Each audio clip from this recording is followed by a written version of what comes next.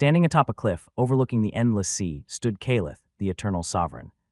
As a four-dimensional being, his perception of the universe differed vastly from that of mortals. To him, the waves below, the shifting sky, and even the land itself were nothing but a frozen painting stretched across time and space, seen all at once. Even the little boy sprinting toward him, arms flailing with excitement, was but a flicker in the river of eternity, a brief attachment that was here for a moment, but could easily be gone the next. Grandpa. Grandpa, the child called, his laughter bright, unburdened. Caliph turned, his golden eyes softening. Look, I made a drawing toddy off us in a garden. The boy's excitement was boundless. But in his rush, he tripped. His small frame hit the stone path, and a sharp yelp escaped his lips as his knee scraped against the ground. Caliph chuckled.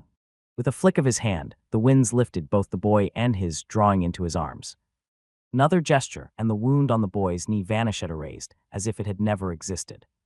The boy giggled, clutching onto Caliph's neck, but then curiosity flickered in his eyes. Grandpa, do you never get hurt? Caliph smiled faintly. No, little one. I exist outside of time.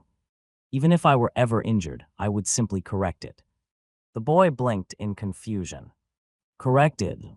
Caliph's golden gaze drifted toward the horizon. He took a moment before explaining, choosing his words carefully so the young child could follow. Imagine time not as something you move through, but as something that already exists every moment, every second, all at once. Mortal lives in a single instant, bound by it. But a being like me. He lifted his hand, fingers curling slightly. If I were to be cut in this moment, I would simply step into another moment. One where I was untouched. To you, it would look like healing, like immortality. But to me, it is simply a small correction. The boy's brows furrowed in thought, his young mind trying to grasp something far beyond human understanding. After a moment, he looked up again, his voice quieter this time. Not even by a mighty sword. Caliph let out a low chuckle. Instead of answering immediately, he pointed at the drawing still clutched in the boy's hands. Look at your drawing. If you gave yourself here in the picture a mighty sword, do you think that the little you in this drawing could cut the real you? The boy hesitated, glancing down at the crude, childish sketch. A stick figure of himself stood beside an exaggerated version of Caliph, flowers and trees drawn haphazardly around them. His small fingers traced the figure of his drawn self, imagining a sword in its hands. Then he giggled, shaking his head. No, of course not. It's just a drawing. Caliph's smile returned, ever so slightly. Exactly.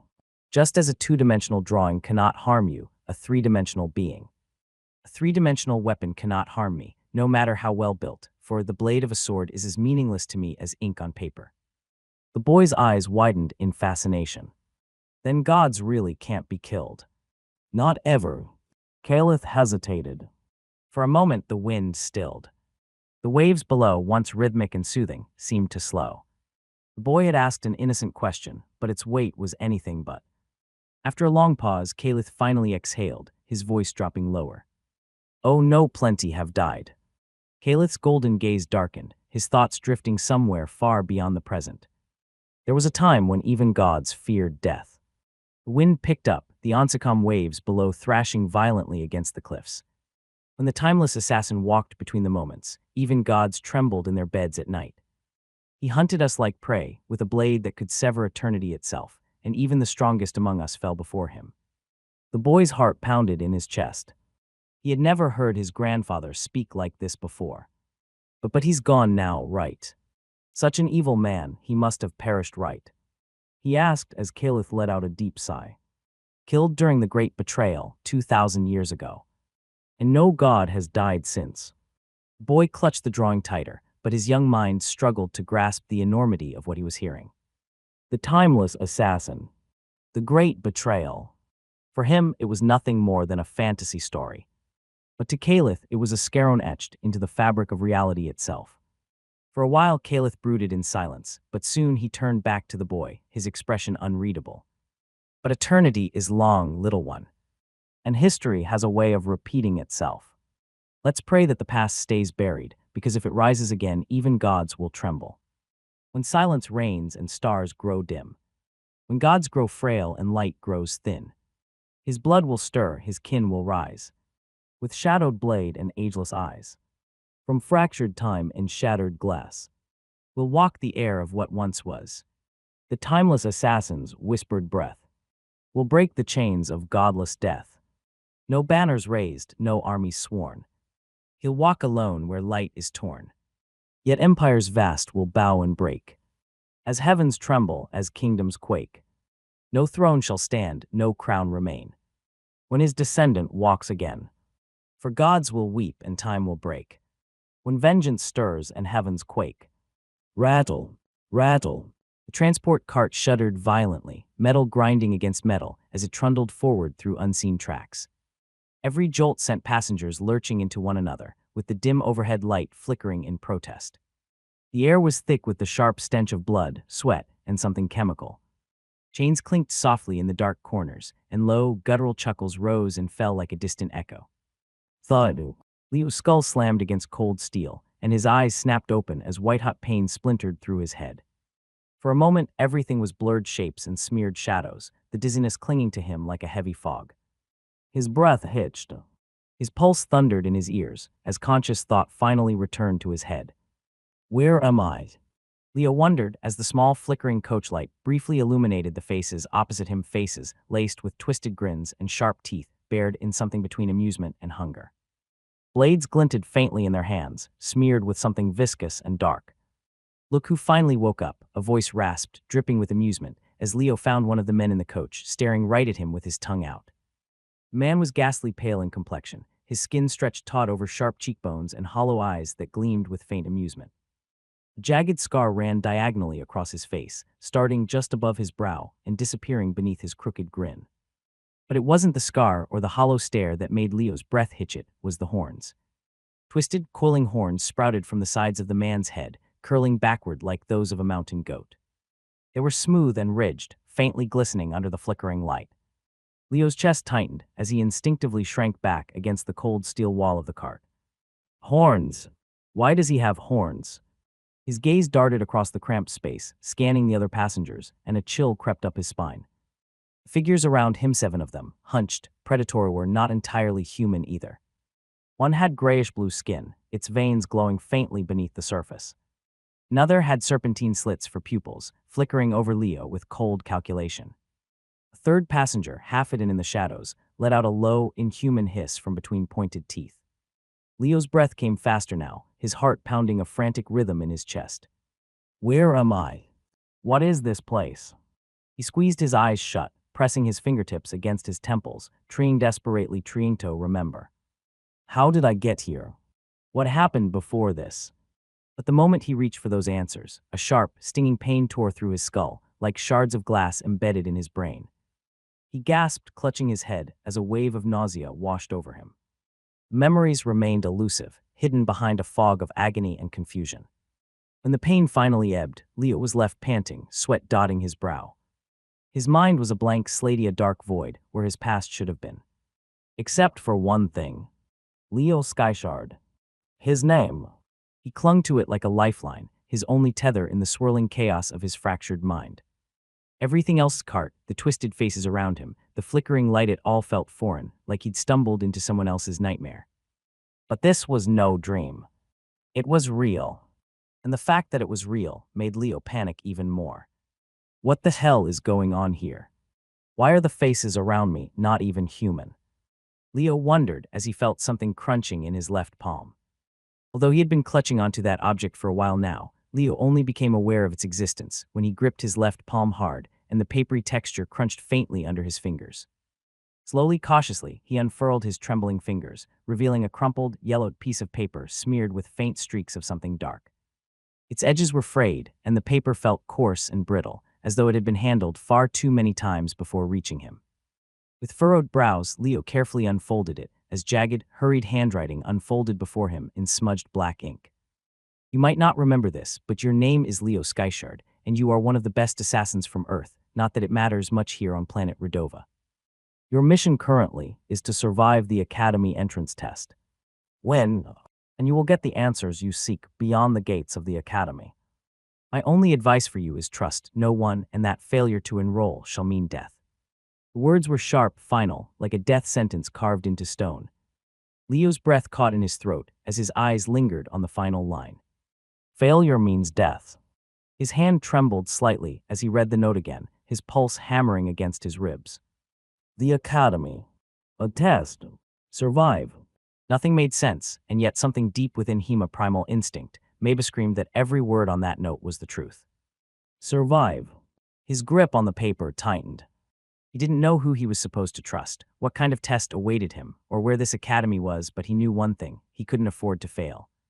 Taking a steadying breath, Leo began to fold the fragile paper back into a neat square, intending to tuck it somewhere safe. But before he could finish, a sharp hissing sound cut through the low murmurs of the cart. TSSSD. A single droplet of thick, glistening liquid flew through the stale air and landed on the corner of the paper. The effect was instantaneous. FWOOSH. Bright orange flames erupted from the point of contact, devouring the paper in seconds. Leo yelped, dropping it as the fire scorched his fingertips. Burning paper fluttered to the grimy floor of the cart, curling in on itself until it was nothing but a heap of blackened ash. Across from him, one of the passengers, a wiry man with hollow cheeks and serpentine, lowered a small glass vial filled with glistening green poison. His lips curled into a smirk as he gave Leo a slow, mocking nod. Careful with secrets, little lamb, the man hissed, his voice slithering between his teeth like smoke. In here, they're more dangerous than blades. Leo's jaw clenched as he stared at the smoldering ashes on the floor. Whatever fragile shred of direction that note had given him was now gone. All that remained were the words "survive the test," and the hungry stares of the creatures sharing the cart with him. For a while after the incident, Leo remained silent. His scorched fingertips still tingled from where the burning paper had seared his skin, but he tried not to focus on it too much. Instead, his mind kept repeating one sentence on loop: trust no one. Words from the note echoed relentlessly in his mind, like a hammer striking against glass, each repetition threatening to shatter his fragile composure.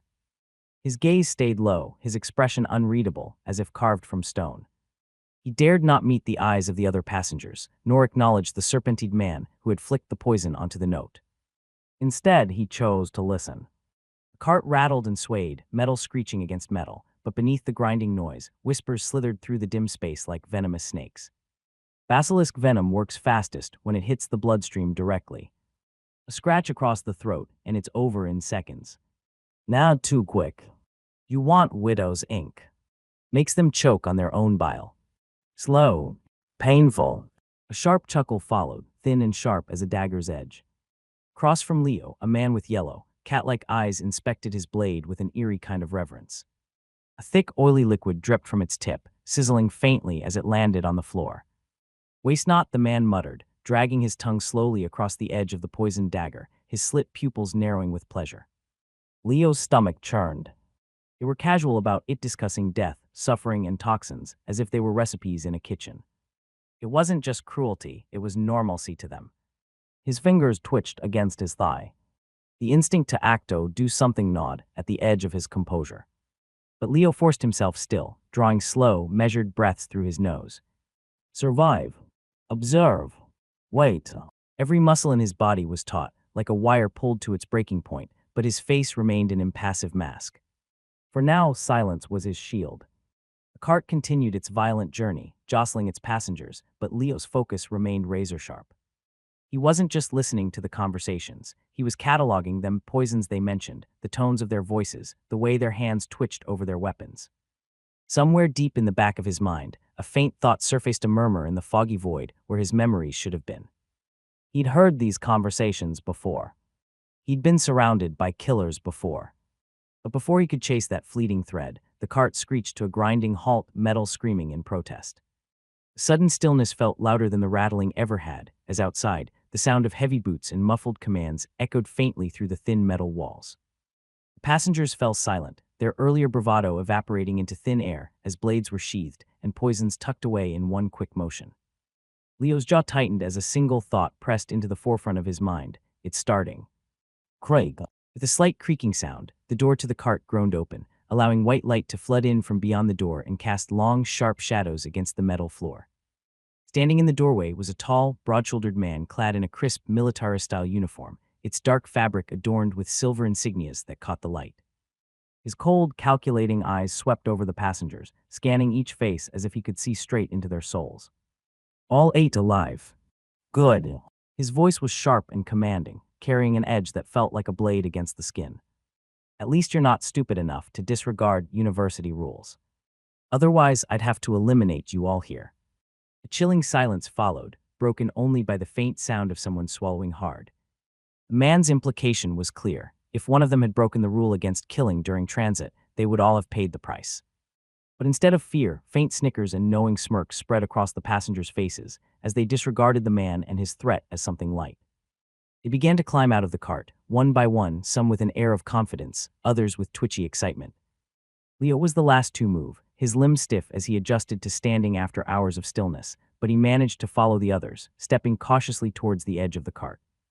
But just as he was about to jump down, a rough hand clamped around his waist, stopping him from disembarking as he was pulled back to his spot.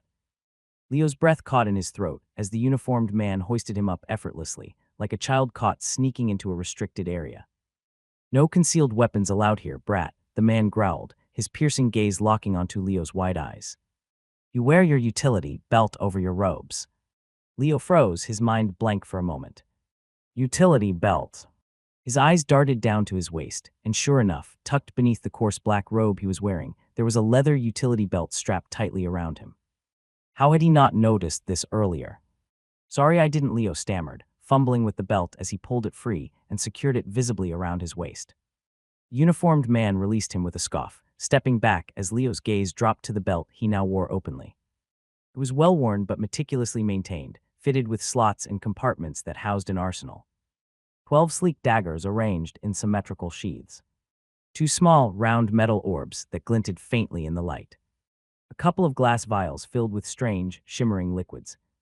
Leo's breath caught as his fingers hovered over one of the vials. What were these liquids? What were the orbs?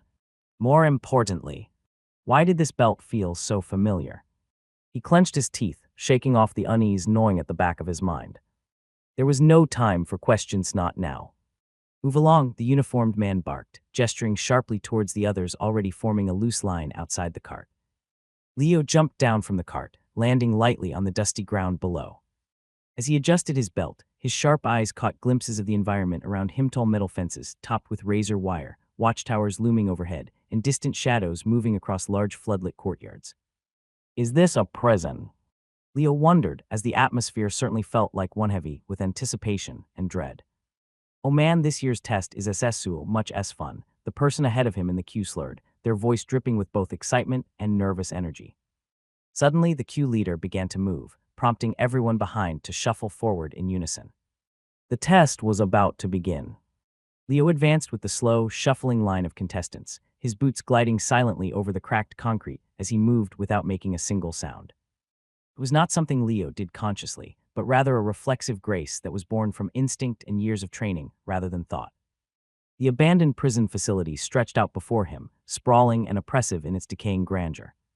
If Leo had any doubts about being in a prison-like facility at first, they vanished the moment he got a clearer look at the test grounds. The towering fences, rusted barbed wire, and imposing watchtowers left no room for uncertainty. The courtyard he stood in was vast and rectangular, surrounded on all sides by high concrete walls. Rust stains ran like old blood down the cracks in the walls, and faint scorch marks suggested fires long extinguished. Above, watchtowers loomed at regular intervals, their steel frames skeletal and weather-worn. Dark figures shifted behind tinted glass windows, their silhouettes barely visible. Sniper barrels occasionally caught the light, a chilling reminder of unseen eyes watching their every move.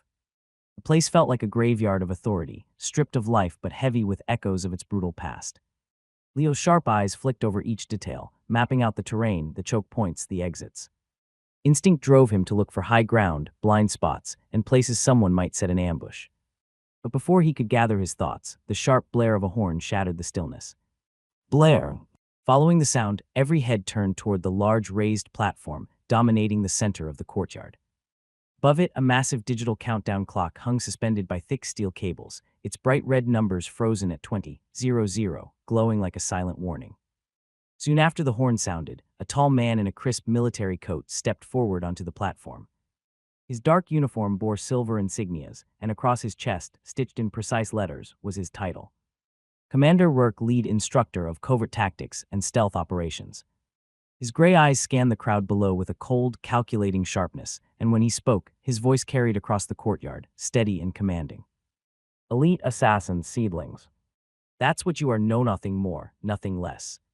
The crowd stood frozen, breaths held, as Rourke's piercing gaze swept over them. You stand here today at the edge of something far greater than yourselves. Beyond this entrance test lies the opportunity to enroll into the Redova Military Academy, a place reserved only for the finest warriors of the universe. Those of you who survive this test today will join the ranks of history's finest assassins, while the rest will be forgotten. Rourke paused, letting the weight of his words settle. The other departments like swordsmanship and archery have their own trialstrials where no lives are lost. But you assassins don't get that luxury. Because such is the life of an assassin. Every step you take, every breath you draw, every shadow you step into could be your last. You are always hanging by a thread, and hence your entrance test is also designed as such. A ripple passed through the crowd. Some contestants stiffened, while others exchanged wary glances. There are 2,500 of you selected to be here today, just enough to form 1,250 pairs. However, at the end of this test, only 125 pairs will earn the right to step through the academy gates, with your selection being as dependent on your partner's performance as your own. Your partner's death equals your disqualification. Do not mistake this as loyalty or friendship. It is survival. If your partner dies or abandons the test, you fail. Simple. Delivering this grim message, Rourke raised a gloved hand, and two assistants in matching uniforms stepped onto the platform, carrying small black boxes. Each of you will receive 2 devices to aid you in this test. The assistants moved through the crowd, distributing the items. Leo took his turn, accepting the 2 objects and inspecting them. The first device, labeled as counter, felt smooth to touch with a glowing digital display showing the number 1250. The second device, a small glass-like sphere, was labeled teleportation orb, and it felt cold and fragile in his palm. Just as Leo began to lose interest in the objects in his palm, Rourke's voice rose again. The counter will keep you informed of how many pairs remain. The teleportation orb is your way out. Crush it, and you'll be teleported out of the testing grounds immediately. But know this, using it means disqualification, both for you and your partner. Rourke's sharp gaze lingered on the crowd. You now have 20 minutes to find a partner. After that, the test begins. If you fail to pair up, you will face consequences before the first phase even begins. With a sharp motion, Rourke stepped back. Above him, the countdown clock hanging over the stage flickered to life. 2000, 1959, 1958. And as a result, the entire courtyard erupted into motion. Contestants scattered like insects, lunging toward each other, calling out, bargaining, and threatening. Some grabbed the nearest person they could find. Others stalked the crowd, eyes scanning for someone who looked strong, capable, or at the very least useful. Fights broke out in isolated pockets as contestants shoved others away from potential partners. Leo remained still, his sharp eyes darting across the crowd, as his instincts screamed at him to choose wisely. A few seconds into the selections, a hulking brute shoved his way past smaller contestants, smirking towards him with bloodshot eyes. However, Leo ignored him outright. His gaze was fixed instead on a slender girl with knives strapped across her chest, but as she made eye contact with Leo, she immediately shirked away, clearly rejecting him tacitly. Leo's thoughts raced. Who could he trust? Who wouldn't turn on him the moment it became convenient? His hand clenched around the counter in one palm and the teleportation orb in the other. 1905, 1904, 1903. The seconds were bleeding away, and each tick of the clock felt like a hammer striking against his skull. Leo gritted his teeth and took a step forward. He had 20 minutes to make a choice that could mean life or death. But as he was about to start choosing, somewhere deep in his chest, the same instinct stirred, again sharp, cold, and familiar. Survive. Trust no one. The countdown clock ticked relentlessly. 1905, 1904, 1903. However, despite the pressure of choosing a partner fast, Leo stood still amidst the chaos, his sharp eyes scanning the crowd as contestants lunged, bargained, and threatened their way into forming pairs. Almost everyone that Leo looked at seemed mentally deranged to him. Almost everyone he made eye contact with seemed to have the look of a predator first and a person next, which made Leo extremely reluctant to pair with them. However, as he scanned the crowd, his eyes eventually landed on a chubby round-faced contestant who waddled his way awkwardly through the crowd trying to find a partner. He stuck out like a sorry thumb in this crowd of assassins, who were all physically toned and tended to be lean, as while there were a few physically imposing assassins in the crowd, he was the only one that was on the obese side of the scale. Sweat beaded across his flushed cheeks as he shuffled nervously from one group to another, raising his trembling hands in a silent plea for partnership. However, each attempt ended the same way in a sharp rejection or cold indifference. People turned away, avoided eye contact, or flat out ignored him as if he weren't even there. "No way, piggy. Get your snout away from me. Team up with you. Wine. To die first." These were the words people used to reject him, but where others saw weakness, Leo saw an anomaly. "You are all elite assassin seedlings." The instructor's words echoed in his mind. But it wasn't just that. His thoughts drifted back to the note he'd found in the cart, the one that referred to him as one of Earth's best assassins. And it was these two lines put together that gave birth to an idea in Leo's head. If he was considered as one of Earth's finest, then surely the others here weren't ordinary either. They had to be exceptionally skilled in their own ways. This wasn't a crowd of random misfits. Everyone here had been chosen, selected, vetted. This meant that although the fatty looked chubby and harmless, if he wasn't built for combat, then his skills had to lie in some other department. Perhaps stealth, evasion, or subterfuge. It was a gamble, an educated guess of sorts, however. Leo had a feeling that there was more to the fatty than what met the eye at first glance, and with him unsure of his own combat potential, Leo analyzed that a partner skilled in hiding was his best shot at survival. "All right.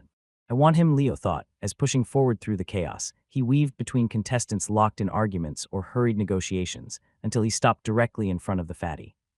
The boy froze, his round face glistening with sweat as he looked up at Leo, his wide eyes brimming with nervousness and suspicion. "Do you have a partner yet?" Leo asked, his voice low and steady. The boy hesitated, his shoulders hunching inward as if bracing for rejection. "And no," he stammered. "Nobody wants to team up with me." Leo's gaze didn't waver. "I'm not asking what others think of you. I'm asking if you want to survive." For a long moment, the boy stared at Leo. His lips trembled slightly, his eyes flicking downward, then back up. Then he gave a small, shaky nod. "Why, yeah, I do." Leo extended his hand. "Then we're partners." The boy stared at Leo's outstretched hand as if it were an anchor in the middle of a storm. After a heartbeat of hesitation, he reached out and gripped it tightly. His palm was clammy, his grip trembling, but there was resolve in the way he held on a fragile ember of determination hidden beneath layers of fear. "My name's Felix," he said, his voice quieter now. "Leo." Their hands parted, but the unspoken agreement lingered. Leo studied Felix fly his awkward frame, the sweat glistening on his brow, the nervous twitch of his fingers against the edge of his belt. But none of that mattered. Seedlings. One of Earth's best assassins. Leo's instincts told him he'd made the right choice. He's not here by accident. None of us are. He repeated in his head as he exhaled softly. The two of them stood side by side as the timer ticked lower. 10:00:08, 30:05:00. Felix fidgeted slightly, his hands hovering awkwardly near his utility belt that was equipped with an odd combination of only 2 daggers and about 5 giant gourds of liquid. It was undoubtedly an odd combination for any assassin, however. Leo did not read too much into it. "Are you sure about this test? Are you sure about qualification?" "The others here look so mean and strong," Felix asked hesitantly, his voice low. However, Leo didn't turn to look at him. "Quiet. Eyes up. Breathe slow and you'll be fine. The other contestants have already begun to stalk us. They are marking us as easy prey, and your lack of confidence is only making things worse," Leo said, as Felix swallowed hard but straightened slightly, his shoulders less hunched now. Round them, guards in dark uniforms began moving along the edges of the crowd, dragging away the few contestants who had failed to find partners and pairing them forcefully. The clock ticked 02:00:01, 00:00:30, and at 00:10, Commander Rourke's voice thundered across the yard. "Pairing phase is over. If you're still alone, your fate is sealed."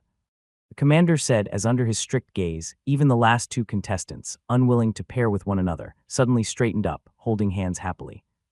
The clock reached 00:01 and then froze at 00:00.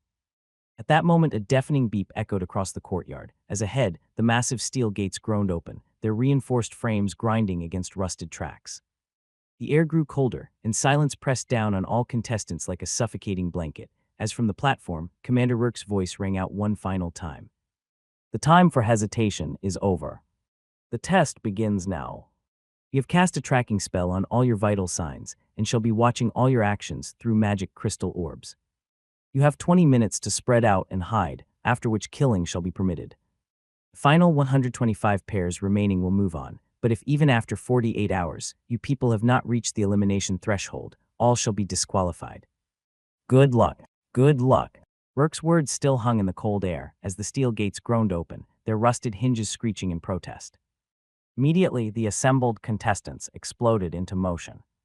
Like a dam breaking, they surged forward, scattering into the dark maw of the abandoned prison grounds.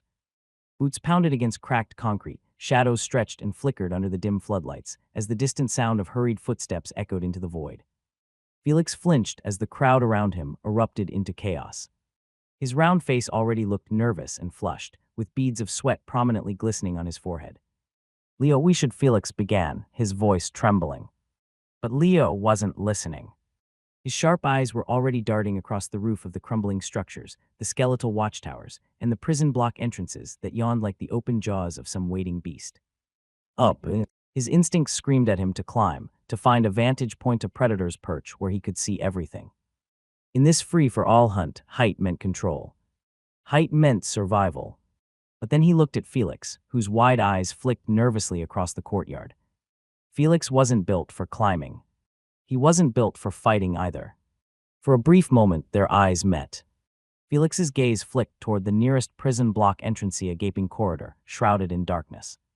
Leo hesitated. His grip on his dagger tightened, and then he nodded. "Lead the way." Felix didn't wait. He turned and hurried toward the entrance, his heavy footsteps loud against the cracked tiles, a stark contrast to Leo, who followed silent and nimble. The two disappeared into the dark corridor, and the testing ground gates immediately shut behind them, for they were the last to move. The air inside the prison corridor was stale and heavy, thick with the scent of rust and decay. For illumination, flickering fluorescent lights buzzed overhead, casting weak pools of pale light onto the floor, but while it illuminated some patches of the floor, most of the prison interior remained dark and dangerous. Crunch! Broken glass crunched faintly underfoot as Felix led the way deeper inside, his breaths ragged and loud in the oppressive silence. Leo followed close behind, his dagger drawn, eyes scanning every doorway, every shadow, every flicker of movement. After several minutes of silent movement, Felix skidded to a halt at a T-junction, a crossroads of two equally long, empty corridors. He turned back to Leo, his chest rising and falling rapidly. "It's here. This is good. We can see anyone coming from either side. They can't sneak up on us." Leo's sharp gaze swept over the junction. Two open lines of sight, no corners for ambushers to hide, and enough space to react if someone approached. It wasn't the predator's perch he would have chosen, but it was smart. It was logical. "Good choice," Leo said softly, giving Felix a small nod. Felix let out a breath he'd been holding, his shoulders sagging slightly as he leaned against the cold concrete wall. "You cover one passageway, I'll cover the other. If someone approaches from my side, I'll alert you," Felix said, his voice surprisingly steady despite the sweat beading on his forehead. "You just need to hold the fort down for the first hour or two. After that, I'll take care of the rest." Leo raised an eyebrow. "Take care of the rest? What does that mean? Are you planning to transform into an elite fighter after an hour or two?" Felix grinned widely, tapping one of the jugs strapped to his belt with a sense of pride. "Exactly. Sober, I might look like this, but drunk. Drunk, I'm a menace." Leo stared at him, unblinking. "I'm not weak, Leo. I'm what you'd call a drunk assassin," Felix said, his grin widening. "The more I drink, the stronger I get. It usually takes me an hour or two to really get in the zone, but once I'm there, oh boy, you won't recognize me." For a moment, Leo simply stared at Felix, his expression unreadable. "A drunk assassin? What kind of ridiculous assassin was that?" Leo wondered, but he kept his skepticism to himself. At the very least, Felix had a plan, and that was better than nothing. Felix leaned back slightly, crossing his arms. "What about you? What's your specialty? What clan are you from?" The way you move so silently, it's not normal. You had to have been trained by someone elite, right? But I can't figure out who. Leo's body stiffened. His grip on the dagger tightened slightly as his mind clawed at the edges of an answer. Who was his teacher? The question echoed in his mind, but instead of clarity, there was only pain, a sharp, blinding ache that paralyzed his thoughts. He clenched his jaw, his breath catching in his throat. I don't know. I can't remember, Leo said finally, his voice low and tight. Felix's eyes narrowed. His earlier playful tone faded as concern crept into his expression. What do you mean you don't know? Like, did he wear a mask while training you? Was his identity hidden or something? Leo shook his head slowly. No, I can't remember. For a brief moment, neither of them spoke. The faint hum of flickering lights filled the silence. Well, it doesn't matter, Felix said, forcing a grin back onto his face, though it was weaker this time. What matters is that you can fight, right? You can handle yourself if someone comes after us, right? Leo hesitated, his sharp eyes locked onto Felix's hopeful gaze. I can try. Felix froze. His smile faltered, and his round face grew pale. A tear welled up in the corner of his eye and slipped down his cheek. You're joking, right? Please tell me you're messing with me. You're strong, aren't you? You were supposed to help me survive. You have mana-based skills or secret techniques, right? You can kill people with your abilities, right? Leo's reply came soft, yet unyielding. No, I don't remember having any skills. Felix's breath hitched as his shoulders slumped, and for a brief moment, he looked utterly defeated. The silence stretched between them, heavier than before. But then Felix sniffed, rubbed his face roughly with the back of his sleeve, and offered a silent prayer to his ancestors. We are both going to die here. You're going to die like dogs, beautiful dogs, intelligent dogs, he said, as he opened a jar of his alcohol and began chugging at superhuman speeds. You're going to die and my ghost is going to hound you forever. Leo, no skills, in a crowd full of ruthless assassins. You conned me into joining hands with a common man, Felix said, as Leo cracked a wide grin at his words. It was true, right now he was no different than a common man. For the first 30 minutes of the test, no one bothered to step into their corridor. Leo sat crouched near the wall, his dagger resting lightly in his hand, as his sharp eyes remained locked on the dimly lit passage stretching before him. He expected an ambush at any second, which made his nerves tense, but the silence here was deep and naturally so. Occasionally faint noises drifted in from nearby corridors, hurried footsteps, muffled screams, the sound of metal clashing against metal. But no one came this way. Felix's choice had been goodbetter than Leo had anticipated. This corridor was open, exposed, and it was easy to spot someone approaching from either end. It wasn't an ambusher's paradise, nor did it promise any quick kills. Felix is a genius, Leo thought. Predators preferred shadows and hidden corners, which made them instinctively avoid this place, which was like a ramp walk, with illumination on both sides. In his palm, the test counter glowed faintly, with the numbers it displayed continuing to tick down as the minutes passed. 1250 right arrow, 1020 right arrow, 900 right arrow, 850. 800 people for 100 pairs were eliminated in just 30 minutes.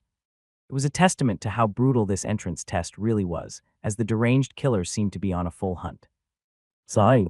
Sitting in silence, Leo let out a deep sigh as he continued to stare at the counter for a long moment before eventually slipping it back into his pocket. Beside him, Felix was sitting cross-legged on the dusty floor, clutching one of his oversized alcohol gourds like a lifeline.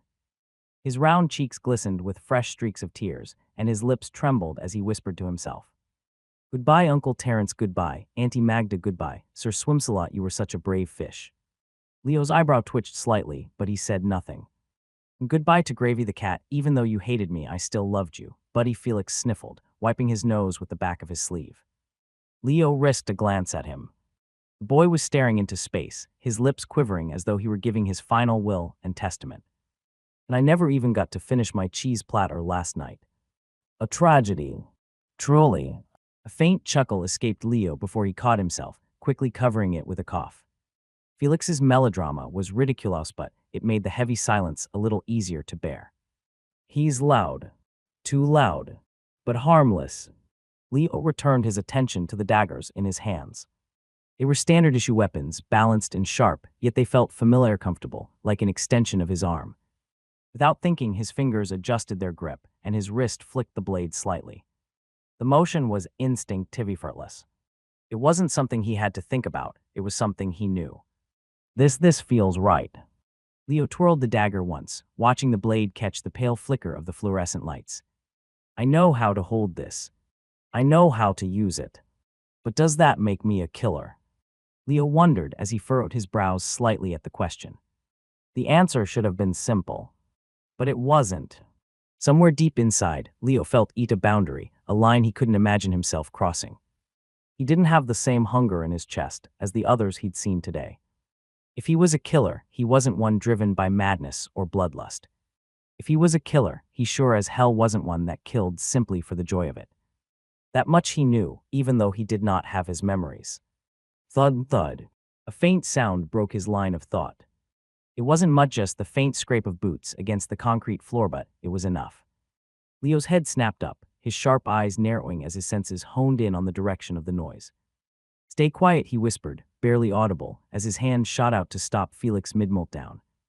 Felix froze, his wide eyes darting nervously toward the corridor's far end. The faint sound grew louder, more distinct, as two sets of footsteps became evident.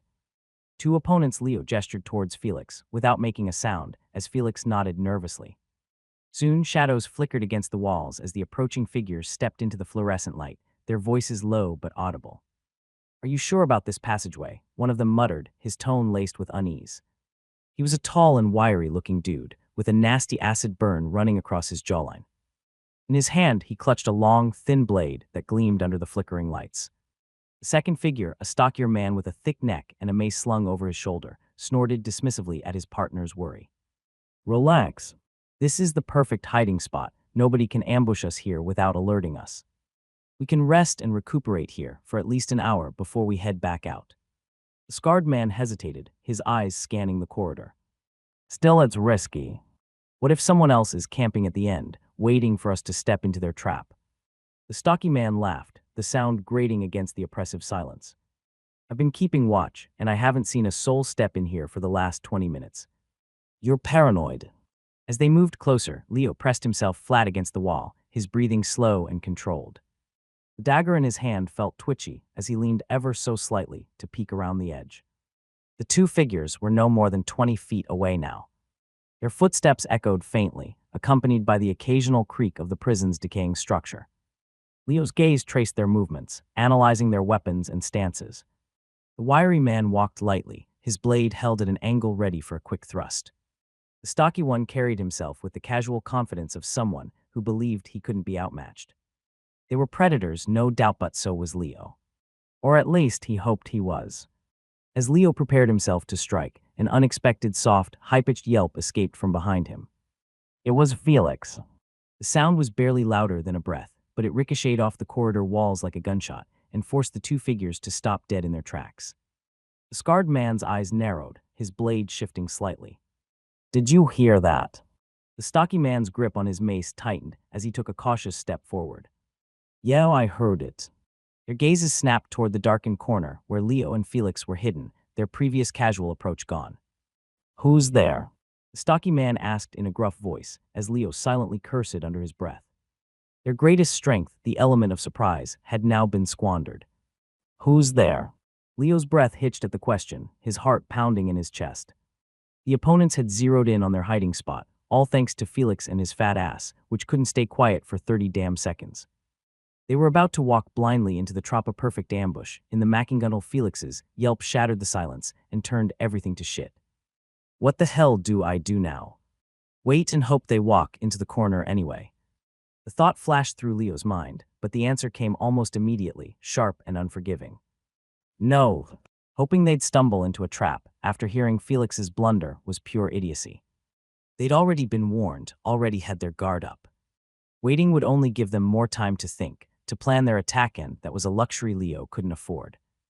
His eyes darted toward Felix, who was uselessly crouched behind a pillar, hyperventilating and looking too paralyzed with fear to do anything, and it was at that moment that it became painfully clear to Leo that Felix wasn't going to be of any help.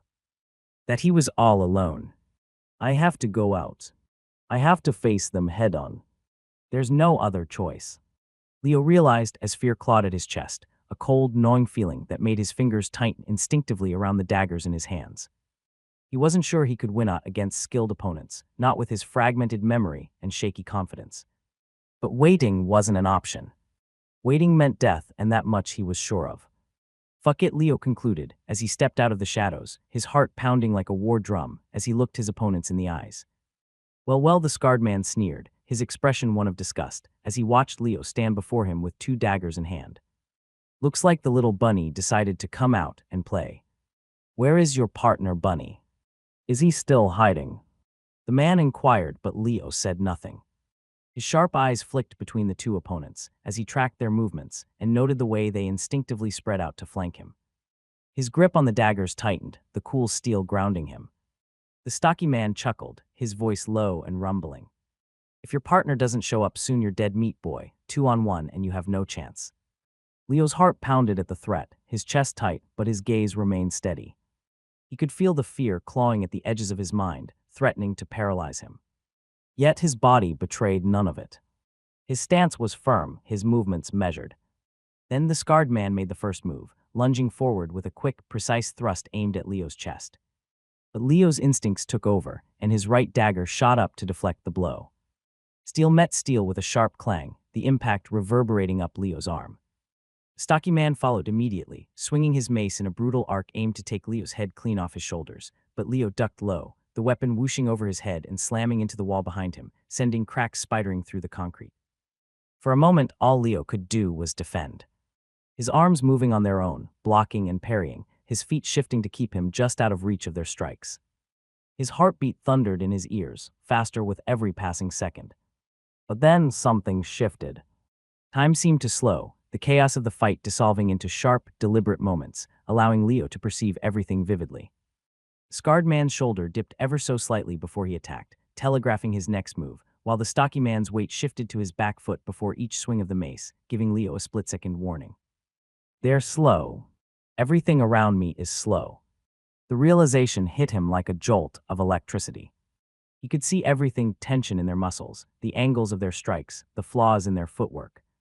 Despite his lack of memory, his body seemed to know exactly what to do.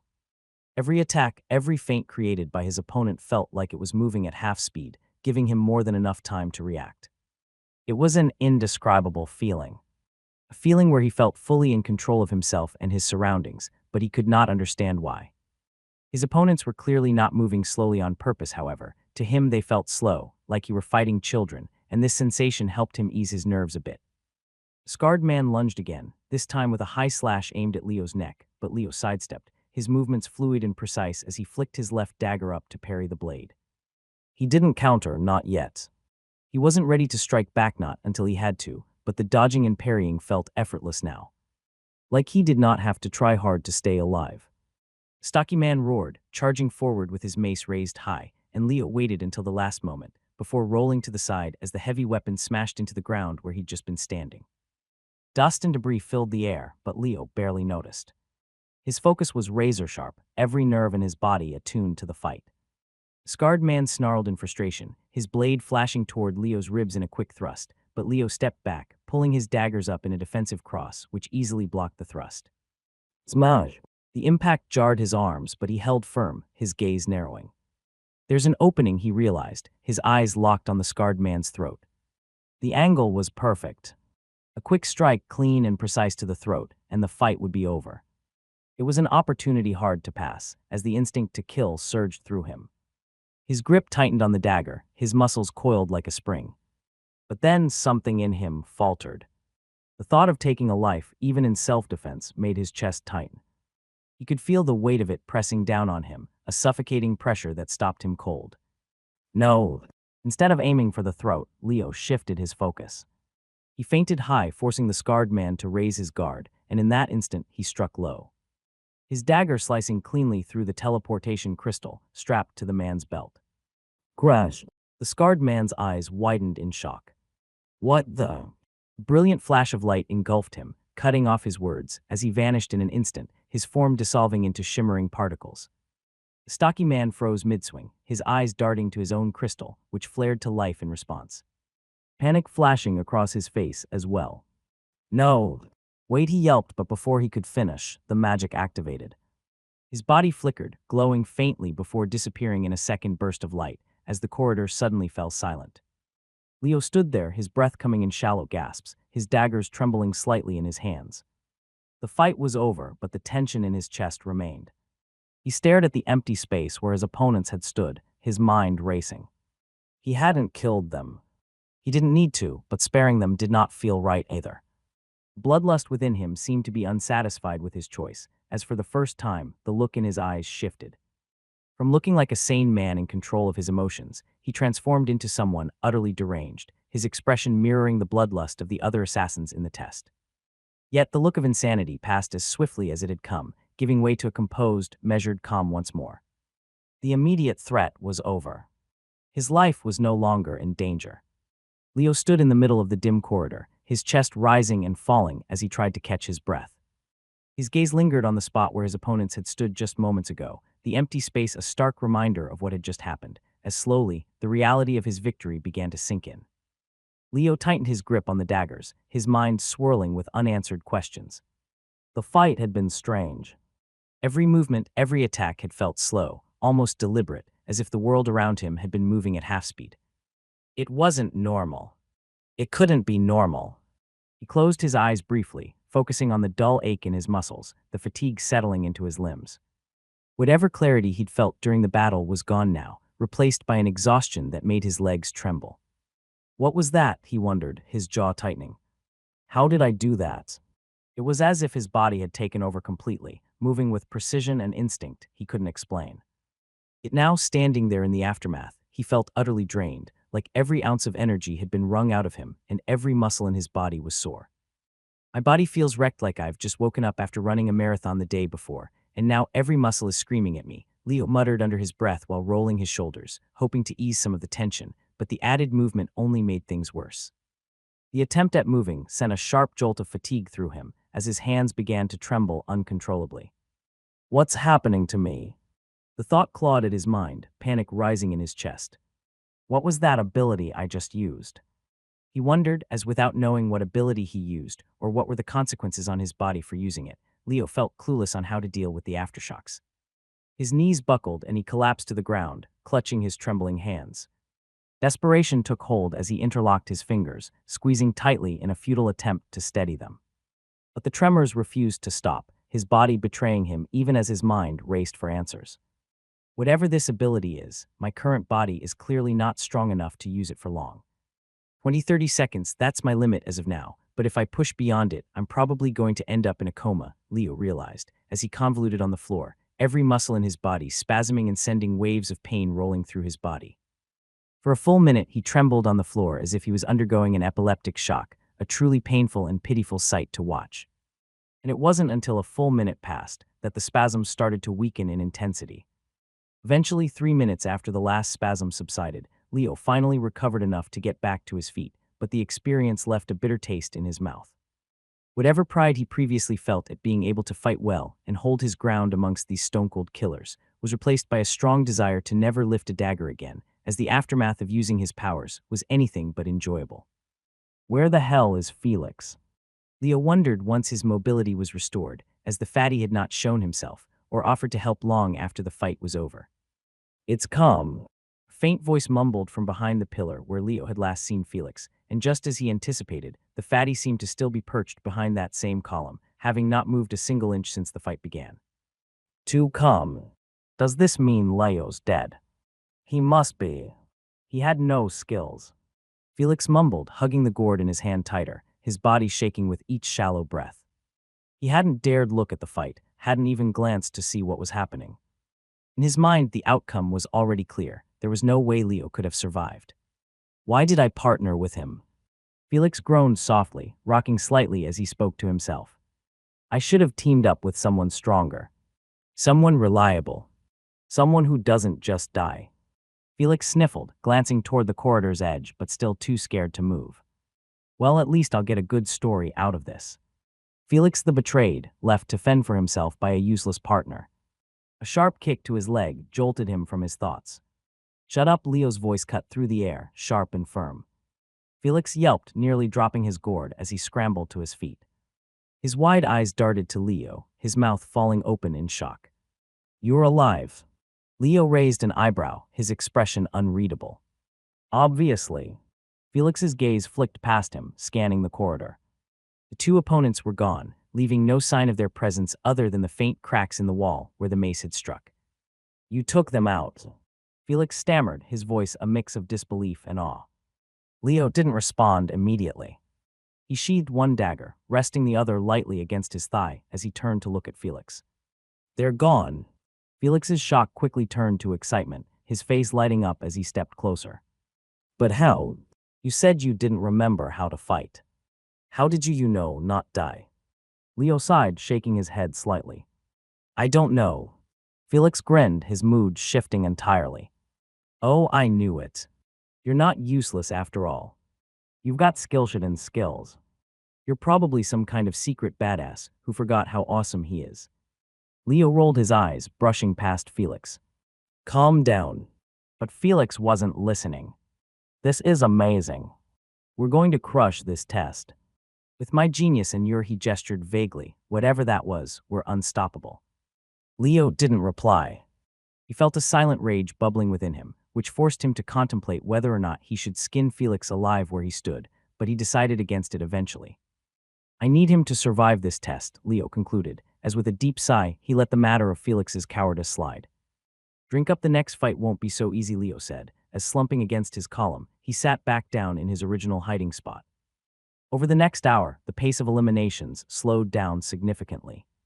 Leo stared at the glowing counter in his hand. The numbers had ticked down relentlessly at first, a blur of constant movement. But now it crawled. 490 pairs remaining.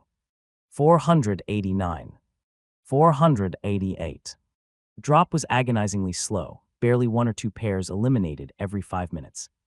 Compared to the frenzy of the first 30 minutest when eliminations had been constant, brutal, and swift, it felt like a different test entirely. Leo exhaled, his breath slow and deliberate as he leaned back against the wall. He glanced at the counter again, as if expecting it to speed up, but the numbers remained unchanged. The chaos has settled, he thought, his gaze narrowing.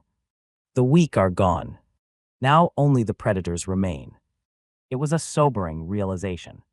Those who had been too slow, too unskilled, or too scared had already been culled. What remained were the best contestants, experienced, calculating, and dangerous. Leo dropped the counter into his lap, his fingers trembling slightly as he flexed his hands. Pain shot through his palm as a result of the strained movement, making him wince sharply. His muscles ached still, even after an hour of rest, as whatever ability he used seemed to have done a real number on his body. Will this heal in the short time? Leo wondered as he raised his hand to eye level, watching as he slowly opened and closed his fingers. Each movement sent a fresh wave of discomfort through his arm, a stark reminder of the toll the fight had taken on him. His entire body felt battered, as though he'd been through a gauntlet of punishment. And in a way, he had. Another fight like that, he thought grimly, and I'm not making it out of here. Leo let his hand drop, resting it on his thigh as he leaned his head back against the wall. Exhaustion tugged at him, a persistent weight that dragged his eyelids lower with every passing second. For a brief moment, he considered letting himself sleep. His body screamed for rest, every nerve and muscle begging for relief. But the thought was dismissed just as quickly. I can't afford to. If he let his guard down now, he might not wake up. The pain coursing through his body wasn't just from exhaustion, it was a warning. Whatever ability he'd used during the fight, it had left him broken. If he pushed himself again without recovery, he knew the consequences could be far worse. His eyes flicked to Felix, sitting a few feet away as he exhaled softly. Felix needs to step up for the next one, he thought, watching his partner's movements carefully, as he sincerely hoped that now that Felix had enough time to get drunk, that the man would finally pull his weight around here. Felix sat slumped against the wall, his oversized gourd cradled in his lap like a lifeline. His flushed cheeks and glassy eyes made it clear was drunk. But it wasn't just his appearance that had changed. Felix had become a whirlwind of muttered complaints, exaggerated gestures, and erratic energy that filled the quiet corridor. The difference was like night and day. The same people that he claimed to miss and love previously when he was not drunk were the people he cursed and complained about now, as Leo felt unsure on what to make of this change. This stupid test, Felix grumbled, kicking a stray pebble weakly across the floor. What kind of sick psychopath puts people in a death game like this? Oh. What are we, gladiators? I didn't sign up for this crap. He took another swig from his gourd, the liquid sloshing noisily as he wiped his mouth with his sleeve. And my parents. Oh, they're to blame for this. Felix, you have potential, they said. Felix, join the academy, they said. It'll make you stronger, they said. Stronger? I've never been more terrified in my entire life. His voice cracked and he let out a dramatic sigh, his head falling back against the wall. And don't even get me started on my ancestors, he muttered, pointing a shaky finger at the ceiling as though addressing them directly. You're supposed to be watching over me, aren't you? Isn't that your job? Well, you're doing a terrible job. What's the point of ancestral blessings if I'm stuck here, about to be murdered by psychos with swords? He groaned loudly, covering his face with one hand. I swear if I make it out of here alive, I'm moving to some quiet farm planet. No assassins, no tests, just me, some cows, and a nice, simple life. Felix took another swig from his gourd, pausing only to glare at the empty air in front of him. And don't even think about sending me on another mission, Mom. I'm done. Done. You hear me? He waved the gourd in the air like a flag, his voice rising in volume. I'm gonna live like a king. No more tests. No more. His gaze shifted to Leo, who was watching him silently, his expression unreadable. Felix froze midrant, his eyes narrowing as his bravado flared. What? You got a problem? Felix snapped, pushing himself to his feet unsteadily. He jabbed a finger in Leo's direction, his flushed face twisting into an exaggerated scowl. I don't like your judgmental gaze. You think I'm scared? Huh? Is that it? Leo raised an eyebrow, leaning back against the wall. I didn't say anything. Yeah, well, you were thinking it, Felix retorted, wobbling slightly as he tried to maintain his stance. You want to fight. Huh? You want a piece of this fist, too. Leo sighed, his exhaustion making it impossible to muster any real annoyance. Felix, sit down. Felix huffed, crossing his arms indignantly, but eventually slumping back against the wall. Yeah, whatever. I wasn't serious anyway. You're lucky I don't feel like teaching you a lesson right now. Leo's lips twitched, but he said nothing, his attention already drifting toward the sound of faint footsteps echoing down the corridor. There's someone down here. Another prey to kill, said a feminine voice, as two sets of hurried footsteps suddenly made their way down the corridor. Leo noticed two new opponents walking down the corridor. This time it was a duo, a broad-shouldered man with mismatched armor and a brutal spiked flail slung over his shoulder, and a woman with piercing green eyes and a set of throwing knives strapped tightly across her chest. Leo recognized her instantly, was the dangerous one he'd spotted outside the prison during the pair-up phase. The one he briefly considered as a potential partner. Her cold, calculating gaze had stood out to him even then, and now, seeing her up close, he knew she wasn't just dangerous, she was deadly. Their footsteps echoed faintly, their voices low but growing louder as they neared. I'm telling you, I heard someone mumbling down here, the woman said, her voice sharp and clipped. Probably just a couple of weaklings hiding in the dark, the man replied with a chuckle. This'll be over quickly. Leo's jaw tightened. He turned toward Felix, who was still slumped against the wall, half-drunk and muttering under his breath. Felix, Leo hissed, his voice sharp but quiet. Be quiet. They're coming. But Felix either didn't hear him or didn't care. He muttered louder, something incoherent about how he hated this damn test. Shut up. Leo snapped, his voice barely above a whisper. But it was too late. The duo stopped in their tracks, their heads snapping toward the source of the sound. See, the woman said, her lips curling into a smirk. Told you. The man grinned, hefting his flail in one hand. Guess we're having some fun after all. Leo's fingers tightened around his daggers. He'd hoped to avoid another fight so soon, especially with his body still aching from the last one. But now there was no choice. Great. Looks like it's up to me again, he thought, preparing to step out of the shadows. But before he could move, Felix stood up. Leo froze, staring in shock as Felix staggered to his feet, his face flushed and his expression twisted in drunken fury. Hey, Felix bellowed, pointing an unsteady finger at the duo. Who the hell do you think you are, huh? Coming down our corridor, acting all smug and shit. The woman raised an eyebrow, clearly amused. Well, this is unexpected. The man laughed, his deep voice booming. Look at this little drunk pig. He thinks he's a tough guy. Leo's instinct screamed at him to pull Felix back, to do something, but he hesitated. What the hell is he doing? Can he actually fight? Leo wondered as he wanted to see what Felix was capable of, but also did not want to be eliminated because of Felix's idiocy. But before he could make a decisive decision, Felix's eyes narrowed, his lips curling into a sneer. Tough. Oh, you don't know the half of it, you overgrown bitch. He shot back as even the large man looked surprised at the sudden comeback. Then, to Leo's utter disbelief, Felix charged. Felix moved with a speed and precision that defied his drunken state. His first target was the man, whose mocking laughter turned into a startled grunt as Felix closed the distance faster than expected. The man swung his flail in a wide arc, but Felix ducked under it effortlessly, his movements erratic yet deliberate. Too slow, you big bastard. Felix snarled, slamming his short sword into the man's thigh. The man howled in pain, stumbling backward as blood poured from the wound. But Felix didn't stop. He yanked the sword free and stabbed it into the man's shoulder, driving the blade in deep before twisting it viciously. You like that? Felix hissed, his voice low and menacing. How about this? He pulled the sword out and jammed it into the man's neck, blood spurting in a gruesome arc as the man gurgled and collapsed to the ground. The woman, no longer smirking, threw a knife at Felix with deadly precision. But Felix swayed drunkenly to the side, the blade missing him by inches. You missed, sweetheart, Felix taunted, his grin feral. Try again. The woman didn't hesitate. She drew her twin blades and lunged at Felix, her strikes fast and ruthless. But Felix was faster.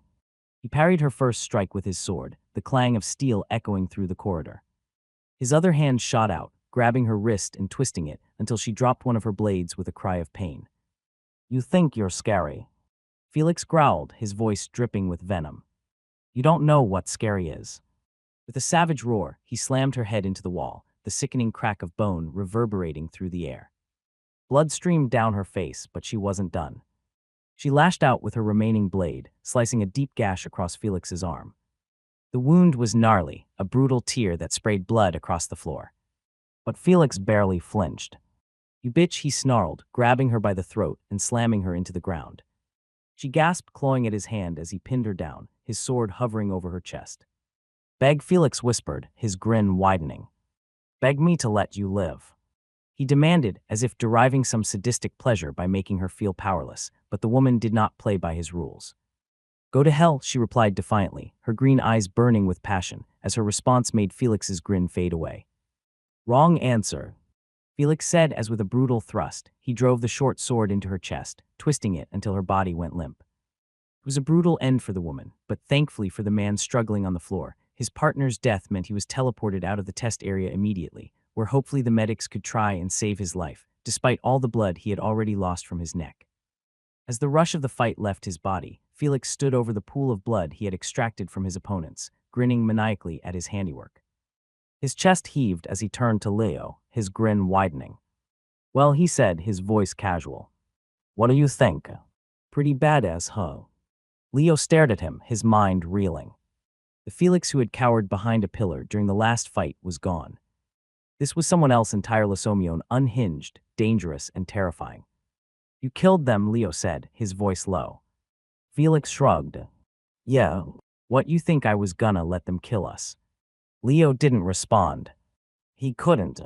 Felix laughed, wiping the blood off his sword with his sleeve. Don't worry, partner. I've got your back. But as Felix turned away, Leo couldn't shake the feeling that he was looking at a stranger. Drunk Felix was nothing like the usual cowardly Felix, and although his drunk version was useful in combat, Leo felt it in his bones that he couldn't trust this deranged killer the same way he trusted the coward Felix.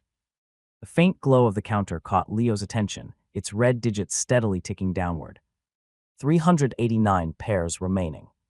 Number had already fallen below 400, the competition edging closer to its grim conclusion. With only 125 pairs set to qualify, just over 260 more pairs had to be eliminated before the test ended. Leo let out a slow breath, his thoughts swirling as he stared at the glowing device.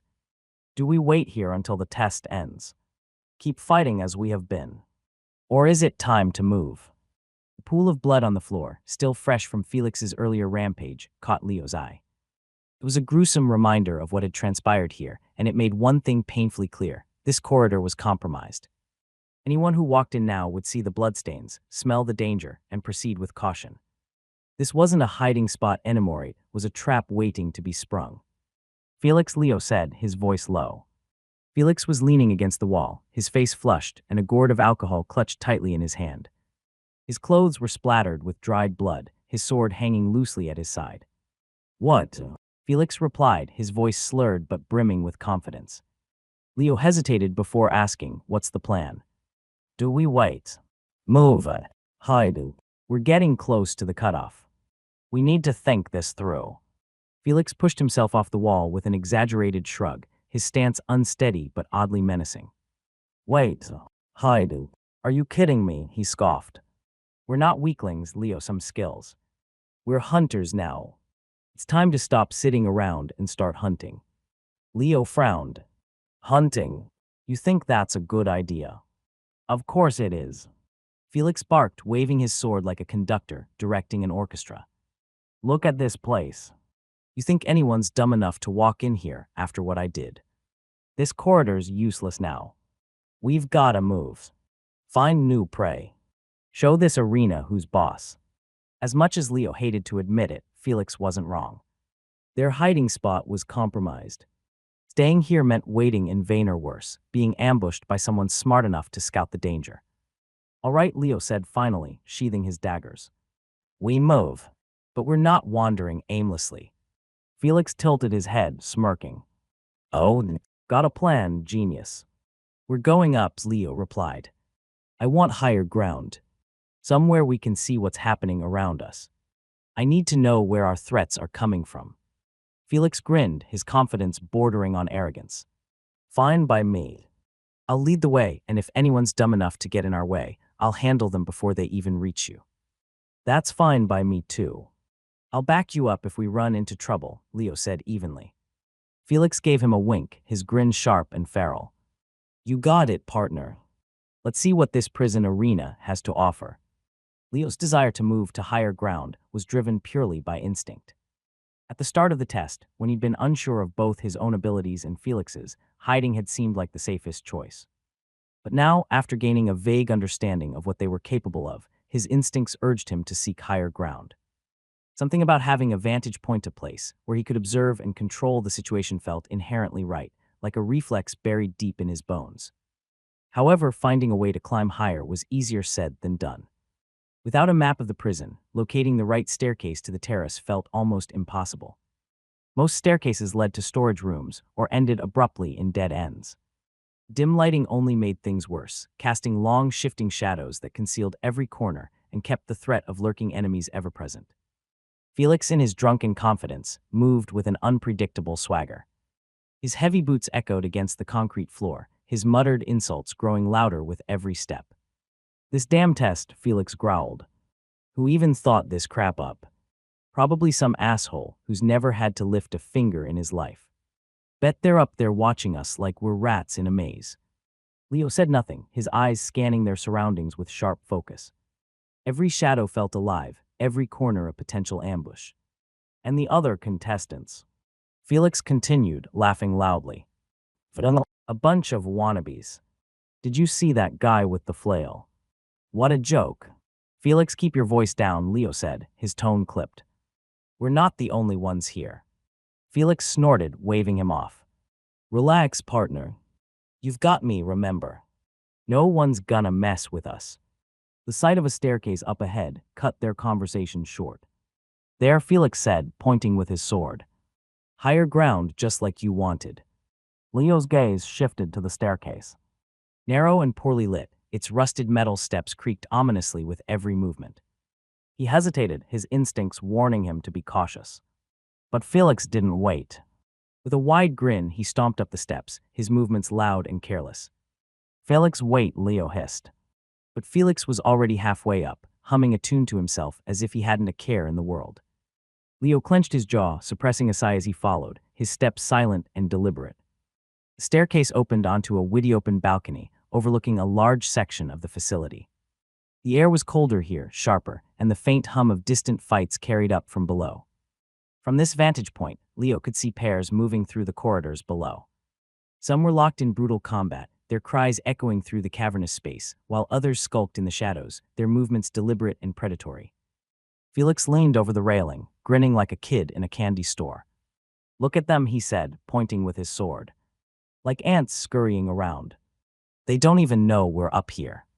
Leo's gaze swept across the area, his sharp eyes noting every detail. A group stalking their prey, a lone figure hiding in the shadows, bloodstains trailing along the floor.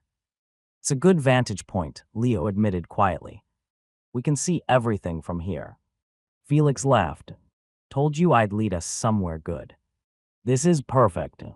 But even as Felix gloated, Leo couldn't shake the unease creeping into his chest. Something about this place felt off. This balcony wasn't the highest point in the prison. The terrace loomed above them, just a few meters higher, its shadow casting an ominous pall over the area. "It's not enough," Leo muttered. Felix frowned. "What now?" Before Leo could answer, his sharp eyes caught a glint of something metallic cutting through the air. It was fast and coming straight for them. "Move!" Leo shouted, his voice sharp and urgent, as he lunged forward and shoved Felix aside with all his strength. The blade screamed through the air, slicing the space where Felix had just been standing. It struck the metal railing with a deafening clang, the impact vibrating through the structure as sparks flew. The weapon quivered, embedded deep in the railing, its edge gleaming under the dim light. A throwing knife, deadly and precise. Leo's heart pounded as his gaze darted toward the direction it had come from, his body tense and ready. The air felt heavier now, charged with a new danger. "We're not alone," Leo whispered, his hand already tightening around the hilt of his dagger, his sharp eyes scanning the shadows for the unseen threat. Felix barely stumbled aside as the spinning blade hurtled toward him, its razor-sharp edge slicing the air where his chest had been moments ago. The blade ricocheted off the metal railing with a clang, before harmlessly falling to the floor below. The sound shattered the fragile calm of the balcony, a warning to everyone nearby of the chaos unfolding. "And there goes our cover, great. We'll have to move again," Leo thought bitterly, his sharp gaze snapping toward the source of the attack. A faint shimmer of movement above the balcony caught his attention. The sound of rustling fabric followed, accompanied by the faint click of boots landing lightly on the metal framework above. Felix, in stark contrast, flailed and gripped his short sword like a lifeline, spinning around aimlessly. "What the hell was that?" he yelped, his voice echoing far louder than it should have as he tried to locate the enemies without any success. "There," Leo hissed, but his warning fell on deaf ears, as Felix continued to spin around like a blind buffoon. "The drunk pig dodged," a woman's voice remarked, calm and cutting, her words laced with a cruel amusement. Before Leo could react, two figures dropped from the shadows, landing onto the balcony from the terrace with eerie grace. The first was a lean man, his sharp features twisted in a smug grin. A glowing chain coiled tightly around his forearm, crackling with arcs of blue lightning that hummed ominously in the air, and beside him stood a woman with piercing red eyes, her twin knives spinning effortlessly in her hands. Leo's eyes narrowed, recognizing the dangerous precision in her movements. Each rotation of her blades promised lethal intent, and their coordinated stances made it clear to him that they were seasoned killers. The man smirked. "I'm Kale," he said, his voice smooth and deliberate. "This is my sister, Vera, and as per tradition of the Felter clan, we are introducing ourselves before we kill our prey." Felter clan. Leo mused, trying to recall if that name meant anything to him, but just like his lost memories, even if he knew anything about the Felter clan, he could recall nothing about them at the moment, forcing him to not dwell on the topic for the moment. "Well, I'm called your father," Felix slurred, stumbling forward with a feral grin, "but you may affectionately call me Daddy as I slit your throat." Kale's grin faltered at Felix's response, as without warning, he lashed out with the glowing chain, the air sizzling as the electrified link snaked toward Felix like a living serpent. Leo's eyes widened as he watched the chain shift mid-arc, curving unnaturally toward Felix's chest. "What the hell is that?" Leo thought, his pulse quickening. The chain defied logic, its movement guided by something beyond physics, as both its unnatural turn and its lightning energy seemed something that simple science could not explain. But Felix, despite his drunken state, swayed just out of reach, the chain cracking against the ground where he'd been standing moments before. "Whoa, that's a cool move. Mind telling me the name of your technique?" Felix inquired, looking impressed by the attack as Kale snorted in response. It's a little family skill called Thunder Serpent," Kale taunted, pulling the chain back with a snap. "It's not something a pig like you could ever dream of mastering." Before Felix could retort, Vera flicked her wrist, sending one of her spinning knives hurtling toward Leo. Instinctively, Leo raised his dagger to block it, but his breath hitched as the single blade suddenly split into three midair. Each new blade arced toward a different part of his body, forcing him to twist awkwardly to avoid two and deflect the third. What the? Leo muttered, his heart racing as the blades embedded themselves in the wall behind him. Vera smirked, her red eyes gleaming with malice. Impressed. My knives always find their mark, one way or another. Leo's chest tightened. These weren't ordinary weapons, they were infused with something beyond craftsmanship. His opponents weren't just skilled, they wielded abilities that defied logic, and it left him feeling unmoored. Hail struck again, the chain lashing out with a crack of lightning as Felix stumbled back, avoiding the electrified links by inches, but the sheer force of the strike sent chunks of the concrete balcony railing flying towards him. Smack! One shard struck Felix's cheek, leaving a thin line of blood trailing down his face, as Felix looked genuinely confused by what hit him. Meanwhile, across the balcony, Vera closed the distance to Leo, her twin knives moving in a deadly blur.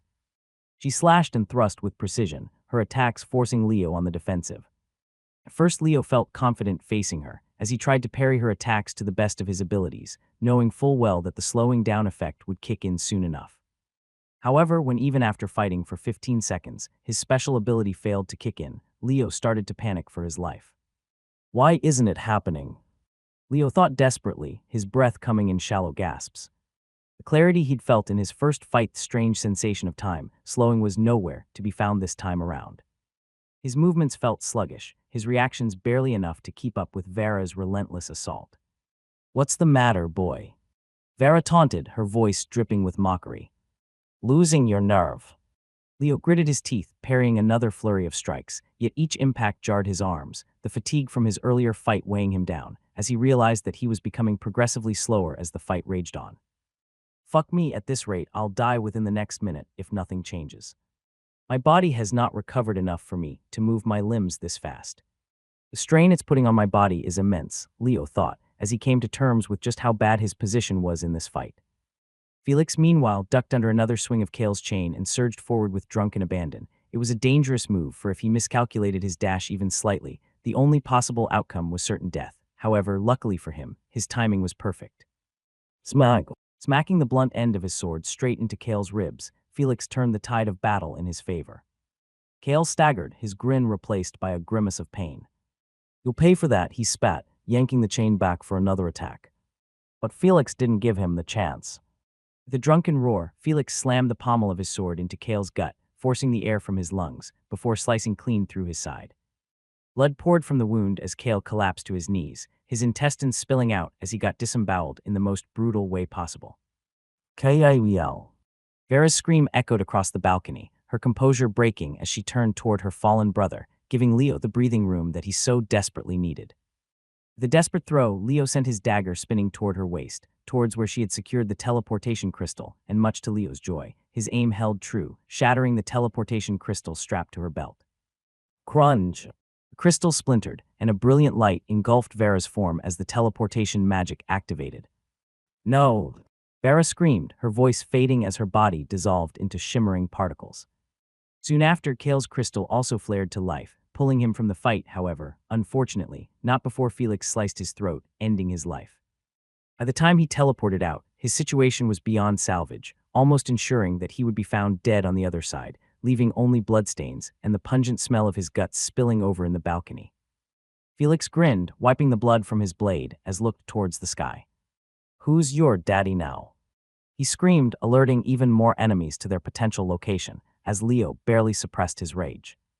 Felix in his drunken state was as much of an asset as he was a liability, and Leo could not figure out how exactly to handle him. Come on, Felix, we need to move, Leo urged as soon as the fight ended. He wasn't about to linger on the balcony, not after their position had been so thoroughly compromised. Move! But we just got here, Felix grumbled, swaying slightly as he wiped the blood off his sword. His tone was equal parts annoyance and drunken disbelief. Leo didn't bother arguing. He grabbed Felix's arm and gave it a firm tug, pulling him away from the balcony and back into the dimly lit prison corridors. Felix stumbled but eventually followed, muttering under his breath about how Leo had no appreciation for hard work and how he was always rushing into the next disaster. Once inside, the duo continued their search for the staircase to the terrace. However, this time, Leo's mind began to drift. His sharp eyes scanned the darkened hallways out of habit, but his thoughts lingered on the fight that had just ended and how he was only a few seconds away from facing certain death. Why didn't time slow down for me this time? What did I do wrong?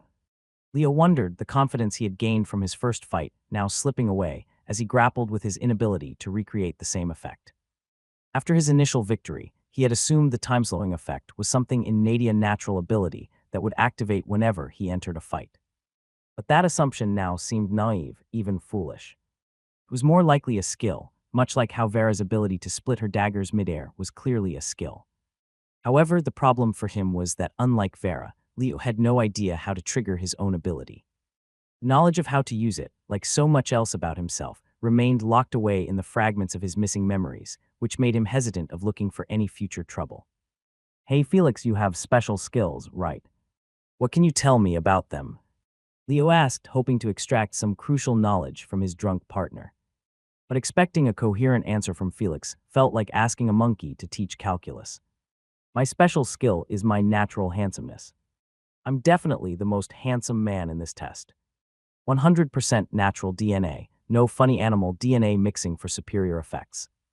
100% human, Felix declared, grinning smugly. Leo slapped his forehead in frustration, exhaling sharply. This was exactly the level of absurdity he had expected. But as ridiculous as Felix's words sounded, there was something beneath them that piqued Leo's interest, a kernel of information he couldn't ignore. You're saying the others in this test, ones with snake-like eyes and horns growing out of their heads, they're genetically modified humans? Leo asked, narrowing his gaze. Felix stuck out his tongue and blew a spittle-filled raspberry. Of course not.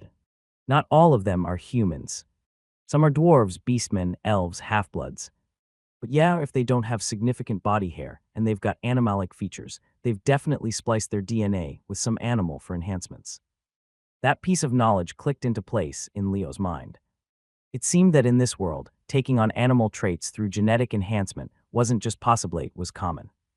Thinking back to the individuals on the transport carriage, he now recognized just how prevalent these modifications were.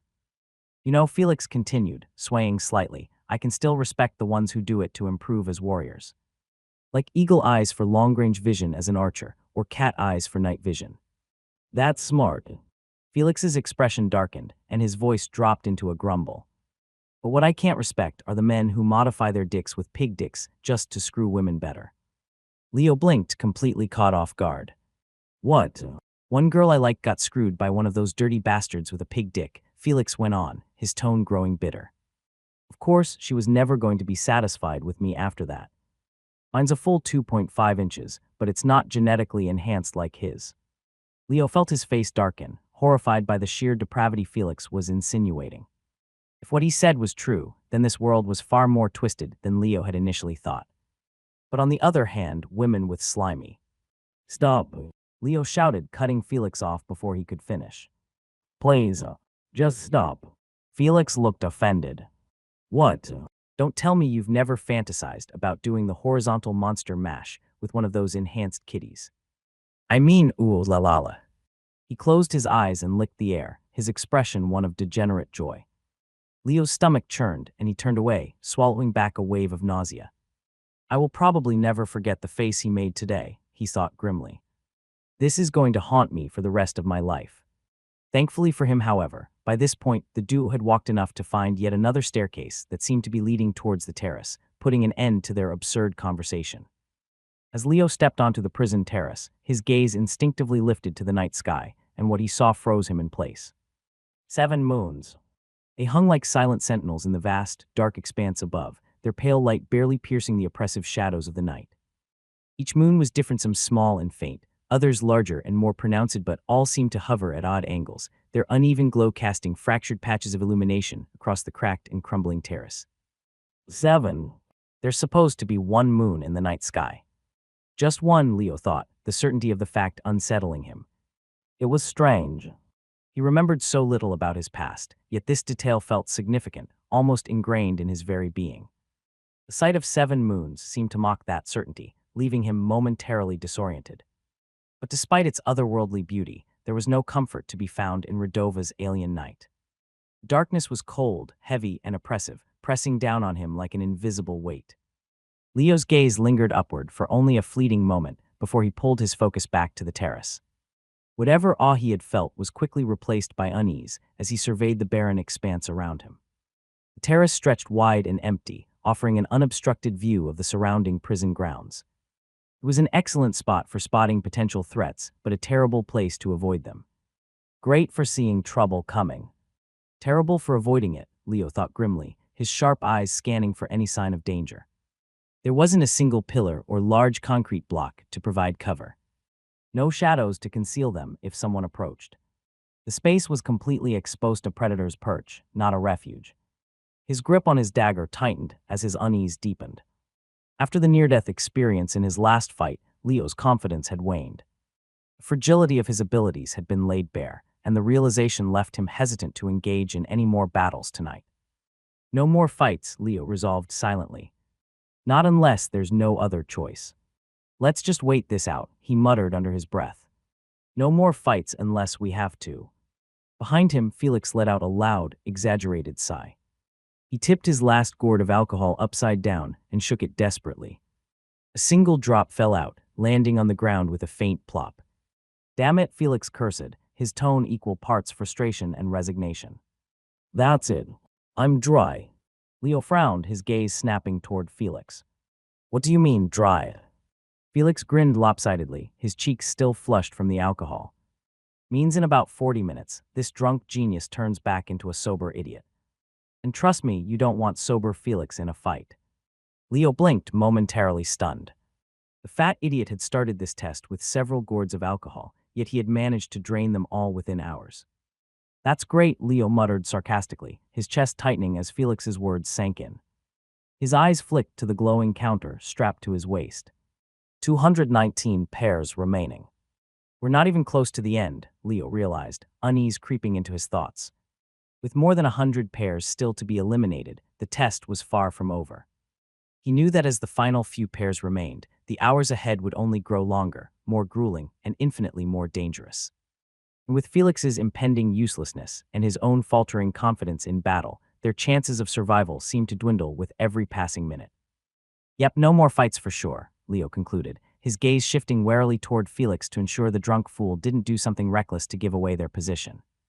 To his relief, Felix was lying flat on the terrace, gazing lazily at the night sky. For once, he seemed content to stay put, giving Leo the assurance to shift his attention elsewhere at least for now. With a quiet sigh, Leo turned his focus outward, scanning the chaos below from his vantage point on the terrace. From here, the prison grounds stretched out beneath him like a sprawling battlefield, every corner telling a different story of violence. In some areas, Leo caught glimpses of faint sparks as metal clashed against metal, signaling an intense duel. Elsewhere, he heard guttural grunts and the sickening thud of bodies slamming into walls, revealing the brutal nature of hand-to-hand combat. He absorbed it all, his grip tightening around the test counter strapped to his waist. Kill, kill. Eliminate each other faster, he thought, his fingers pressing into the counter's surface as though sheer willpower could make the numbers drop more quickly. Desperation clawed at his chest, each second stretching unbearably. All he wanted was for the chaos to resolve itself without dragging him into it, and for now it seemed to work. 199 pairs remaining. A few minutes later, the remaining pairs dropped down to 199, officially ushering the qualification round to its final few fights. Just a couple more hours and we will be done, Leo thought as he prayed for the remaining time to pass as quickly as possible. Half an hour later. Time crept forward, the counter slowly ticking down as the number of remaining pairs fell from 199 to 175. Leo sat near the edge of the terrace, his sharp eyes scanning the horizon while his mind wrestled with the growing tension. Each drop in the counter number felt like a small victory, especially with the pace of eliminations having noticeably picked up in the last half hour. 24 pairs in 30 minutes, Leo muttered to himself. That's not bad at all. Behind him, Felix groaned, rubbing his temples as he rolled back and forth on the concrete floor. The swagger and reckless confidence he'd exuded while being drunk had completely evaporated by now and was replaced by the familiar nervous energy Leo had come to expect from him. My head's killing me, Felix grumbled. Why did I drink so much? Leo glanced over his shoulder, raising an eyebrow. Maybe because you thought being a drunken maniac was better than being your usual cowardly self. Felix shot him a weak glare. Cowardly? That's harsh, man. I'm not cowardly. I'm cautious. Sure, Leo replied dryly, turning his attention back to the horizon. Sober Felix was of absolutely no use in battle, and Leo knew it. For the next hour or two, if trouble came their way, it would be up to him alone to handle it. Hey, Leo, Felix started, his voice tinged with guilt. What do you want me to do, man? I can help keep watch, too. Where should I look? Leo sighed, gesturing toward the staircase they'd used to reach the terrace. Keep an eye on the stairway. And if there's any sign of trouble, run. Felix groaned as he dragged himself across the ground, clutching his head while muttering something unintelligible under his breath. Still, he settled into the spot Leo had indicated and began his watch, though Leo wasn't entirely confident in how effective he'd be. Regardless, having Felix keep watch on the stairway gave him some peace of mind, as at least for now, it seemed like they were safe. Can I handle another fight? Leo wondered silently, the answer feeling far more complicated than he expected. Like any other human, he was hardwired with an instinct for self-preservation and natural fear of death embedded deep in his brain.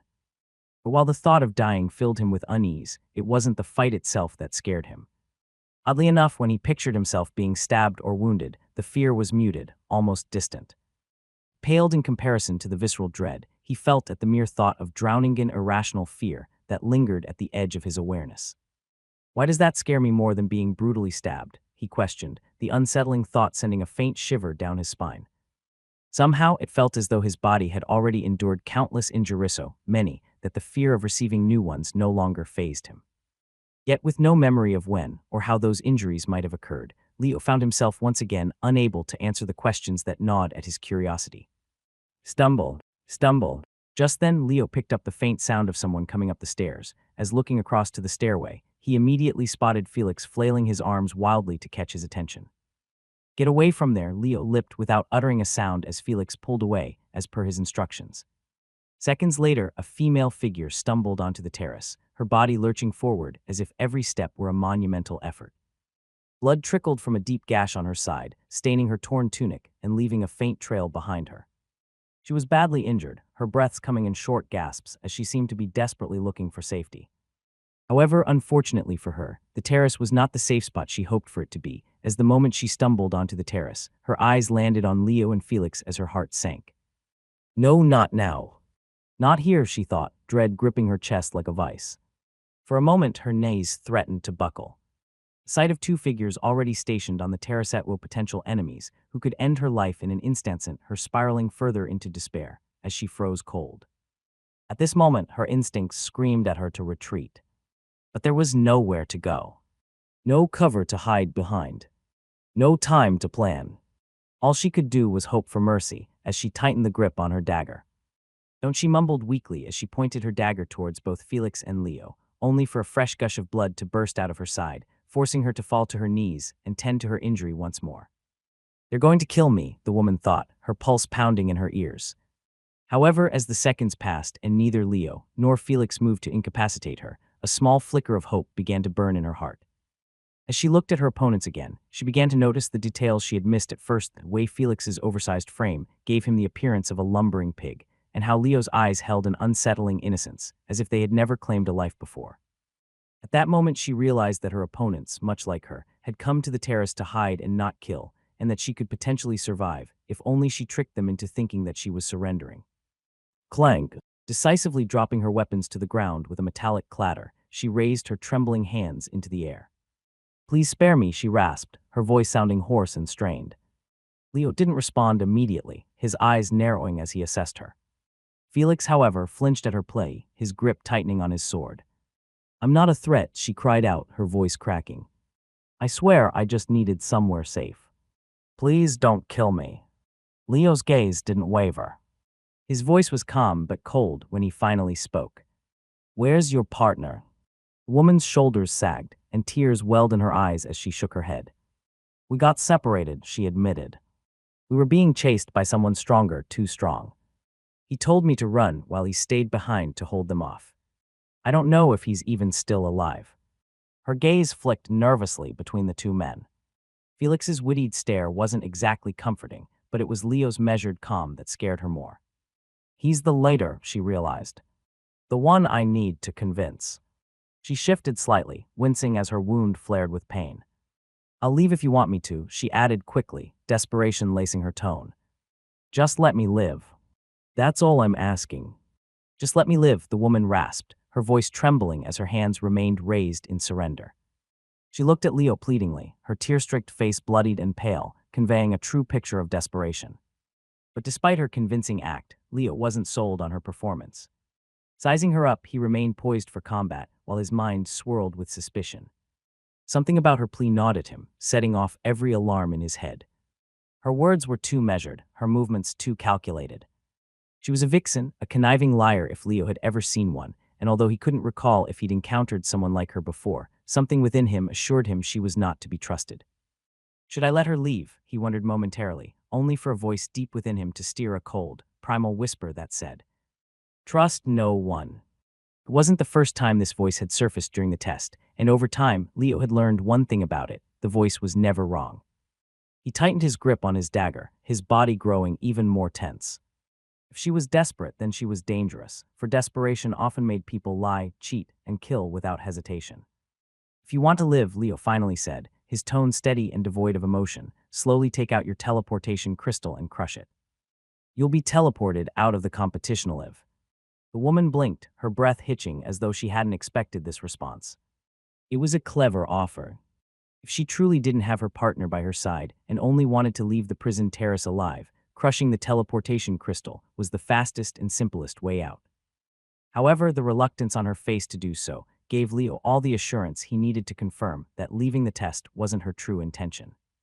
She was likely hoping to find her partner after escaping, planning to regroup and return stronger. She had no intention of abandoning the entrance test just yet. Leo observed her body language carefully, noting how her shoulders sagged and her body slumped at his offer, as though the weight of his demand had drained her remaining strength. However, instead of protesting, she cunningly agreed, acting as though his proposal made absolute sense. Okay, she said softly, nodding as she moved her trembling hand toward her tunic pocket. Even though it appeared she was ready to comply, Leo didn't relax. His sharp eyes stayed locked on her every move, watching the deliberate slowness of her hand like a hawk. It was at this moment that he caught the faint flicker in her isoflicker that betrayed her true intentions. She's stalling. The realization struck him like a vice. His knuckles whitened around the hilt of his dagger as his instincts screamed louder. Her hesitation, her subtle glances, these weren't the actions of someone defeated. She was calculating, looking for an opening. Eventually, she drew out the teleportation crystal and held it up as though ready to follow his instructions. But just as her fingers seemed to tighten around it, a soft smile played on her lips, and she mouthed the words "dark fog." In an instant, darkness exploded around her, a swirling fog that engulfed the terrace within seconds. The air grew dense, thick shadows coiling around her like living tendrils and blotting out all sight. Leo staggered back, his dagger raised high and his heart pounding. "Felix," he barked, his voice cutting through the unnatural haze. "Stay alert. What the hell is this?" Felix responded, his panicked voice echoing from a distance, his tone laced with fear. He stumbled backward, the fog closing in, choking his vision as it grew denser. The woman's lips curled into a smirk as she moved soundlessly through the fog. Her pulse thundered in her ears, her breath shallow and ragged. She had one chance left, one desperate move to turn the tide in her favor. "I only have enough mana for one Skilthai's dark fog. I have to make it count," she thought as she tightened her grip on her blade. "The fat one. He's the weak link. Take him out and the other one crumbles." Her body burned with pain, her wounds screaming with every step she took, but she continued to push forward, driving herself onward with sheer willpower. With a burst of speed, she dashed toward Felix, her blade poised for a final desperate strike. But before she could reach him, a sharp, searing pain shot through her back. Her eyes widened in shock as her body went rigid. Thud. She collapsed, paralyzed from the waist down, as she felt the sharp sensation of a dagger embedded firmly in her spine. But how?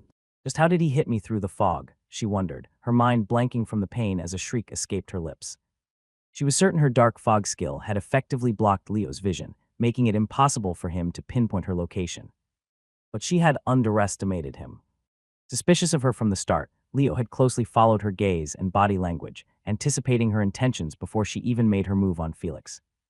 Even through the fog, Leo had a rough idea of where she might be and hurled a couple of daggers in that direction, with the second one finding its mark in her spine. If he was in the woman's position, he too would have chosen to target Felix in hopes of survival, and it was that same logic that helped him take her down now.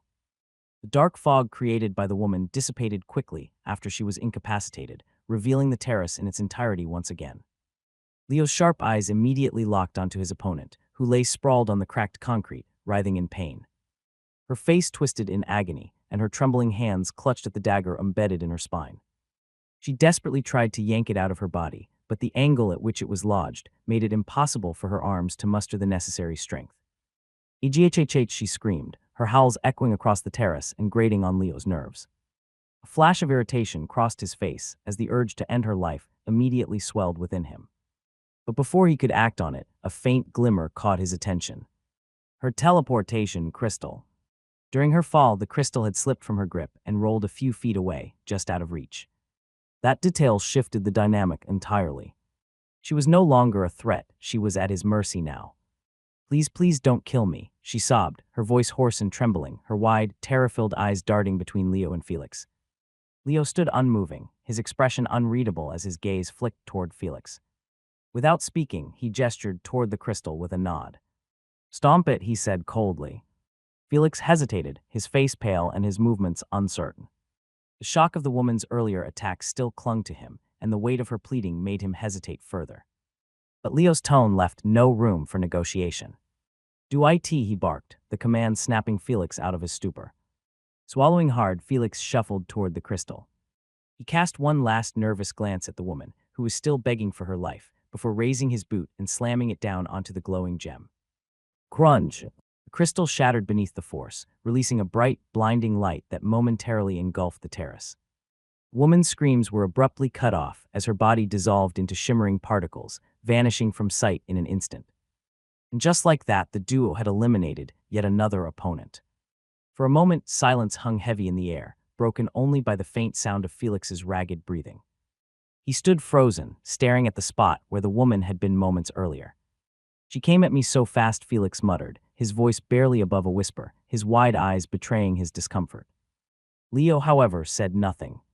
His gaze remained fixed on the horizon, his knuckles whitening as his grip tightened around the dagger in his hand. Once again, he had chosen to spare an opponent's life by destroying their teleportation crystal. And once again, the act left a sour taste in his mouth. Why did I spare her? He wondered, grinding his teeth as unease churned in his chest. Would she have spared me? The answer was clear: she wouldn't have. If their positions had been reversed, she would have cut him down without hesitation. Yet despite knowing this, he had shown her mercy. Was it a conscious attempt to be different from the killers around him? To prove to himself that he wasn't like them? Or was it simply a naive act of weakness that could one day get him killed? Sparing those who wouldn't spare me, that's not mercy. That's stupidity, he thought bitterly. Logic told him that mercy had no place in a trial like this, for only naive, idealistic fools clung to such notions in a place designed to reward ruthlessness. But as much as he wanted to believe that he wasn't like the others here, something deep within him rebelled against the idea. Every time he spared someone, his body reacted with a physical sense of discomfort, as though the decision itself was unnatural. Am I really any different from the others? Or am I just another murderer, pretending to be something I'm not? The question lingered, heavy and unwelcome, as Leo clenched his jaw and forced the thoughts aside. I can't afford to second-guess myself. Not here. Not now. For now, the immediate threat had been dealt with, and that was what mattered most. Back to your position, Leo ordered tersely, breaking the tense silence. Felix blinked, his trance broken. Yeah, sure, he stammered, shuffling back toward the staircase with unsteady steps. Leo returned to his spot near the edge of the terrace, his sharp eyes scanning the dark horizon for any signs of movement.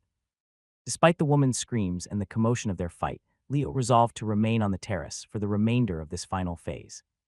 As instead of a proper fight, the woman's screams seemed like a one-sided torture that could potentially warn off other competitors from approaching the terrace. It was a gamble, but so was moving once more, so late into the test, and Leo did not wish to take such a risk. 151 pairs remaining. The end was drawing near, and with every tick of the counter, it edged closer.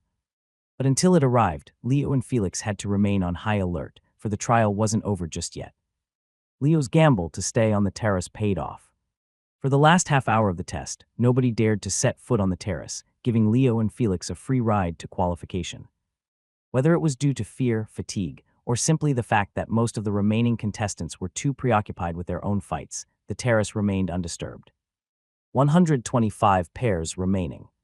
As soon as the number on the counter hit 125, a loud horn blared across the prison grounds, marking the end of the brutal qualification test.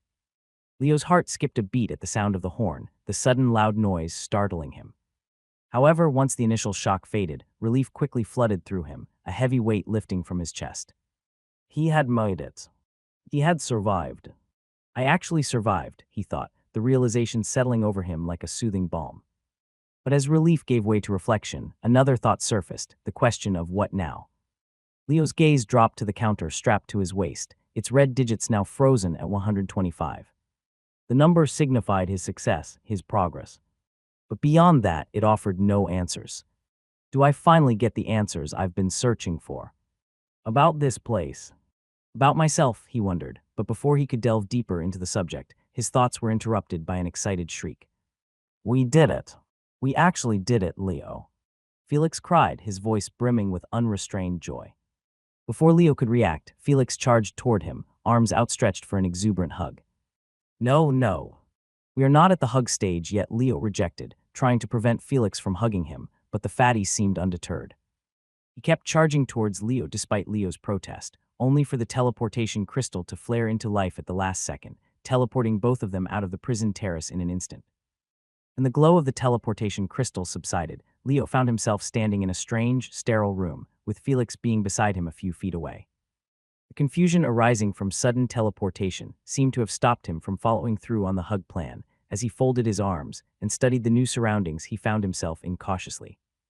The new space was enormous, a vast sea of white tiles, each marked with a single black circle in its center.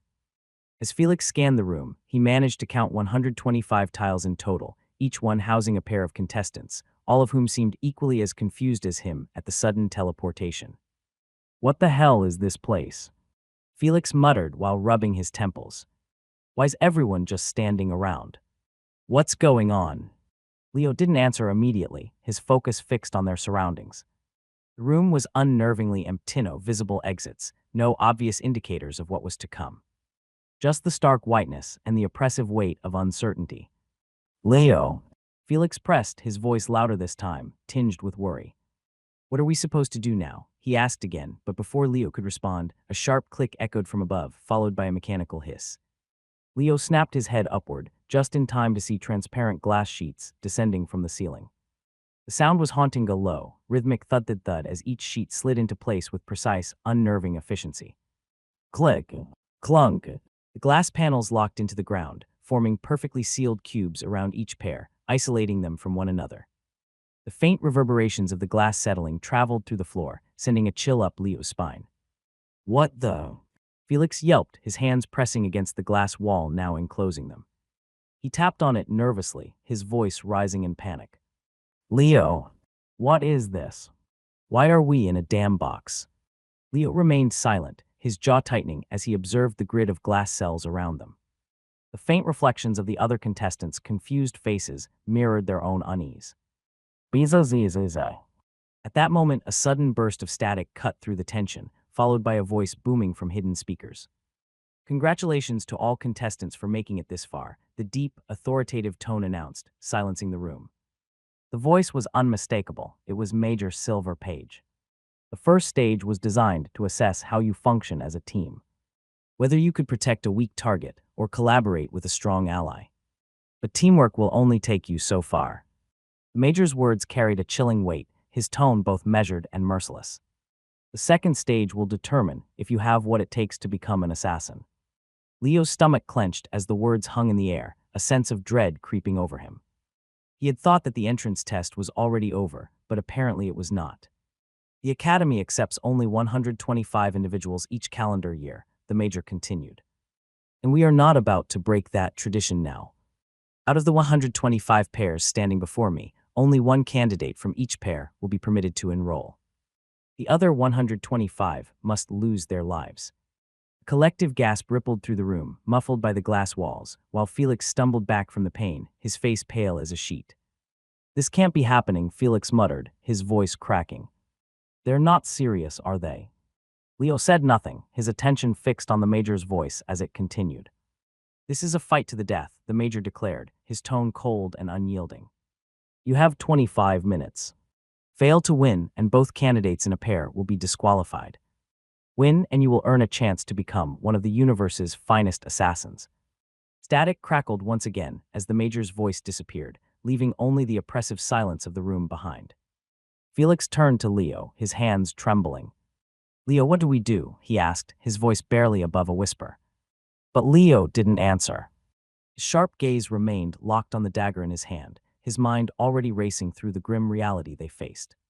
The Major's announcement caused a storm of complex emotions to rise within Leo. He did not wish to kill Felix not after everything they had endured together over the past few hours. But the rules of the second round were brutally clear. Out of each pair, only one could move forward, while the other had to die. There was no room for compromise, no option for mercy. As Leo stood in the pristine, glass-walled enclosure, his hand gripping the dagger at his side, the echoes of violence all around him only heightened his unease. Many of the other pairs had already begun fighting without hesitation. The sounds of metal clashing, anguished screams, and frenzied shouting reverberated through the sterile room, a grim reminder of what was expected of him. But Leo didn't move. Something about attacking Felix felt innately wrong to him. Although he hadn't known Felix for long, and while he wouldn't go so far as to call him a friend, Felix was not his enemy. He was a man who had stood beside him in chaos, and killing him felt like betrayal. "You don't have to do this, you know," Felix said suddenly, his voice trembling as he backed toward the far wall of the enclosure. His eyes darted nervously around, but his focus always returned to Leo. "We can just wait. Let the timer run out. Both of us get disqualified, but at least we'll still be alive. Doesn't that sound better than killing each other?" Leo didn't answer. He lowered his gaze to the dagger in his hand, its edge gleaming under the artificial lights. His expression was hollow, his thoughts swirling. The Academy's rules were absolute, but Felix's suggestion brought an unwelcome question to the forefront of Leo's mind. Would they really let us walk away if we don't fight? Or would they just kill us both? The thought gnawed at him, burrowing deeper with each passing second. He couldn't shake the sense that the Academy's ruthlessness extended far beyond what they'd already experienced, and that they could easily break their word and kill them both instead of letting them walk off. But even more troubling than that was another, far more personal question. If I don't fight, if I don't win, will I ever get my memories back? The letter he had received before all of this had been clear. His only path to reclaiming his past lay within the Academy. Walking away would mean abandoning the only chance he had to uncover who he truly was. The weight of that realization pressed down on him like a physical force, and his grip on the dagger tightened even more. Conflicting emotions warred within him: doubt, guilt, fear, and his hollow expression turned further dazed. However, just when he found himself buried within a deep pool of indecision, a cold, primal voice whispered in the depths of his consciousness. "Kill." It wasn't a suggestion. It wasn't even an urge. It was a truth, raw and undeniable. To survive, to move forward, he would have to kill. The timer on the wall ticked steadily downward, each passing second feeling like a countdown to the inevitable. Felix, growing more desperate with Leo's silence, took a tentative step forward, his hands raised as if to placate him. "Say something, damn it. You're scaring me." Felix blurted out, his voice cracking under the weight of his panic, as Leo finally lifted his gaze to meet him. "In 20 seconds, I'm going to attack you, Felix," Leo said in a cold, emotionless voice, his tone sounding steady and even. Felix's mouth fell open in shock, but Leo continued without pause. "I don't particularly want you dead. But I'm not going to hold back, so I suggest you try your best to kill me too." The words landed like a hammer blow. They were devoid of malice, but that only made them hit harder. Felix stumbled back, his breathing ragged. "What?" he croaked, his voice barely above a whisper. You know I can't fight without my alcohol, man. This isn't a fair fight. Please don't do this." Felix's voice grew louder, more frantic, as tears began streaming down his face. "I'll do anything, Leo. Anything. Just don't kill me." But Leo's expression didn't change. His resolve was unshaken, his focus elsewhere. He adjusted his grip on the dagger, shifting his stance slightly as his body tensed. Felix's voice cracked, the raw desperation in his words spilling out like a dam breaking. "We survived together, man. We were a team. How can you just throw that away?" Leo didn't respond. He didn't flinch. His mind was consumed by the single, undeniable truth. This was the only way forward. "Time's up," he said quietly, his voice cutting through Felix's sobs like a blade. And then he moved. Leo lunged forward, his dagger aimed directly at Felix's chest. Felix screamed, his eyes wide with terror as he scrambled to defend himself. His arms flailed uselessly, the tears in his eyes blurring his vision and his movements clumsy, uncoordinated.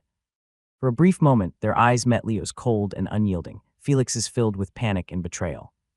And in that instant, the fragile bond they had shared as partners shattered completely. As Felix looked into Leo's eyes now, he no longer saw the kind teammate who had picked him out of a crowd of ruthless assassins, but instead saw a murderer, hellbent on ending his life. Stab, slash. The fight was over before it ever began, as Leo slit his throat and stabbed his heart in the most painless way he knew. "Forgive me for this, big guy. I did not wish for it to end this way," Leo said, as those were the last words that Felix heard before his eyes went dark forever. Leo's heart throbbed violently in his chest as he waited for the wave of guilt to wash over him, but it never came. After brutally murdering his teammate, Leo had expected to feel ashamed, even disgusted by his actions, but instead, a strange sense of satisfaction settled over him. "What's wrong with me? What sort of monster am I?"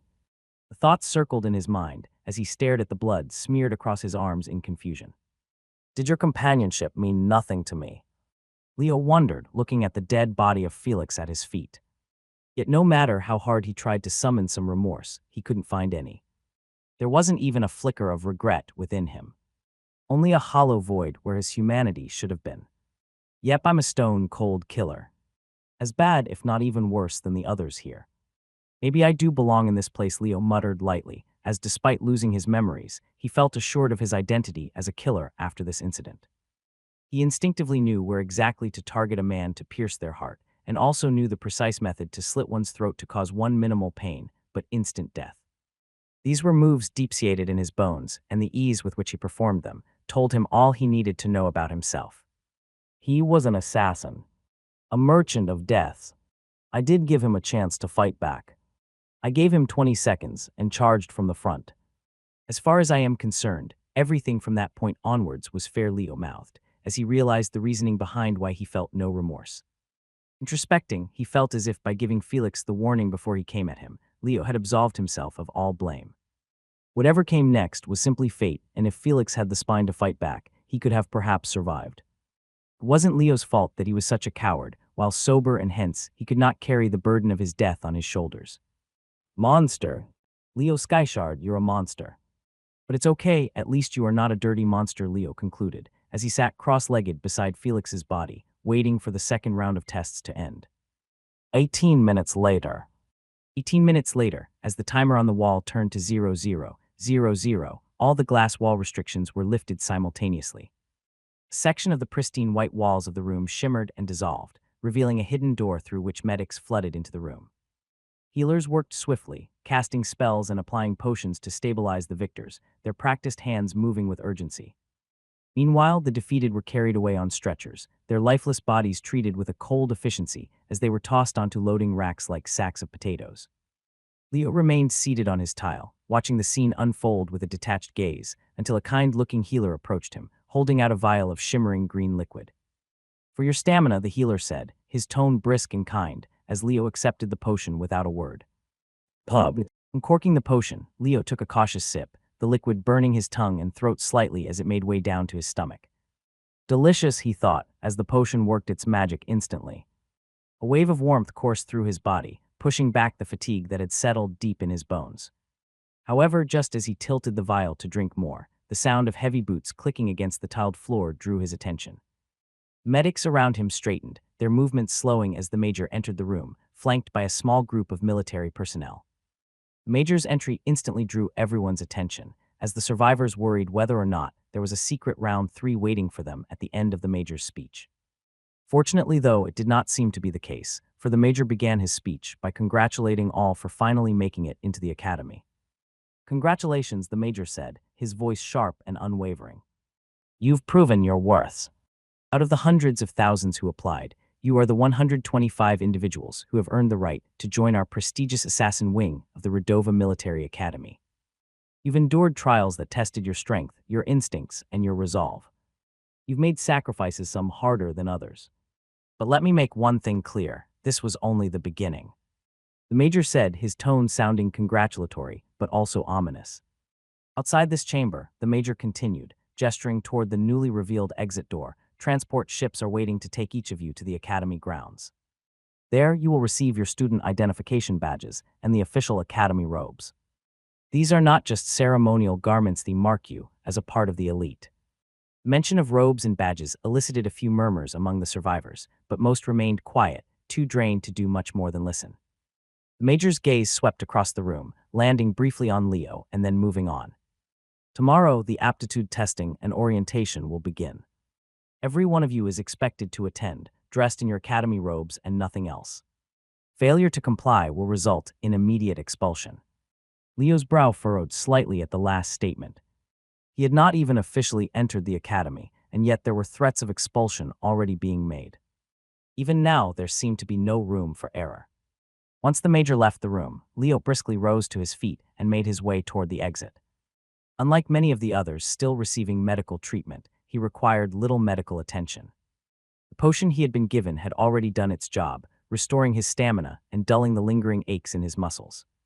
Stepping through the doorway, he entered a long corridor where a series of temporary counters had been set up. Behind each one, military officers sat with an air of rigid efficiency, their expressions unreadable as they processed the new recruits. A few students had already formed lines at the counters, some moving sluggishly from exhaustion, while others carried themselves with tense awareness, still wary despite the ordeal being over. The hum of quiet conversation filled the space, but no one dared to speak too loudly. Leo scanned the area and made his way toward an unoccupied counter, where a middle-aged officer with graying hair sat with a thick ledger in front of him. The man barely looked up as Leo approached.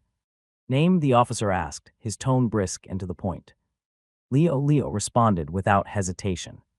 The officer ran his finger down the list of names, stopping when he found what he was looking for. With a short nod, he reached beneath the counter and pulled out a neatly arranged tray. Leo's eyes immediately flicked to its contents. At the top of the tray were two folded sets of military-ish uniforms. The fabric was durable, the stitching precise, with the rank of private emblazoned on the chest. Unlike the familiar green camouflage patterns he would have expected from military attire, these uniforms bore a distinct gray camouflage design, a muted color scheme, clearly meant for blending into urban environments rather than dense forests.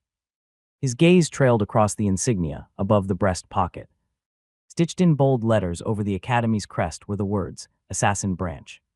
Leo's fingers hovered over the material for a moment, then shifted to the second set of attire in the tray. It was different from the first, jet black, lightweight, and flowing. A set of robes specifically designed for assassin combat practice. "Standard issue uniform," the officer explained in a monotonous voice. "To be worn daily for academic sessions. The black ones are combat robes for practical courses. Use them as instructed." Leo gave a slight nod, picking up the last item in the tray, a small but finely crafted identity token. It was a badge of solid metal, surprisingly heavy for its size. Engraved across its polished surface were the words, "Leo Skyshard, Redova Military Academy." Although Leo did not yet fully understand the significance of this token, something told him it would be more than just a student identification.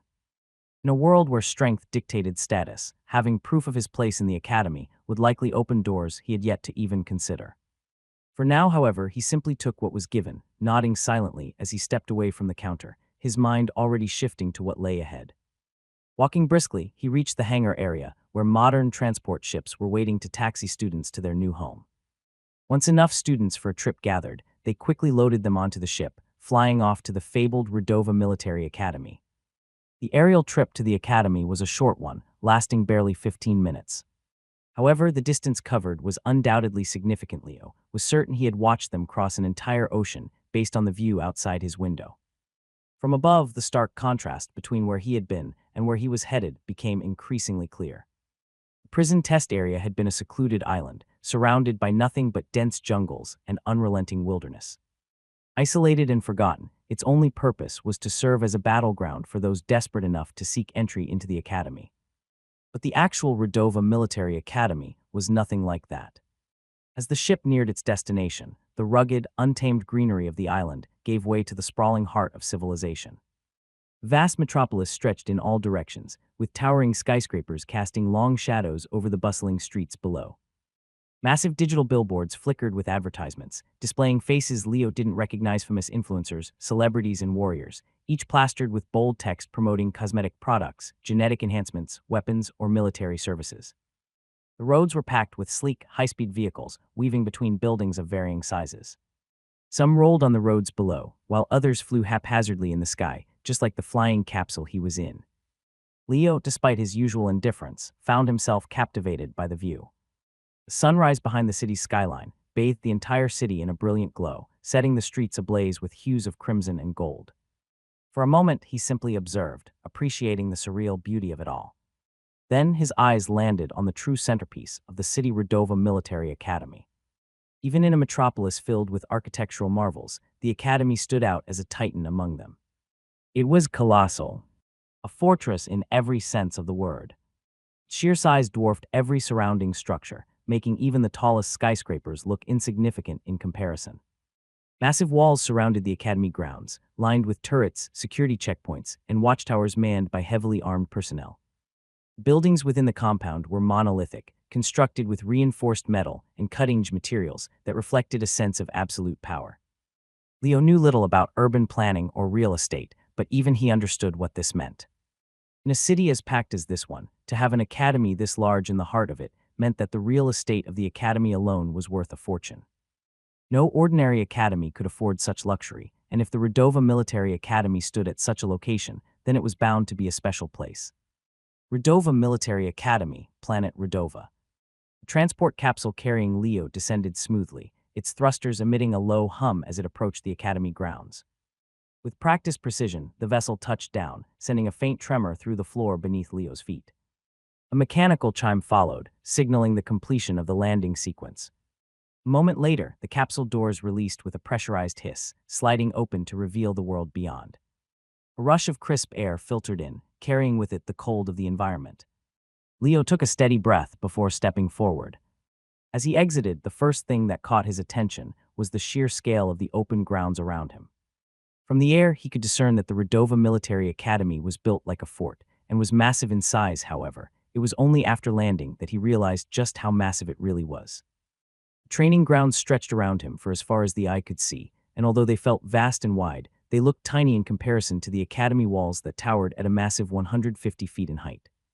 The walls of the academy were made from reddish-black bricks, and from the top of the walls hung massive black banners, each one adorned with bold, silver lettering that read, Redova Military Academy. The banners swayed gently in the wind, their thick, reinforced fabric giving them an imposing presence rather than a decorative one. They weren't made of any ordinary cloth, and even from a distance, Leo could tell that they were crafted from durable, high-quality material, resistant to both the elements and time itself. The silver lettering on the banners gleamed under the morning sun, giving any onlooker the chills. The environment of the academy screamed that this wasn't just a place of learning. It was a legacy. And as Leo looked around, even he felt intimidated by the place's vibes and history.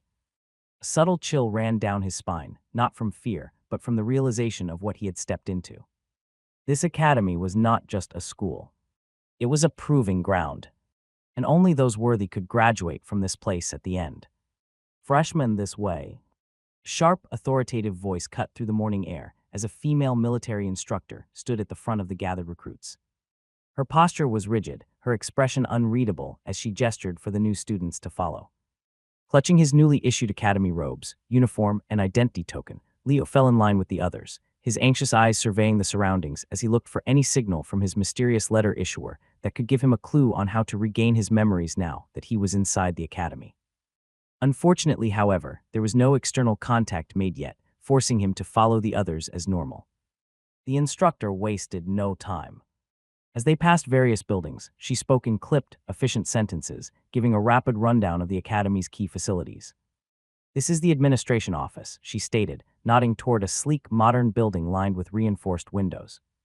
If you have any issues in your first few days housing problems, uniform replacements, or paperwork, handle it here.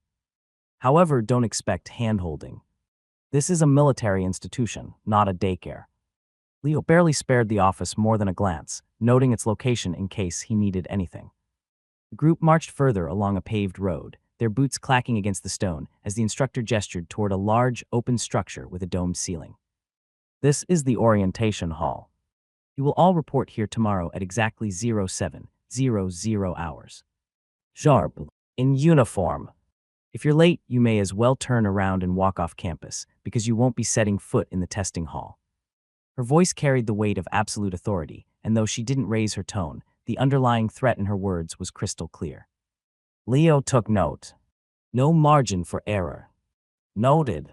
They moved past another large building, this one distinctly different from the rest, wider, lower, and filled with the tantalizing scent of food. Mess hall, the instructor said plainly. 3 meals a day. The schedule is posted inside. If you miss a meal, that's your problem. Leo caught a few recruits, casting longing glances toward the building. He supposed some of them hadn't eaten in a while. He himself didn't feel particularly hungry, though he knew he'd have to refuel soon. They continued deeper into the academy grounds, passing rows of identical dormitory buildings, each clearly designated for different student years. These are the third-year dorms. Don't disturb them, for they are the pride of this academy. They moved further. These are the second-year dorms. Steer clear of here unless you want to be bullied. Finally, they reached the last row of buildings, positioned slightly apart from the others. These, the instructor said, stopping in her tracks, are the first-year dormitories where you lot will be staying. She turned to face them, arms crossed over her chest. Find your names on the soft board by the entrance. It will list your assigned rooms. Don't bother complaining about your placements. They've been decided already. Some recruits exchanged wary glances. Then, as if sensing their concerns, the instructor added, and before any of you ask, no, you will not be sharing rooms. Assassins live in private lodgings. We don't want you killing each other in your sleep. Leo's brow twitched slightly at the bluntness of her statement, but he supposed it made sense. He'll be glad you'll all be living separately, enjoying private bathrooms, as individuals from the other professions will not enjoy this luxury and will be forced to share bathrooms with sweaty roommates. She finished, her cold gaze sweeping across the recruits. If you have any last questions, I suggest you figure them out yourselves. Dismissed. And with that, she turned on her heel and strode off, leaving the new students to their own devices. However, as she passed Leo, she purposefully slowed, just for a fraction of a second, barely enough to be noticed. Her sharp gaze flickered toward him, as the duo made the briefest of eye contact before she continued walking as if nothing had happened. Leo barely had time to process it before he felt something foreign pressed against his palm, a light but unmistakable texture, coarse yet flexible. Paper. His fingers curled around it instinctively before anyone else could notice, his eyes widening in surprise. The instructor did not look back. She walked away without another word, leaving Leo standing among his peers with a silent mystery now resting in his grasp. How did she even slip me the note? I'm sure she didn't so much as touch me, Leo thought, his eyes widening in surprise. The realization unsettled him. He had been hyper-aware of his surroundings, trained to notice even the smallest details, and yet the note had appeared in his hand undetected. His mind retraced the exchange. Instructor's sharp gaze lingering on him for just a fraction of a second longer than necessary, the deliberate way she had walked past without breaking stride. But no matter how hard he tried to recall, he couldn't pinpoint any obvious movement, no subtle shift or sleight of hand that could explain it. Yet somehow she had planted the note on him without his knowledge. She's skilled, Leo admitted, suppressing a frown. If she could slip something into his palm this easily, she could just as effortlessly have planted a dagger between his ribs. A chill ran through him. I'm too weak. The thought sat heavy in his chest. For all his instincts and reflexes, he had been completely outmaneuvered. Who was she? He tried to recall her name but failed. She had never introduced herself, nor had he managed to glimpse her name tag. Yet her appearance was etched into his memory with perfect clarity. She was tall for a woman, at least 510, with an athletic frame sculpted from years of combat training. Her jet black hair was cut just above her shoulders, neatly tucked behind her ears. High cheekbones and a sharp jawline gave her a striking, almost severe look, while her light olive skin was smooth and unblemished as usual, considering the brutal nature of military life. There was nothing overly distinctive about her, no visible scars, no features that immediately stood out. And yet something about her presence made her impossible to ignore. Leo exhaled sharply, pushing the thoughts aside. If she's an instructor here, I'll see her again soon enough. For now, it was best to focus on what was in front of him. A quick glance around showed the other recruits already preoccupied with finding their rooms, too absorbed in their own concerns to notice him lingering. Realizing he had been standing still for too long, Leo turned toward the softboard displaying the dormitory assignments and scanned the list quickly. Leo Skyshard, room 316. Memorizing the number, he turned away and made his way toward his room. His fingers curled slightly around the note in his palm. As soon as he was alone, he planned to finally read it. Dormitory 316. The first-year housing within the Redova Military Academy was simple yet elegant. There was no excess luxury, no unnecessary embellishments, just an efficient, well-designed space meant to accommodate students without distractions. As Leo stepped inside, the door slid shut behind him with a soft click. The room was spacious enough for a single occupant, neither too large nor too cramped. The walls were a muted gray, the flooring sleek and well-polished, reflecting the Academy's minimalist, military design. Against the far wall sat a sturdy bed, neatly made with crisp black sheets and a firm mattress. Adjacent to it was a small but functional desk, its surface bare except for a built-in terminalically meant for accessing Academy resources and coursework. To the left, a tall wardrobe stood, its doors slightly ajar to reveal space for the storage of Academy-issued uniforms and personal belongings. A separate compartment seemed designated for weapons storage, reinforcing the reality that this was not a typical school dormitory. At the back of the room, a private bathroom was tucked neatly into the layout. A quick glance inside revealed a sleek shower, a simple sink, and a mirror mounted above, efficient and to the point, just like everything else in the Academy. Leo set his belongings down on the desk and exhaled slowly. The tension from the day's trials still lingered in his muscles, but now, for the first time, he was truly alone. His gaze shifted to the note still clutched in his palm, as without wasting another second, he pulled out the small piece of paper, unfolded it, and began to read. First of all, congratulations on making it into the Redova Military Academy. I am certain that the entrance test was no easy feat, especially considering how you have forgotten most of your abilities. Leo's frown deepened. He didn't care for flattery. Whoever had written this letter knew exactly what had happened to Himpnu, that his memory loss wasn't natural, but intentional. And yet they spoke as though it were some minor inconvenience. The words felt hollow, calculated. However, I had faith that you would pull through, for you are what one could describe as a generational talent. Leo exhaled sharply through his nose. He hated this type of praise, the kind that felt more like manipulation than admiration. Generational talent. That meant nothing to him. If he truly was such a prodigy, then why had he felt so lost in the entrance test? Why did every fight leave him doubting his own instincts? The letter continued, and as his eyes moved down the page, his discomfort only grew. Tomorrow you will undergo aptitude testing, during which your background will be assessed. It is then that you will come to appreciate the loss of your memory. Leo's grip on the paper tightened slightly. So his past was something dangerous. Something that couldn't withstand scrutiny. Memorize the symbol I have drawn at the bottom of this note and present it to the instructor at the appropriate time. Do not ask questions. Just do it. His gaze flicked to the bottom of the page. A symbol was etched there, intricate yet unfamiliar. It resembled an interwoven set of geometric lines, forming a crest-like emblem. Leo felt no good vibes from this.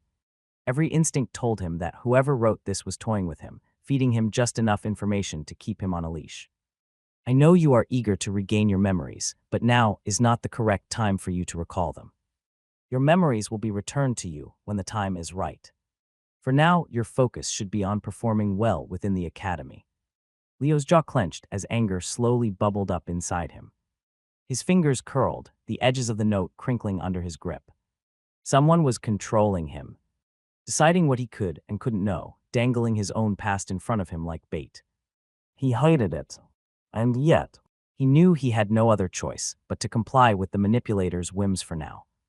Redova Military Academy, the administrative building.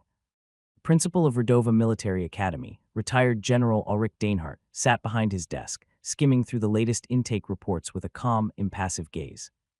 As a former Universal Government general, Dainhardt was a man of discipline and experience. Though in his 60s, he remained as imposing as ever, with broad shoulders, neatly combed gray hair, and deep blue eyes. His years on the battlefield had earned him scars, but it was his mind, not his body, that made him truly formidable. He was a strategist first, a leader second, and a bureaucrat only because necessity demanded it. Knock, knock. A crisp knock at the door broke his focus. Enter, he said without looking up.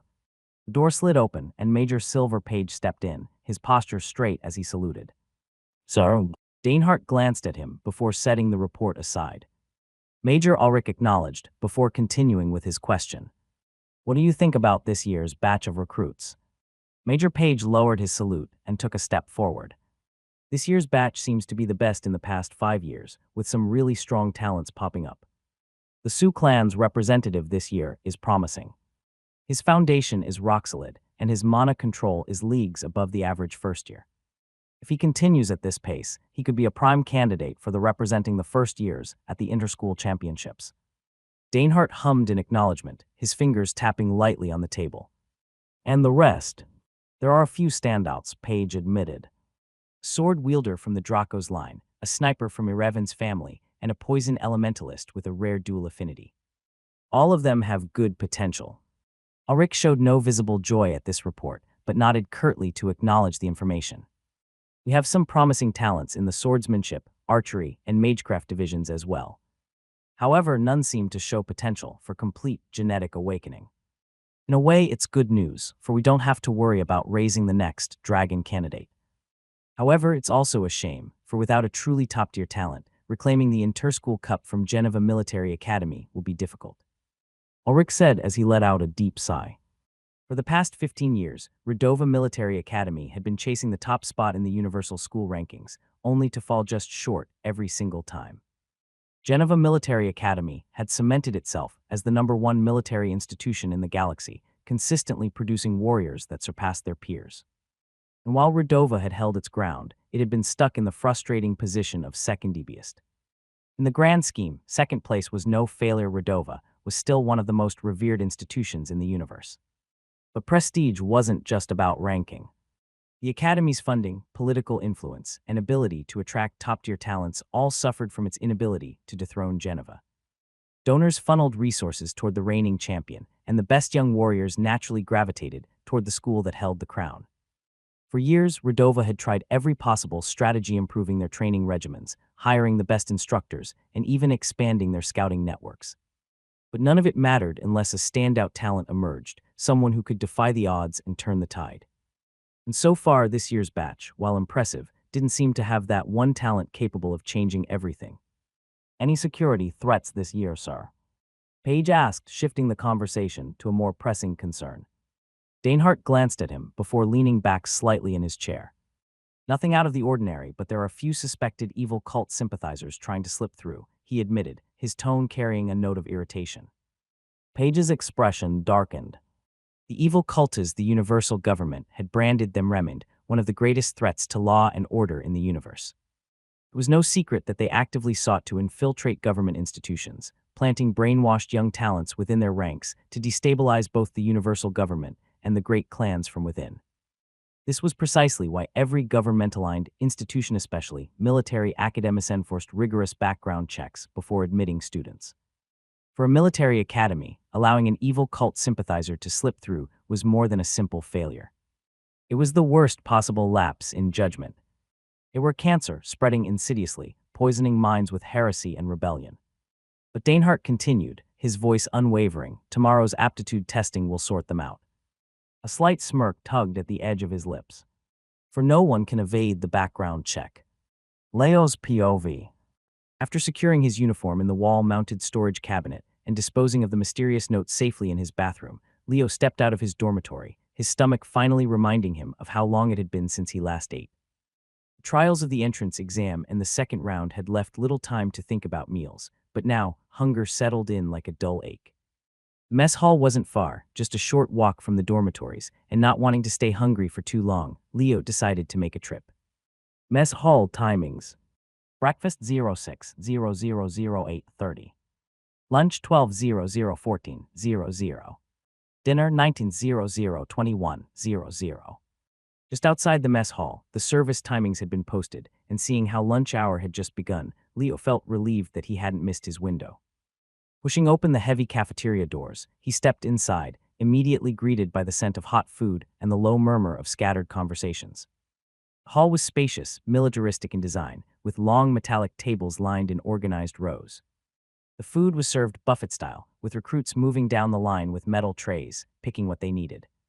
Leo joined the queue, his hungry eyes glancing over every lunch option available.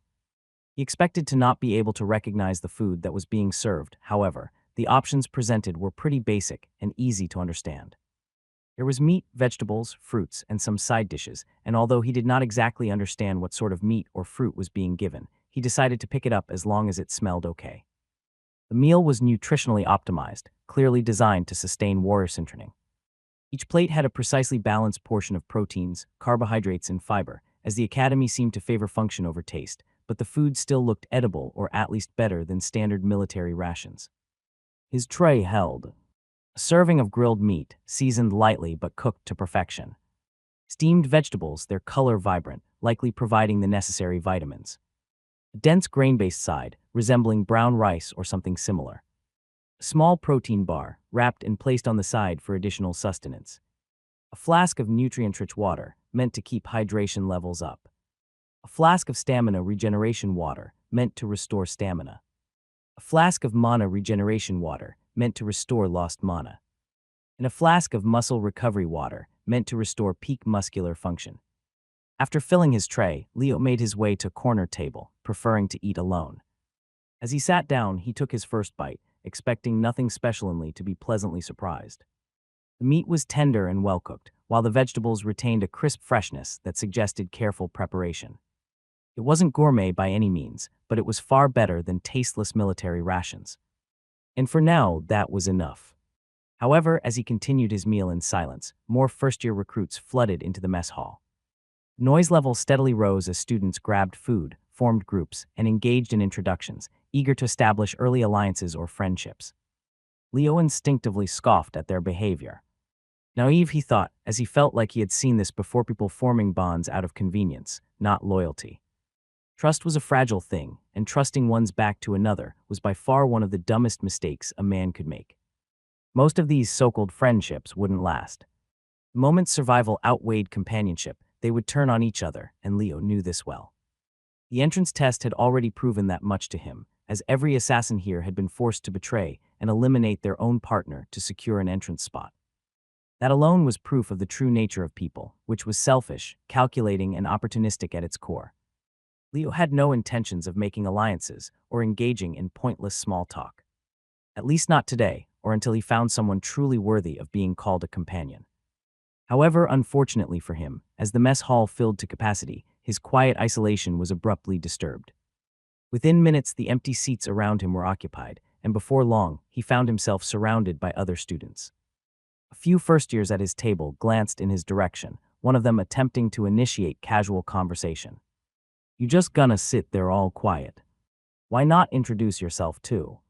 "I'm Meng Jun from the Magecraft branch." Another chimed in, grinning. "We're all fresh here. Might as well get to know each other." "No." There were a group of 4 around him, who all looked to be from different branches, trying to rope him in for casual conversation. However, Leo did not take the bait. Instead, he offered a polite nod before saying, "Sorry, I don't speak while I eat."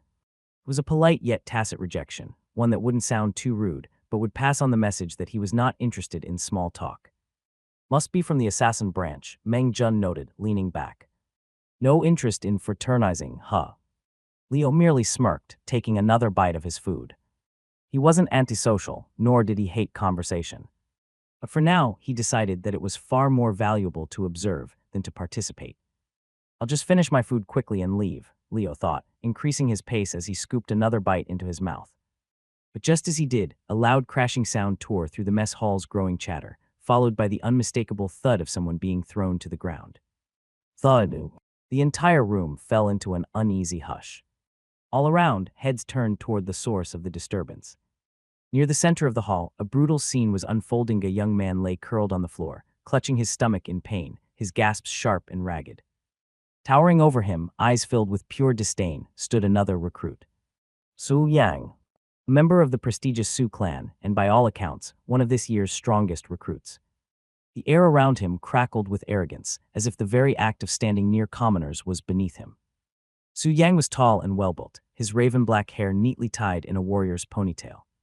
He had already changed into his academy uniform, which only added to the overbearing presence he exuded. Even from a distance, his noble upbringing was evident from the self-assured way he carried himself to the thinly veiled contempt laced in his every word. He had the look of someone who had never once been denied anything in his life, and the sheer entitlement in his posture reflected that much. "You filthy, low-born scum," Su Yang sneered, his boot pressing down on the fallen recruit's shoulder, pinning him in place like an insect. "You dare impersonate someone from the Mu clan by claiming memory loss." His voice dripped with scorn. "Know your place, vermin." The student on the ground let out a strained groan, his breath hitching as he struggled to move beneath the crushing weight of Su Yang's foot. Murmurs rippled through the surrounding recruits, but no one immediately stepped in. Some turned away, unwilling to get involved. Others watched with wary intrigue, as if testing the boundaries of what the academy would tolerate. Leo, however, continued to eat, but his instincts were on high alert the moment he heard the mention of memory loss. For it hit him too close to home. Across the table, one of the students scoffed, muttering under his breath. "Su clan brats are all the same. Arrogant, overbearing, and violent." Another recruit snorted, shaking his head. "The 6 great clans always act like they own the place. They think they're untouchable." "But they're not," Meng Jun interjected, a knowing smirk playing at the corner of his lips. "This academy has a way of humbling even the most arrogant noble brats. They won't get away with this forever." Leo remained silent, but mentally filed their words away. His eyes flicked back to Su Yang, who still hadn't lifted his foot from the fallen recruit, his expression that of someone stepping on something disgusting. The air in the mess hall had turned tense, thick with the weight of unspoken judgment. No instructors intervened. No enforcers appeared. Everyone was watching, waiting to see if anyone would step forward, or if this was simply the academy's way of weeding out the weak. "That guy might actually deserve this beating," another voice muttered from nearby as Leo's ears sharpened at the comment.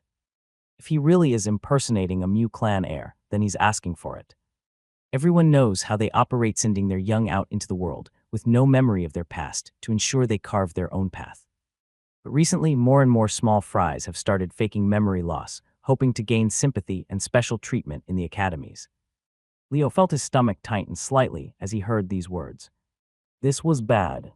If there were already rumors circulating about frauds pretending to be Mu clan heirs, then he was in dangerous territory. Because if anyone started suspecting him of doing the same, then he could very well be next. Seconds passed by, but even though the student under Su Yang's feet continued to squirm, no one from the freshman class intervened. It seemed like everyone had accepted the beatdown as something natural, and no one had the guts to confront Su Yang about it. Perhaps it was because of his background, because he belonged to one of the 6 great clans. Or perhaps it was because of his domineering eyes, the kind that dared anyone to step uponly to crush them if they did. Whatever the reason, silence reigned. Until, click, click, click, the synchronized rhythm of multiple boots echoed into the mess hall. Heads turned instinctively toward the entrance as a group of second years walked in, moving with an air of effortless superiority. At the front of the group strode a young man with blonde hair and a sharp, refined presence.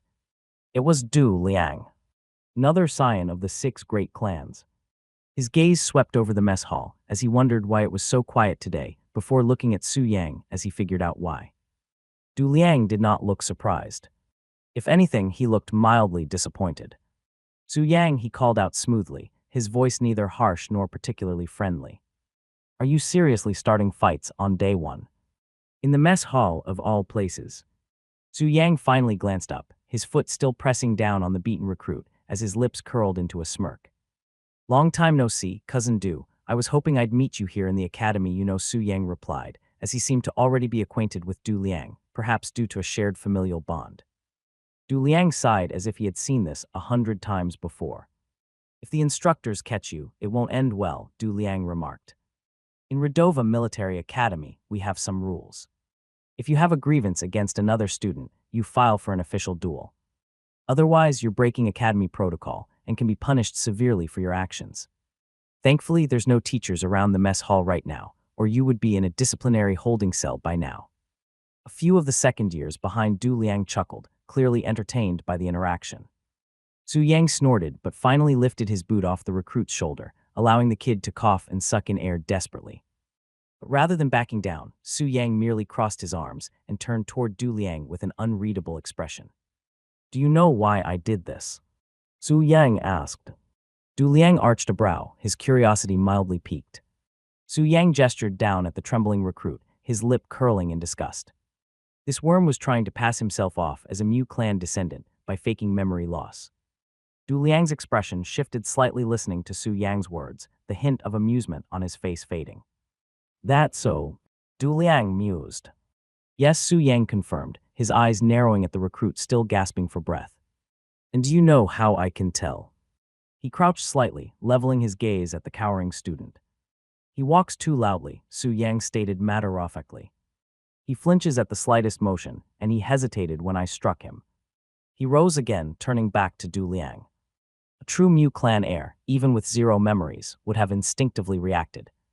Their bones would remember what their mind forgot. Du Liang considered Su Yang's words for a moment before nodding. "You're not wrong," he admitted. "The Mu clan's training methods are extreme. Their reflexes should be ingrained to the point of muscle memory. If this guy had truly been one of them, he wouldn't be on the floor right now." The student in question flinched at the cold analysis, but neither Su Yang nor Du Liang spared him any further attention. Su Yang finally stepped back, his frustration still evident but restrained. "Next time I'll file a duel request," he muttered.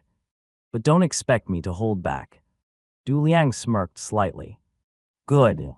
That's how it should be." With that, the tension in the mess hall finally began to ease.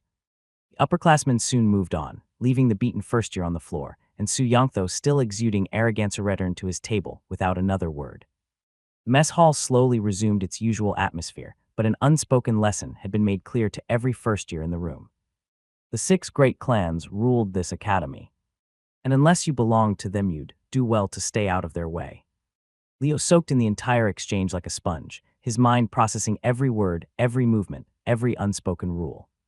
This was a lesson in hierarchy, in reputation, in how conflict was resolved in this academy. If he ever found himself at odds with Su Yang, it was clear that backing away wasn't an option. The Su clan heir wasn't the type to let things go, nor was he the type to respect submission. Unless you fought back, unless you stood your ground, Su Yang would continue pushing, escalating, humiliating. That was the kind of person he was. And Leo had no intention of ever being anyone's punching bag. That said, he sincerely hoped he would never find himself at odds with that madman. There was a brutality to Su Yang's actions that unsettled him not in fear, but in the sheer lack of hesitation. Su Yang wasn't just arrogant. He was smart, ruthless, and seemed to have the skills to back his attitude. He walked around with a sort of certainty. Certainty that came from knowing exactly where he stood in the world, from being raised in an environment where he was undeniably superior to others.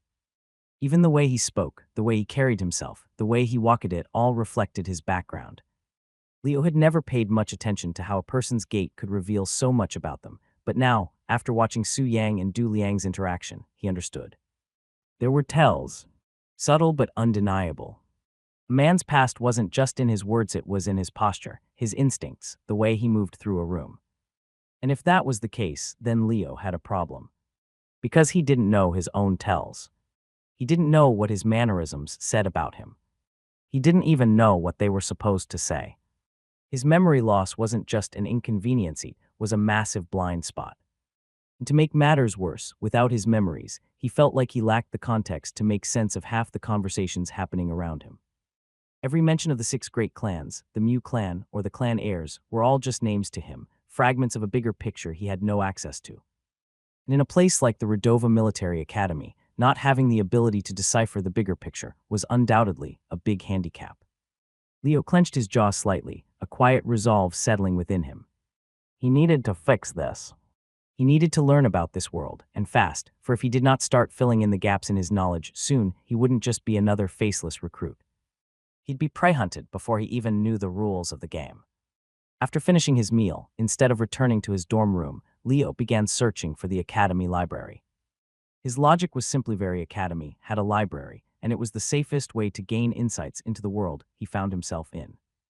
While the fastest and easiest way to learn would have been to simply ask a fellow student, that approach carried far too many risks.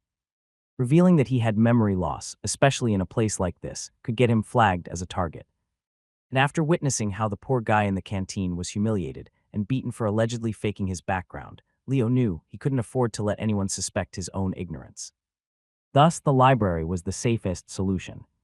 It took him a while to find it, as the academy was vast, with sections sprawling in different directions. But after a few wrong turns and a fair bit of aimless wandering, he finally spotted a grand, arch structure near the Magecraft division of the academy. The academy library. Stepping inside, Leo found himself in an expansive hall lined with towering bookshelves, stretching beyond what the eye could immediately perceive. Dim enchanted lanterns hovered between the shelves, casting a soft, steady glow, while the air carried the distinct scent of aged parchment and polished wood. At the front, positioned behind a sturdy desk, sat an elderly librarian, his robes modest but neat, silver-rimmed glasses resting low on his nose as he skimmed through a massive tome. His wispy white beard and sharp, observant eyes made him look like someone who had seen everything and forgot nothing. Leo hesitated, but before he could speak, the old man's voice cut through the silence. "Boy." The librarian gestured for him to approach. Leo complied, keeping his expression neutral. The old man studied him briefly, then adjusted his glasses with a tired sigh. "While I'm pleased to see a first year in here on the very first day, it's against library rules to allow students to enter without their academy uniform." Leo blinked, glancing down at himself. He was still in casual clothes, the same ones he'd been wearing since arriving at the academy. "I'm assuming you're new and just unfamiliar with the rules," the librarian continued. "So I'll let it slide this once. But starting tomorrow, wear your uniform before stepping into my library." "Understood." Leo gave a small nod. "Understood." The librarian gave an approving grunt before folding his arms. "Now then, what kind of books are you looking for?" Leo coughed slightly, feeling a bit exposed at the direct question, as he did not want to make his memory loss obvious, and hence he tried to keep his request vague. "I'm just looking around. I'll read anything that piques my interest," he said, as the librarian wagged his finger in disapproval. "There are over 47,000 books in this library, 12,000 skill scrolls, and an untold number of meditation manuals. If you think I'm going to let you aimlessly wander, you're mistaken. You either come in here with a specific request, or I kick you out," the librarian said with finality, as Leo winced slightly at his words. If possible, he did not wish to reveal that he was looking for general knowledge, especially knowledge that any normal person in this world should already know. But it seemed he had no other choice. "Sir, if possible, could you point me toward books on general world knowledge? Something that covers the social hierarchy. The 6 great clans. How important they are. Basic things that everyone is expected to know." The librarian raised a brow at his request. A moment later, he set his book down and rubbed his temples before muttering, "So you're one of the memory loss candidates, huh?" Leo stiffened ever so slightly. The librarian had figured him out immediately. This was the 3rd time someone had suspected a student of having memory loss within a single day. It was beginning to make him wonder just how common people like him were in this world. "Sir," Leo asked cautiously, "are students like me common in this academy?" The librarian nodded without hesitation. "We get 4 or 5 like you every year. It's not unusual. Ever since the Mew clan started sending out its scions with memory loss, smaller clans have begun copying the practice." Leo frowned slightly. "Why do they do it?" The old man sighed. "The logic behind it is simple. In sending young heirs out into the world, it's best to erase their pre-existing biases so they can approach new knowledge with an open mind. The Mew clan pioneered this method because they didn't want their young to act unruly outside the clan, tarnishing their reputation." The librarian shook his head with mild disapproval. But to be honest, the Mew brats were always well-behaved to begin with. The ones who caused the most trouble. The other 5 great clans. Yet ironically, it's the most decent clan that's worried about its public image the most. He scoffed lightly before waving his hand dismissively. Doesn't matter. None of that is your concern. Finally, he pointed toward a specific bookshelf. Shelf number 1221. Bottom row. There's a book titled Quick Guide to the Universal Power Scale. That should answer at least half of your questions. Leo glanced in the direction the librarian pointed before nodding. Thanks. Without another word, he turned and walked toward the bookshelves. Because if that book could answer half of his questions, then he would finally begin piecing together the truths behind the world he was trapped in. Redova Military Academy, the Academy Library, aisle 1221. Leo moved silently through the towering bookshelves, his sharp eyes scanning the carved numbers on the polished wooden frames. 1218, 1219, 1220. There. Shelf 1221. Crouching down to the bottom row, his gaze immediately landed on the book the librarian had mentioned. Quick Guide to the Universal Power Scale. The tome was thick and well-worn, its dark blue cover slightly faded, while the gold-embossed lettering along its spine had dulled from years of handling. Leo slid it from the shelf, feeling the unexpected weight of the volume in his hands. Flipping it open, he skimmed the first few pages, his eyes catching key phrase the universal hierarchy, the 6 great clans, the evil cult, governing structures. Perfect, he thought as glancing toward the front desk, he spotted the librarian already back to his own reading, showing no further interest in him. Good. That means I won't be disturbed, Leo concluded as he began searching for a quiet place to sit. At first, his search turned up only communal tables, occupied by senior year students engaged in hushed discussions or independent studies. Not ideal. But after scanning further, he spotted something better. Near a dimly lit reading alcove, tucked between towering bookshelves, sat an isolated desk and chair, a simple wooden setup, its cushionless seat likely designed to discourage long hours of use. But comfort wasn't his priority. Privacy was. Without hesitation, Leo strode over, settled into the chair, and placed the heavy book onto the table. His fingers ran over the textured cover for a brief moment. Then finally, he flipped it open. This book is written by a country bumpkin who grew up on a farm and had no idea about the various factions ruling the universe. It's intended only for clueless individuals who don't understand how tall Mount Tai is, and is written in crude language based on my own experiences and understanding of the universe. This is not an official text, and the contents written in here may not be entirely accurate. That being said, I've tried to be as thorough as possible while writing this book, so that any clueless country bumpkin reading this may not make the same mistakes I did as a rookie recruit in the universal government. The very first page of the book was an author's note that informed the readers about what sort of a book this was and what to expect when they read it. It explicitly told its readers that it was not an official text and that the information contained within was subjective. There are 8 great factions in this universe. The 6 great clans, the universal government, and the evil cult. To understand what makes them great, one first needs to understand the universal power scale. Broadly within the universe, a warrior is classified into 7 different power realms. 1 amateur, 2 master, 3 grand master, 4 transcendent, 5 monarch, 6 demigod, 7 god. In most cultures, one is not considered to be a real warrior until they attain the minimum of a master realm, whereas gods are the absolute pinnacle of what a warrior can be. In this universe, gods are higher beings that are not only immortal, but have mastered the laws of space and time. They are 4-dimensional beings that can travel between any 2 points in this 3-dimensional universe instantaneously and cannot be hurt or killed by mortal weapons. In other words, only gods can kill other gods, and in this universe, only the 8 great clans have gods at the pinnacle of their clan's hierarchy. The first couple pages of the book explained what were probably the most important concepts. Who were the biggest fishes in the universe?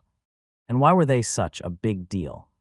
Turns out there are 8 biggest fishes in the universe, with the big deal about them being that they are backed by the strongest warriors. In this universe, the 6 great clans and the universal government work in tandem with one another to form the Righteous Alliance. Together, they control over 75% of the universe's land and about 77% of the total population. Although smaller, independent clans do exist, none exert influence equivalent to the Righteous Alliance. In contrast, the evil cult works alone.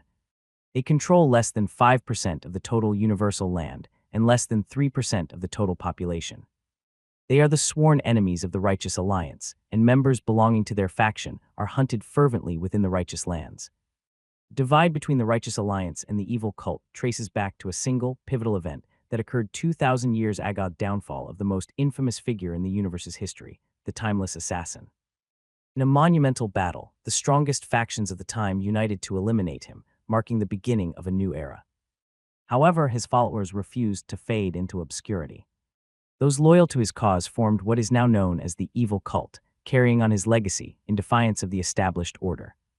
Meanwhile, the remaining divine entities and ruling powers consolidated their influence, shaping themselves into what is recognized today as the Righteous Alliance. While over 140 clans are currently part of the Righteous Alliance, at its heart, it only has 6 dominant clans, each wielding immense influence. So Myo Du Lu and Ro. These clans serve as its pillars, shaping policies, maintaining order, and dictating the balance of power across the universe.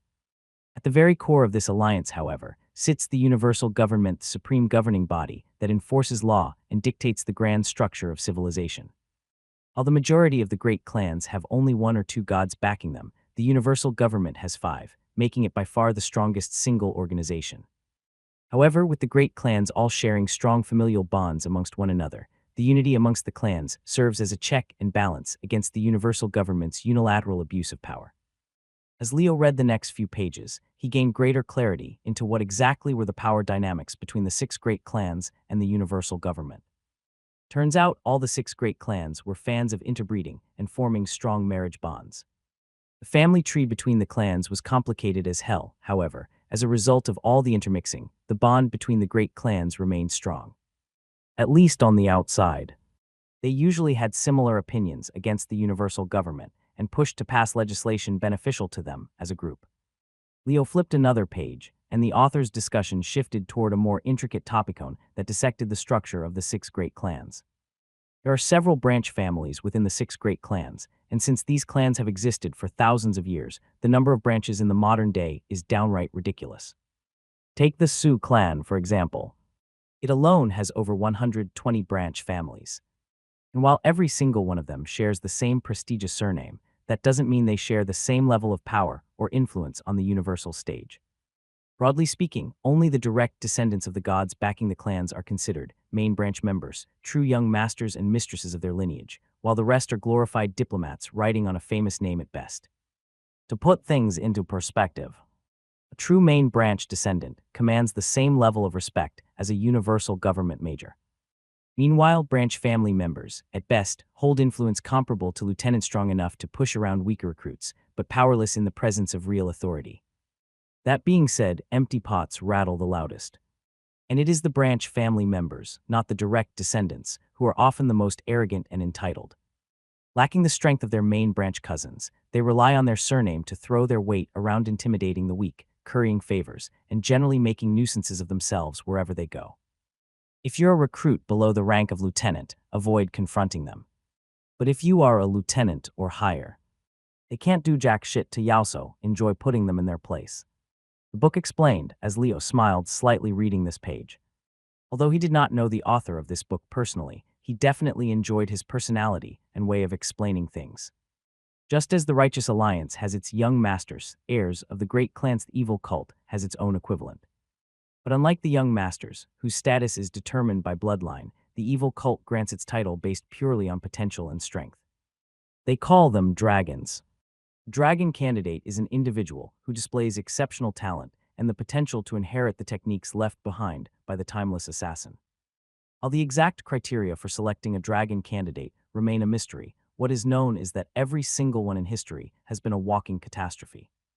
The moment someone is identified as a dragon candidate, they become the most wanted individual in the universe, second only to the evil cult's own god.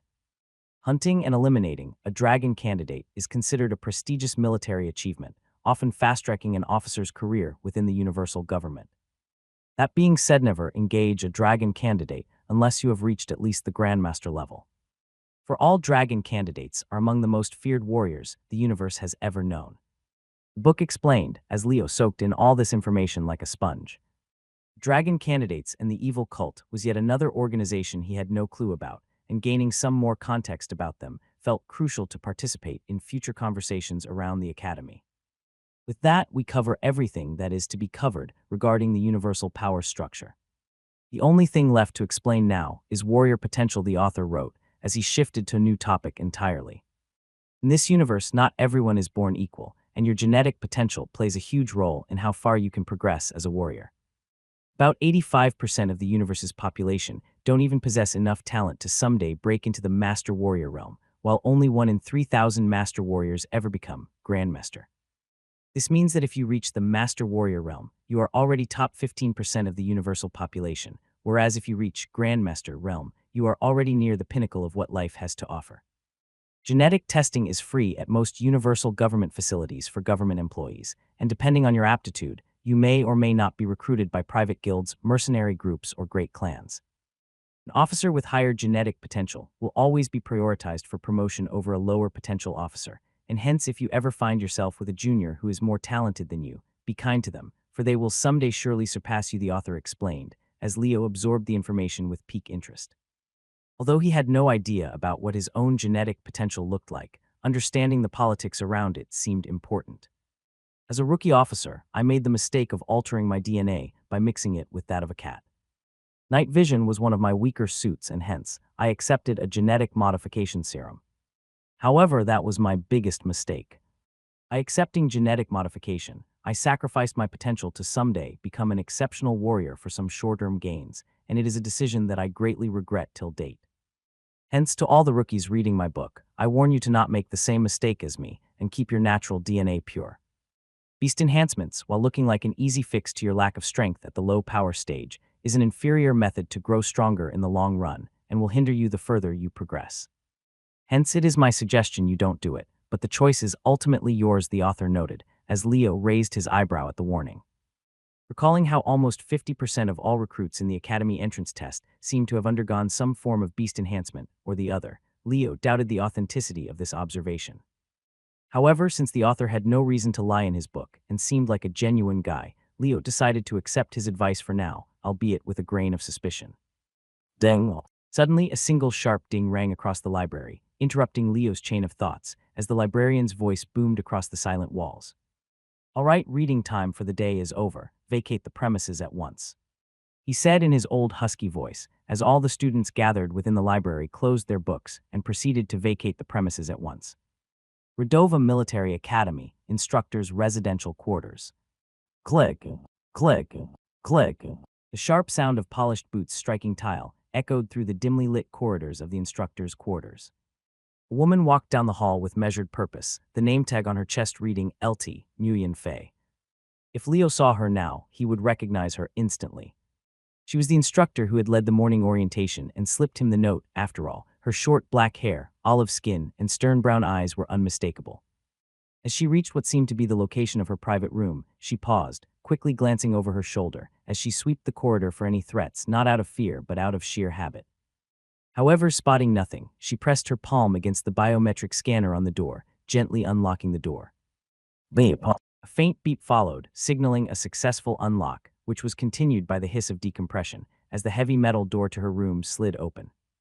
Out of all the rooms in the hall, she had the only one with such a security system, for she was the only one who had paid to specially get it installed. Stepping inside, she sealed the locks behind her, securing the room with a swift sequence of taps against the control panel, as only then did her rigid posture loosen ever so slightly. Her boots were the first to go, placed neatly beside the entrance, while the collar button on her uniform was next, as she unbuttoned it on her way to the wall-mounted mirror. Staring at her own reflection, she let out a deep sigh as she studied her fake looks. Currently, she looked extremely calm, composed, and every inch the disciplined instructor she was supposed to be. But as she lifted her hands to her head, the facade began to fall away. Her jet-black wig came off first, revealing long flowing red hair that tumbled down her back in soft, unruly waves. Her fingers grazed the synthetic mask covering her skin next, as with a few deft swipes, the olive complexion melted away, revealing smooth Wheatiston skin beneath. Next, she blinked once, popping out one of the 2 contact lenses she wore, as the deep brown eyes vanished, replaced by a cold, piercing gray, before she repeated the process for the second eye as well. Her transformation was now complete. The woman the Academy knew. Gone. And in her place stood Mew Fambranch, family head of the Mew clan. A woman with no official ties to the evil cult, yet someone who was in reality one of its most devoted sympathizers. Sigh. Fan exhaled, rolling her shoulders, as her expression shifted from calculated authority to something far more natural, something far more dangerous. Then, moving swiftly, she strode to the far wall of her room, where a seemingly unremarkable wooden panel sat embedded within the surface. With a precise flick of her wrist, she pressed her fingers against a specific rune carved into its edge. The panel pulsed faintly, then slid open, revealing a hidden compartment lined with intricate runic inscriptions. Inside, nestled within a protective casing, rested a communication crystal, a translucent black stone, its surface marbled with faint, pulsing red veins. Fan lifted it carefully, rolling the cool surface between her fingers before infusing it with a sliver of her mana as the communication crystal shimmered to life. Crackled. A faint static crackling noise played over the crystal until the communication was established, but once it was, a deep manly voice rumbled from the other side. "Did our target make it into the academy?" The man asked, his words sharp, clipped, and direct. There were no greetings, no exchange of pleasantries, just straight business. "He did," Fan answered, her voice smooth and composed. She paused, her mind replaying everything she had observed throughout the day. "He's cautious. He moves with purpose, doesn't let his guard down easily. He observes more than he speaks and isn't reckless." Fan reported, as the man on the other side absorbed her views. "And his temperament?" he asked as Fan nodded in acknowledgement. "It's there, the foundation of it, at least. He doesn't trust easily, and he operates on calculated caution. He isn't a fool, that's for sure," she said as another tense pause followed. "Does he have the talent to be a dragon?" The man asked, his voice turning even heavier as Fan exhaled slowly at the question. To become a dragon candidate, temperament alone wasn't enough. A dragon candidate needed more. He needed the raw, unrefined talent to embody the techniques of the timeless assassinto, become the kind of warrior who could strike fear into the gods of the universe themselves. "It's too early to say," she finally replied. "But we will know soon enough." HMMM. Low hum sounded from the other side, but the man chose to remain silent, as if weighing his words. "We shall see tomorrow after the aptitude test then. Keep me posted," he said, before terminating the connection. The crystal dimmed, its pulsing red veins fading into nothingness. Fan lowered it slowly, her grip lingering for just a moment before tucking it back into its hidden compartment. With a final press of her fingers, the panel slid shut, concealing any trace of what had just transpired. She stood in silence for a moment, her gray eyes unreadable. Tomorrow would be the moment of truth. Tomorrow she would find out whether Leo Skyshard was the dragon they needed. Or just another disappointment. Redova Military Academy, the morning of the aptitude test, Assassin Branch dorms.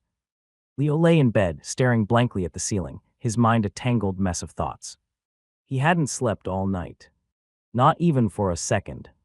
The weight of uncertainty had kept him awake all night, as no matter how much he tried to rationalize it, the upcoming aptitude test gnawed at the back of his mind.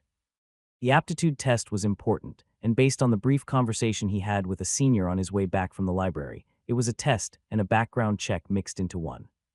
The psychological phase of the test, though disguised as a simple evaluation, was in fact a thorough background check, and that thought unnerved him. Would his background check reveal something off? Would the results expose his memory loss? Would it flag him as an anomaly? These questions plagued him as he lay motionless in his bed, his eyes bloodshot from exhaustion, yet his body feeling strangely alert. "I need to calm down," Leo thought, as taking a deep breath, he sat up, rubbing his temples before finally swinging his legs over the side of the bed. Outside, the academy grounds were already bustling, could hear the faint chatter of students heading toward the orientation hall. It was time for the day's activities to begin, and hence, without another moment's hesitation, he grabbed his uniform, slipped it on, and made his way out the door. Redova Military Academy Orientation Hall, Aptitude Test Briefing. The orientation hall was massive, large enough to accommodate thousands of students at once. And on this particular morning, rows of recruits stood here in organized formations, their expressions ranging from confident excitement to nervous apprehension. Leo positioned himself somewhere in the middle, keeping a low profile as he observed his surroundings. Among the crowd, he caught glimpses of familiar figures: Su Yang, still exuding arrogance, standing with his arms crossed, and a few others that sat around him in the canteen. Funny enough, the whole canteen table seemed to be standing together, whispering amongst each other excitedly, as if they knew each other since ages. But before any long conversations could take place, thud, Heavy pressure filled the air as Principal Ulrich Dainhardt stepped onto the grand podium at the front of the hall.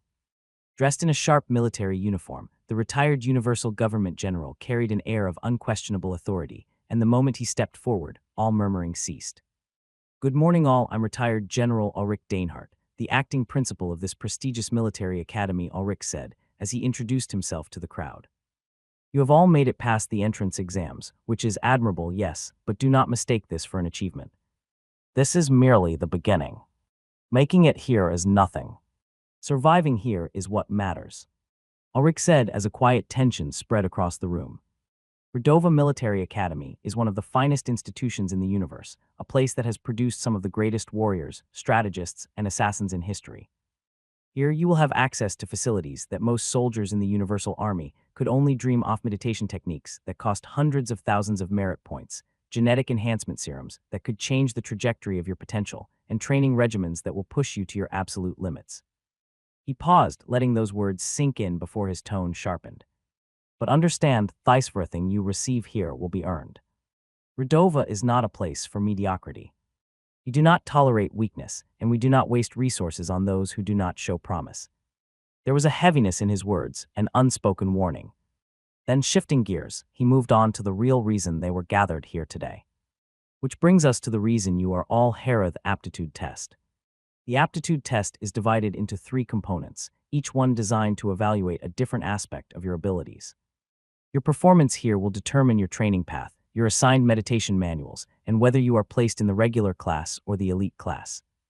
At the mention of the elite class, a ripple of excitement and tension spread through the crowd.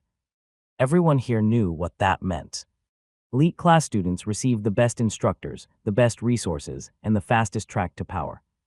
It was a big deal to be placed in the elite class, for it was a proven fact that your environment and the people you surround yourself with played a big role in how you turned out as a warrior. The test will proceed as follows. First, we will assess your physical attributes. This includes raw strength, speed, endurance, reflexes, and natural combat instincts. The test is not about your current training level, it is about your base physical potential. Ulrich said as he looked across the sea of recruits. "If you have a weak foundation, your future will be weak as well." The statement was blunt, cold, but undeniably true. The second test evaluates your psychology or mental fortitude, your ambitions, your adaptability, and most importantly, your fundamental nature. His words sent an icy chill down many of the recruits' spines. Here at Redova, we do not just train warriors, we train leaders. Those of you who hesitate, those of you who waver, those of you who have doubts will be recognized for what you are. Weak. And in this academy, weakness is not tolerated. Leo's fingers twitched slightly. This wasn't a normal academy. This was a machine designed to forge future army majors and generals. A place where doubt and indecisiveness was a liability. Lastly, your genetic potential will be analyzed. This will determine how far you can realistically go and what methods will best maximize your growth. Some of you may possess rare genetic marker traits that make you unique. Others may have very little worth enhancing. Ulrich said, his tone brutal and indifferent. Your scores in all 3 categories will be recorded and analyzed.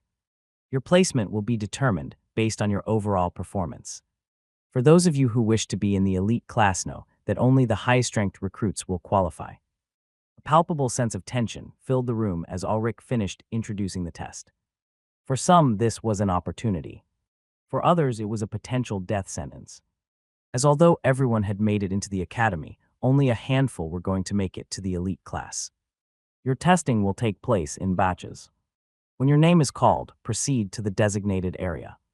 Dainhardt said, as with that he concluded his speech. Stepping back, the principal let another academy instructor take up the microphone as she began calling names of all the recruits one after another. Leo's heart pounded as he watched the first set of recruits step forward. His name wasn't called yet, which meant he wasn't in the first batch scheduled for physical testing.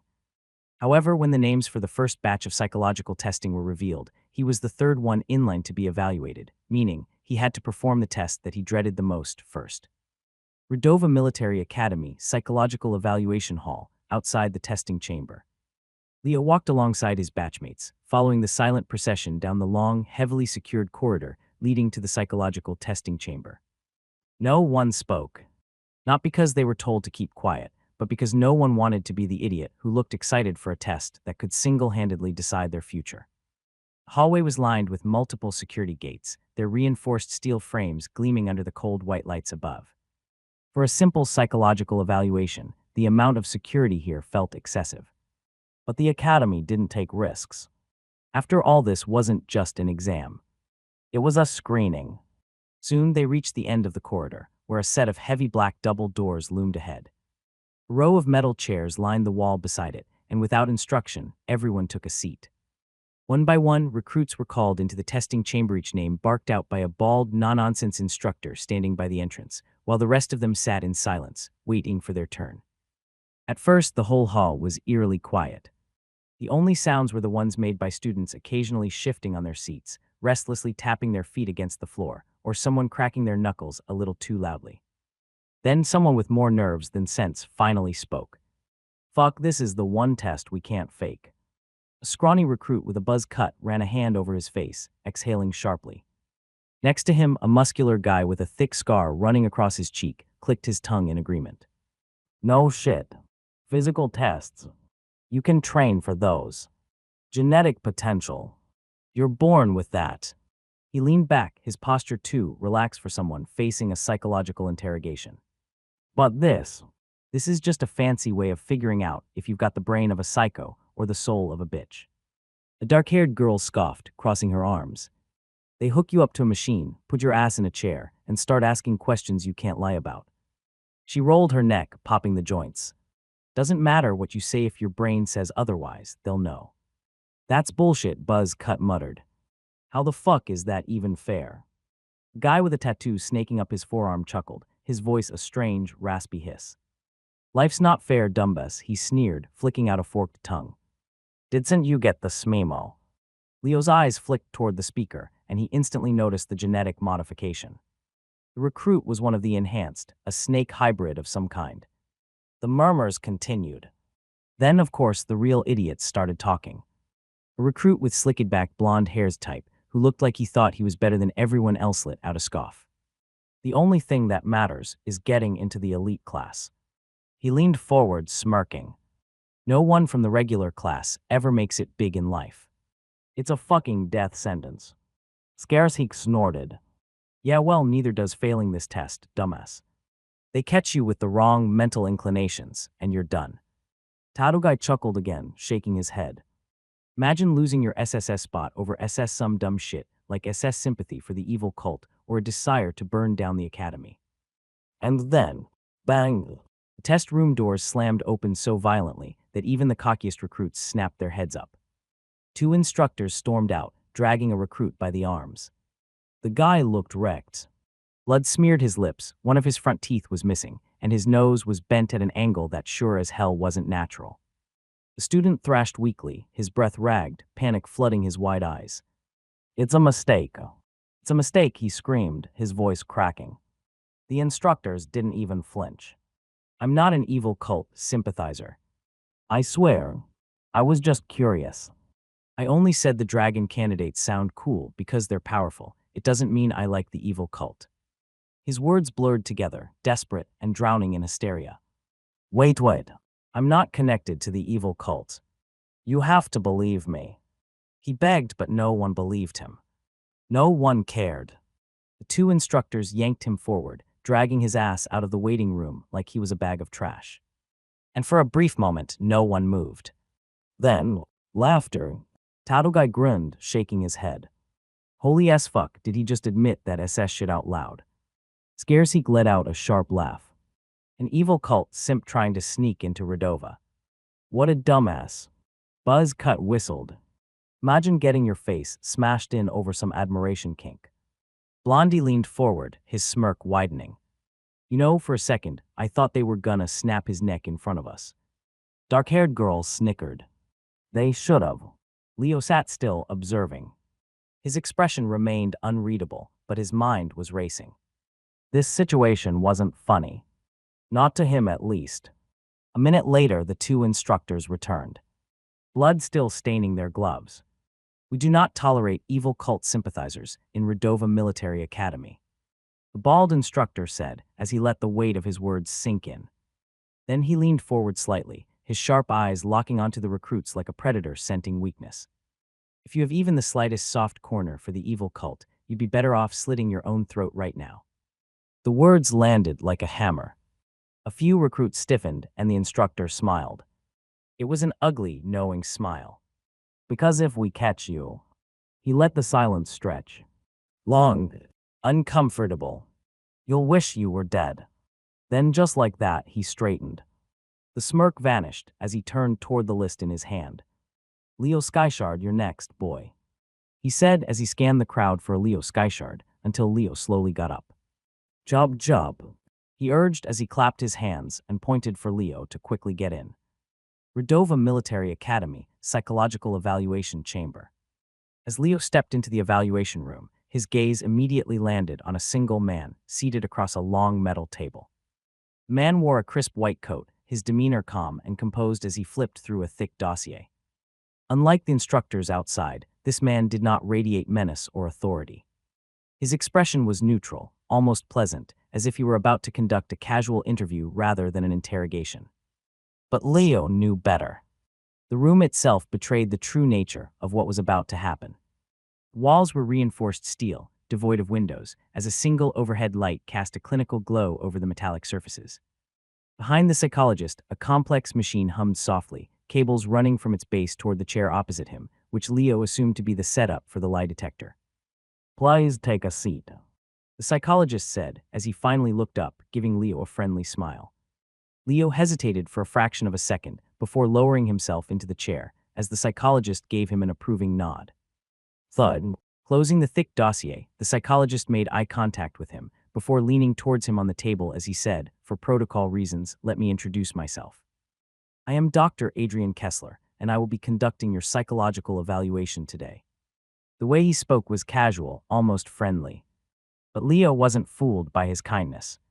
Judging by the state of the previous student who had been dragged out of this room, Leo understood that this was anything but a friendly conversation.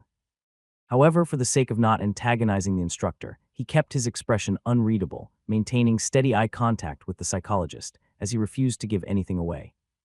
For a few moments, neither spoke. Then the psychologist leaned back in his chair and exhaled as if feeling amused. Sabrina, administer the truth serum and patch him up to the machine. Use a higher Dosagethis 1 has a strong brain. At his signal, an assistant entered the room, moving with practiced ease. A tray of medical supplies rested in her hands, the faint clink of glass vials breaking the silence. She barely spared Leo a glance as she approached. Right arm, she said flatly. Leo complied, rolling up his sleeve as she swiped a cold antiseptic wipe over his skin. Meanwhile, the psychologist kept talking. Curious to know why I flagged you as having a strong brain, he asked in an amused tone as Leo arched an eyebrow.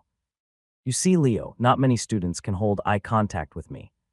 Especially not when I have my aura skill, intimidation, active.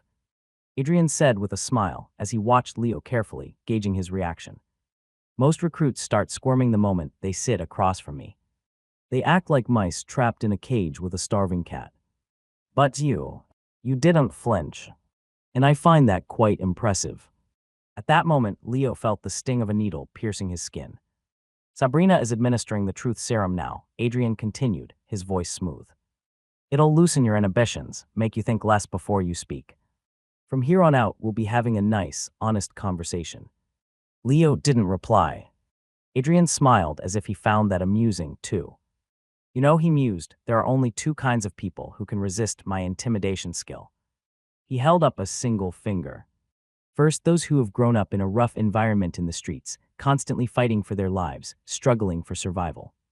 People like that eat intimidation for breakfast, lunch, and dinner. They don't scare easy. Then he lifted a second finger. And second, those born into noble houses, raised around high-level warriors who leak intimidation aura all the time. They grow up immune to it. He tilted his head slightly, his sharp gaze locked onto Leo's. So which one is it? Street rat or noble?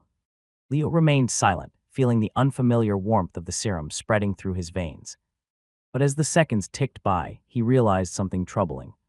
His mind was starting to feel hazy. A strange fog settled over his thoughts, dulling the sharpness of his awareness. His vision blurred at the edges, and a faint ringing buzzed at the back of his skull. I asked you a question, Leo. Dr. Adrian's voice cut through the haze, calm yet expectant. His expression remained perfectly composed, but there was a certain sharpness in his gaze. Which one is it? 1 or 2? Leo stared at him, but no response came. The doctor sighed, tapping his fingers against the metal table. Sabrina, what was the dose? 0.75. The assistant shook her head. 0.9. Adrian blinked, then let out an amused chuckle. 0.9, and he's still holding on. That's rare. He leaned back slightly, a smirk playing at his lips. All right. Administer an additional 0.3 ml of hallucination serum. Let's see how much of that willpower survives when reality stops making sense. Sabrina didn't hesitate. Another sharp prick. Another injection. And then, the world shattered. Leo's breath hitched as the colors around him twisted, bleeding into one another in unnatural ways. The walls seemed to pulse. The table in front of him stretched and shrank in uneven waves. His vision tripled as he began to see 3 doctors, 3 assistants, all moving at different speeds. A low hum filled his ears, rising and falling like distant whispers. It felt like his mind was floating, detached from his body. Yet somehow deep beneath all of it, a part of him remained aware. Despite the drugs invading his system, he wasn't babbling nonsense. His mind was fractured but not lost. But they didn't know that. If I don't act like the drugs are working, they'll pump me with more. Realizing this, Leo let his head loll to the side slightly, his eyelids drooping. He let his shoulders relax, his fingers twitching slightly as if struggling to focus. A perfect act. Adrian watched him closely, waiting for the serum to take full effect. Then, after a few seconds, he spoke again. So which one is it?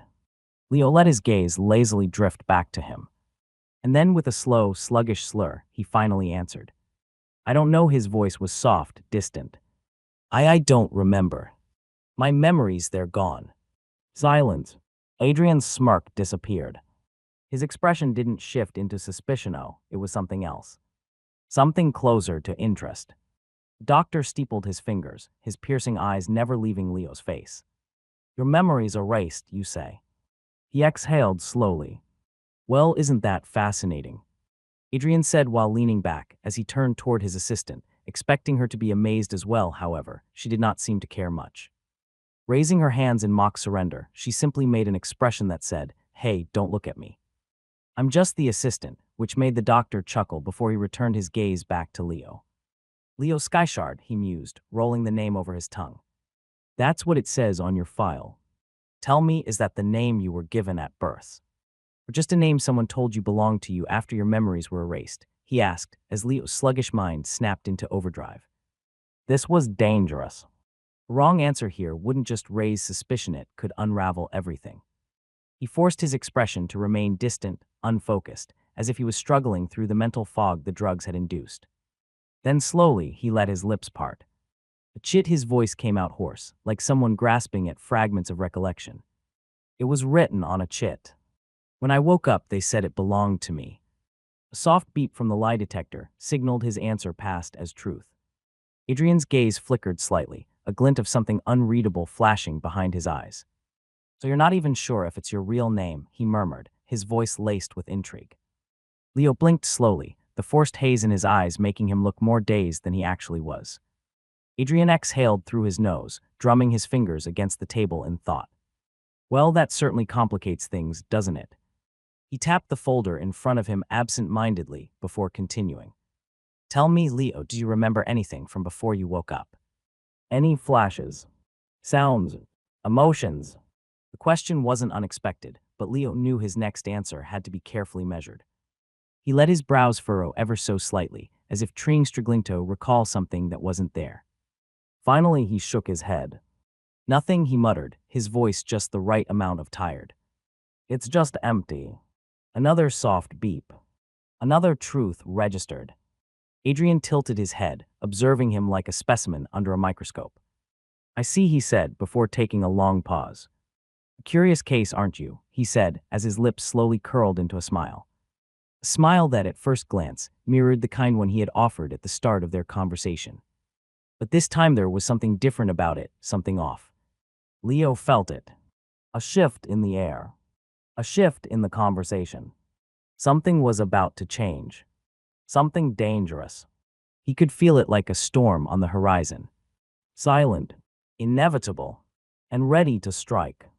Sabrina, bring me a blank sheet of paper and a pen, Adrian mused, his fingers drumming lazily against the cold metal table as he maintained unbroken eye contact with Leo. Without hesitation, Sabrina moved. Within seconds, she placed a crisp white sheet and a pen before the doctor, who immediately set to work.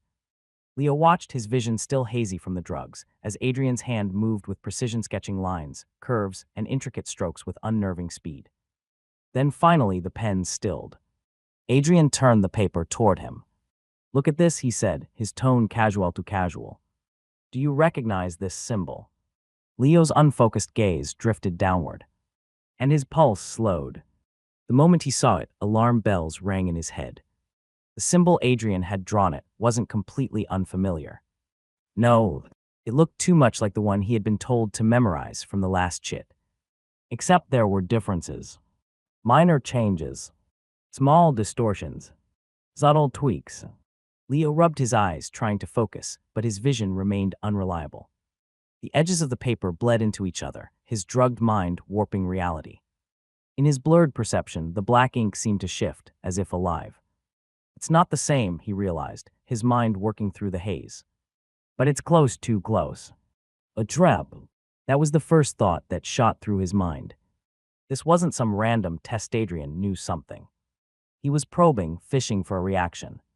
If Leo claimed not to recognize it at all, would that be suspicious?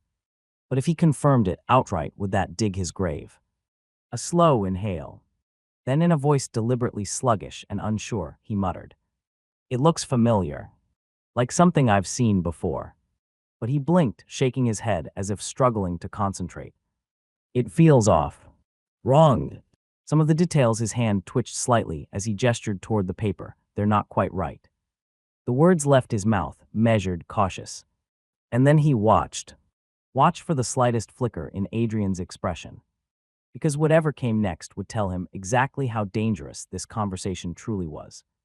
"Off? How so? Can you point out to me what you think is off here?" Adrian asked, his expression expectant, as he turned the paper slightly toward Leo. Leo's fingers twitched involuntarily at the question. His drugged mind was sluggish, but his instincts screamed at him to tread carefully. He couldn't outright claim ignorance, for that would be too suspicious. However, he also knew that confirming too much might also dig his own grave. Hence, he decided to tread carefully. Leaning forward, he squinted at the paper, as if trying to focus through the haze. His words coming slow and slurred, just enough to sell the act. "There should be 3 pointed extensions at the bottom," he murmured, his hand lifting shakily to gesture. "Not 2. And the crown at the top," his finger drifted upward, "should have 1 spire, not 3. He blinked sluggishly, his vision warping the ink on the page. Yeah, it's close, but it's not right." For a long moment, Adrian simply stared at him. Then finally his lips curled into a knowing smirk. "A genuine Mew clan spawn," he murmured, leaning back in satisfaction. "That explains a lot." Sabrina's head snapped toward him, her expression turning sharp. "Mew?" she echoed, disbelief laced in her voice. "He's a descendant of one of the Big Six," she asked, glancing at Leo again as if reevaluating him entirely. "How can you say for sure?" At that, Adrian let out a low chuckle, shaking his head in amusement. "Look at you," he teased, clicking his tongue. "The moment you hear the word Mew, you suddenly want to gobble him up." He teased, his smirk widening. "What happened to all that indifference from 5 minutes ago, him?" Sabrina shot him a dirty glare. "Shut up," she muttered, but her curiosity was already piqued. Adrian raised his hands in mock surrender before shifting his focus back to her, now explaining his deduction directly. "That symbol he innately remembers." Adrian tapped the paper again. "It's the mark of the Mew clan." He began as Sabrina furrowed her brow. "So what?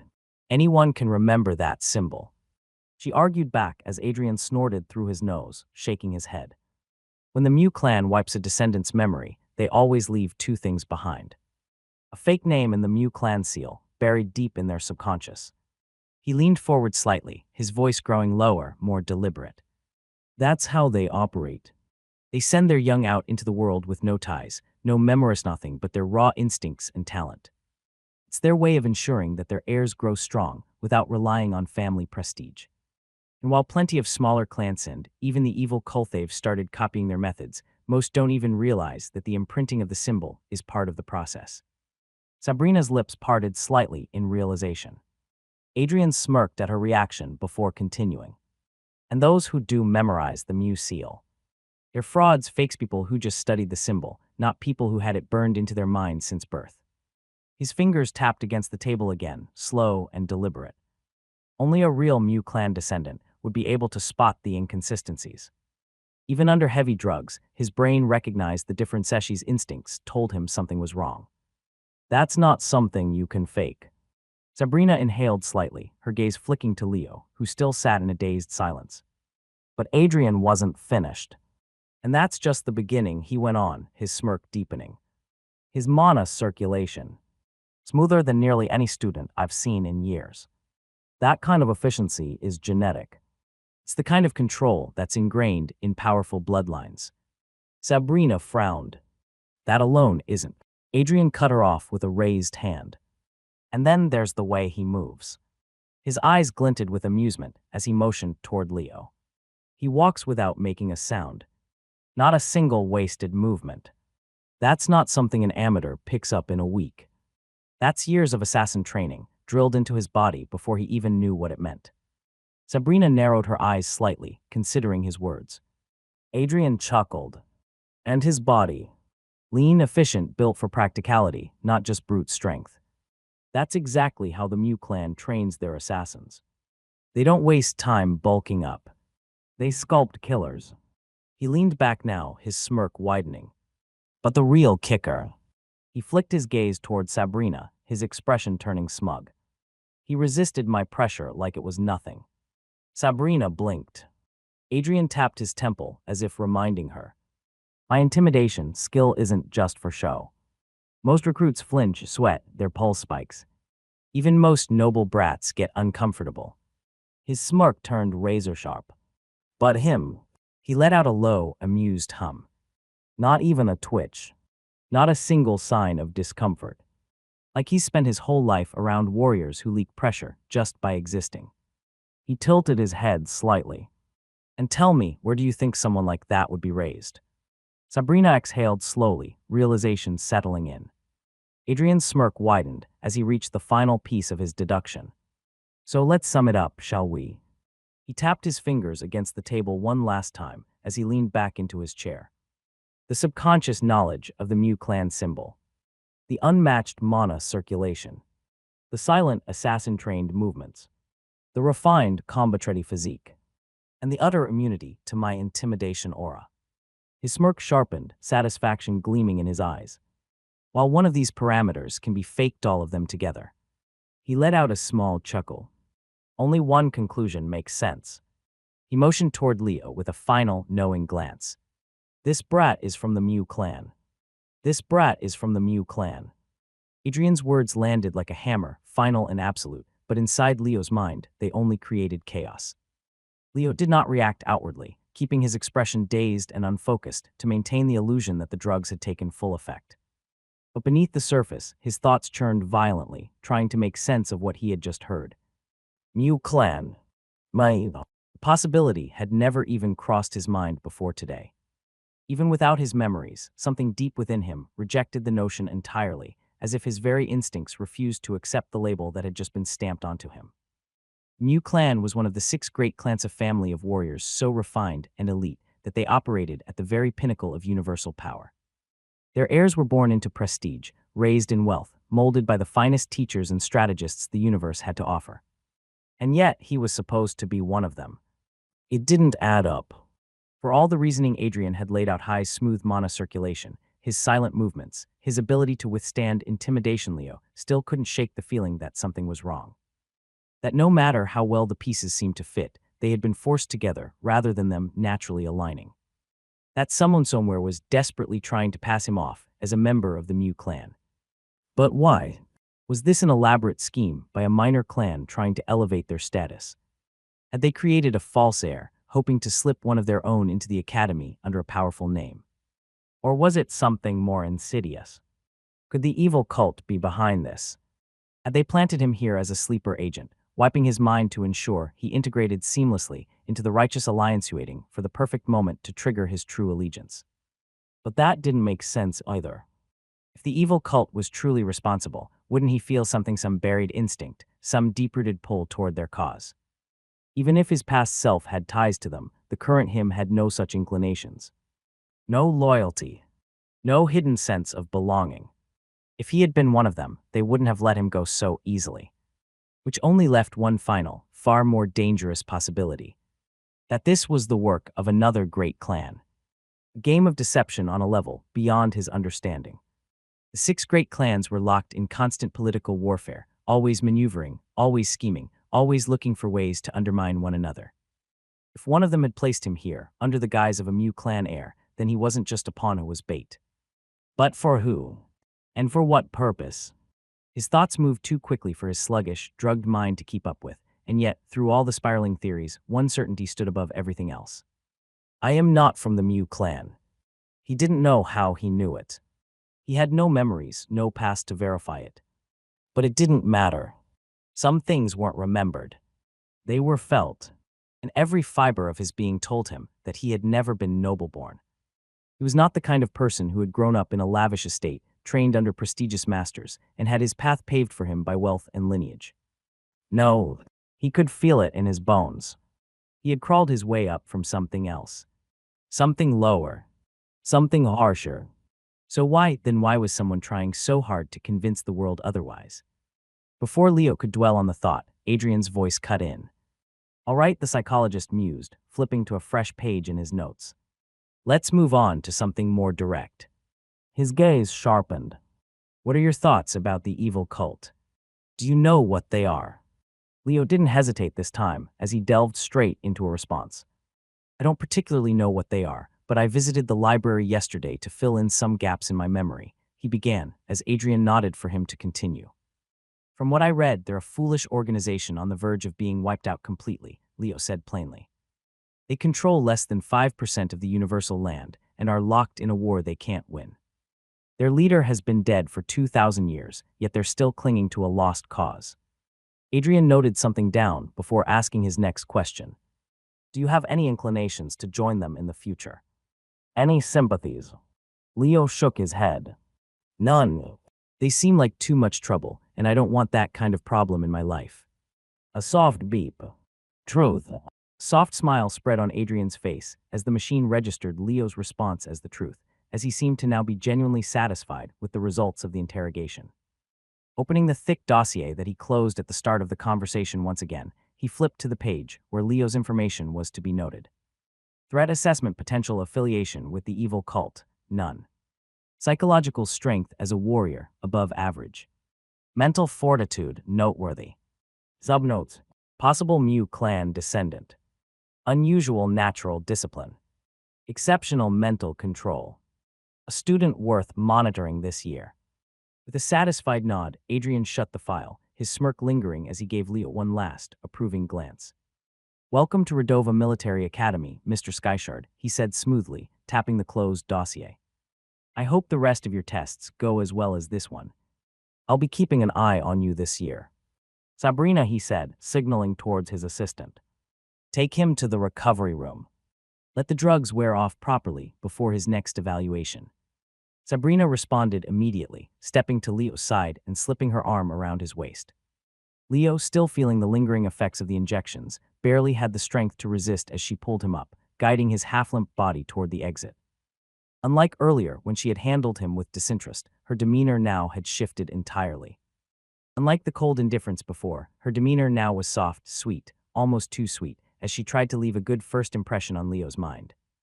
Deliberately leaning in, she let her warm breath brush against his nose, as she exhaled a little forcefully to make sure her floral scent lingered in his nose. She was trying to seduce him. Trying to leave a positive impression, however, unfortunately for her, Leo did not give a rat's ass about her pathetic attempts.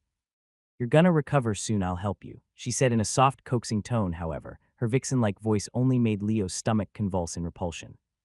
Leo's mind was still sluggish, but not enough to miss what was happening. This bitch was a gold digger. She had heard Adrian's assessment. She had heard the words Mew Clan. And Nonosh had suddenly decided that he was worth being helpful to. A fact that made Leo immediately hate her guts. It seemed like his newfound status came with more than just attention. It came with shifts in people's attitude. But he had no intention of leaning into this newfound status. Not yet. Being mistaken for a noble had its benefits, but it also came with scrutiny. And right now, scrutiny was the last thing he needed. Until he figured out who he really was, Leo knew that it was best to stay in the shadows. Redova Military Academy Recovery Room, Post-Psychological Evaluation.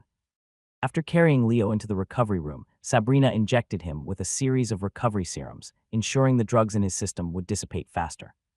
Her touch was practiced, efficient, yet there was a hesitation in the way she lingered, her eyes scanning his face one last time before she finally turned on her heel and exited the room. The door sealed shut behind her with a soft click, as only then did Leo allow himself to exhale, releasing the tension he hadn't realized he was holding. The psychological test was over, and it seemed like he had passed without raising any red flags. It had been the most dangerous evaluation yet, where a single misplaced word, one slight slip in control, could have meant the difference between safety and exposure. Yet despite the heavy drugging, despite the warped vision and floating sensations, something within him had remained steady. His body had been compromised, his senses dulled, but his mind's conscious reasoning had stayed intact. That alone had ensured his survival. Pressing a hand to his forehead, Leo recalled how, even when the world around him had twisted and blurred, he had never fully lost control. His instincts had taken over, shaping his words with precision, ensuring each response was subtle enough to avoid scrutiny, yet deliberate enough to not arouse doubt. It was as if his mind had an inbuilt failsafe, something deeply ingrained that kept him stable, even when everything else was stripped away. A normal person would have crumbled under that level of drugging, he mused. So why didn't I? Another question. Another anomaly. Another unsettling piece in the ever-growing puzzle of his existence. But there was no time to dwell on it. An hour passed in the blink of an eye.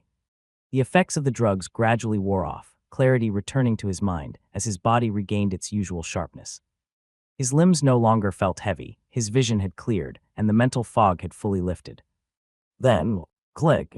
The door to the recovery room swung open. Time for the physical test, cadet. Line up. An instructor stood at the threshold, his tone curt, leaving no room for hesitation. As without a word, Leo rose to his feet, stepping out into the hallway where the rest of his batch had already gathered. The time for rest was over. The next test was about to begin. Redova Military Academy, Department of Physical Monitoring, Pre-Test Preparation. Leo had no idea how Redova intended to conduct its physical aptitude tests. He had assumed it would be something traditional, like running a brutal marathon to test endurance, a weightlifting challenge to measure strength, or even a sparring match to gauge reflexes. However, he couldn't have been more wrong in his assumption, with his mistake becoming evident the moment he stepped into the Department of Physical Monitoring, as he was reminded of the fact that Redova was a top-2 military academy. The testing facility didn't resemble a training hall at all. Instead, it looked more like a high-tech medical research center, its interior sleek and clinical. The walls were pristine, lined with embedded diagnostic scanners that blinked with soft, rhythmic pulses. Rows of biochamber seats inscribed with glowing runes stood in precise formation, while the only people moving around were academy personnel dressed in crisp white coats. The air carried a faint hum, a symphony of whirring machines and automated systems running in perfect sync, and even the floors gleamed, polished to perfection, as if they had never seen a speck of dust. A group of recruits, all part of his batch, stood near the entrance, their expressions mirroring his own confusion. Skyshard Leo. A voice called his name, snapping him from his thoughts. Turning, Leo spotted an assistant in a fitted white uniform, a data slate in her hands. She barely glanced up before gesturing to him to join her in a separate preparation area. Strip to your underwear. Stand in the scanning zone, she instructed, still absorbed in the data on her slate. Leo hesitated briefly. Stripping in front of a woman wasn't exactly something he had anticipated doing today, but there wasn't much choice in the matter. He wasn't ashamed of his body. He had seen himself in the mirror while getting ready this morning, and he knew he was in good shape. However, stripping in front of an unknown woman still felt embarrassing to him, as his cheeks flushed a slight tint of red while undressing. As he pulled his shirt over his head and stepped out of his boots and pants, he caught the assistant glancing at him, her gaze sweeping over his frame with a quick, practiced assessment.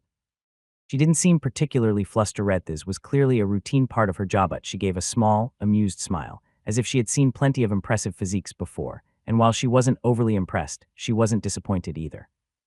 Leo was lean, with a well-toned body that looked like it was built for agility rather than raw strength. He had almost no fat on him, his skin gripping his muscles tightly, as he looked like he had honed his body through years of training that not even he remembered.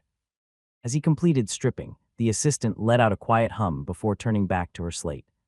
"Step into the scanning zone," she instructed as Leo complied, moving onto a circular platform where a thin red laser immediately began scanning his body from head to toe. Soft hum resonated through the air as holographic measurements flickered into existence on a nearby monitor, as height, weight, muscle density, joint flexibility, arm reach, and even mana distribution were noted. Within seconds, the scan was complete. But before Leo could step down, the assistant approached him again this time, holding a small container filled with a shimmering blue gel. "Hold still," she said, dipping her fingers into the gel before running her hands over his skin. Leo stiffened slightly at the unexpected sensation. Gel was cool to the touch, but as soon as it made contact with his body, he felt an odd warmth spreading through his muscles, like tiny currents of mana were seeping into his skin. Technically, at other stations, students were instructed to apply the gel themselves. It was a simple process only to ensure proper conductivity for the tests. But here, the assistant took her time. Her hands moved with practiced ease, methodically spreading the cool gel across his arms, shoulders, and back before trailing down to his chest, an abdomen ensuring it was properly applied. Leo stole a glance at her, catching the faintest trace of a smile tugging at the corners of her lips. And in that moment, he realized she wasn't just doing her job. While she wasn't being particularly inappropriate, nor was she making any obvious advances, there was something about the way she worked, how her fingers lingered just a fraction longer than necessary, and how she smoothed over the same areas with a touch too much precision that made it clear. She was indulging herself. A harmless appreciation.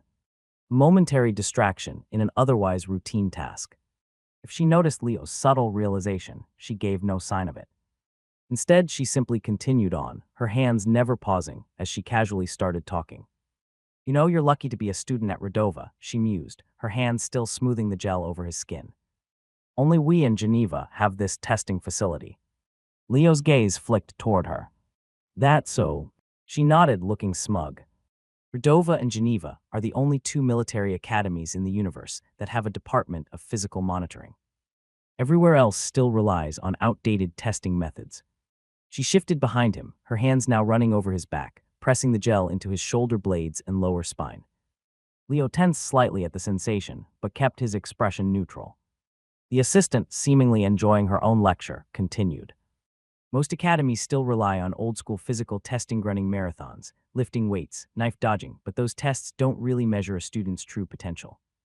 They measure a mix of physical condition and mental resilience, which makes them inaccurate." She tapped his lower back lightly, signaling for him to turn around so she could finish applying the gel to his chest. Leo turned, his eyes narrowing slightly. "Inaccurate? How?" he asked as the assistant chuckled. "Inaccurate indeed, for those tests don't measure your raw physical potential, they measure your mindset, willpower, and adrenaline-based responses, mixed in with physical stats." She replied, her hands now sliding down to Leo's forearms as she massaged the gel into his skin. "Take endurance running, for example," she continued. "If a student is told to run a marathon, it doesn't just test their stamina, it also tests their willpower. If that same student were running for their life, they'd go twice as far before collapsing. Meaning, in a traditional test, you aren't just measuring endurance, you're measuring a mental factor, too." She tapped her temple. "Same goes for lifting weights. A person's maximum strength output in a battle scenario, where adrenaline is high and survival instincts are kicking in, is completely different from what they can lift under normal conditions." Leo processed her words, and despite his doubts, he had to admit it made sense. Traditional physical testing couldn't separate mental pressure from raw physical performance. And because of that, the results were always bound to be flawed. The assistant gestured toward the glowing test chambers. "That's where Redova is different." Her smirk widened slightly, as if she was proud of what she was about to say. "The biochambers in this facility don't just record how strong you are. They measure the very limits of your physiology. Redova Military Academy Department of Physical Monitoring, Biochamber Entry. Leo stepped off the scanning platform as the assistant gestured toward a towering, capsule-like structure built into the far wall of the testing facility. It stood nearly 10 feet tall, its surface sleek and reinforced with intricate runic inscriptions glowing faintly in rhythmic pulses. Transparent at the front, its interior was dimly lit with a single seat positioned in the center, surrounded by countless needle-thin tubes and embedded sensor pads. A biochamber. All right, you're prepped, the assistant said, flicking through her data slate. Time to step inside. Leo cast the chamber a wary glance. It looked more like a containment unit than a testing device. Remind me again what this does, he asked as he approached. The assistant smirked. Measures every physical attribute you have down to the cellular level. Leo gave her a look. And I just sit there. She chuckled, gesturing toward the open chamber door. Oh, you'll do a lot more than sit, handsome. But you'll see soon enough. Not reassuring. Still with little choice, Leo stepped forward, placing one foot inside the pod, followed by another. As a pressurized seal activated, the transparent door sliding shut behind him. Almost instantly, the temperature inside the chamber dropped, cool air flooding in as countless invisible sensors came to life. A mechanical voice echoed from within the chamber. Vital scan commencing.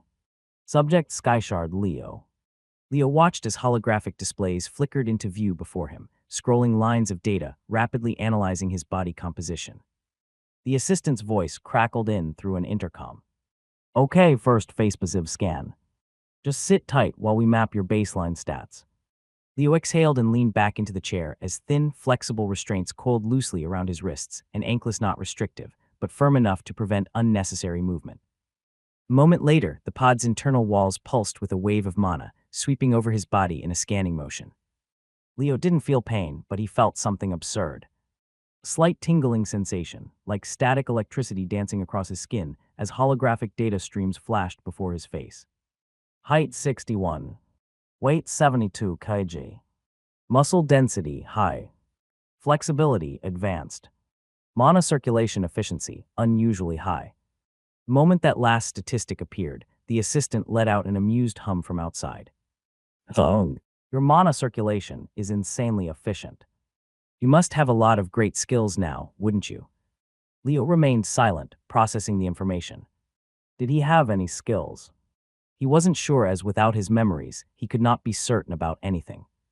He did know that he did possess a strange ability to fight with the world around him. Being in slow motion, however, he did not know how to activate that skill on command.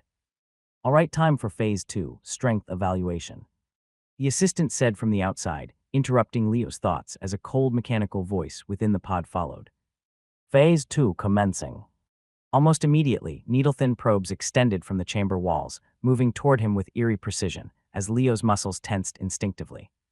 Then, prick. 100 microscopic needles simultaneously pressed into his arms, shoulders, legs, and core-embedding themselves just beneath his skin, latching onto his muscle fibers like some sort of intricate web. Leo's breath hitched. The sensation was strange. Not painful, but unnerving. It felt as if thousands of invisible threads were burrowing into his body, mapping out every individual muscle strand, as outside the chamber, the assistant monitored the data feed. All right, Leo. Don't move. These probes are measuring your exact muscle density and fiber composition. She instructed as Leo exhaled, forcing himself to stay still as the process continued. A moment later, the chamber's internal display began rapidly processing the data. Strength potential, 3,210 kgf. Muscle density, high. Fiber type ratio, 23% slow twitch, 77% fast twitch. The assistant hummed in approval. Only above average raw strength, but she trailed off, tapping her data slate. Then, oh damn. Leo frowned. What? The assistant let out a low whistle. Your muscle composition is weird. Most people have a fairly balanced mix of slow twitch and fast twitch muscle fibers. But 77% fast twitch. That's absurd. Leo processed the information. Fast twitch fibers were responsible for speed and explosive power, rather than pure endurance or sustained strength. Meaning, He wasn't built for long, drawn-out battles of brute force. He was built for instantaneous devastation. The needles suddenly retracted, vanishing into the chamber walls. Then, strength evaluation complete. Proceeding to explosive power test.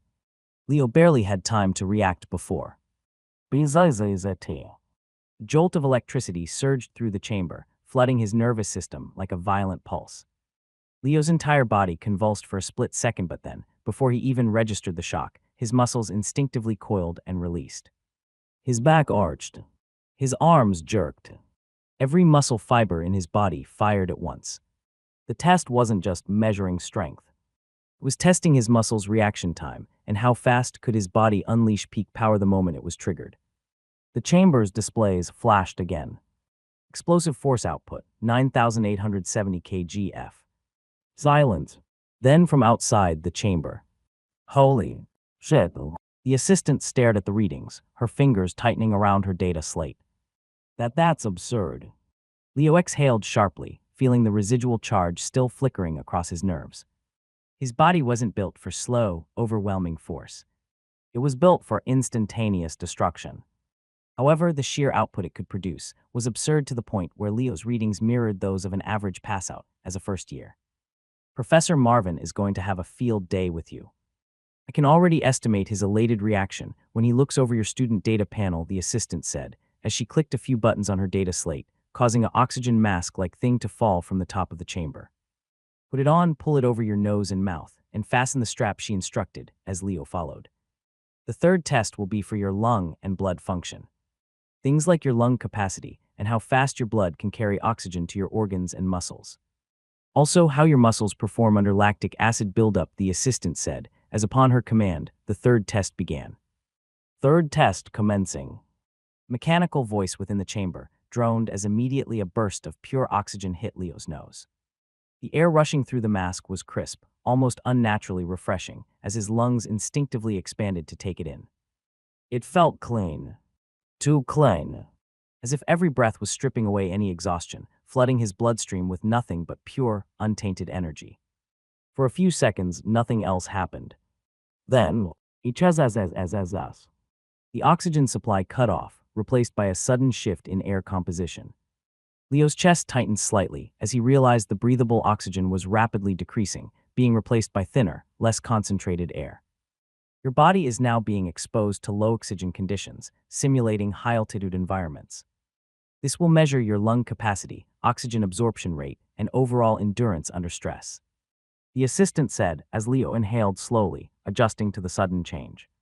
He took deeper, controlled breaths, maximizing the intake with every inhale, minimizing unnecessary exertion, as soon another stream of data flickered to life on the holographic display inside the chamber. Resting oxygen saturation, 99%. Heart rate, 52 BPM. Lung capacity, 8.1 liters. Oxygen absorption efficiency, 34% above standard. A low whistle came from the assistant outside. Damn, your lung capacity is already beyond most first-year recruits. And your oxygen absorption efficiency, that's noteworthy as well. Leo remained silent, focusing on his breathing. Even though the air was thinning further, he didn't feel lightheaded, nor did his body show signs of distress. Then, without warning, a low-voltage shock pulsed through his system, not strong enough to cause pain, but enough to make his muscles react. At the same time, the chamber's air thinned even more. Leo's pulse quickened, his chest tightening as his oxygen demand surged.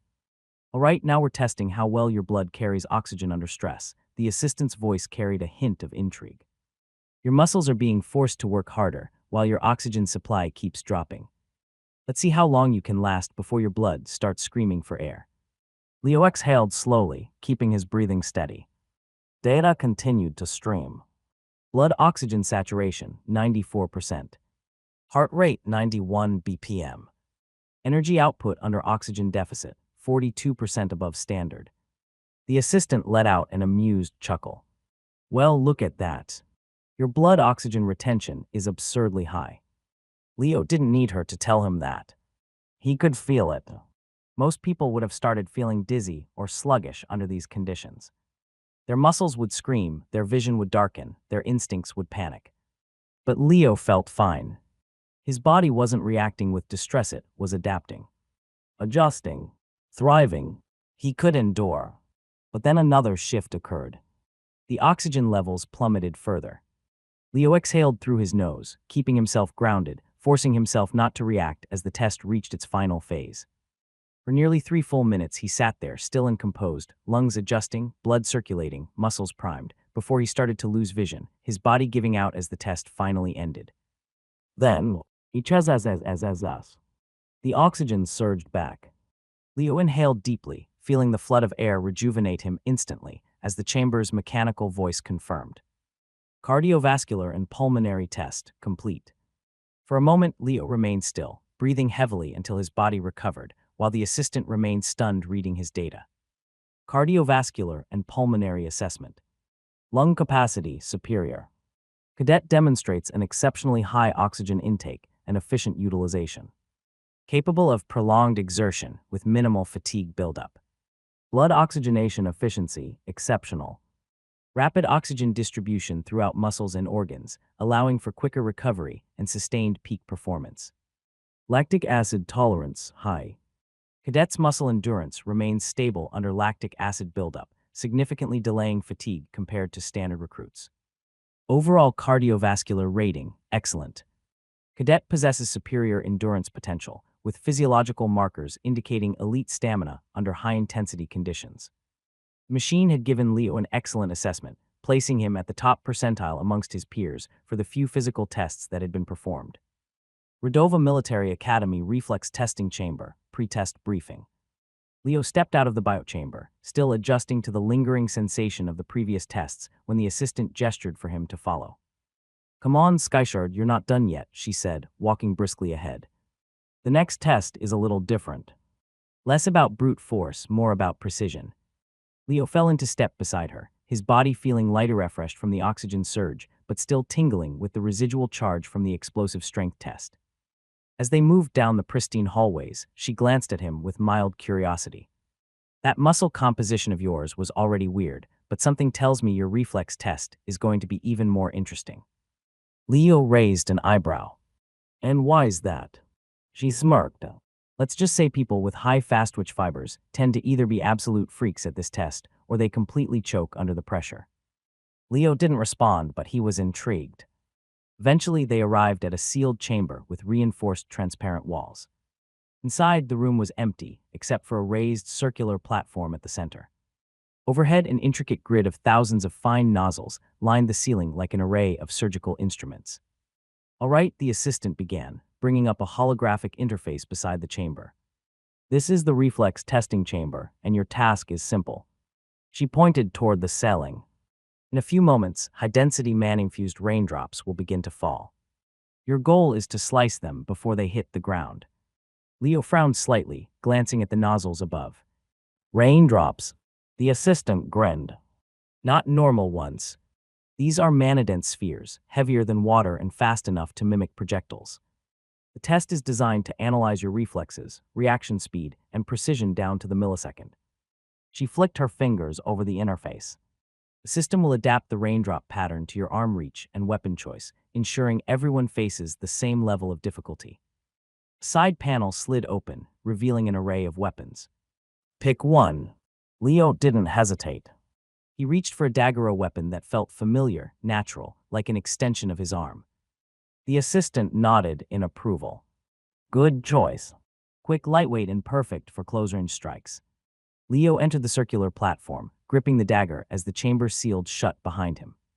A mechanical voice echoed overhead. "Reflex test initiating." The nozzles above shifted, realigning based on Leo's height, reach, and stance.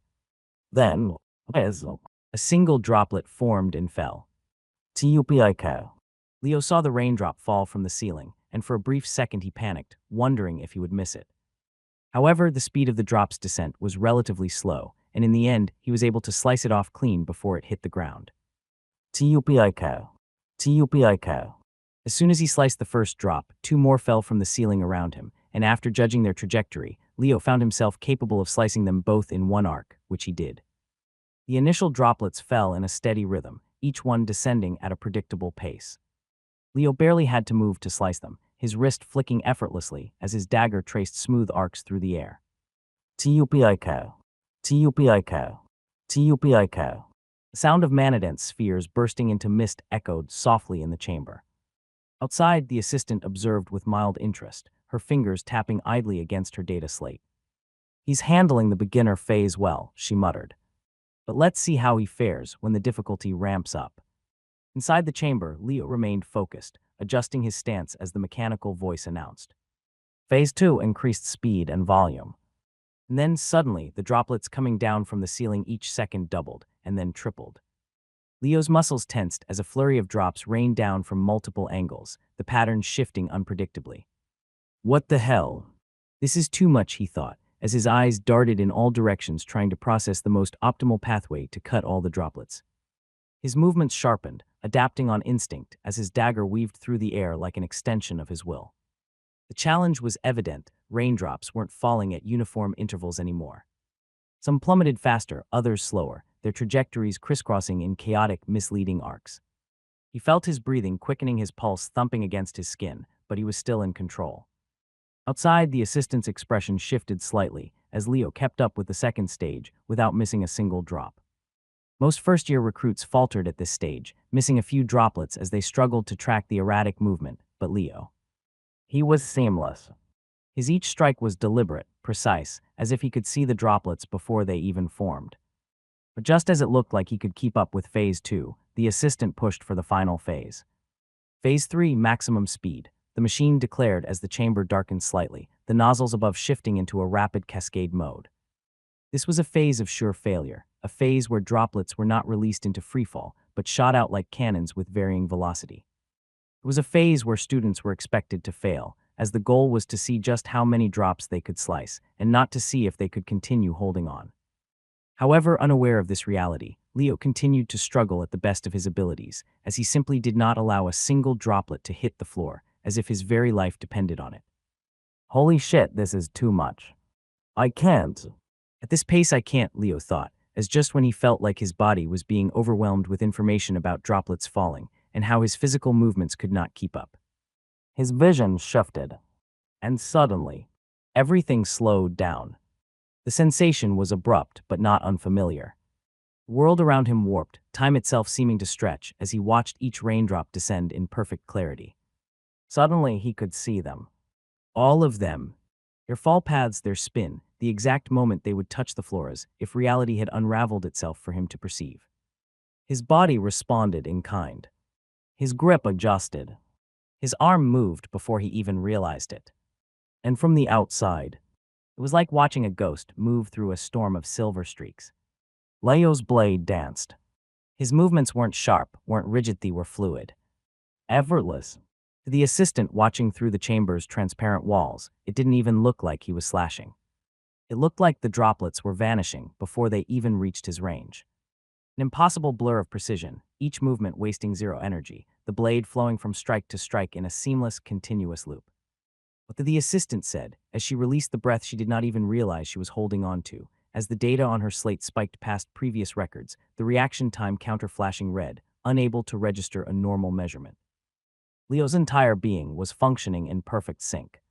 His eyes, his muscles, his breathing, it was like his body knew exactly what to do before his mind could even process it. Then, beep, the chamber abruptly powered down. Leo blinked as reality snapped back to normal speed, the world around him seeming too slow for a moment before stabilizing. The mechanical voice confirmed. Reflex test complete. Leo exhaled, lowering his dagger as the chamber door unsealed with a hiss. He felt extremely weak within seconds, as if all strength had suddenly left his body as he began to cough and fall to his knees. Just like the first time when he used this unknown ability, the second time he activated it also left him in shambles, as just activating this ability even for a few seconds seemed to drain him of a considerable amount of his strength.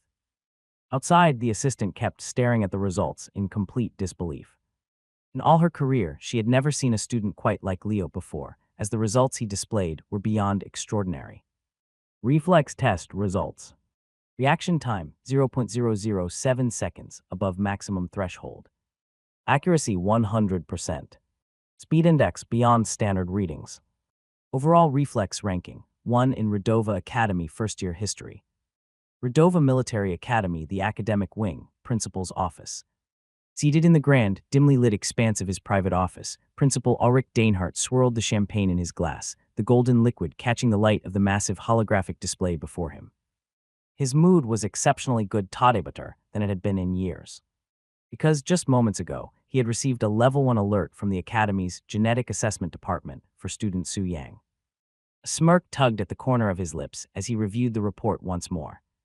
True scion of the Su clan, the boy had been evaluated to possess monarch-level potential classification so rare that even among the 6 great clans, it was spoken of with reverence. In the universe, monarchs were beings with power and influence just a step under gods, and to possess genes capable enough to reach that threshold was a true rarity.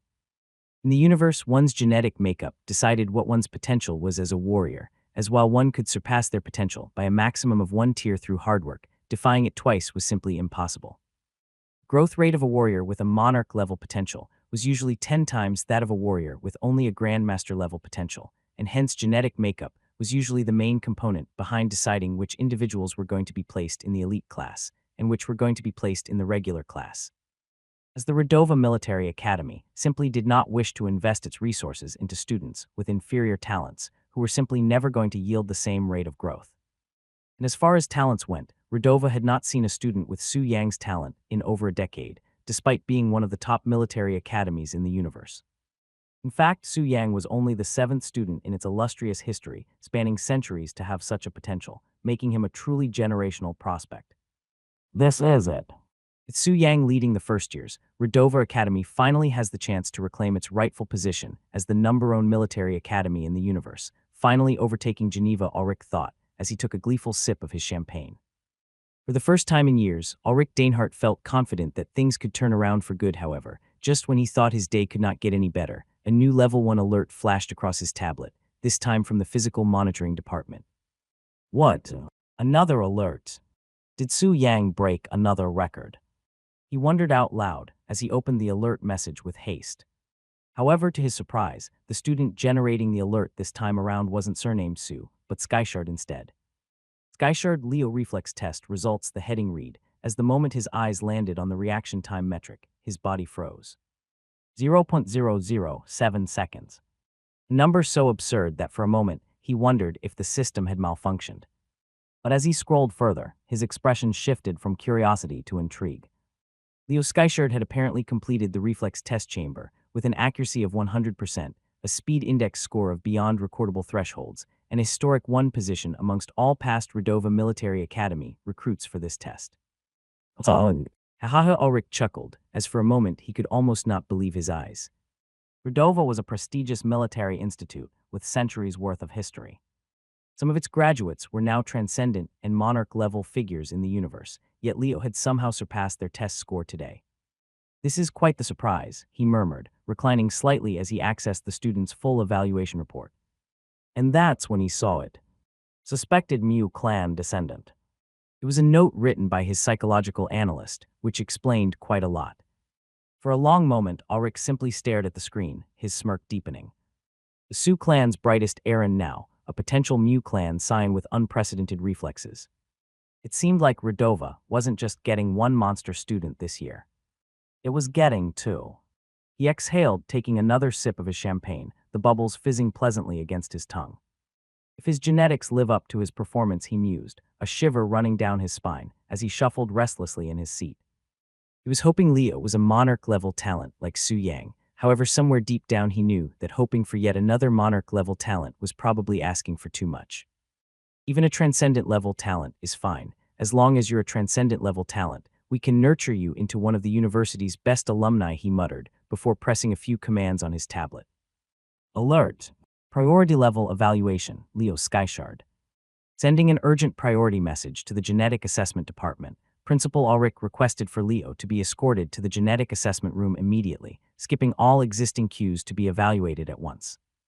At this point, Ulrich no longer cared about the others, as he could not wait to see just how Leo was going to perform in the most important of all initial evaluation tests. Redova Military Academy, the teacher's staff room, Professor David's office. Across the academy, in a smaller, more modest office, Professor David sat before his monitor, his gaze narrowed as he read through the same notification that the principal received. David was the head first-year instructor, in charge of all first-year students, which gave him the same access to their reports as Ulrich, but unlike Principal Ulrich, he was far from pleased by what he saw. His fingers tapped against the desk, a slow, irritated rhythm, as his eyes skimmed the details of the alert through disdain. The alert was generated by another suspected Great Clan descendant. Another so-called prodigy shattering records, as he felt genuinely displeased by its optics. People like him ruin the Academy's balance, he muttered, leaning back in his chair. Individuals like Leo and Su Yang were natural-born geniuses. They were individuals who had never struggled, never fought tooth and nail to climb from nothing. David had seen the pattern of the rise of such individuals in class before. These types of students born into privilege, gifted with superior talent, showered with resources. They suffocated the ordinary cadets. They crushed their morale before the year even began, just by existing, for their superiority was too blatant, too overwhelming for most to compete with. And now, with two of them in the same first-year batch, David felt assured that no one else was even going to try and keep up, dampening the overall morale. No one else will even try to compete, he thought bitterly. They will accept defeat before the race has even started, he concluded before grinding his teeth in anger. How am I supposed to nurture an excellent batch of equally accomplished students when the outcome is already decided? He muttered out loud as he banged his fists on his desk. His frustration ran deeper than just one student's performance. This was the cycle. Great clans weren't just wealthier, their scions weren't just fed elixirs and taught secret arts from birth, giving them a better foundation than the commoners could ever hope for. They were also born with better genes. In a universe ruled by talent and power, they always stood at the top, ensuring that the gap between them and the commonborn remained insurmountable. And the rest? They were left to fight for scraps, struggling against an impossibility, forever outmatched from the moment they were born. And it was this unfortunate reality of the universe that made his blood boil. I'm a retired universal government officer, he thought bitterly. A well-respected major, more experienced and decorated in real wars than that fool Ulrich. Yet because my bloodline was insignificant, because I wasn't born with superior genes, he sits as principal while I'm left overseeing first-year brats. David mused as his lips curled in disdain. Ulrich earned twice his salary, wielded twice the influence, although he was half as competent. To make matters worse, because he earned twice as much, he had more disposable income to spend on his kids and grandkids, and more influence to give them a head start in life, to ensure that David's kids could never catch up. It was an endless cycle. The powerful remained powerful, while the weak stayed weak. No more. David mused, his nails digging into his own skin, as he took a slow breath, making a bold decision. I refuse to partake in this system any longer, he said, his gaze burning with resolve. From this year, things will change. From this year, I will suppress the strong and uplift the weak. Because if no one else is going to level the playing field, then I will do it myself. Redova Military Academy Reflex Testing Chamber, Post-Test Recovery. Leo felt drained as the reflex test ended, his breath coming in ragged, uneven gasps while he knelt on the cold testing floor. Sweat trickled down his back, his entire body trembling from exertion, his muscles hollowed out as if every ounce of strength had been siphoned away. However, this wasn't the first time. This overwhelming fatigue-eth's complete depletion was becoming a recurring pattern. He had felt the same when he first triggered that strange time-slowing ability, for the moment it ended, his body had collapsed under its own weight, leaving him gasping for air like a drowning man. I can't afford this in a real battle, Leo realized, his hands curling into fists against the floor. If I collapse after taking out a few enemies in a real battle, I'll be done for. The urgency burned into him. He had to master this ability and be quick at that. He needed to learn to control it, regulate it, trigger it when needed, and suppress it when not. Because if he did not, it wouldn't be a weapon. It would be a liability. One that could land him in deep waters. Skyjord. A voice suddenly pulled him from his thoughts as the chamber door slid open. The assistant hurried inside, her expression a mix of concern and undisguised excitement as she knelt beside him. You did amazing, she gasped, practically beaming. You just broke the university record for first-year students on your first day. I've never seen a better performance in my life, she rambled, but Leo barely listened. His mind was elsewhere, struggling to stay conscious as black spots flickered across his vision, expanding and contracting like ink bleeding into water. Oh, how silly of me, you must be exhausted. Here, drink this, the assistant urged, pressing a small glass vial into his palm. Leo glanced at the vial, the liquid inside glistening with a faint golden hue.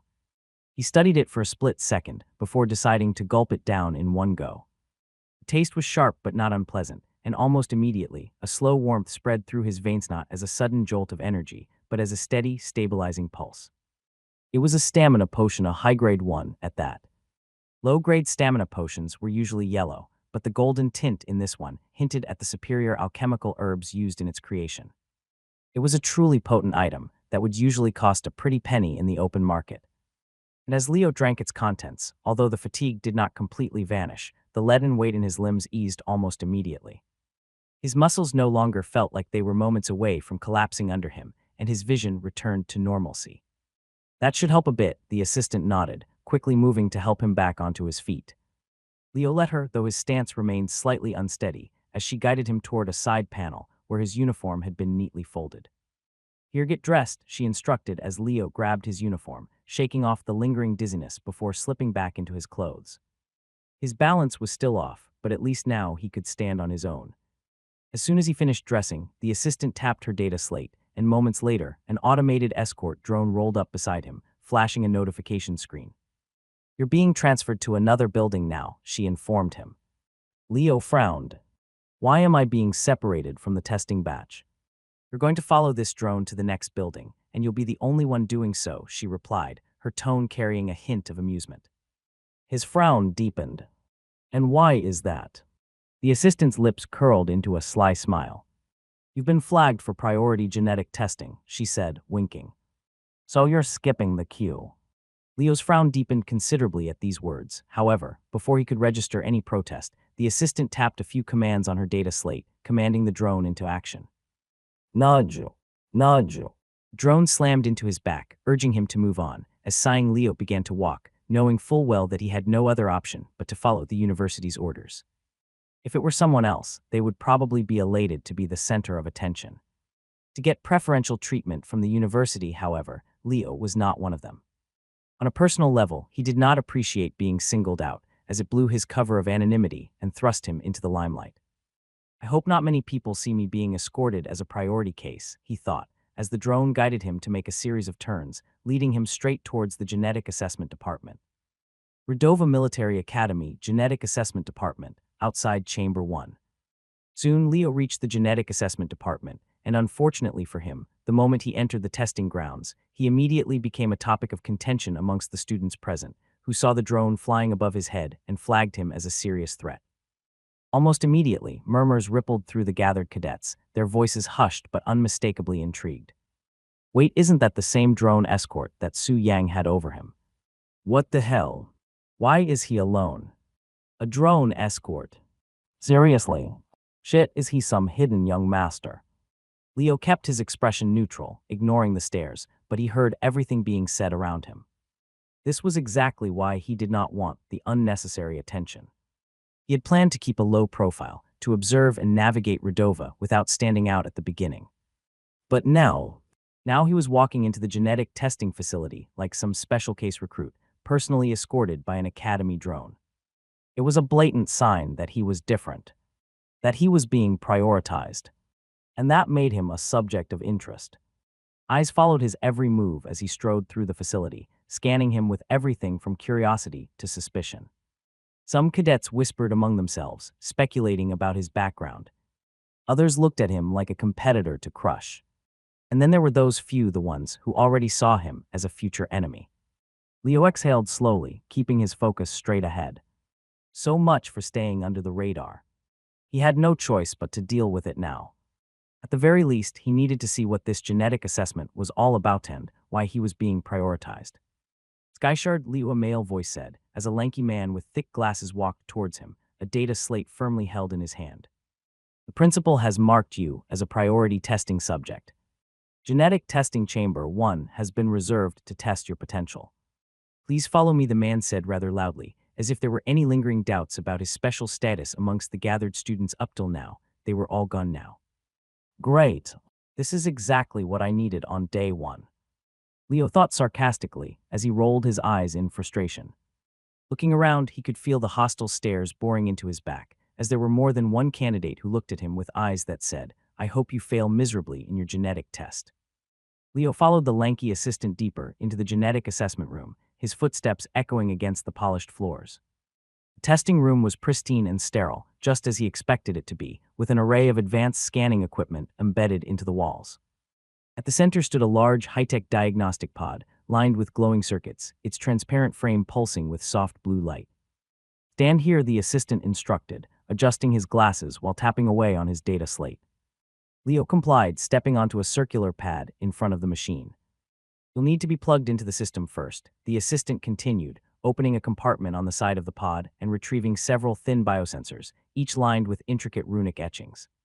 He moved methodically, attaching the sensors to Leo's temples, wrists, and chest as the machine began humming with activation. Leo glanced at the various displays flickering around him, filled with genetic diagrams and complex symbols. "So what exactly does this test measure?" he asked, keeping his voice neutral. The assistant adjusted his glasses, raising a brow. "You don't know? Well, I suppose that makes sense. Most recruits don't understand the full importance of genetic testing." He smirked slightly before tapping a few more commands into the system. "All right then, let me explain. There are 5 classifications for genetic potential," the assistant began, his tone shifting into a practiced explanation as he finalized the machine's calibration. "First, at the lowest level, we have the Adeptier Awakening. This means that while the person can train as a warrior, their genetic potential is fundamentally limited. No matter how much they push themselves, they will never reach the heights of true powerhouses." Leo absorbed the information silently as the assistant continued. "Depth-level warriors can, at best, reach the Grandmaster realm of power with extreme effort, but they will never go beyond that. However, to compensate for this flaw, the Academy offers such students a chance at genetic augmentation, a process where their DNA is fused with animal or beast DNA to artificially boost their physical capabilities." The assistant shrugged, pushing his glasses up his nose. "Of course, doing that caps their potential at Grandmaster, but at least it makes the journey easier." Leo frowned slightly. "So they'll never surpass Grandmaster, no matter what?" "Correct," the assistant nodded. "They're better suited for roles like lieutenants in the Universal Army, but they won't ever make it to top management." The machine emitted a soft pulse, signaling that Leo's biometrics had been fully linked to the system. "Now moving up Grandmaster to your awakening," the assistant continued. "This is the most common classification. In fact, 99 out of 100 cadets at Redova fall into this category. These students have good growth potential and, with dedication, can advance far in the military." He glanced at Leo. "Grandmaster Deer warriors are considered top talents in small and medium-sized factions.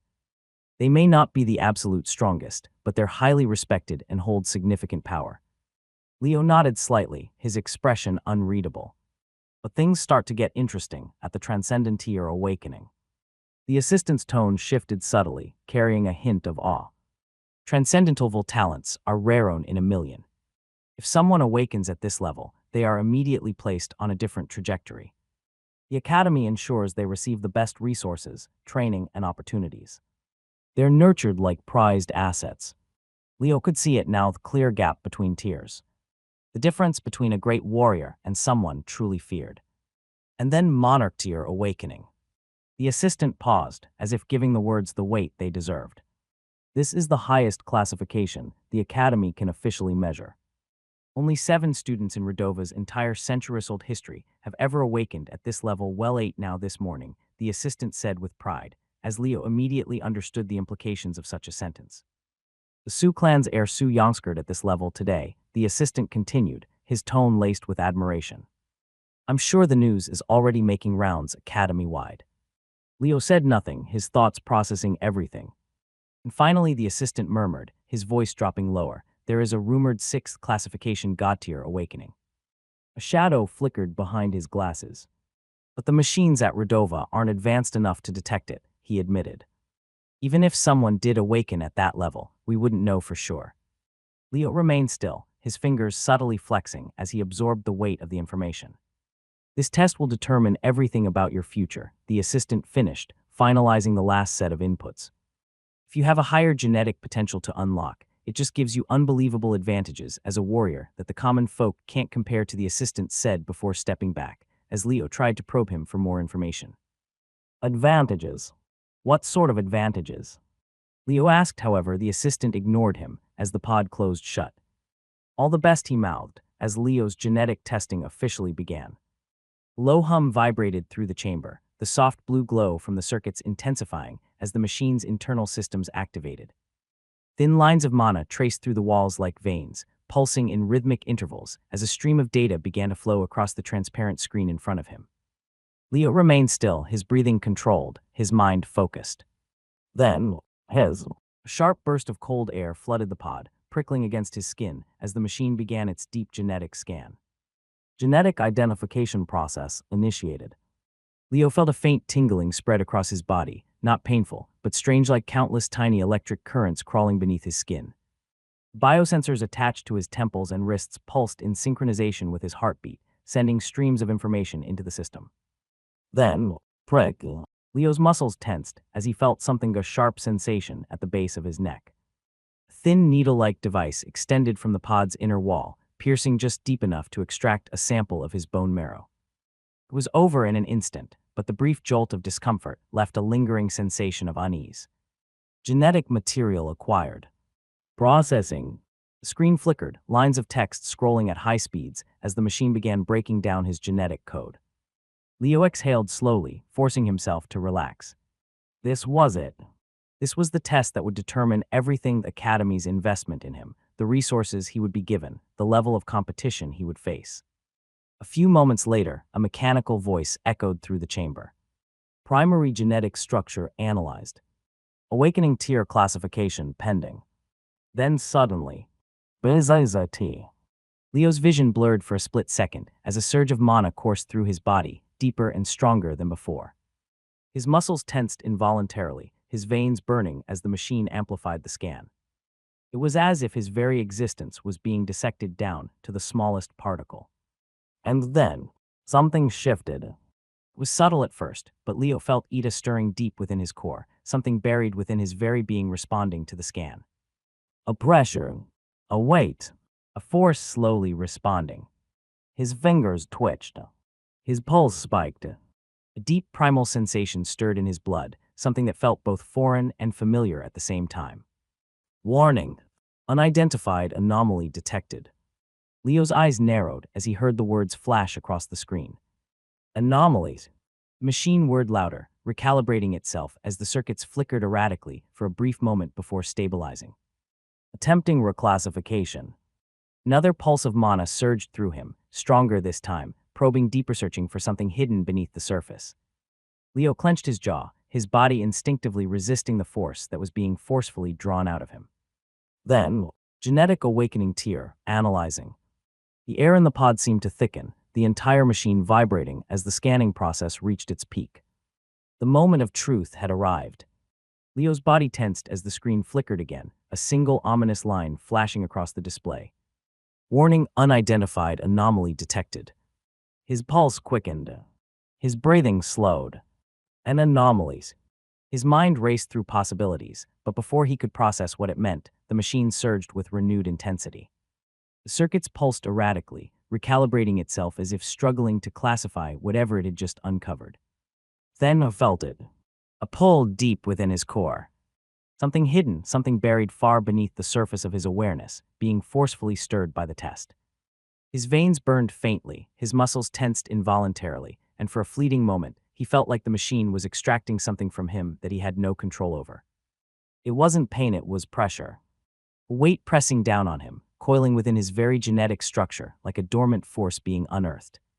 Attempting reclassification. The pod hummed louder, the mana within it surging. Leo clenched his jaw as another pulse of energy coursed through his body, stronger than before, like an unseen hand prying apart his very existence, peeling away the layers of his genetic code in search of something undeniable, before stopping abruptly as a result appeared on the screen before him. Genetic awakening tier, monarch level. A brief, eerie stillness filled the room as Leo studied the words before him with wide eyes.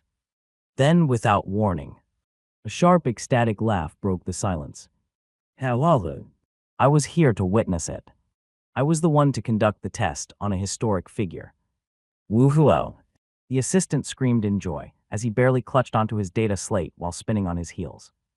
Still laughing to himself, he staggered back, shaking his head in pure disbelief.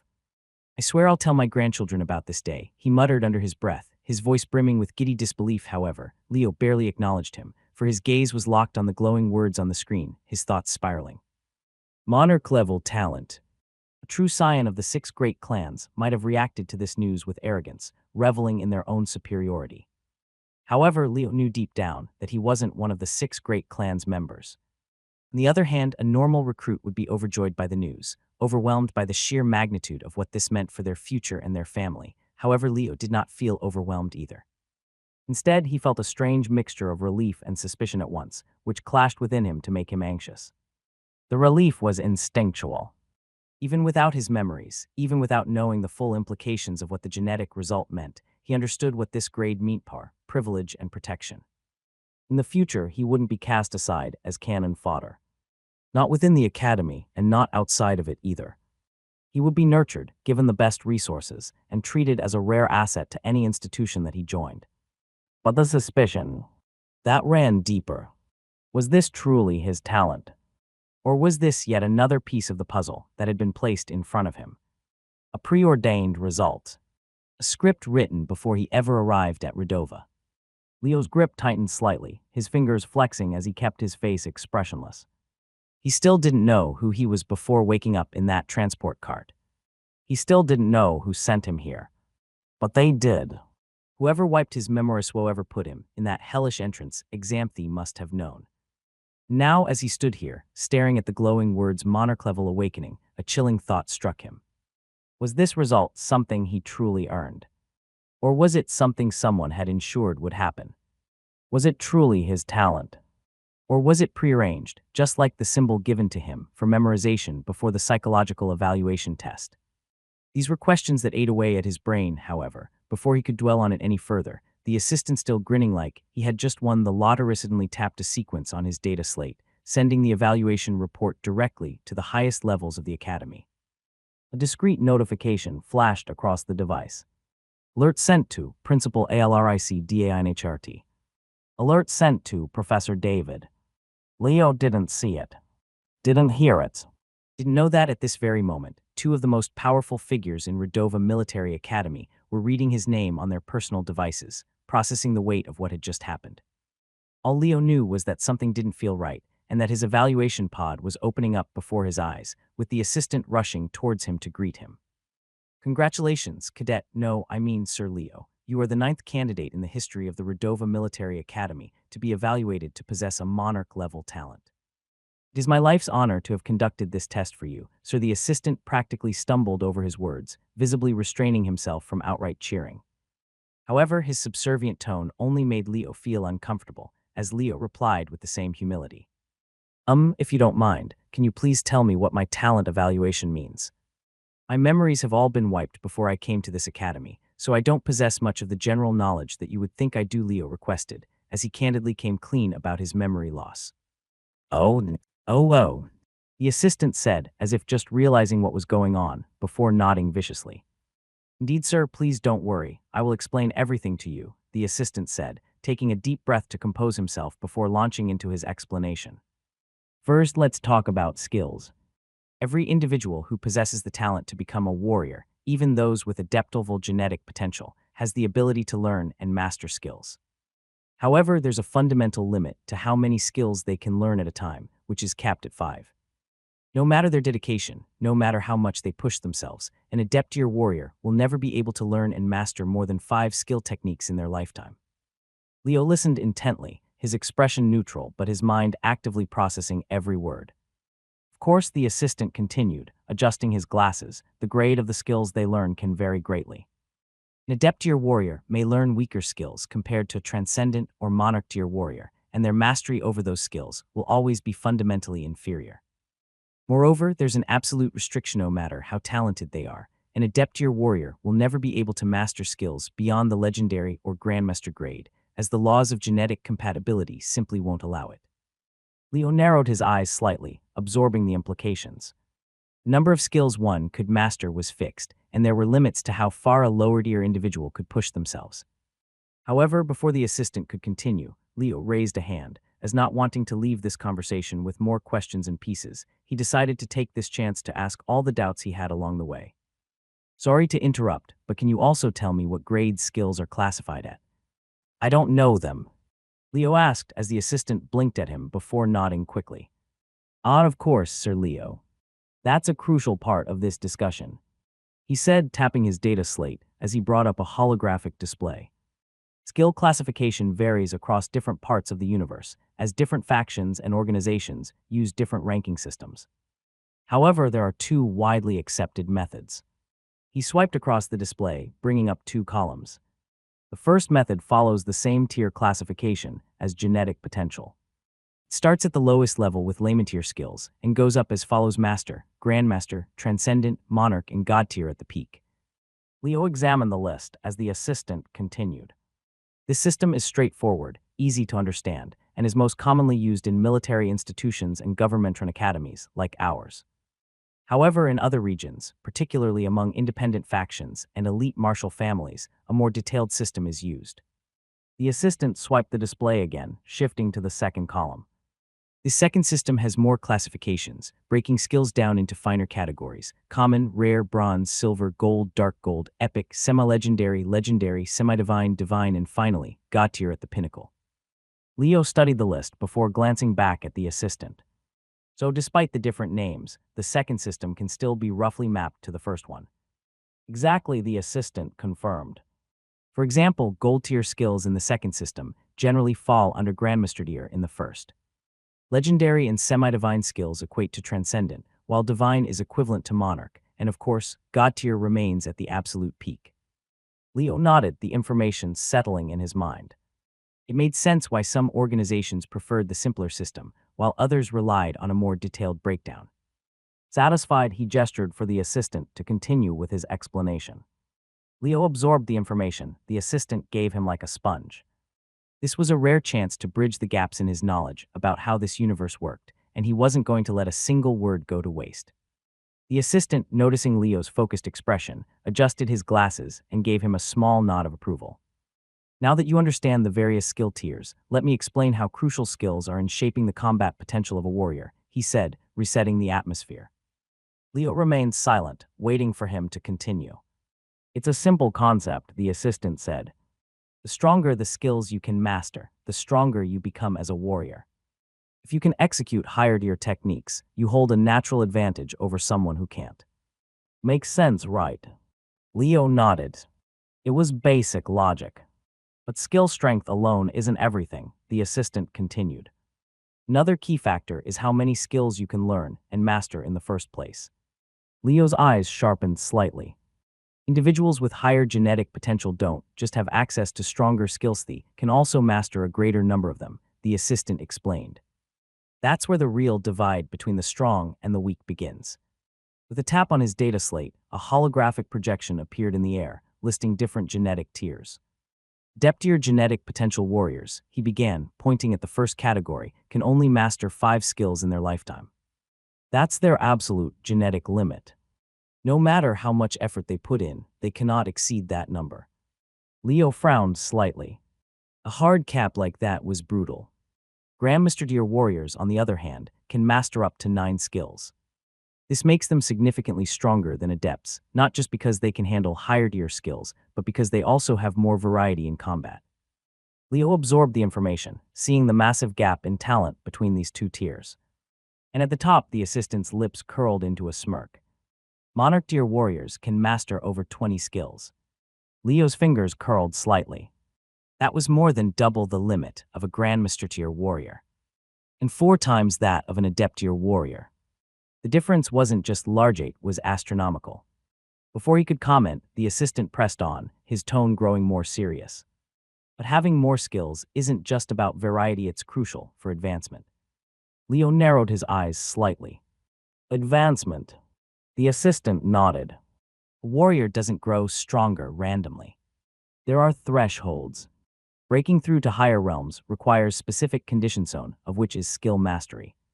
The holographic projection shifted again. To ascend from master level to grandmaster level as a warrior, you must master at least 5 legendary tier skills, amongst other requirements. Leo's eyes flickered.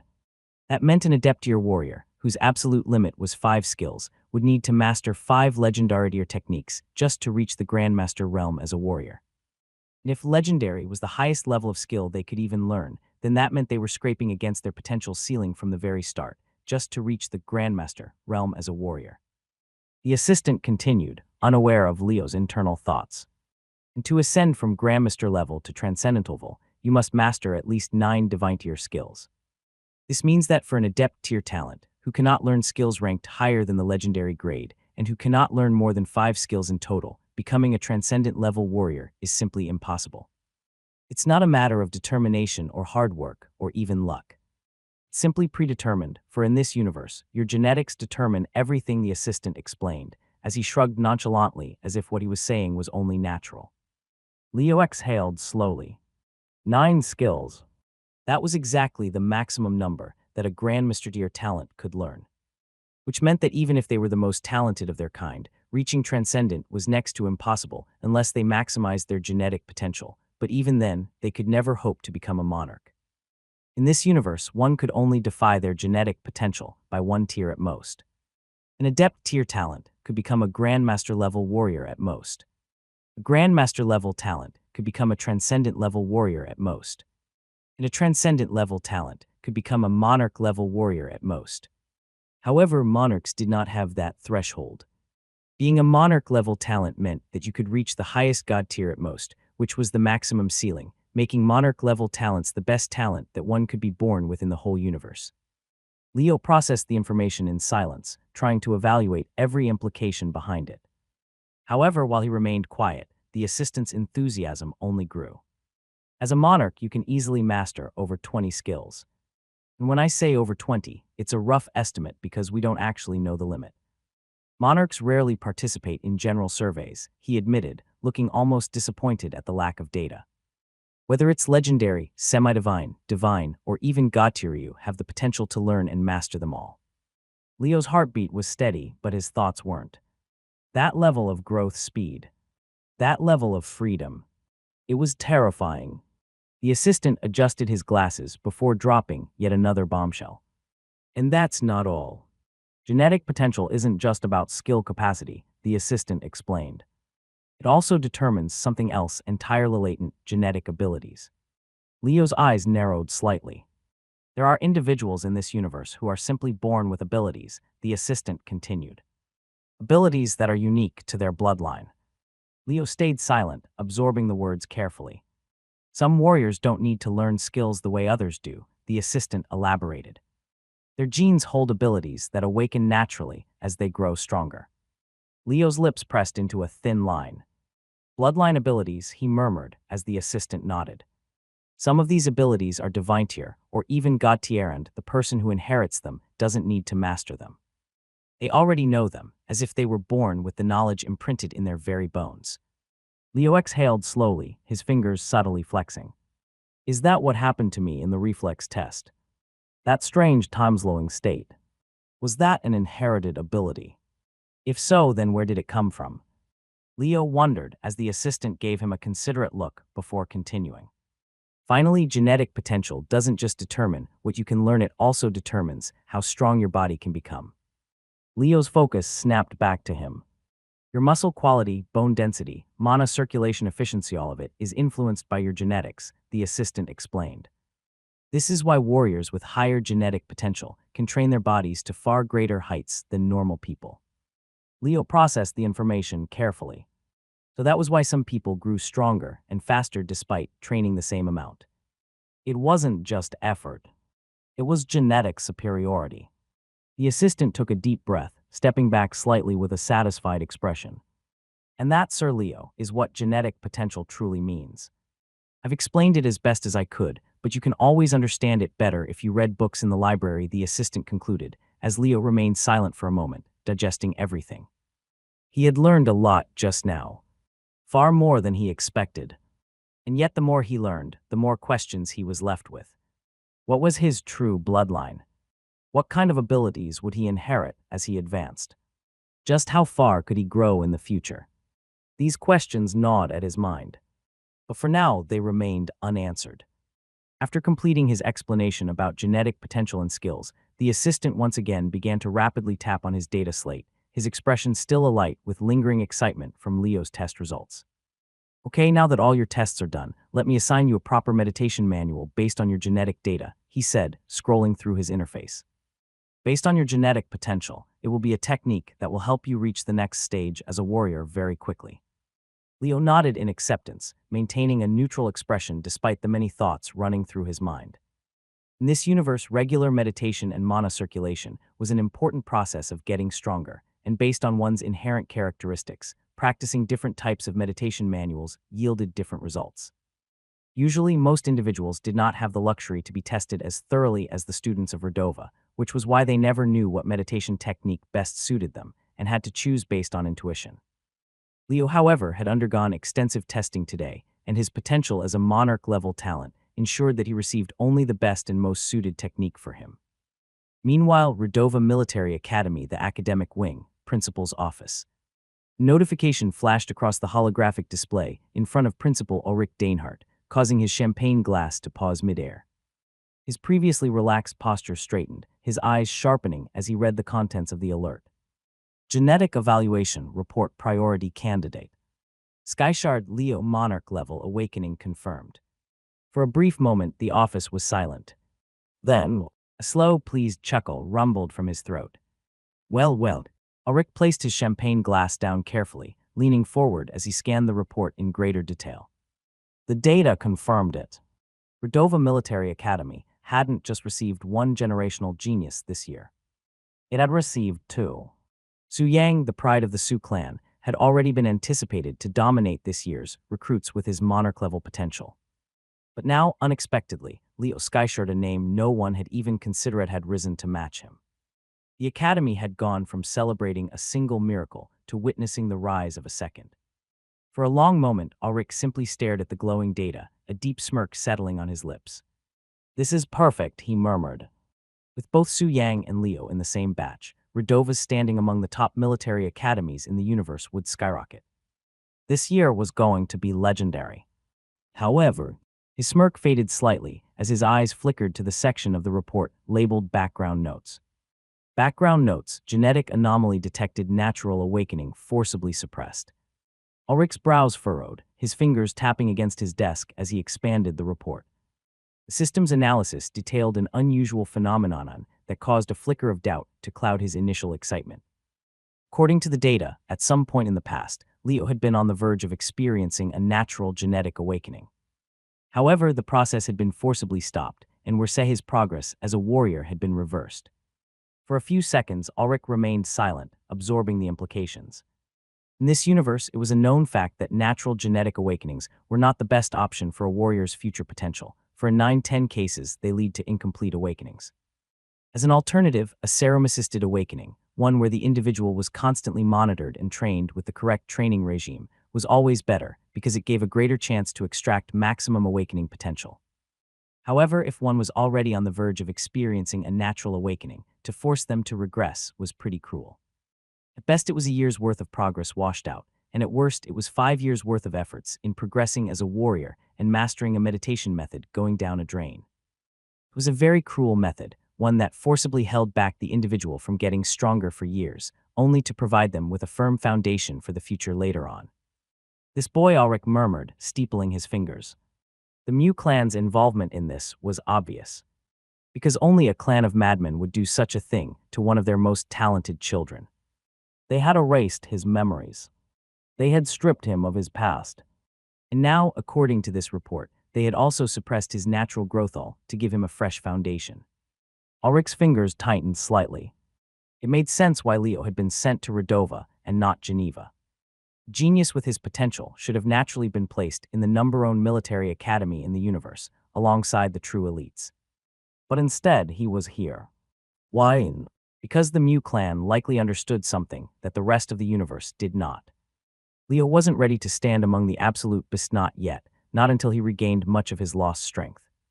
And hence, instead of throwing him into Geneva, where he would have had to claw his way through an ocean of competition, They had placed him here in Radavahr. The environment was still cutthroat, but manageable. A place where he could thrive, rather than struggle to survive. Smart move, but I see through it all clearly, Ulrich muttered, his smirk returning slightly as he thought he had figured it all out. In his view, he had uncovered Leo's entire suppressed history today. However, all of his hypotheses about Leo were unfortunately wrong. In his eyes, Leo was slightly unfortunate to come to Redova the same year as Su Yang. As while he thought, the operators behind Leo wanted to place him in an environment with no equals, so that he could thrive here.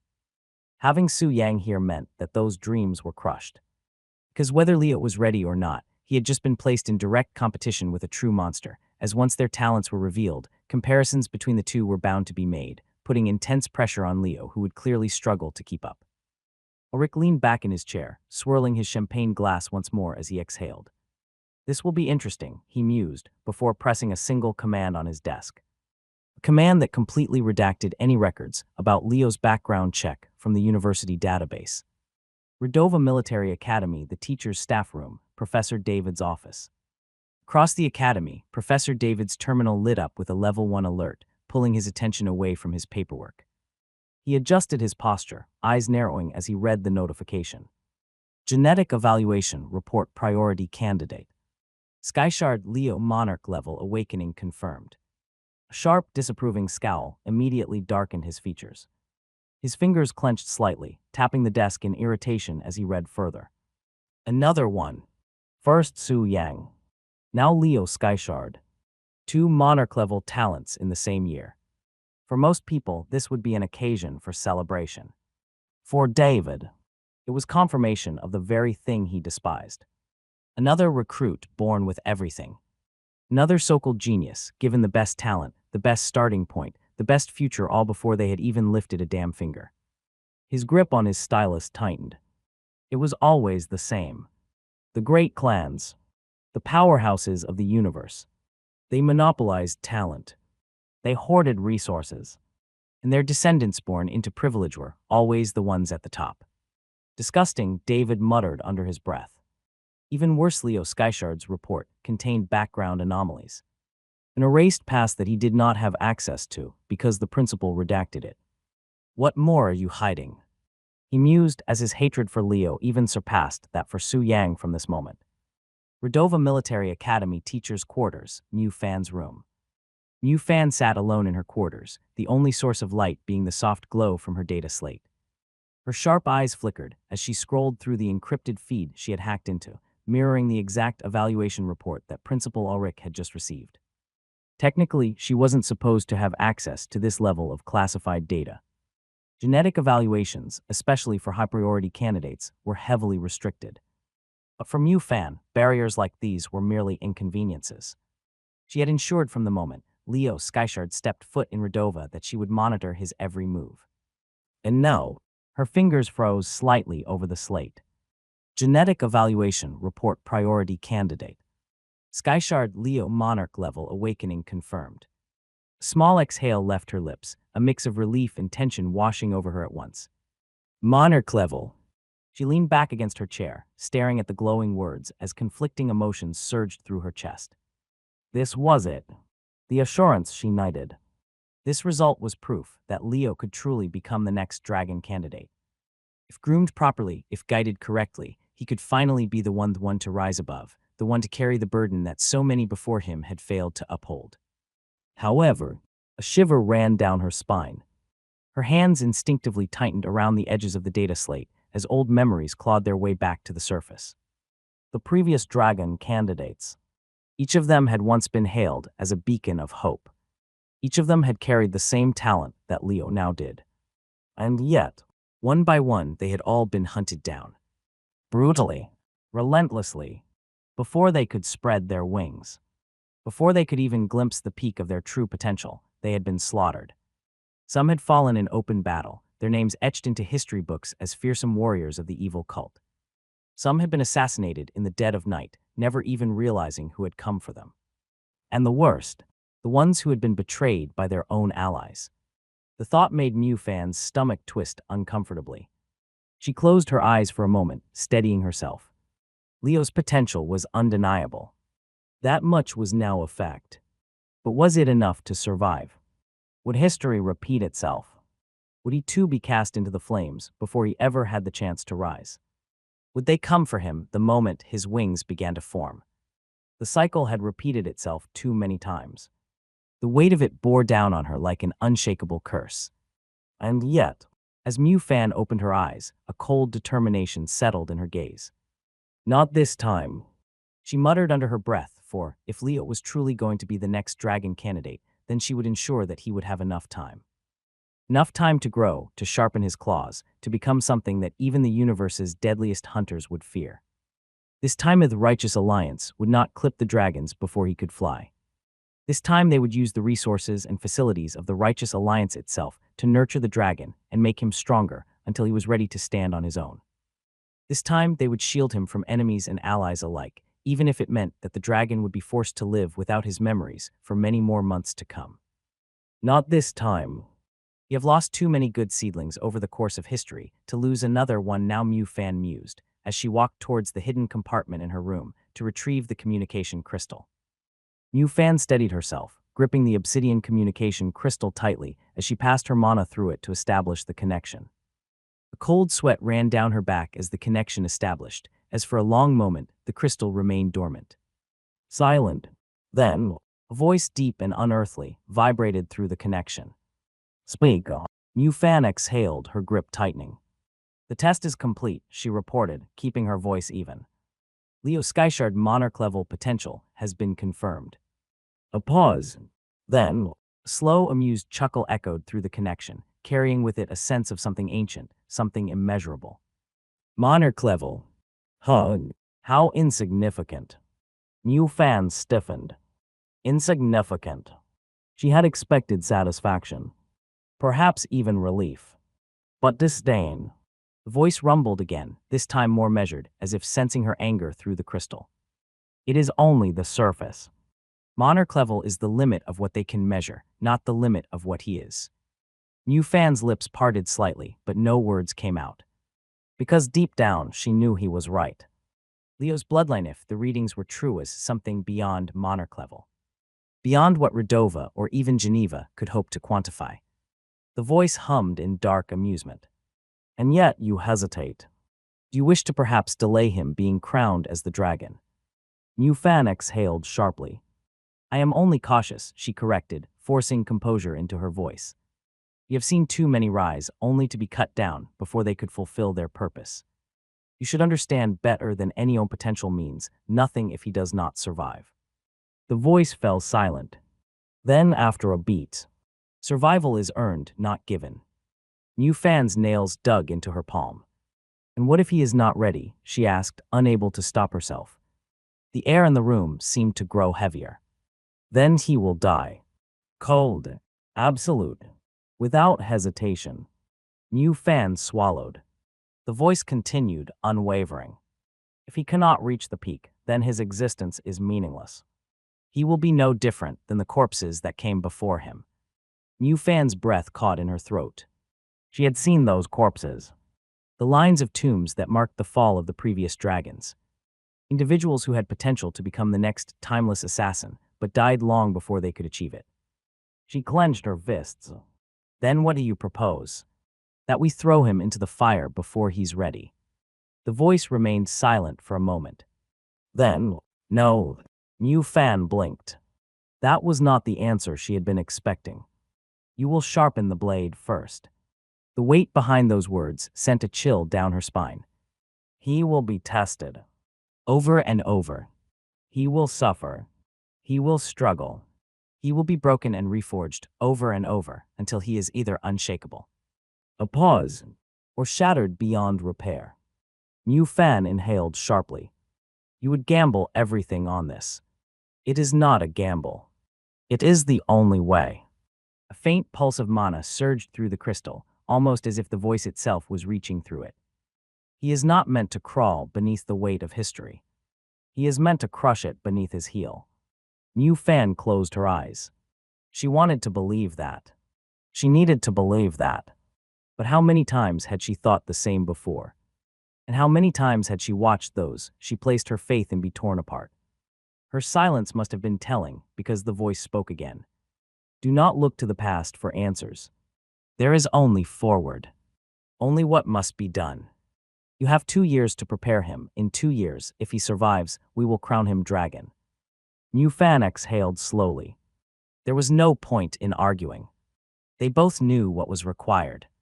Leo had to become something greater. Stronger. He had to outgrow those who came before him, lest he suffer the same fate. Understood, she finally said, her voice softer than before. A pause. Then the voice gave one final command. Watch him closely, Mew Fan. If he is what we believe him to be, then his journey is only beginning. And with that, the connection cut. The crystal fell silent. Mew Fan remained still for a long time, staring at the darkened stone in her hand. Then finally she lowered it, closing her eyes. Then I'll do my best, she murmured. I will do my best to make him worthy of the title, Dragon. Redova Military Academy Meditation, Manual Storage Room. Leo followed the thick-glassed assistant down a winding corridor, the soft hum of energy panels beneath his feet echoing through the otherwise silent hallway. Unlike the genetic testing chamber, which had been sterile and clinical, the meditation manual storage room exuded an entirely different atmosphere. Rows upon rows of holographic shelves lined the massive chamber, each one containing glowing data scrolls suspended midair, categorized meticulously by tier and specialization. The assistant adjusted his glasses, his fingers rapidly tapping on his data slate. Moments later, 3 manuals floated forward, their luminescence brightening as they drew closer. Traditionally, meditation manuals are written in physical books that can only be used by one owner at a time. However, since we are a university, who may require multiple students to use the same manual at once, we have created a digital library of some of the universe's finest techniques. This library here is probably worth 70% of all the material wealth poured into this university. Because each manual in here costs about as much as one genetic testing machine, the assistant explained in awe, as upon hearing his explanation, Leo's whole perspective of the place shifted. There were thousands of holographic meditation manuals in this room, and if all of them were as expensive as the assistant claimed, then this room was no different from a literal treasure trove. All right, Skyshard, the assistant said, still slightly giddy from their previous conversation. Based on your genetic potential and test results, the Academy's manual selection system has narrowed down 3 meditation techniques with maximum compatibility to your physiology. Leo crossed his arms, studying the 3 floating texts carefully. These are all high-grade meditation methods, each with unique strengths, the assistant continued, adjusting his glasses. Whichever you pick will shape your foundation moving forward. So choose wisely. Leo nodded, his gaze narrowing as the first manual unfolded. Complete Marrow Meditation Manual. A technique that gradually alters the body's bone marrow composition so that it produces modified red blood cells capable of carrying both oxygen and mana. Strength. Improved mana control and stamina red blood cells infused with mana allow for better endurance and sustained combat. Improved bone and muscle density strengthens the skeletal and muscular system, reducing injuries and fatigue. Enhanced explosive movement and recovery allows for faster bursts of speed, quicker healing, and extended stamina. The assistant smirked. This is a top-tier foundation-building technique, nothing flashy, but extremely balanced. It will not only improve your mana control and capacity, but also improve stamina and physiology. Leo nodded slightly. This was undoubtedly a solid technique, but he wasn't going to decide just yet without looking at all the options. Abyssal Vein Circulation Manual. Method focused on refining mana circuits, allowing for deeper mana absorption and purification. Strength. Extreme mana capacity increase grants 3 times the mana reserve of an average warrior at the same level. Hyper-efficient mana circulation converts external mana into internal reserves at 40% higher efficiency than standard techniques. Passive mana absorption. The body will naturally absorb ambient mana over time, even without active meditation. Leo raised an eyebrow. This was far more aggressive in terms of energy cultivation. If he picked this, his mana control and spellcasting would skyrocket, but his physical body wouldn't receive as much reinforcement. You'd become a walking mana battery with this one, the assistant noted. Best for those who rely on energy-based combat rather than pure physical confrontation. Leo nodded but said nothing. Then the third manual revealed itself. Titan Physique Refinement Manual. technique that gradually alters the user's muscle fibers and skeletal frame to develop a physique that surpasses the natural limits of physiological strength and resilience. Enhanced raw strength and durability muscles are reinforced at a cellular level, drastically increasing physical power. Shock absorption and endurance, the body can take extreme impacts without suffering internal damage. Passive regenerative factor minor wounds heal quickly, and stamina loss is slowed during prolonged combat. Leo narrowed his eyes. This one was purely physical-based, unlike the first option, which focused on stamina and mana synergy. However, it offered better improvement in departments like defense and raw strength. With this technique, you develop a monstrous physique, resistant to external damage and capable of wielding overwhelming raw power, the assistant explained. It's ideal for those who favor close-quarters combat and brute force. And with your unique muscle fiber composition, it's a fighting style that suits you well. Leo took a deep breath, considering his options carefully. 1. Complete Marrow Meditation Manual enhances stamina, mana control, and explosive movement. 2. Abyssal Vein Circulation Method greatly increases mana reserves and absorption efficiency. 3. Titan Physique Refinement Technique boosts raw strength, durability, and physical recovery. Each technique had its own charm, its own appeal. However, in general, the Abyssal Vein technique was broadly focused solely on improvement in the mana department, while the Titan Physique was only focused on the physical department. Either could have been the best option for him, if he knew what kind of a warrior he was and what would complement his fighting style best. However, without having that knowledge, Leo did not want to risk not working on both departments at once. Hence, as the Complete Marrow Meditation Manual improved both mana circulation and physical attributes to give the user a solid foundation, Leo decided to choose it in the end. "I'll take the Complete Marrow Meditation Manual," he said eventually, as the assistant smiled knowingly. "Smart choice. It's one of the best meditation manuals from the Mew clan. Of course, it's the best suited for you," the assistant said, as Leo raised his eyebrow in surprise. He had no idea that the technique he chose traced its origins to the Mew clan. However, coincidentally, he chose it as his final option. The floating scroll pulsed brightly before descending gently into Leo's hands. "You won't regret this one. Usually, we wouldn't recommend this scroll to individuals with low talent because it's notoriously hard to master. However, with your talent and speed, there should be no issues," the assistant said, as he gave Leo an honest smile. "It's not the most glamorous, but it will build your body into something unshakable. A strong body is the foundation for everything else." He continued further, as Leo nodded and began looking around, as if asking permission to leave. "Oh right, this concludes your preliminary evaluation. You have nothing more scheduled for today. Once everyone else is evaluated too, a class list and class schedule would be posted on the Academy notice board later in the evening. You're almost guaranteed to be in the elite class, so make sure to check the class schedule, because classes start from tomorrow," the assistant said, as he gestured for Leo to leave the building as he sealed the room shut behind him as per protocol. Immediately, Leo began making his way back to his dormitory, not wanting to run into anyone else, as he wanted to take a moment to organize his thoughts after today's events. His evaluation today had brought to light a lot of shocking discoveries, and as a result of those discoveries, Leo found himself compelled to organize and plan for what was going to come ahead. Redova Military Academy Notice Board Area, evening. A loud murmur filled the air as students pushed and jostled around the large holographic display, projecting the newly released rankings. Everywhere there were mixed reactions, some filled with elation, others with frustration or disappointment. "I made it into the elite class," one student cheered, pumping his fist. "Man, I was so sure I'd end up in the regular class. But I did not. Haha, guess I'm an elite after all." "Ah, I barely missed it," another groaned, shaking his head. "My combat evaluation score wasn't high enough. 2 monarch talents in the same batch." "That's unheard of," a hushed voice carried through the crowd, drawing attention to the rankings at the very top. "Leo Skyshard. Who the hell is that?" A student muttered in confusion, reading the name that had claimed first place. "I've never heard of him before." "There's no way he's not from one of the big 6 clans," another added. "I mean, his genetic potential is monarch level, and he even beat Su Yang's score." "That's insane." "But the Skyshard name isn't tied to any of the major clans," someone pointed out. "Could he be using an alias?"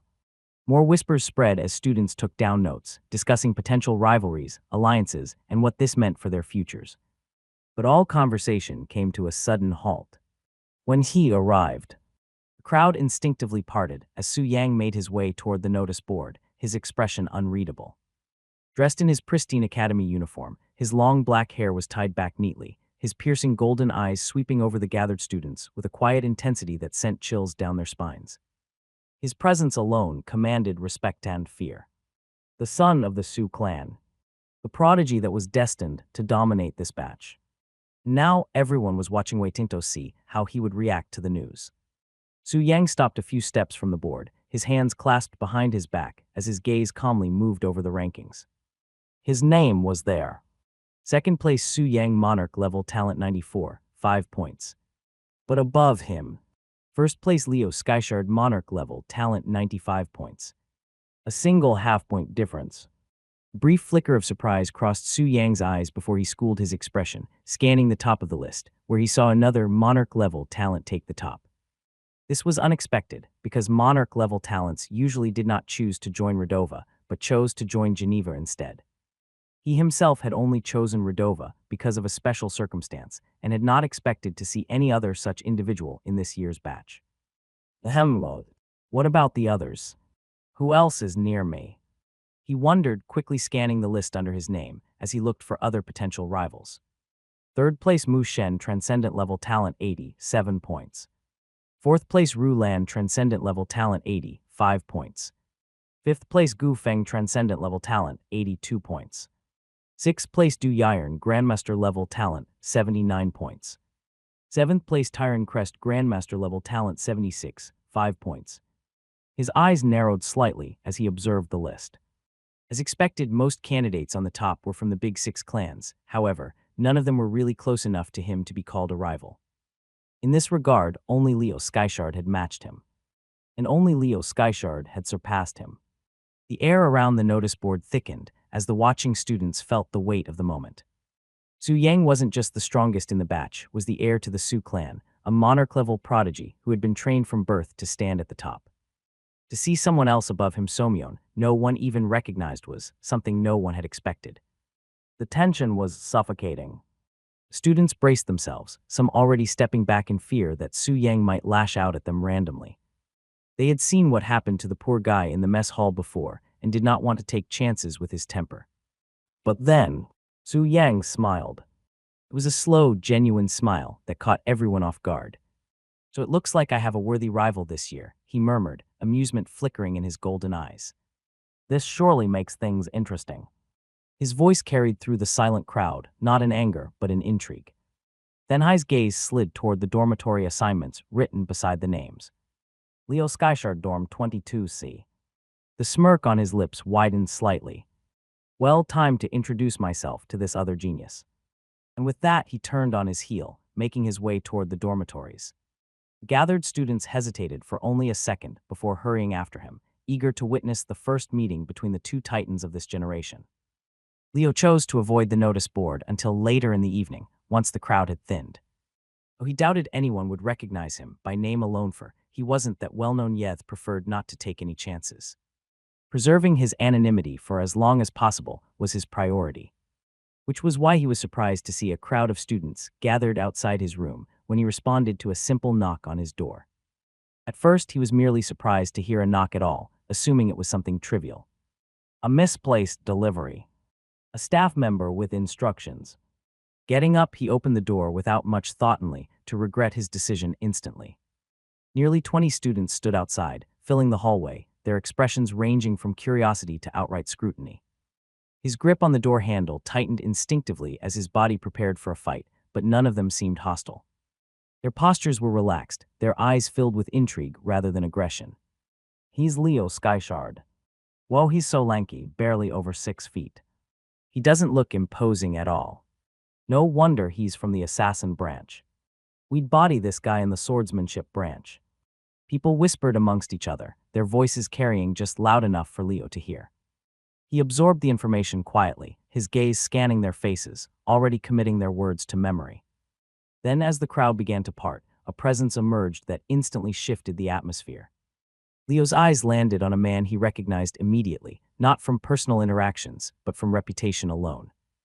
A young man with sharp golden eyes, dressed in an immaculate academy uniform, exuding an aura of effortless confidence. It was Su Yang, the bully. Unlike the others, he didn't gawk or whisper. He simply approached, his movements precise, his expression unreadable. "For Leo Skyshard," he said, closing the remaining distance before extending his hand forward for a seemingly simple handshake. Leo observed his extended arm for a moment, wondering if he should take it or not, as a part of him really did not want to accept the handshake, but another was afraid of the consequences of if he did not. After a while, he decided to accept the handshake after all, as he meekly extended his hand to meet that of Su Yang. Clamp. Su Yang pressed his hand with a firm squeeze, gauging the change in his expression. As he clamped down on his hand with all his strength, however, Leo did not budge. Internally, he was in a world of pain, however. Externally, he remained as stoic as ever, not backing down at all. As Leo's black eyes locked onto Su Yang's golden ones, an unspoken battle of wills took place between them. Su Yang's grip on Leo's hand was firm, unwavering, yet as seconds passed, he tightened it further, applying slow, deliberate pressure. It wasn't just a handshake. It was a test. A test of endurance, of composure. Students around them watched in tense silence, the more experienced ones recognizing what was happening. Leo felt the sharp constriction around his fingers, the way Su Yang subtly altered the pressure to stop the blood flow while crushing the smallest capillaries beneath his skin. It was a slow but calculated application of force, not enough to break bones, but enough to send a message. Yet Leo's expression never wavered. His grip remained as steady as it had been from the start. He did not flinch. He did not react. And Su Yang noticed. His smirk widened as he finally released his grip, stepping back. Interesting, he mused, shaking his own hand slightly as if to release the tension. His voice was tinged with genuine amusement. A murmur rippled through the gathered crowd. Only now did they see the aftermath of the exchange. Leo's palm, faintly reddened, with dark patches beginning to form where the pressure had been highest. Su Yang had done enough damage to cause internal bruising. Yet Leo showed no sign of discomfort. He did not wince. He did not flex his fingers to seek relief once Su Yang let go of the grip. He did not move an inch, as if the pain did not affect him at all. And that, more than anything, impressed Su Yang.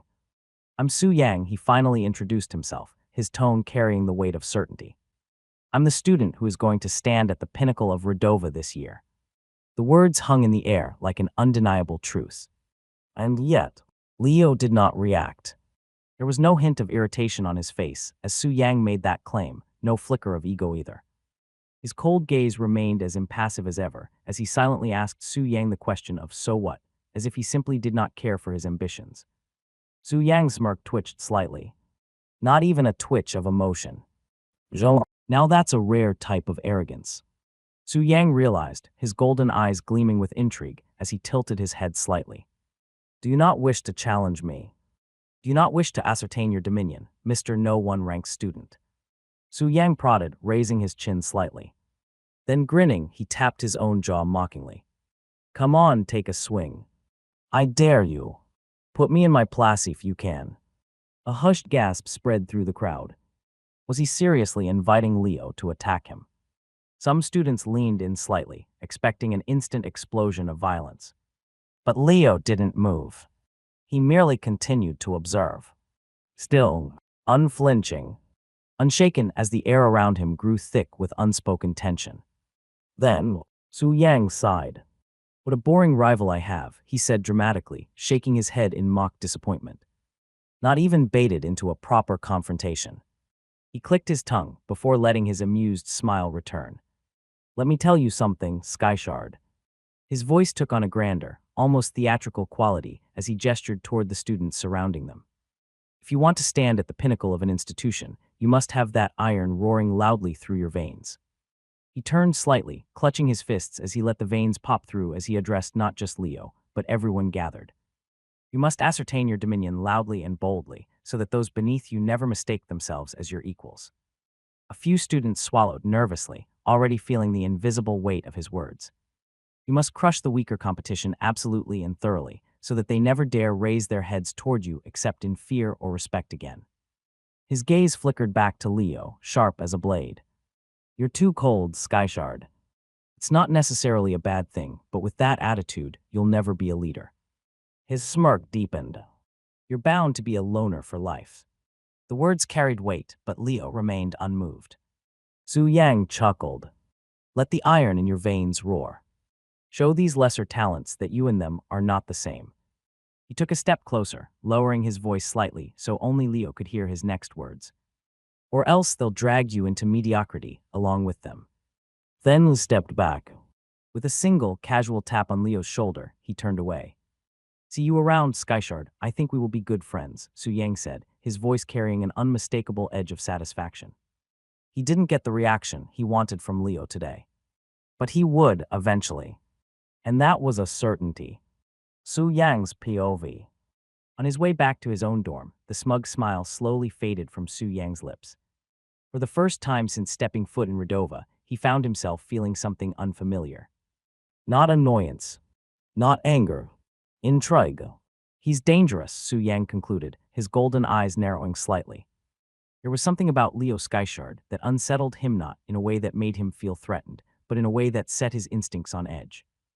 Leo's pain tolerance, his unwavering gaze, his sheer lack of reaction, it wasn't just discipline. It was something much more refined. Something cultivated over years of training that wasn't meant for showmanship, but for survival. His self-control is absurd. Most warriors, especially young ones, carried an innate fire and emotional response when challenged. Even the most disciplined among them would at least sneer or show some flicker of pride. But Leo, nothing. Not a twitch of irritation. Not a flicker of competitiveness. Not even amusement. It wasn't arrogance. It wasn't confidence. It was indifference. And that, more than anything, was what disturbed Su Yang the most. People who lacked ambition didn't concern him. People who showed too much ambition were easy to manipulate. But someone like Leo, someone whose drive was unreadable, that was a problem. He's perfect, Su Yang thought, rolling his shoulders slightly. I can't get under his skin through taunts, and he doesn't seem like the type to stand up for others or form deep bonds of friendship either. He's the most no-nonsense warrior I've ever met. For someone like Su Yang, who had built his reputation on charisma, dominance, and psychological warfare, Leo Skyshard was an anomaly. A complete outlier. And he hated outliers. Because outliers could not be predicted. If Leo was going to be his rival, he wanted to know how to trigger him in battle, how to push his buttons to gain every advantage that he could when they faced off against one another. However, as of today, he found nothing that triggered the guy. Whatever. Once we get to actual combat, I'll see what kind of beast he really is, Su Yang muttered under his breath, as a smirk found its way back to his lips once again, as he opened the door to his room. I was planning to take my time, enjoying my climb to the top this year. But maybe having someone trying to match my pace will make it all the more entertaining. With that thought, he stepped inside, shutting the door behind him. Leo Skyshard may not have risen to his provocations today. But Su Yang knew better than anyone. A warrior's pride always came out in battle. And he couldn't wait to see it. Since his rival was this interesting, he couldn't wait to challenge him at every turn possible. Leo's POV, Student Dorm Room 22C. Leo felt a sharp, excruciating pain pulsing through his palm the moment Su Yang left, but he refused to acknowledge it until he was safely behind the closed door of his dorm. Click. The second the door locked behind him, he let out a sharp breath, shaking his hand violently to restore blood flow. Motherfucker, he hissed under his breath, flexing his fingers as pins and needles of pain shot through them. Fucker did this on purpose. Leo cursed as his palm throbbed with a dull, aching burn, bruises already forming where Su Yang's monstrous grip had crushed his capillaries. Clenching his jaw, he bit into the side of his palm and blew hot air over the skin to dull the lingering pain. What the fuck was all that about? Su Yang had come to his dorm out of nowhere, dragging an entire entourage of students behind him like some self-proclaimed emperor making an unannounced visit to a rival kingdom. And for what? A ridiculous intimidation stunt. A childish attempt at establishing dominance. Leo exhaled sharply, his annoyance only deepening. Bastard exposed my face to a crowd. Soon I won't be able to walk the halls without drawing attention. That thought alone pissed him off. But beyond his irritation, Leo had to acknowledge an undeniable truth: Su Yang was strong. Too strong. He had already known Su Yang was a monarch-level talent, thanks to the assistant's briefing in the genetic testing chamber, but until now, that was just information.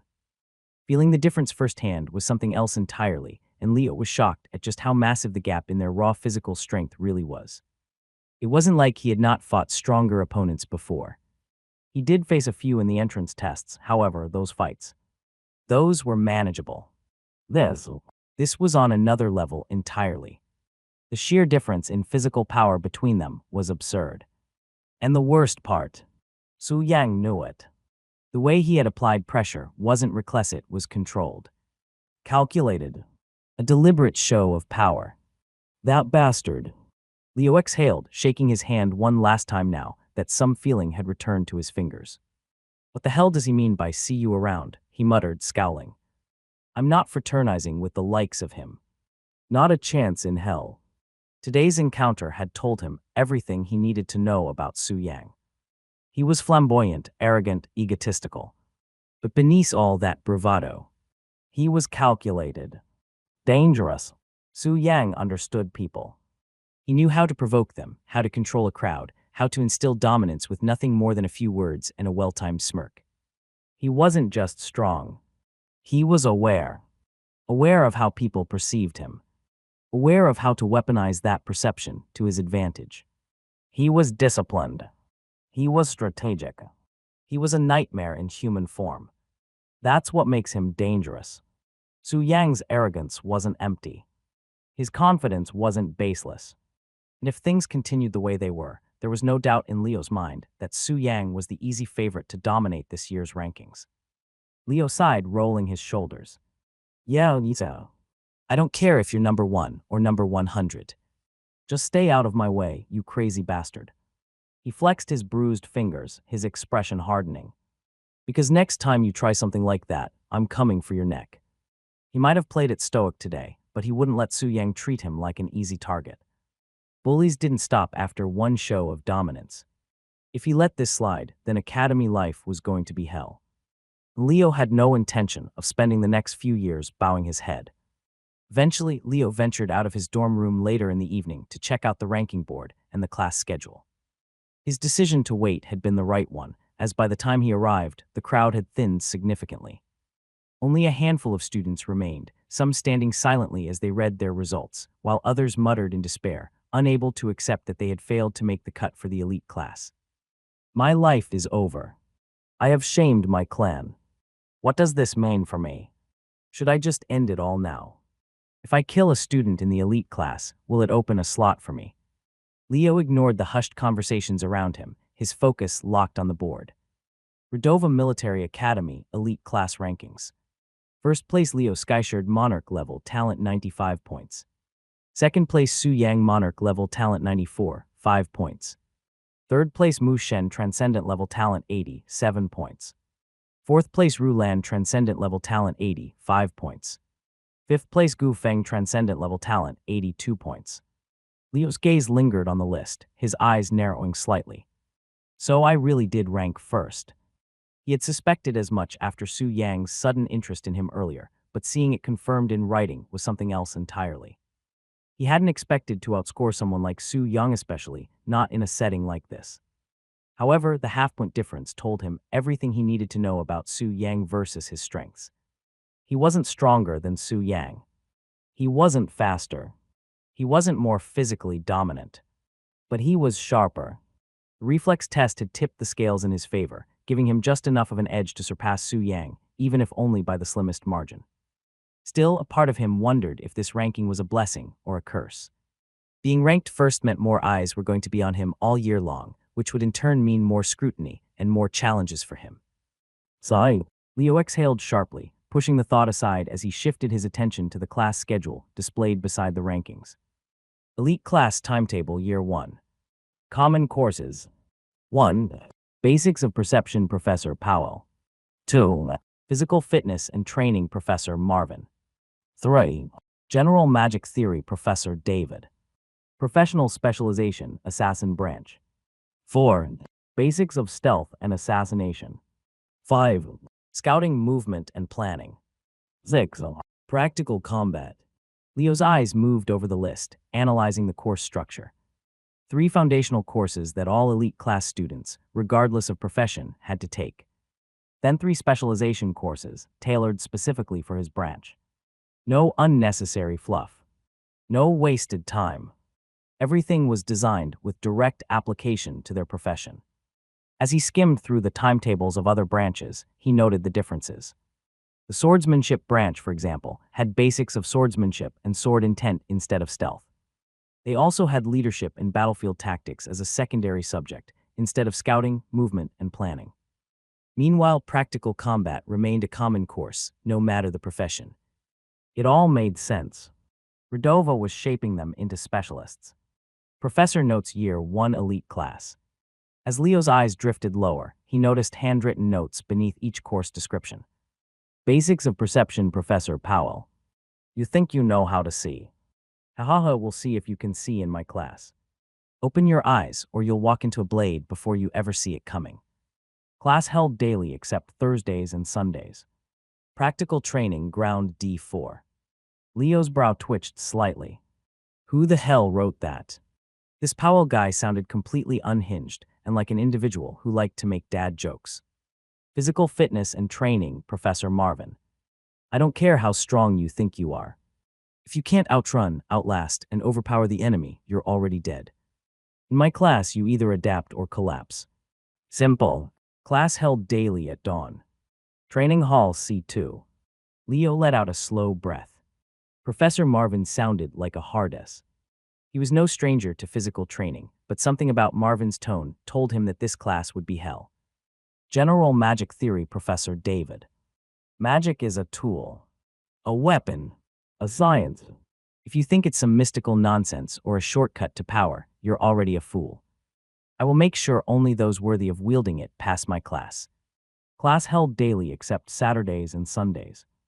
Lecture Hall B1. Leo's lips curled slightly. An indoor subject. And something that actually sounded interesting. He almost couldn't believe his luck. Then came the profession-specific courses. Basics of Stealth and Assassination. The difference between a common thug and an assassin. One gets caught. The other doesn't. You'll either learn the difference or you'll fail before you ever begin. Class held on Mondays, Wednesdays, and Fridays. Stealth Training Facility A6. Scouting, Movement, and Planning. No mission is won on strength alone. Your ability to move, observe, and plan is what separates the dead from the living. Make no mistake, you'll learn the art of survival before you ever learn to kill. Class held on Tuesdays and Thursdays. Tactical Field B9. Practical Combat. If you hesitate, you die. If you lack control, you die. If you overestimate yourself, you die. Get used to hearing that. My job is to make sure you're worth keeping alive. Class held daily. Combat Arena E3. Leo noted that the last 3 courses didn't list a specific professor. Did that mean they had multiple instructors? Or was it too dangerous to list a name? Whatever the case, none of these notes sounded comforting. It was almost like Redova wasn't here to teach them. It was here to break them and to forge them. There were no easy courses. No approachable instructors. Only killers in the making. Leo exhaled slowly, stepping away from the board. Tomorrow it would all begin, and he had no intention of falling behind from day one. Redova Military Academy Notice Board Area, evening. A loud murmur filled the air as students pushed and jostled around the large holographic display, projecting the newly released rankings. Everywhere there were mixed reactions, some filled with elation, others with frustration or disappointment. I made it into the elite class. One student cheered, pumping his fist. Man, I was so sure I'd end up in the regular class. But I did not. Haha, guess I'm an elite after all. I barely missed it, another groaned, shaking his head. My combat evaluation score wasn't high enough. 2 monarch talents in the same batch. That's unheard of, a hushed voice carried through the crowd, drawing attention to the rankings at the very top. Leo Skyshard. Who the hell is that? A student muttered in confusion, reading the name that had claimed first place. I've never heard of him before. There's no way he's not from one of the big 6 clans, another added. I mean, his genetic potential is monarch level, and he even beat Su Yang's score. That's insane. But the Skyshard name isn't tied to any of the major clans, someone pointed out. Could he be using an alias? More whispers spread as students took down notes, discussing potential rivalries, alliances, and what this meant for their futures. But all conversation came to a sudden halt. When he arrived, the crowd instinctively parted as Su Yang made his way toward the notice board, his expression unreadable. Dressed in his pristine academy uniform, his long black hair was tied back neatly, his piercing golden eyes sweeping over the gathered students with a quiet intensity that sent chills down their spines. His presence alone commanded respect and fear. The son of the Su clan, the prodigy that was destined to dominate this batch. Now everyone was watching, waiting to see how he would react to the news. Su Yang stopped a few steps from the board, his hands clasped behind his back as his gaze calmly moved over the rankings. His name was there. Second place Su Yang, Monarch level talent 94, 5 points. But above him, first place Leo Skyshard, Monarch level talent 95 points. A single half-point difference. A brief flicker of surprise crossed Su Yang's eyes before he schooled his expression, scanning the top of the list, where he saw another Monarch level talent take the top. This was unexpected, because Monarch level talents usually did not choose to join Redova, but chose to join Geneva instead. He himself had only chosen Redova because of a special circumstance, and had not expected to see any other such individual in this year's batch. What about the others? Who else is near me? He wondered, quickly scanning the list under his name as he looked for other potential rivals. Third place Mu Shen, Transcendent level talent 80, 7 points. Fourth place Ru Lan, Transcendent level talent 80, 5 points. Fifth place Gu Feng, Transcendent level talent 82 points. Sixth place Du Yiren, Grandmaster level talent 79 points. Seventh place Tyron Crest, Grandmaster level talent 76, 5 points. His eyes narrowed slightly as he observed the list. As expected, most candidates on the top were from the Big Six clans. However, none of them were really close enough to him to be called a rival. In this regard, only Leo Skyshard had matched him. And only Leo Skyshard had surpassed him. The air around the notice board thickened as the watching students felt the weight of the moment. Su Yang wasn't just the strongest in the batch, was the heir to the Su clan, a monarch-level prodigy who had been trained from birth to stand at the top. To see someone else above him, Somyeon, no one even recognized, was something no one had expected. The tension was suffocating. Students braced themselves, some already stepping back in fear that Su Yang might lash out at them randomly. They had seen what happened to the poor guy in the mess hall before and did not want to take chances with his temper. But then, Su Yang smiled. It was a slow, genuine smile that caught everyone off guard. "So it looks like I have a worthy rival this year," he murmured, amusement flickering in his golden eyes. "This surely makes things interesting." His voice carried through the silent crowd, not in anger, but in intrigue. Thenhai's gaze slid toward the dormitory assignments written beside the names. Leo Skyshard, Dorm 22C. The smirk on his lips widened slightly. Well, time to introduce myself to this other genius. And with that, he turned on his heel, making his way toward the dormitories. Gathered students hesitated for only a second before hurrying after him, eager to witness the first meeting between the two titans of this generation. Leo chose to avoid the notice board until later in the evening, once the crowd had thinned. Though he doubted anyone would recognize him by name alone, for he wasn't that well-known yet, preferred not to take any chances. Preserving his anonymity for as long as possible was his priority, which was why he was surprised to see a crowd of students gathered outside his room when he responded to a simple knock on his door. At first, he was merely surprised to hear a knock at all, assuming it was something trivial. A misplaced delivery. A staff member with instructions.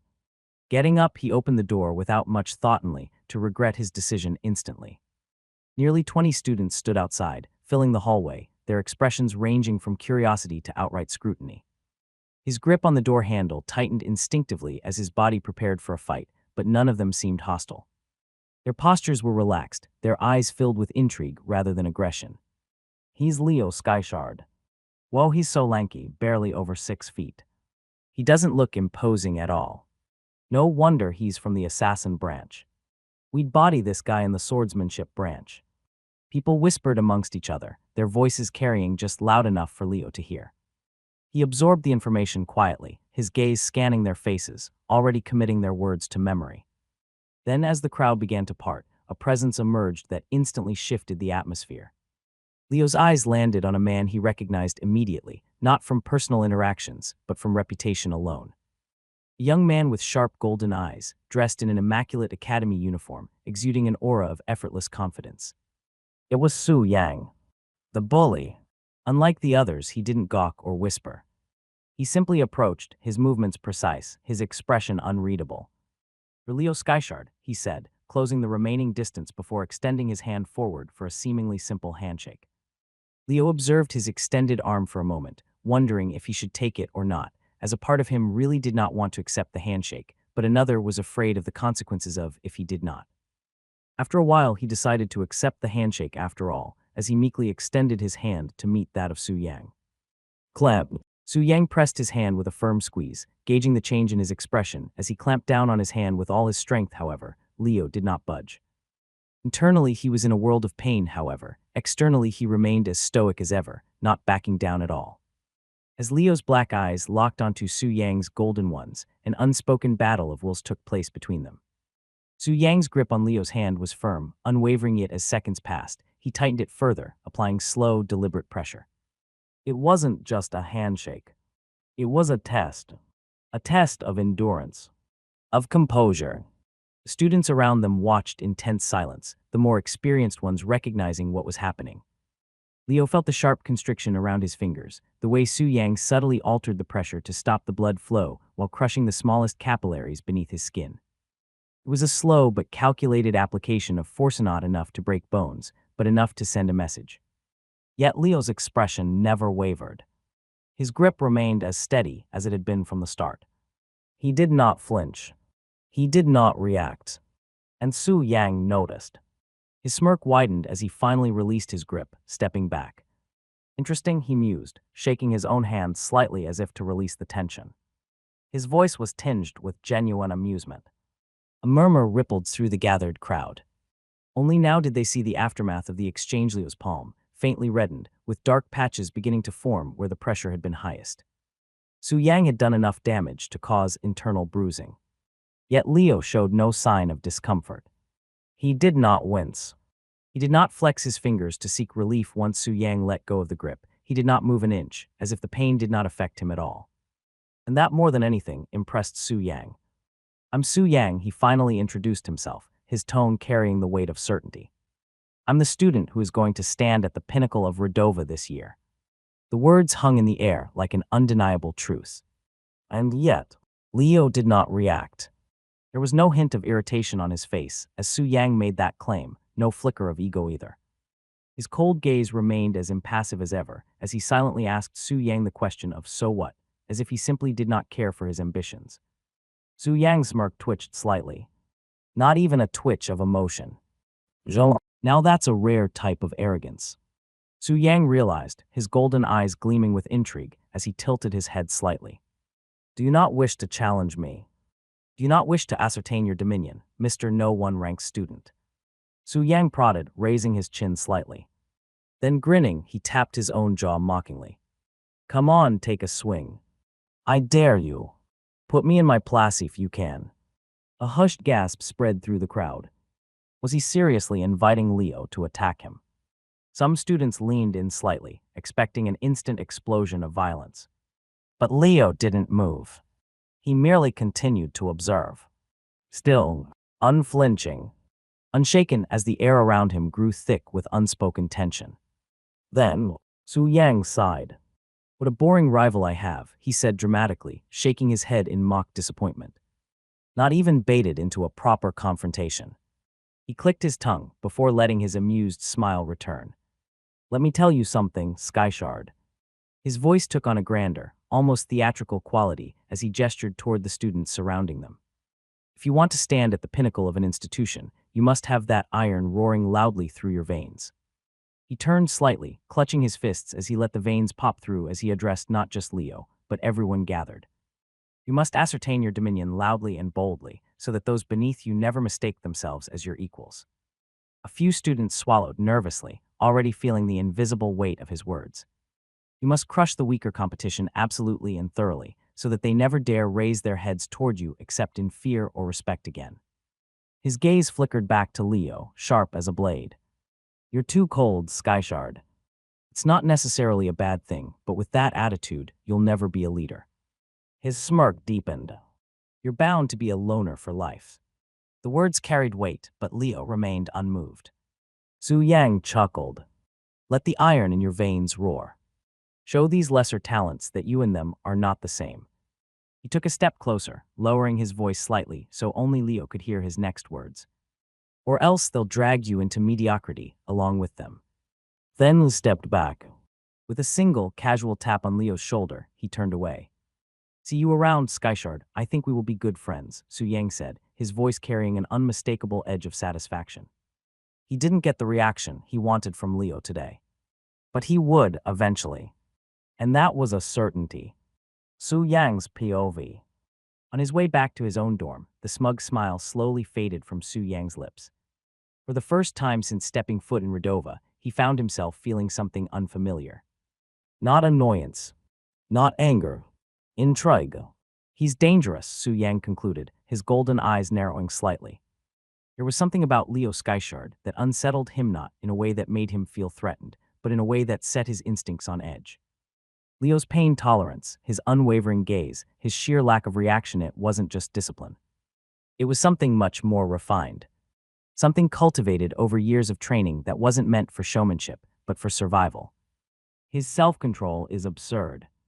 Most warriors, especially young ones, carried an innate fire and emotional response when challenged. Even the most disciplined among them would at least sneer or show some flicker of pride. But Leo, nothing. Not a twitch of irritation. Not a flicker of competitiveness. Not even amusement. It wasn't arrogance. It wasn't confidence. It was indifference. And that, more than anything, was what disturbed Su Yang the most. People who lacked ambition didn't concern him. People who showed too much ambition were easy to manipulate. But someone like Leo, someone whose drive was unreadable, that was a problem. He's perfect, Su Yang thought, rolling his shoulders slightly. I can't get under his skin through taunts, and he doesn't seem like the type to stand up for others or form deep bonds of friendship either. He's the most no-nonsense warrior I've ever met. For someone like Su Yang, who had built his reputation on charisma, dominance, and psychological warfare, Leo Skyshard was an anomaly. A complete outlier. And he hated outliers. Because outliers could not be predicted. If Leo was going to be his rival, he wanted to know how to trigger him in battle, how to push his buttons to gain every advantage that he could when they faced off against one another. However, as of today, he found nothing that triggered the guy. Whatever.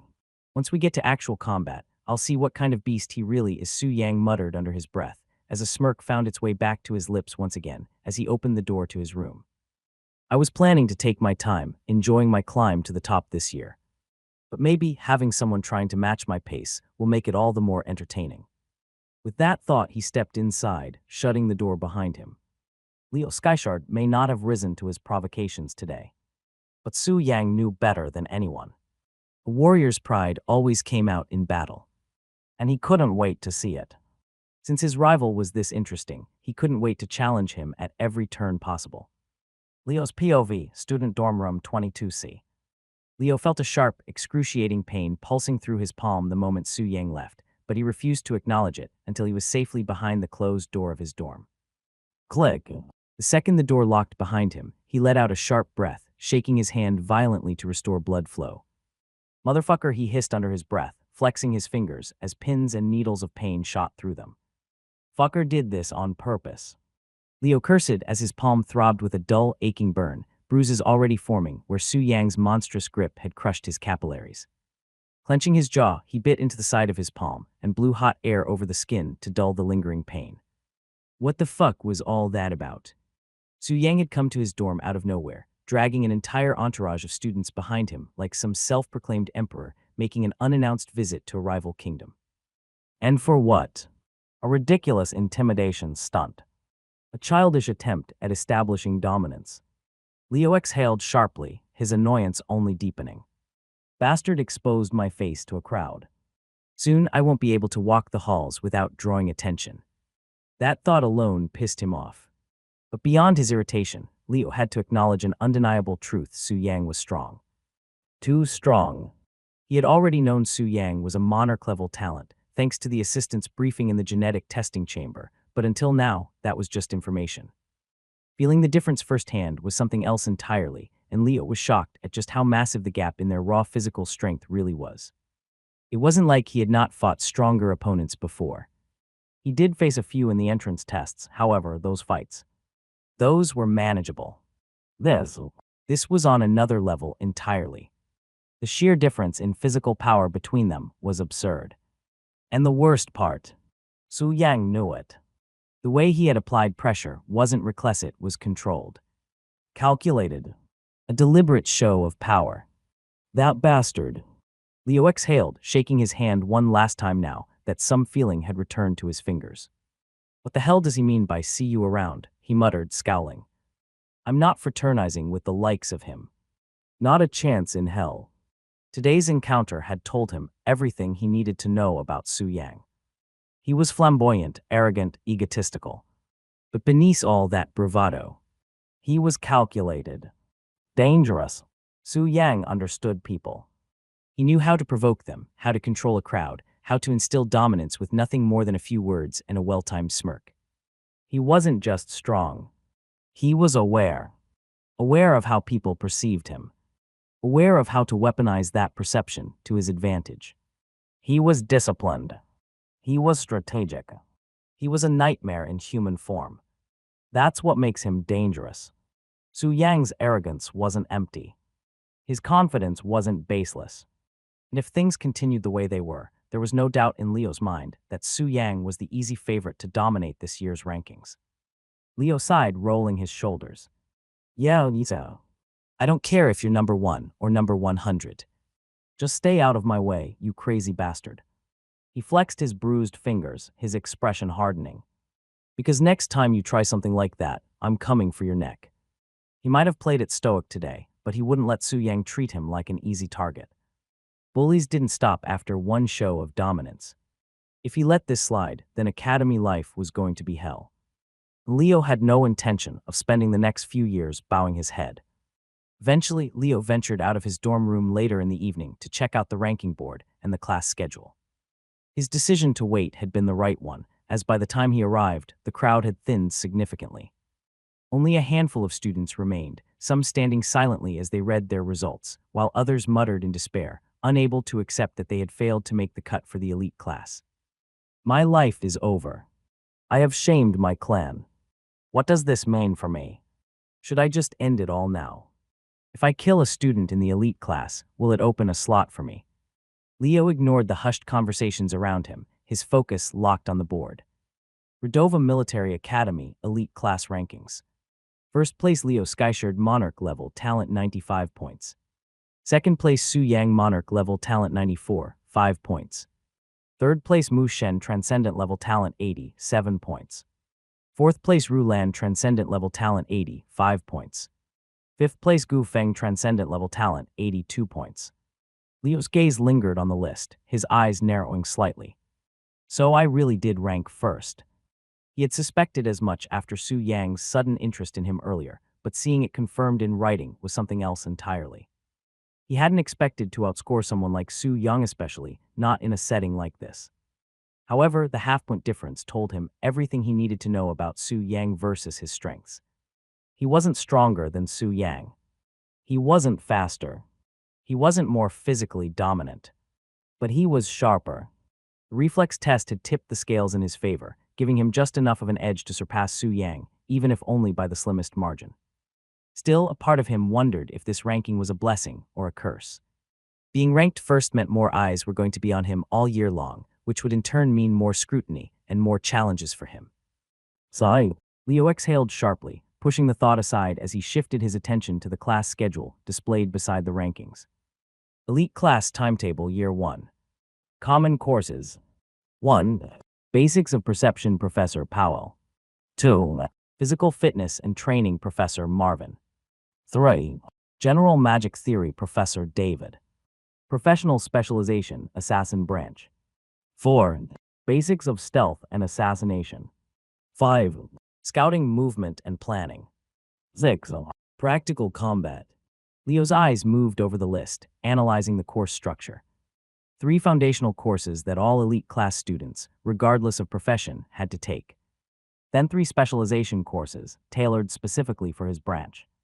No unnecessary fluff. No wasted time. Everything was designed with direct application to their profession. As he skimmed through the timetables of other branches, he noted the differences. The swordsmanship branch, for example, had basics of swordsmanship and sword intent instead of stealth. They also had leadership and battlefield tactics as a secondary subject, instead of scouting, movement, and planning. Meanwhile, practical combat remained a common course, no matter the profession. It all made sense. Redova was shaping them into specialists. Professor notes Year 1 elite class. As Leo's eyes drifted lower, he noticed handwritten notes beneath each course description. Basics of Perception, Professor Powell. You think you know how to see. Hahaha, we'll see if you can see in my class. Open your eyes or you'll walk into a blade before you ever see it coming. Class held daily except Thursdays and Sundays. Practical training, ground D4. Leo's brow twitched slightly. Who the hell wrote that? This Powell guy sounded completely unhinged and like an individual who liked to make dad jokes. Physical fitness and training, Professor Marvin. I don't care how strong you think you are. If you can't outrun, outlast, and overpower the enemy, you're already dead. In my class, you either adapt or collapse. Simple. Class held daily at dawn. Training Hall C2. Leo let out a slow breath. Professor Marvin sounded like a hard-ass. He was no stranger to physical training, but something about Marvin's tone told him that this class would be hell. General Magic Theory, Professor David. Magic is a tool, a weapon, a science. If you think it's some mystical nonsense or a shortcut to power, you're already a fool. I will make sure only those worthy of wielding it pass my class. Class held daily except Saturdays and Sundays. Lecture Hall B1. Leo's lips curled slightly. An indoor subject. And something that actually sounded interesting. He almost couldn't believe his luck. Then came the profession-specific courses. Basics of Stealth and Assassination. The difference between a common thug and an assassin. One gets caught. The other doesn't. You'll either learn the difference or you'll fail before you ever begin. Class held on Mondays, Wednesdays, and Fridays. Stealth Training Facility A6. Scouting, Movement, and Planning. No mission is won on strength alone. Your ability to move, observe, and plan is what separates the dead from the living. Make no mistake, you'll learn the art of survival before you ever learn to kill. Class held on Tuesdays and Thursdays. Tactical Field B9. Practical Combat. If you hesitate, you die. If you lack control, you die. If you overestimate yourself, you die. Get used to hearing that. My job is to make sure you're worth keeping alive. Class held daily. Combat Arena E3. Leo noted that the last 3 courses didn't list a specific professor. Did that mean they had multiple instructors? Or was it too dangerous to list a name? Whatever the case, none of these notes sounded comforting. It was almost like Redova wasn't here to teach them. It was here to break them and to forge them. There were no easy courses. No approachable instructors. Only killers in the making. Leo exhaled slowly, stepping away from the board. Tomorrow it would all begin, and he had no intention of falling behind from day one. Leo's POV, Redova Military Academy, Training Hall C2, early morning. Leo barely had any time to settle into his new routine before the first day of training hit him like a freight train. The academy operated on a brutal schedule, and the dorm alarms blared at exactly 4:30 a.m., signaling the start of the day with zero mercy. Leo had barely managed to drag himself out of bed, throw on his training uniform, and make his way outside before being herded toward Training Hall C2, where the first class of every morning physical fitness and training was held. Now standing in the massive hall, he observed the ruthlessly efficient setup. The space was vast, with rows of heavy-duty training equipment, climbing ropes, weighted dummies, and obstacle courses that looked like they belonged in a military boot camp rather than an academy. The walls were lined with racks of weighted vests, stacks of iron plates, and resistance bands that looked like they were meant for dragons, not humans. A few students muttered as they took in the setup. Are we training or getting sent to war? I heard the instructor is brutal. Yeah, Professor Marvin, right. The guy's ex-military. Used to train actual soldiers before he came here. Leo ignored the chatter, his eyes scanning the students around him.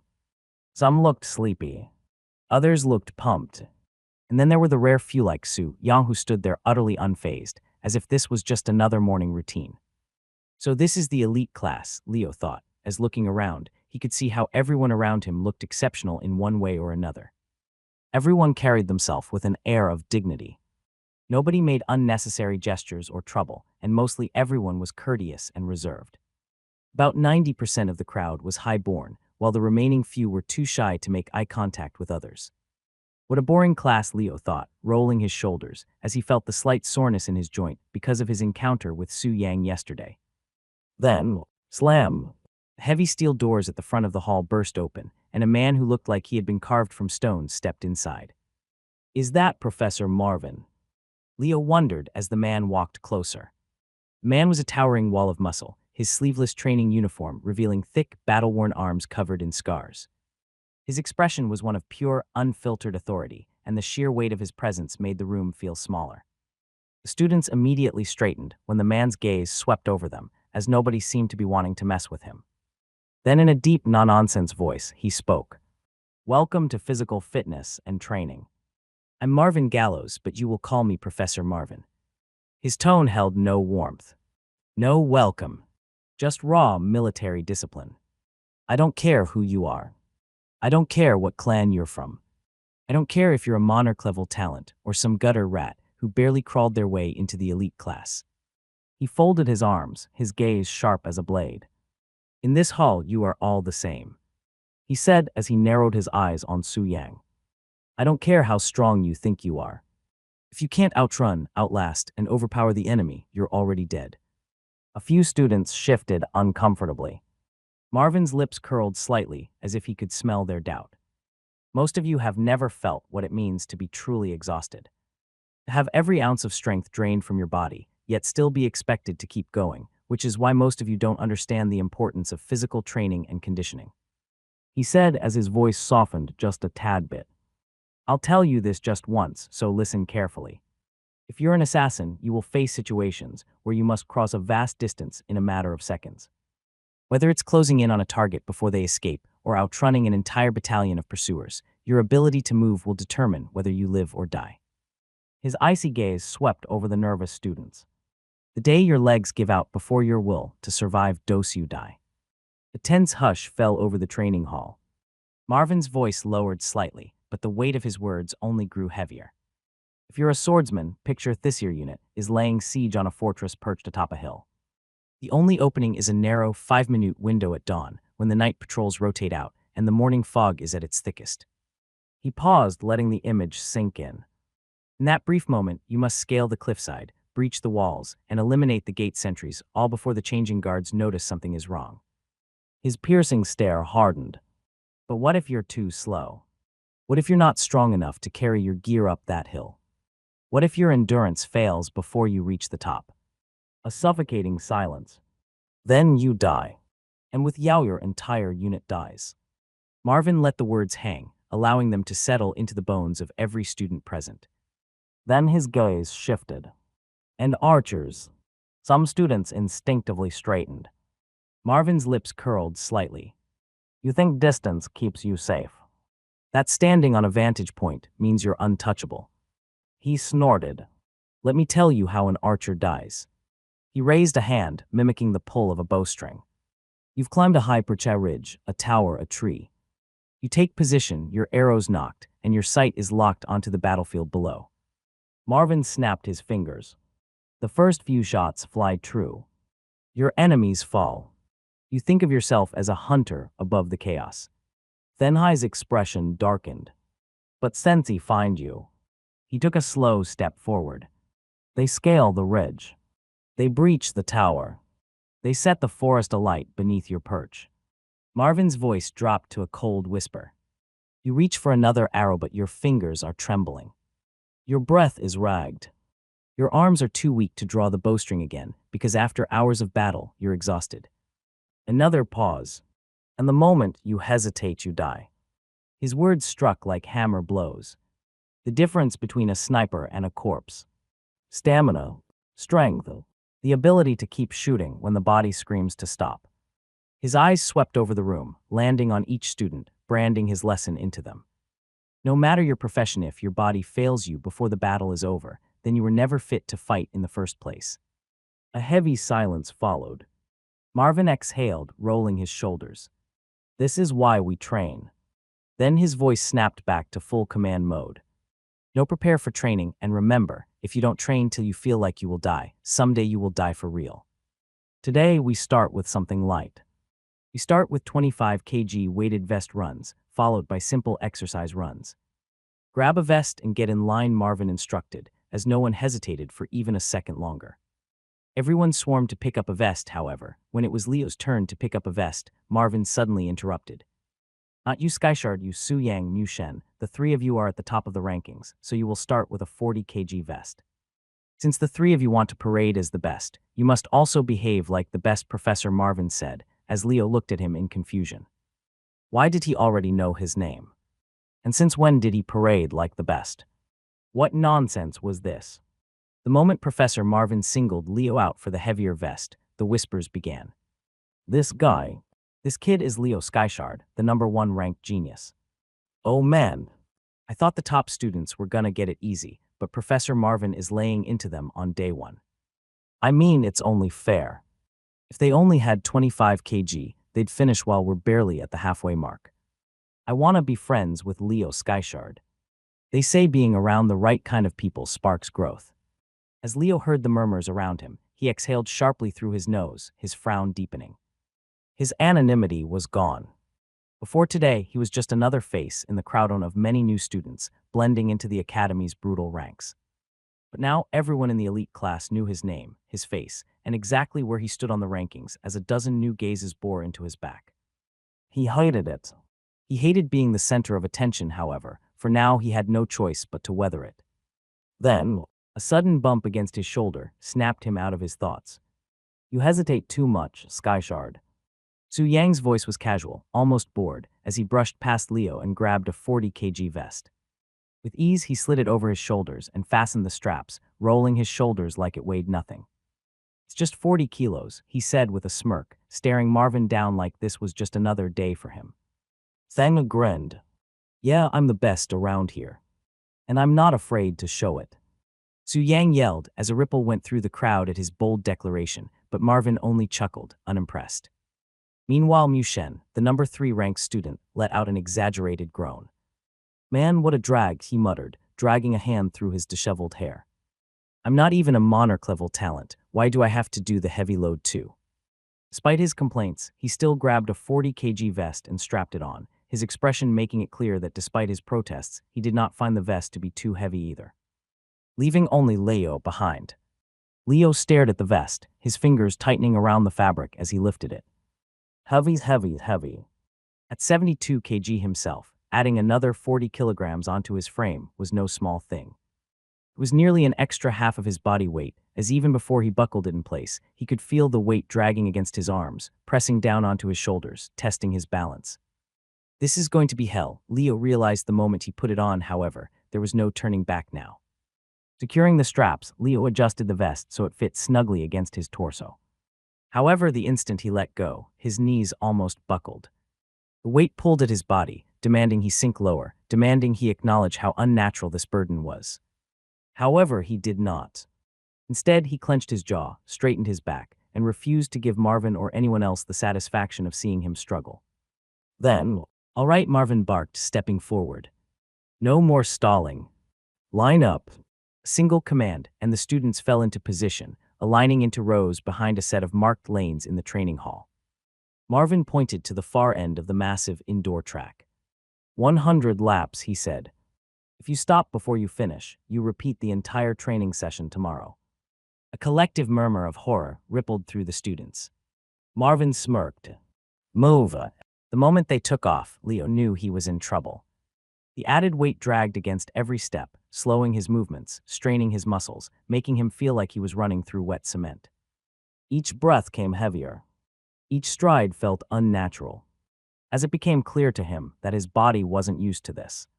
As he completed the first lap, Every fiber of his being screamed that this wasn't normal, that he should stop, that he should slow down. But he did not. He could not. Because just a few paces ahead of him, Su Yang ran effortlessly, his golden eyes gleaming with amusement, as if he wasn't carrying anything extra at all. Because Mu Shen, despite his constant complaints, was keeping up just fine, his pace relaxed, his breathing controlled. And most importantly, because Leo refused to fall behind. Pride alone kept his feet moving. His body screamed. His legs threatened to collapse beneath him. But he refused. His pride would not allow him to be the one struggling at the back, while Su Yang ran ahead, smiling like the goddamn show-off he was. So Leo grit his teeth. And he ran. He ran as hard as he could, for as far as he could, and continued to run even after his vision started to double and his lungs started to hurt. 25 laps in Skyshard, how are you holding? Do you think we should increase our pace a little? Doesn't this feel too leisurely? Su Yang asked teasingly, as Leo felt his blood boil over. If he was at peak condition, he would have smacked Su Yang in the face at this moment. However, he was not. He did not even have spare energy to sock him in the face, and hence he continued to remain silent, consistent with his character. Mu Shen, you know, this guy's a mute. He doesn't speak even if you're chopping his dick off, a real hardcore assassin, Su Yang joked, as he glanced towards Mu Shen, who was also running beside them at the head of the pack. Man, don't drag me into your internal squabbles. Unlike you monsters, I'm struggling here to keep up with your pace. If you increase it anymore, I'm falling behind for sure, Mu Shen replied, as he refused to play Su Yang's game. However, Su Yang only smirked in response. You're not struggling, Mu Shen, Leo here is. Look at his legs, they're vibrating violently, while he's wheezing through his mouth like a drowning seal. A couple more laps and he won't be at the head of the pack here with us, Su Yang said, as it was only when he drew attention to Leo's movements that Mu Shen noticed just how hard Leo was really struggling. His legs vibrated due to muscle fatigue with every step that he took, and his lungs seemed to be desperately gasping for oxygen. Oh yeah, no shit, bro's turning blue. Looks like endurance is not your strong suit, bro. Better sit this one out and try again tomorrow with no extra weights, Mu Shen said, as suddenly the respect that he seemed to carry for Leo before this sentence seemed to vanish, as he no longer seemed to fear him as before. He's not the only one. Half the crowd who have not been trained for endurance back in their clans have started to slow down.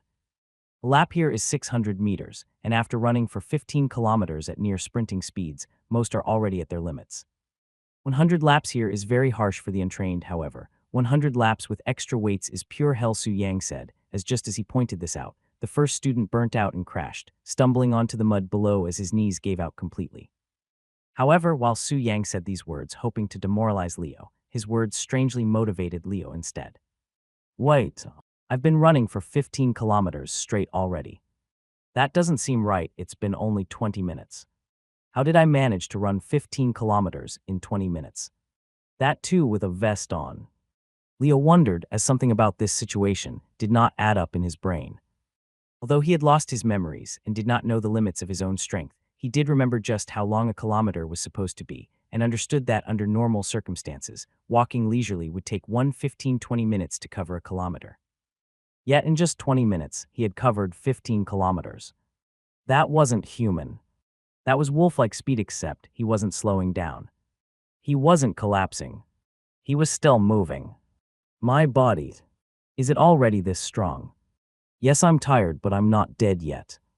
Meaning I must have trained as hell to be what I am today, Leo realized, as his belief in his own strength suddenly skyrocketed. He was told that he was the best assassin on Earth, but he did not know anything more about himself. However, running today, he finally got a feel for his limits and the real power coursing through his veins. He was not an average human. He was already way past that limit already. Once Leo realized that he wasn't as weak as he had assumed, his breathing began to stabilize, and his heart rate gradually eased. It was strange how a psychological shift could have such a tangible effect on his body, as the difference between forcing himself to endure through sheer willpower and knowing, deep in his bones, that he could endure was staggering. His muscles were still burning. His lungs still strained for air. His legs still felt the weight of the vest pressing down on them with every step. But suddenly it felt manageable. The despair that had been creeping in the idea that he was barely hanging on while Su Yang ran circles around him was gone. Because now he knew. He was fast. He was strong. He was built for this. And that made all the difference. As he pushed forward, his strides evened out, and his pace became smoother. Meanwhile, Su Yang, who had been casually observing Leo's struggle from the corner of his eye, narrowed his gaze slightly. The shift was subtle, but he noticed it instantly. Leo had gone from running on the edge of collapse to finding his rhythm. Su Yang had never seen anything like that happen before, so he was baffled to see Leo find a second wind so late into the run. It was fascinating to watch. Well, Su Yang muttered under his breath, lips curving upward. So you do have some iron in you, Sky Shard. Rather than feeling threatened, Su Yang felt excited. He had been waiting for Leo to stop enduring and start owning it. Now, it was time to see how far he could push him. Hey, Sky Shard, Su Yang called out, his tone light, teasing. You're looking a little too comfortable back there. What do you say we pick up the pace? He said as without waiting for a reply, Su Yang accelerated. Leo, caught slightly off guard by Su Yang's sudden burst of speed, instinctively matched him. His legs burned, his breath came harder, but his pride refused to let Su Yang leave him behind. They shot past Mu Shen, who let out an exaggerated groan. Of course you two psychos would do this, he grumbled. Just kill me already and get it over with. But neither Leo nor Su Yang paid him any mind. The other students, still struggling through their laps, could only watch as the two frontrunners began pulling away from the pack. Look at them go. They were already ahead of the rest of us, and now they're treating this like a damn race. Monarch level talents really are built different, huh? Marvin, observing from the sidelines, let out a quiet chuckle. Good. He had expected Su Yang to do well. But Leo's performance surprised him. According to the data slate that he had, it seemed like Leo's strength and endurance was average at best. And with him wearing a 40 kg vest instead of 25, Marvin expected him to collapse amongst the first few students who gave out. However, Leo resiliently held on. Despite hitting his muscle capacity, Leo kept running on pure adrenaline and willpower as he pulled ahead of the pack alongside Su Yang and managed to lap them all around lap 40. By now, around 50% of the class had already given out. On their very first day, they did not have the mettle to keep running at near top speeds for over 25 kilometers, especially with a weighted vest on. However, despite hitting his limits long ago, Leo kept running nonstop, never falling a step behind Su Yang until they hit lap number 50. As they hit lap 50, Su Yang finally felt the strain of running for 30 kilometers catch up to him, as his breathing became more ragged and his decision to run faster and break his initial rhythm came back to bite him in the ass. Say what? Sky Shard, are you feffling it yet? He said, his voice coming out in rasps, as he looked across towards Leo, who kept running with a simple smile on his face. Oh, come on now, say something. Su Yang urged, as he forcefully took a step ahead of Leo and glanced at his face. However, what he saw made him stumble in fear, as he lost his balance and hit the ground below with a sickening slide and thud. The impact sent shockwaves through Su Yang's body, but he barely felt it. His mind was still reeling from what he had just witnessed. His chest heaved as he scrambled up onto his elbows, eyes locked onto Leo, who continued running as if nothing had happened. But it wasn't normal. It wasn't human. Professor. Su Yang's voice came out hoarse, cracking slightly as he turned to Marvin. His face was ghastly pale, his breaths coming in short gasps as he struggled to put what he saw into words. Marvin, who had been observing from the sidelines, raised an eyebrow. If you're gonna ask me to let you join the sprint again, Yang, you can forget about it. You can finish it, but you're still running the penalty tomorrow. It's not. Su Yang gritted his teeth, forcing himself to his feet despite his trembling legs. He pointed at Leo, his golden eyes wide, almost disbelieving. It's not about me. Look at him. Marvin's gaze flicked toward Leo, and what he saw made his expression darken. Blood ran down Leo's nose in thick, crimson trails, staining his chin and dripping onto his vest. More blood had seeped from the corners of his mouth, trailing down his jawline in messy streaks. But it wasn't just that.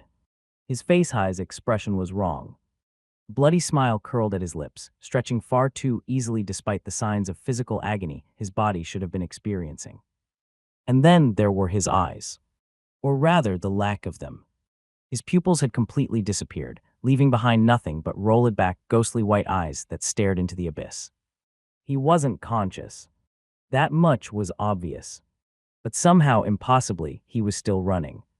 A fresh shiver crawled up Su Yang's spine as he clenched his fists. He had never seen anything like this before. Professor, he breathed, his voice lower now, carrying the weight of something close to horror. He's not awake, but he's still running. Marvin's frown deepened. Leo's form was still perfect, his stride still fluid, his balance unwavering. But there was no recognition in his movements. No control. As if his body had simply refused to stop. Marvin cursed under his breath, his instincts kicking in. Skyshard, he barked. No response. Leo's legs kept moving, his breath ragged but steady, his body acting purely on something beyond awareness. SKYSHRD. Marvin shouted again, louder this time, his voice carrying authority. But there was no response again. Shit, Marvin muttered, as he moved in quickly to stop Leo from harming himself anymore. This wasn't him passing out from just exhaustion. This wasn't him still running from just determination. This was something else. Su Yang wiped the sweat from his forehead, his hands still trembling slightly. He parted his lips as if to say something, but swallowed it down instantly. For the first time since stepping foot into Redova, he felt it. Something beyond competition. Something beyond talent. Something unnatural. As for the first time in his life, he developed genuine feelings of respect for a colleague. What the hell is wrong with this guy? He said, his eyes wide, as no matter how much he searched within himself, he could not think of a scenario where he would continue running even after he had passed out. Not even if his life were on the line. Marvin rushed forward the moment he realized what was happening. Leo's body kept moving, his legs still driving forward, despite the unmistakable signs of unconsciousness. Stop, boy, you'll end up killing yourself if you don't, Marvin said, as without hesitation he caught him by the shoulders and lifted him clean off the ground. But even as Marvin lifted Leo's body into the air, Leo still continued to thrash and struggle against the restraint, his muscles twitching, his limbs jerking as if searching for solid ground.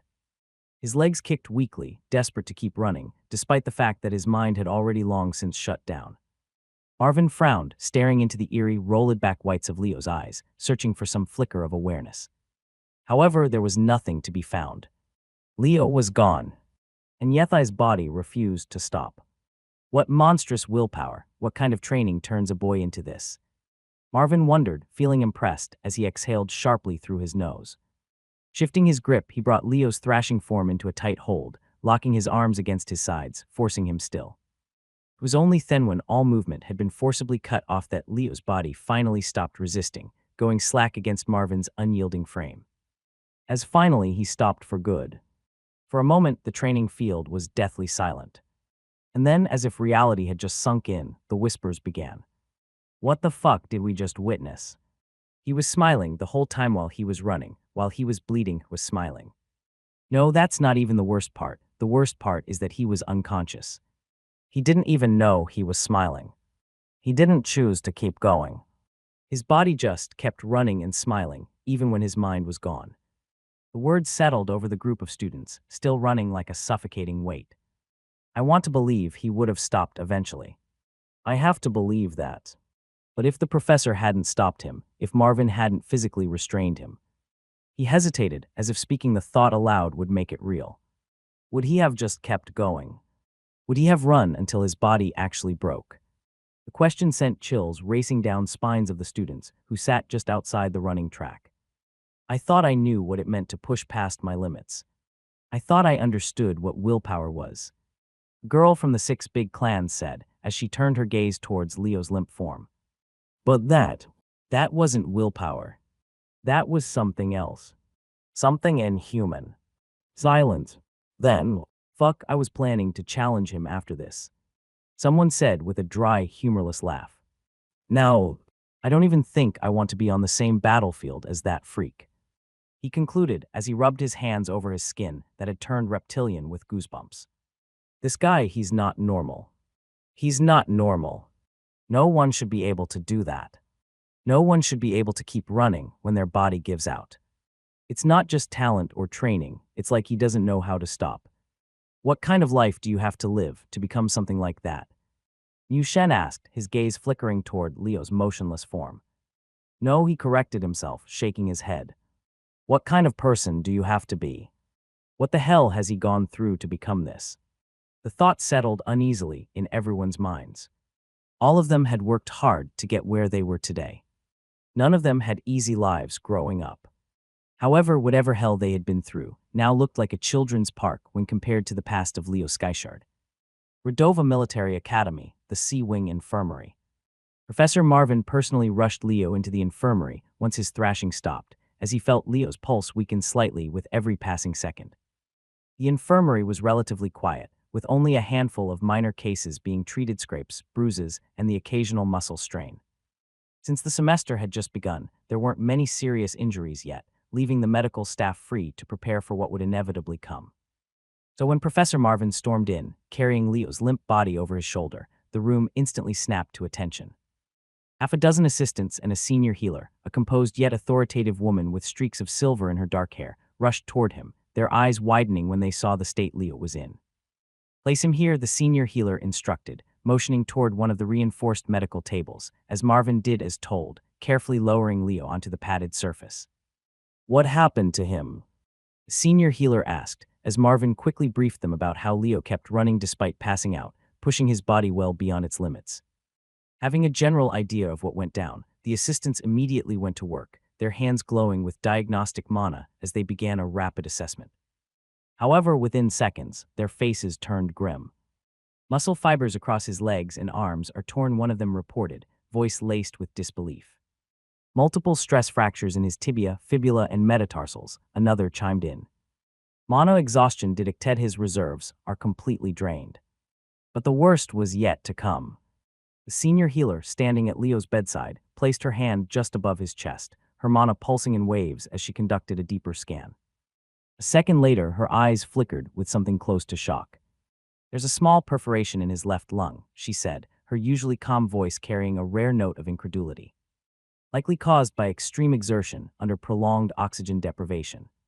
One of the assistants swallowed hard. That doesn't make sense. That kind of injury occurs in high-intensity combat, not from running." The senior healer pulled back, exhaling sharply as she studied Leo's unconscious form.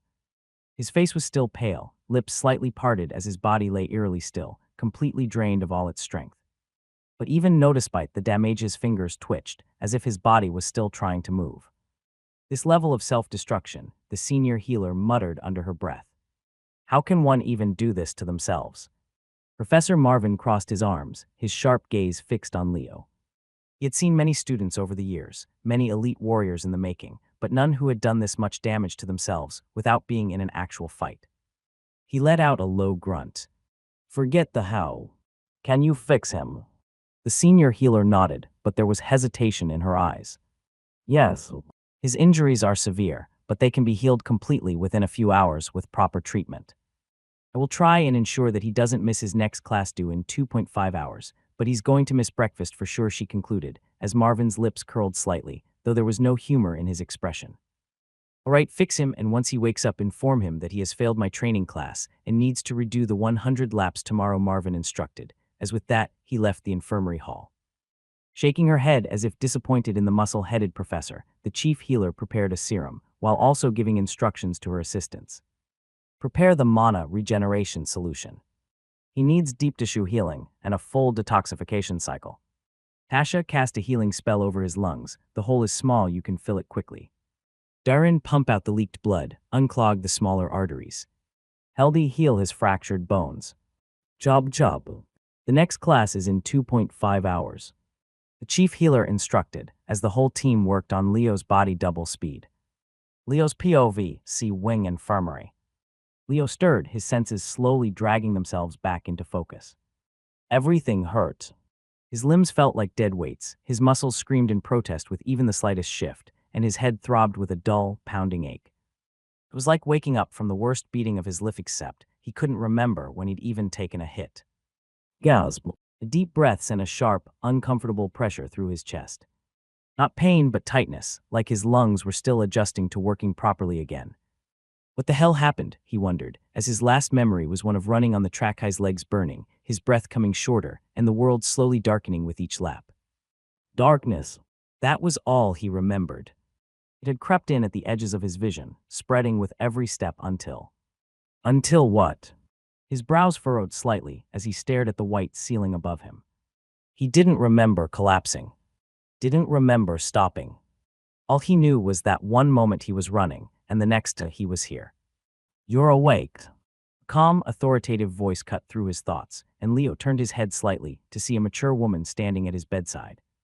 Her dark hair was streaked with silver, tied into a neat bun, and her sharp, assessing eyes swept over him with clinical precision.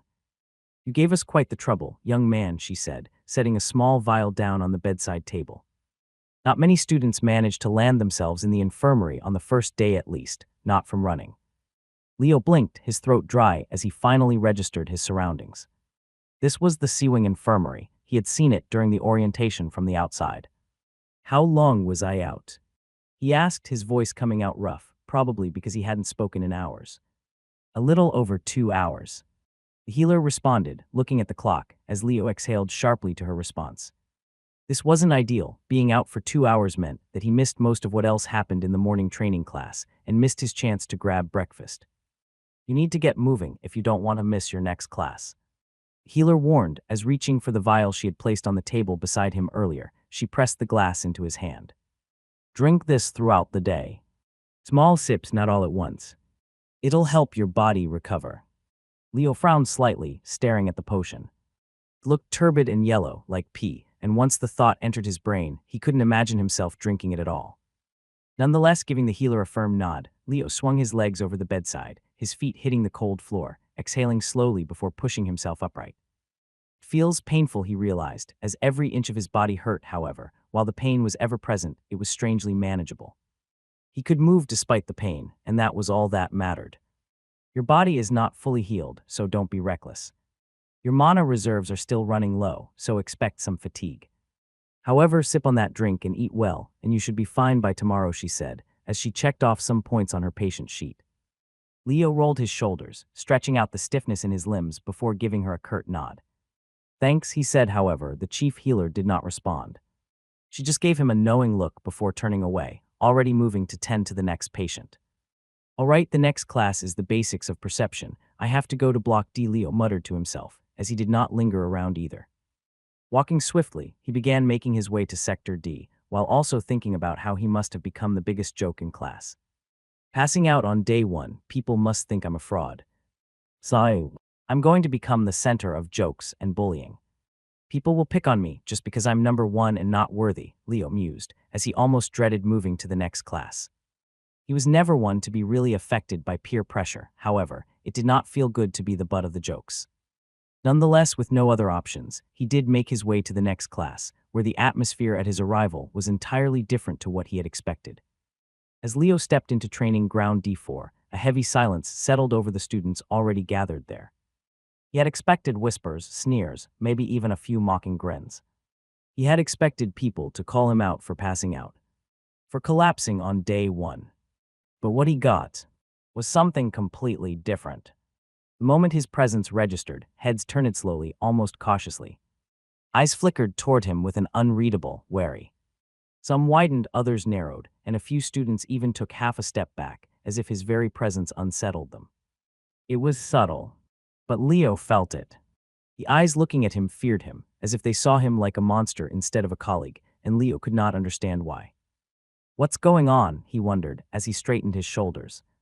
He didn't slow his steps, didn't let his expression shift, and walked as if he was completely unbothered by the glances coming his way. But internally, he was confused. What the hell is this reaction? His gaze flicked across the students, scanning their faces, their body language. He caught bits and pieces of hushed conversations, not whispers of mockery, but of caution.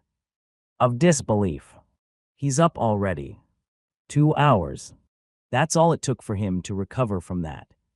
I thought he'd be out for the rest of the day, at least. He passed out but kept running, his body didn't stop. Leo's steps faltered slightly. What? Kept running? The words didn't make sense. He had collapsed, right? That's why he was in the infirmary. That's why he woke up there. But the murmurs continued. He was smiling the whole time like a freak. Why does he look so calm? He knows he's fooling no one with this fake calmness anymore, yeah. Leo's brow twitched. What the hell are they talking about? Shadow flickered in his peripheral vision, and Leo turned just as Mu Shen stepped into view, arms crossed, his usually laid-back expression nowhere to be found.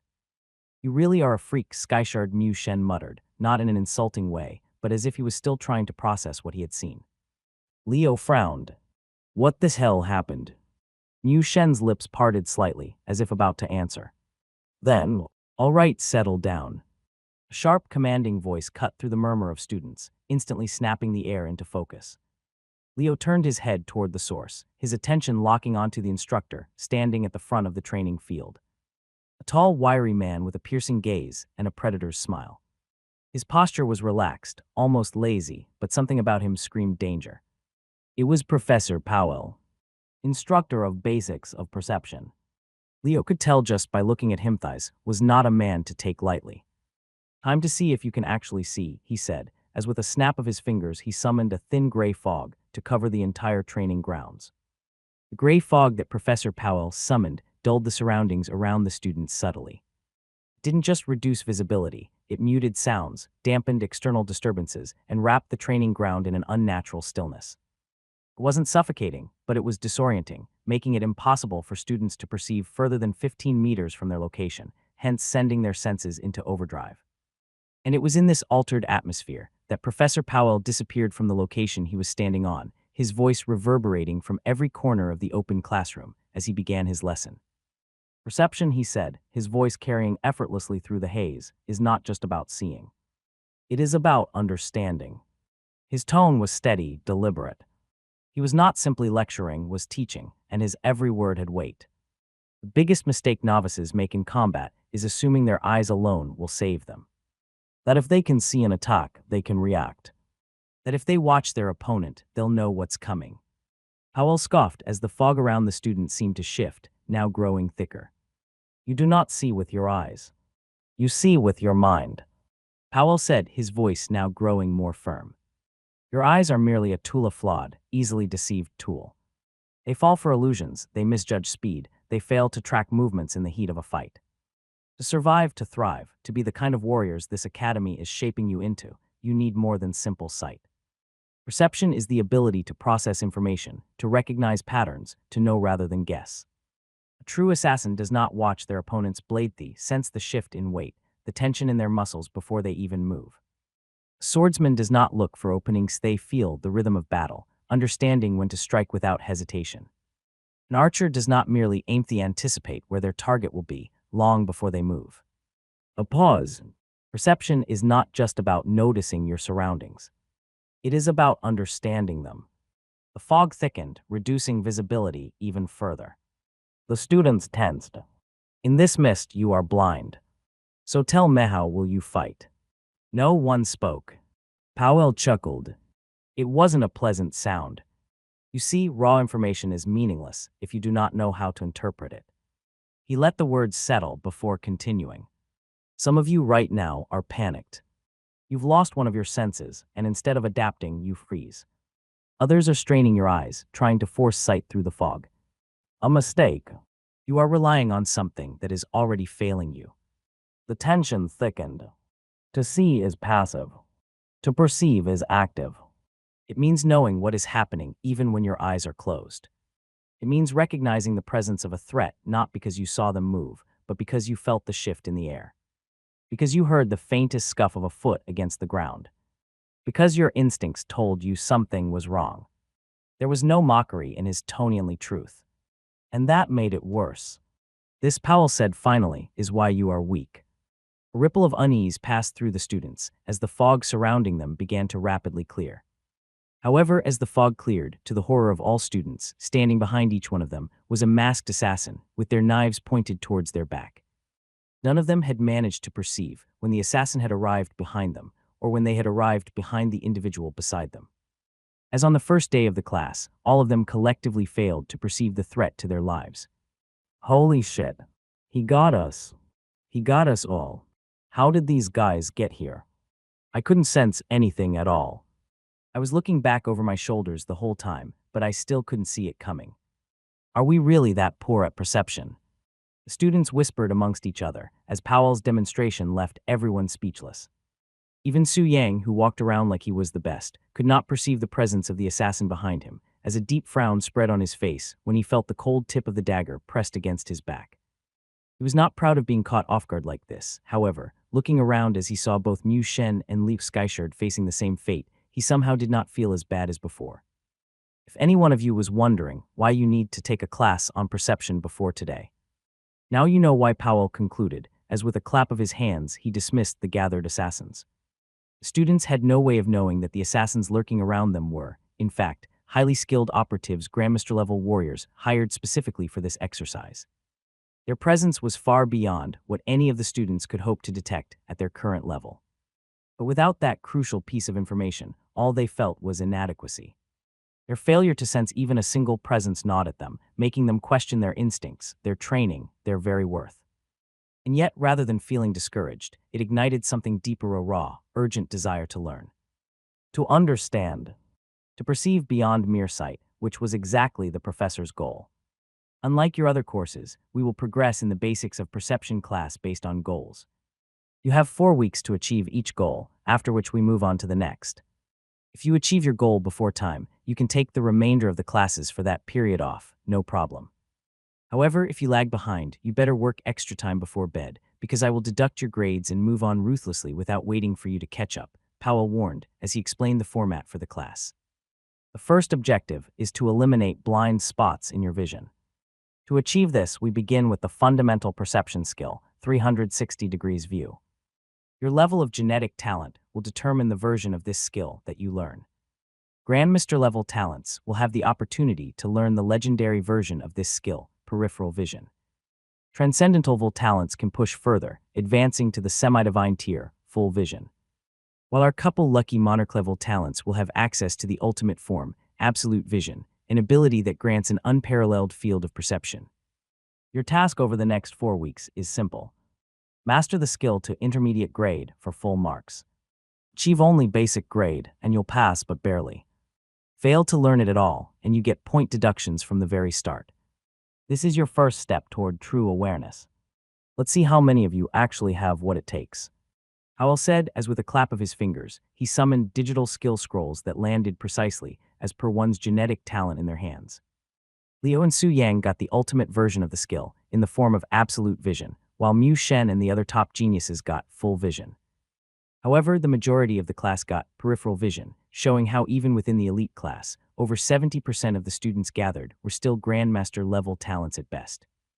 After receiving their skill holograms, Professor Powell instructed the students to review their scrolls, ensuring they grasped the fundamental concepts before he provided further explanation. As per his instruction, all students activated their assigned holograms, as detailed diagrams and explanations flickered into view before them. Each hologram contained a monocirculation map, illustrating how to activate the 360 degrees view technique assigned to them, and while the foundational concept was the same, the specific functionality of the move varied depending on the grade of the skill. For the majority of the class, those assigned the technique, peripheral vision skill functioned as a passive sonar. It alerted them to movement in their blind spots at all times, but without providing a clear image. It was like having an internal radar constantly pinging disturbances behind them, but without precise details. The limits of their senses only alerted them of projectiles coming their way, and of the rough size they were, however, it did not reveal the exact shape. It was impossible for a user of peripheral vision to distinguish between a pebble coming their way versus a dagger. However, having the ability to sense projectiles coming their way from their blind spot was already a big boon. In contrast, students who were assigned the skill full vision had access to a more advanced perception method. Instead of a general awareness, their perception became three-dimensional. They could sense depth, shape, and distance, creating a mental image of objects in their blind spots. They could actively focus on a specific area without turning their head to search for enemies behind a tree in their blind spot, or to make sure allies were tagging along, making it far more refined than just an alert system. However, there were still limitations to this method. Using this technique, one can still not perceive colors and other sensory information from their blind spots, making it less effective to see through illusions, however, still an excellent technique to master. Finally, at the highest tier, absolute vision had none of these restrictions. Rather than using sonar-like awareness or three-dimensional mapping, this version of the skill eliminated one's blind spots entirely. Through advanced mana manipulation, the user could directly perceive their surroundings as if they had eyes on the back of their head, giving mental imagery akin to real eyes. Using this skill, the brain processed information exactly like normal vision, creating a seamless 360 degrees field of sight, incorporating everything from color to precise depth perception. Once mastered, a user of this skill could even perceive the world with their real eyes closed, and they would never feel the difference. With this skill fully mastered, ambushes against the user became next to impossible, as stealth attacks would lose all meaning. It was a complete removal of the natural limitations of human sight and the limit of what a perception skill could be. As the students studied their scrolls, the difference in difficulty between the diagrams on each table became apparent. Those with peripheral vision had a simple circulation pattern just enough to expand their awareness. Full vision required a more intricate mana flow, allowing for three-dimensional spatial mapping. But absolute vision had the most complex structure. Users' mana had to be precisely controlled, and their brains had to be continuously fed with visual input without causing sensory overload. It wasn't just a techniquate, it was a complete rewiring of how their brain's perception functioned. Hence, while most students were simply trying to grasp the basics, Leo and Su Yang tried to make sense of the sheer absurd diagram in front of them. With Leo in particular, finding the text in front of him extremely hard to understand. Leo read the instructions on his scroll that read, "Circulate the mana as shown in the diagram in front of you," and realized that he did not remember how to circulate the mana in his body at all. It was the same restriction he had faced the previous day when he had spent hours trying to practice his newly acquired meditation manual, only to fail miserably. No matter how much he focused, how much he willed his body to comply, there was no reaction. He could not sense, let alone manipulate, the mana flowing within him. At the time, he had come to terms with the fact that he would need to learn the basics of mana sensing and circulation before making any meaningful progress. However, what he hadn't expected was to land in a situation where his inability to perform such a basic function would become a problem the very next day. And yet, here he was. Leo's gaze flickered toward the diagram projected in front of him. The intricately detailed mana circulation chart mapped out the exact flow paths needed to activate the absolute vision technique. The concept was simple enough in theory: follow the channels, direct the flow, and engage with the surrounding mana to create a seamless perception field. But for Leo, none of this meant anything if he couldn't even take the first step. Damn it. He exhaled sharply, his words leaving his mouth in a soft curse, as he blamed his memory loss for placing him in this unnecessary situation. However, before he could wallow in self-pity, it was Professor Powell who grabbed everyone's attention as he began explaining his take on mastering the technique. "All right, everyone, pay attention to me for a second," he said, as he drew everyone's attention to himself. "I'm going to share my experience on how to master this method, and while the specifics will vary person to person, you will all broadly face 3 stages of problems to master this technique. In the first phase, you will learn how to replicate activating this technique without needing to look at the diagram. This is the easiest step, and all you need to do to complete it is to memorize the technique perfectly and learn how to perform it at will. Using it once will provide you with 35 seconds of 360 degrees vision, which is fine for now. In the second phase, we learn how to make it last forever. Basically, what you need to do is, you learn how to activate the skill within the time frame of taking one breath, basically training your brain to perform the move so fast that it becomes second nature to you. This is the hardest stage, and many of you will struggle here. In the final stage, you will learn how to do it subconsciously. Make it a passive skill that's active at all times, even when you sleep. You will start performing it effortlessly without even needing to think how to perform it, and that's when you will hit basic mastery. My expectations from all of you is that you will hit basic mastery for this skill within the first 4 weeks of this class, with every session between now and evaluation day being more or less a doubt-solving session to help students who have seen their progress stagnate at some particular part. You can choose to attend or not. But come evaluation day, I expect all of you to attain basic mastery for passing marks and intermediate mastery for full marks. Powell said as he concluded today's lecture on this note. Leo did not expect to be dismissed from the basics of perception class a mere 35 minutes after it began. However, much to his surprise, he was giving him ample time to head for an early lunch.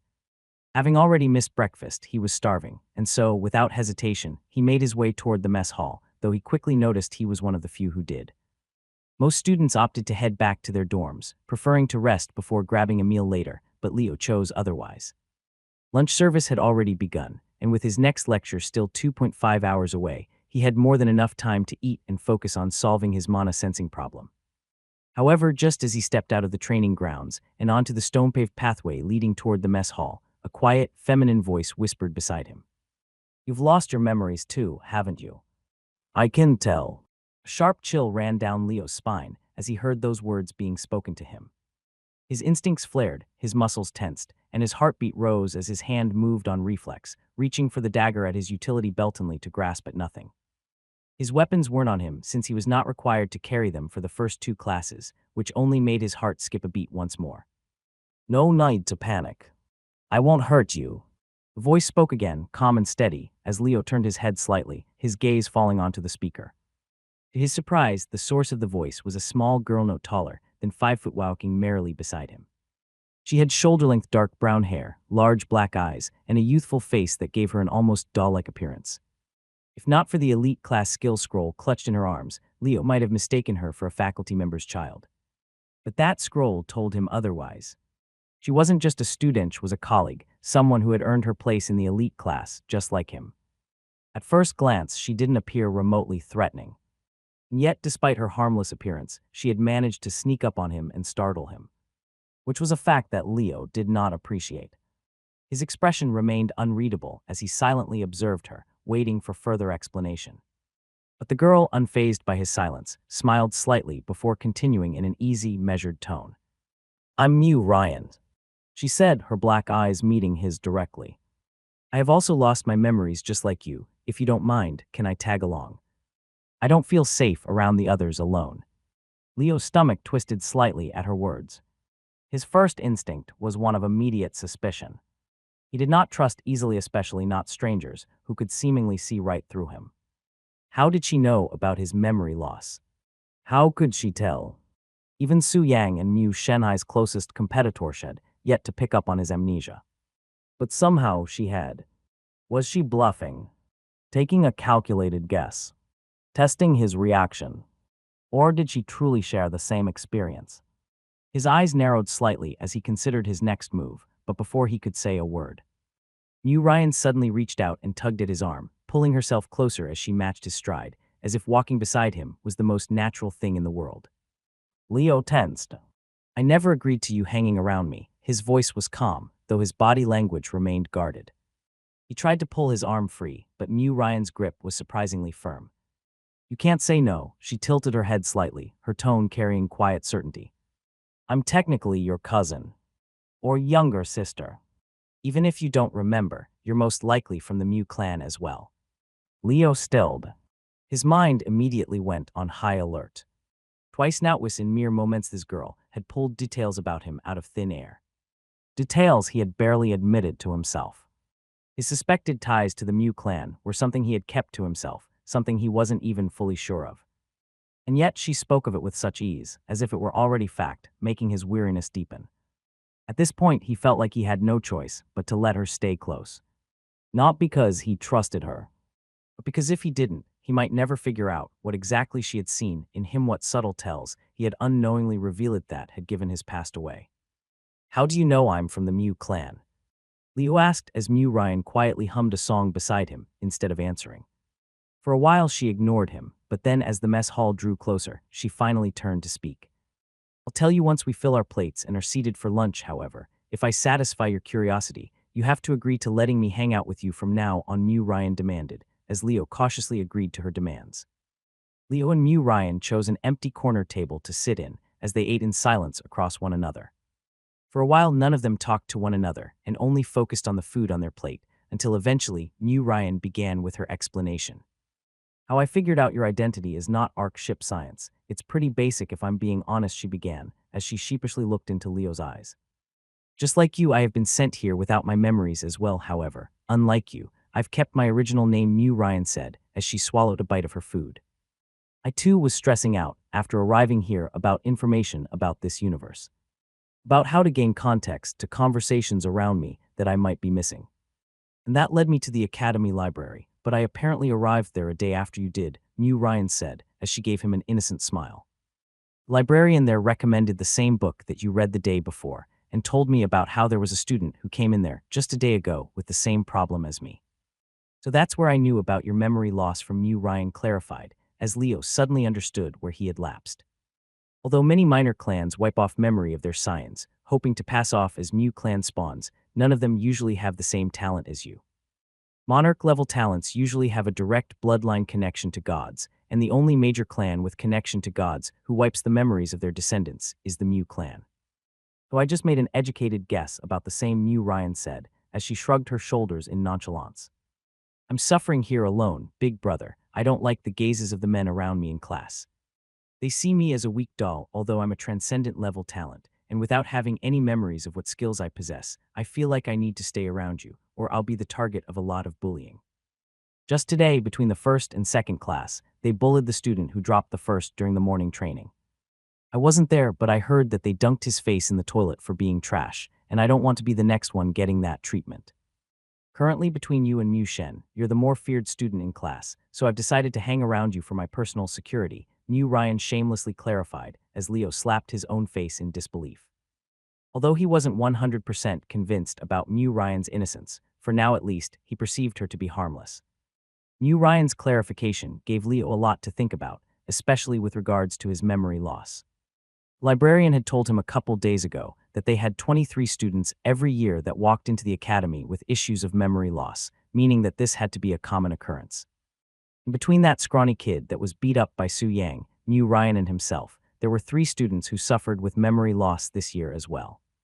In Leo's understanding, if this was such a common occurrence every year, then it would not be too bad if details about his memory loss were eventually leaked. However, not wanting to risk it, he still wanted to protect the secret as close to his chest as possible for now.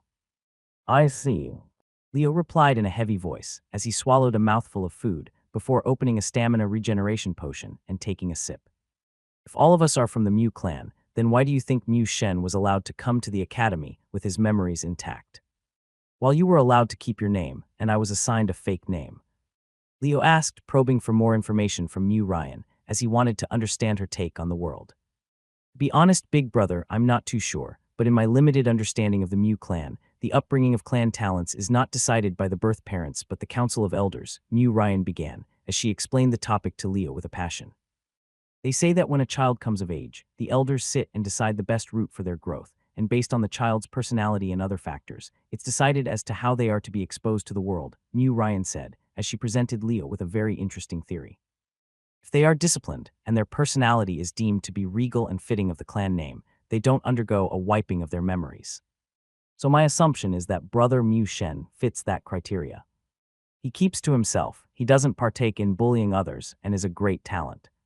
Definitely worthy of bearing the clan name, Mu Ryan explained, as she nodded her head in satisfaction. In contrast, even though I don't have my memories, I know for a fact that I'm a problem child. I have an eccentric personality, and my range of emotions are wild. I can go from being really sad to really happy in a matter of moments, so it's probably not a good look for the clan if I behave that way in the outer world. My assumption is that they decided I needed a fresh start to perhaps work on some of my flaws, which is probably why I woke up with a list of weaknesses to work on also imprinted in my brain, Mu Ryan said, as she tapped towards her forehead in glee. Finally, I think you're the worst of the bunch. You must have hit the jackpot of having a personality so rotten that the elders hate you, and a talent so grand that they can't deny you, that they have sent you out into the world without your memories and your real name. They will most likely accept you back into the clan if you make a proper warrior of yourself and bring the clan honor. However, if you accidentally get crippled or die, or if you don't live up to your potential, they will probably disown you, since they don't want problem kids like you in the clan, Mu Ryan said, as she gave Leo a friendly thumbs up. However, Leo did not find this explanation funny at all. So if I don't live up to my talents, the clan will most certainly disown me and force me to live out the rest of my days alone. Is that what you're saying? Leo asked as my Ryan vehemently nodded. If you don't live up to your talents, the clan will disown you, yes. Also, I'll go hug the thighs of my brother Mu Shen, because I don't want to be associated with a loser. So I will abandon you too, Mu Ryan said, as Leo felt his left eye flicker in anger at her words. He had never even willingly accepted her company in the first place, however, she was already threatening to leave him if he did not shine. What a cartoon character, Leo concluded, as he let out a deep sigh and returned his focus to his food. 2 hours later, Lecture Hall A2. Leo arrived at the next class about 20 minutes before the lecture was scheduled to begin. He chose an empty seat in the third row to be seated, so that he did not show up at the very front of the class, but was not mixed with the backbenchers either. It was the perfect sweet spot that would allow him to study anonymously, as he felt quite excited for the upcoming class, General Magic Theory, which was purely a theoretical subject. Beside him sat Miu Ryan, who unlike him could not sit still at all. She had to fidget about constantly, whether it was to raise the height of her seat, arrange her note-taking supplies, or just spin around for fun to kill time. In a way, Leo did not mind her childish behavior, as he found himself capable of turning a blind eye to it. However, on another note, he felt worried for the woman, as he could not imagine any circumstance where such a restless individual could turn out to be a good assassin, when assassination was a primarily stealth-related profession. And so early. Skyshard. Don't tell me you have that dork gene in you, a male voice mocked him, as Leo turned to see Su Yang entering the room. Unlike him, he walked straight to the last row of the class, where he slouched until his head was barely above the table. Theoretical classes bore me. I reserve my enthusiasm for the battlefield, he declared loudly, even though nobody was paying attention to him in particular. Guess he's just a weirdo, Leo thought, as he ignored him and patiently waited for the class to begin. A little while later, the class completely filled up, as Professor David walked into the room with an air of authority about himself. This seemed to be a common feature amongst all professors in the university, as they all seemed to exude an aura of strength and authority. After walking in, he took a quick glance at his watch, and on the exact stroke of 2:30 p.m., broke off a piece of chalk and began writing on the blackboard behind him. Taboo, scratch, taboo. What is mana? He wrote before turning, as just as he was about to speak, a student came running into the class. Boom. With a casual flick of his wrist, Professor David flung the kid who came in late, with as much speed as he came in, as the poor student found himself slipping on the hard floor as he hit the passageway railing. You're late and hence you're not welcome in my class. Try to enter without permission again, and I promise I will break your bones. David said in a cold, ruthless voice, as the poor student who dared walk in late ran away from the professor's sight in fear, not daring to linger before him any longer. This professor is stern, is what Leo and pretty much everyone else in the class thought, as automatically they straightened their spines and maintained absolute decorum. Nobody wanted to be the target of the professor's ire, and hence everyone tried their best to not spook him. Professor David seemed to appreciate this atmosphere, as with a curt nod, he began his class. Good afternoon all, I am David Meninges, and I am your professor for the Magic Theory class, as well as the head supervisor for all first-year students. I expect 100% attendance in all my classes, and I expect you to arrive 5 minutes before the class begins, he said in a deep, peculiar voice as he gestured towards the door. As you can see, I do not have a tolerance for late comers, so if you're here after me, it's best to keep walking and not try to enter my class. That being said, enough time is wasted already. Let's begin with today's education, David said, as he turned his body from facing the door to facing the blackboard. Magic theory is the fundamental behind how everything functions in the universe. How spells are made, how meditation manuals are made, how complex mana machineries are made, alchemy, blacksmithing, you name it, and I can show you the application of magic theory in it. It's one of the absolute fundamentals of the modern world, and hence its education is of paramount importance, David explained, as Leo immediately found himself engrossed in his teachings. Having lost his memory, Leo found his curiosity for learning enhanced these days, as he felt like an empty sponge that wanted to soak everything that was available around him. That being said, the basis of magic theory is mana. Which is why we begin with the question on the board. What is mana? David said as he turned back towards the class, scanning the crowd until his eyes landed on Leo sitting peacefully in the third row. Skyshard, get up, tell me what mana is. David commanded, as for a moment Leo felt confused on how the professor knew his name and face already. Standing up, Leo looked at him in confusion, as without his memories he had no proper context to construct a proper response, which was why he could only apologize in shame. I'm sorry, Professor, I'm not very knowledgeable in this subject. I cannot explain what mana is, Leo replied, his cheeks flushing slightly red as he candidly admitted his shortcomings. The reaction from the crowd was muted, some giggled, others looked at him with indifference, however, none seemed to think it was a particularly big deal. However, all this changed once the professor began humiliating Leo. You don't know what mana is. You're a warrior that managed to survive the brutal assassin entrance exam to enroll into this academy, but you don't know what mana is. You must be quite lucky to make it this far with such a dumb brain, David insulted, as now the class burst into soft giggles. There was no need for such personal attacks, however, it was clear by the crazed look in David's eyes that he had a vendetta against Leo that he was unwilling to let go of from the very first day. Guess intelligence doesn't get passed down in genes. You have to actually study for it. Must be the reason behind why the most brilliant scientists of our times are never from the six great clans, David said, as he rolled his eyes around to check out every student that belonged to the great clans, as he defiantly stared them down. Well, this is an advanced class, Mr. Skyshard. We don't pamper kids here. If you don't know what mana is, I suggest you head to the library and expand your knowledge base before attending my classes. Till then, get out, David said coldly, as Leo simply stared at him in confusion. He had not expected such hostility from the professor today, nor did he understand the reason behind it. This was supposed to be a place of learning, and he had been nothing but respectful. There was no reason to kick him out of class. However, the professor seemed to be hell-bent on doing it regardless. Are you deaf, Skyshard? Or just incredibly dumb that you can't register simple instructions at once? I said. Get out, David reiterated while pointing towards the door, as this time Leo began to move, his anger boiling under his breath as he controlled his emotions. He did not give the professor an angry look before heading out. No, he did not give him the satisfaction of showing that he managed to agitate him, and instead he walked out with his head down, as some of his classmates laughed at his retreating figure. Once outside, Leo gnashed his teeth and kicked his leg against the hallway wall as he tried to figure out where he went wrong. However, upon self-reflection, he realized that there was nothing that he could have done otherwise. It was clearly the professor who was biased against him. However, Leo did not even remember having done anything that would have remotely pissed him off. After kicking Leo out of the class, David immediately turned his attention to Su Yang as he passed on the same question to him. Getting up lazily from his slouched position on the last bench, Su Yang looked down on David with indifferent eyes as he cooked up a half-assed reply. Mana is the force that powers magic. It flows freely through the rainbow stream in the universe, which can be visualized as a wave of energy that covers countless planets and galaxies. Beings born within this rainbow stream have learnt how to harness mana and use it to perform magic, which is the fundamental to becoming a warrior, he said, as while it was not an incorrect answer, it wasn't a perfect one either.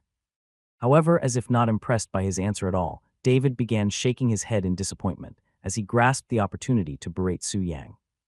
While we have another mentally retarded student in class here, seems like we're going 2 for 2 this year, David said, as he purposefully began humiliating Su Yang. I could have asked this question to a 4-year-old and probably gotten the same reply.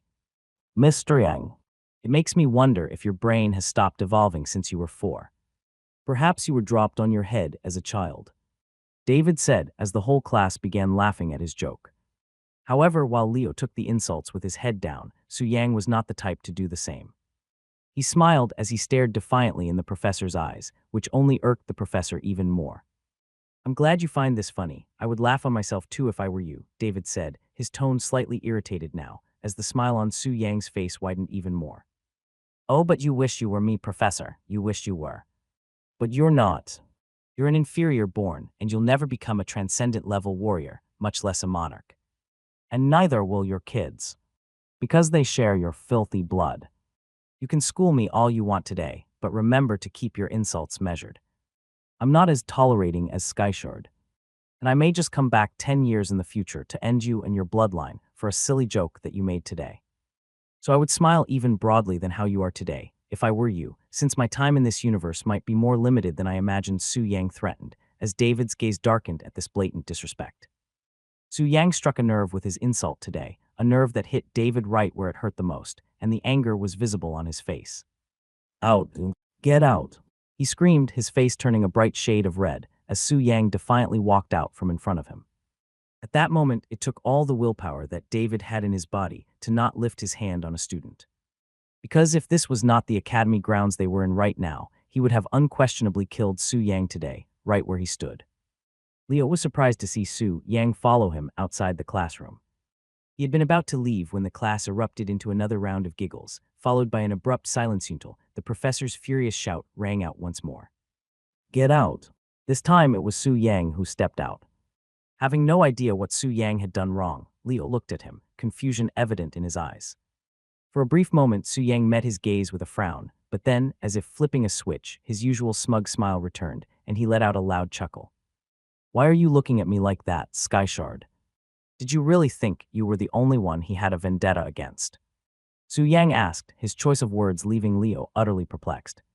Vendetta. Of course it's a vendetta, Su Yang scoffed. We're not the first batch David has taught, and every single year, without fail, he targets the top talents in the class, humiliating them daily, just to make the less gifted students feel like the universe is a fair and equal place. Leo narrowed his eyes as Su Yang continued, his tone laced with amusement. Senior brother Du Liang already warned me about his biased behavior, which is why I came prepared with a response in case he decided to poke me today. And that dumb motherfucker did poke me. So naturally I put him in his place, Su Yang said, his grin widening. So that's how it was, Leo murmured, realization settling in. For a moment, I couldn't understand why I was kicked out for doing absolutely nothing. But it turns out he just hates talent. Su Yang shrugged, completely unbothered. Anyone without talent hates those who have it, Skyshard. That's how the universe works. The commoners despise the 6 great clans because we only intermarry amongst ourselves, keeping our bloodlines pure. But do you know what happens to the clan members who marry out of love, outside of the great clans? Without waiting for a response, Su Yang answered his own question. They face heavy social stigma. They struggle with cultural differences. The commoners reject them, unable to accept their refined upbringing, and their lives become an endless cycle of squabbling and regret. Their children are born weaker, lacking the clan's support, and they don't receive the same training or privileges as a noble heir. In the end, those who marry for love either abandon their partners to return to the clan or die bitter and disillusioned. Su Yang crossed his arms, his voice taking on an air of finality. The world of nobles and commoners is like oil and water, Skyshard. We may exist within the same academy, much like oil and water in a single vessel, but we can never mix. Oil will always rise above water, yet some people refuse to accept this fundamental truth of the universe. His gaze sharpened, his words carrying an unmistakable edge. You and I, we are oil. But unlike you, Skyshard, I wear my heritage with pride. My grandfather is the Su family god, and his blood runs through my veins. So I'll be damned if I let some second-rate teacher insult me in class. His words left Leo with much to think about. Before this class, Leo did not expect teachers to have biases against the students. However, perhaps he was being too naive. Just like how there would be a few instructors who would be blown away by Leo and Su Yang's talent and favor them in class. There would be some that disliked them for the same. There were all kinds of people in the universe, and it was a dumb choice to drop one's guard against any of them. Come on, Skyshard, let's head over to the practical combat arena. This is a good opportunity for both of us to spar without 1,000 eyes on us, Su Yang urged, as Leo looked towards Su Yang with his eyebrow raised. On a deep level, he did not mind sparring with Su Yang today. Hell, he even felt excited for it. However, without knowing how to circulate mana or use his skills, he felt hesitant to head into a fight, which he knew he could not win. What? You're too scared to fight me? Su Yang asked as he sensed Leo's hesitation. However, Leo only shook his head in response. No, I'm not scared. Let's go, he said as Su Yang slapped his back hard. Now that's what I expect from my rival. Hahaha, this spar is going to be legendary. Su Yang said as both of them grinned and jogged their way towards the practical combat arena. Leo was not naive. He did not let fleeting emotions cloud his judgment, and although it appeared as if he had agreed to spar with Su Yang on a whim, that was far from the truth. From the moment he set foot in the academy, Leo had known that, sooner or later, he would have to spar against other students, many of whom could likely wipe the floor with him. To avoid that fate, he first needed to understand where he stood in the class hierarchy and gauge his own strength. After the morning's physical training session, Leo found himself genuinely intrigued. His body possessed remarkable endurance, yet he had no memory of ever training it. Despite that gap in knowledge, the results spoke for them. Silveshi's physique was far superior to that of an average human. Just this morning, he had run over 40 kilometers without stopping, maintaining speeds that would be impossible even for professional marathon runners. Hence, it was clear that his physical capabilities exceeded the limits of peak human performance. And that was why he agreed to spar with Su Yang, for he was desperate to know just how strong he truly was.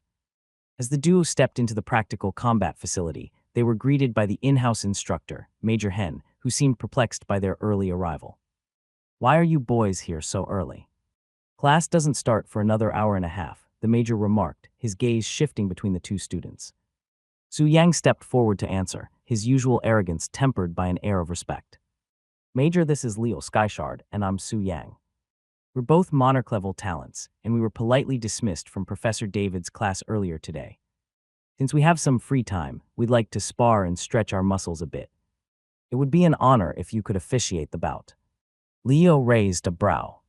Unlike his usual brashness, Su Yang's tone carried an unexpected level of decorum.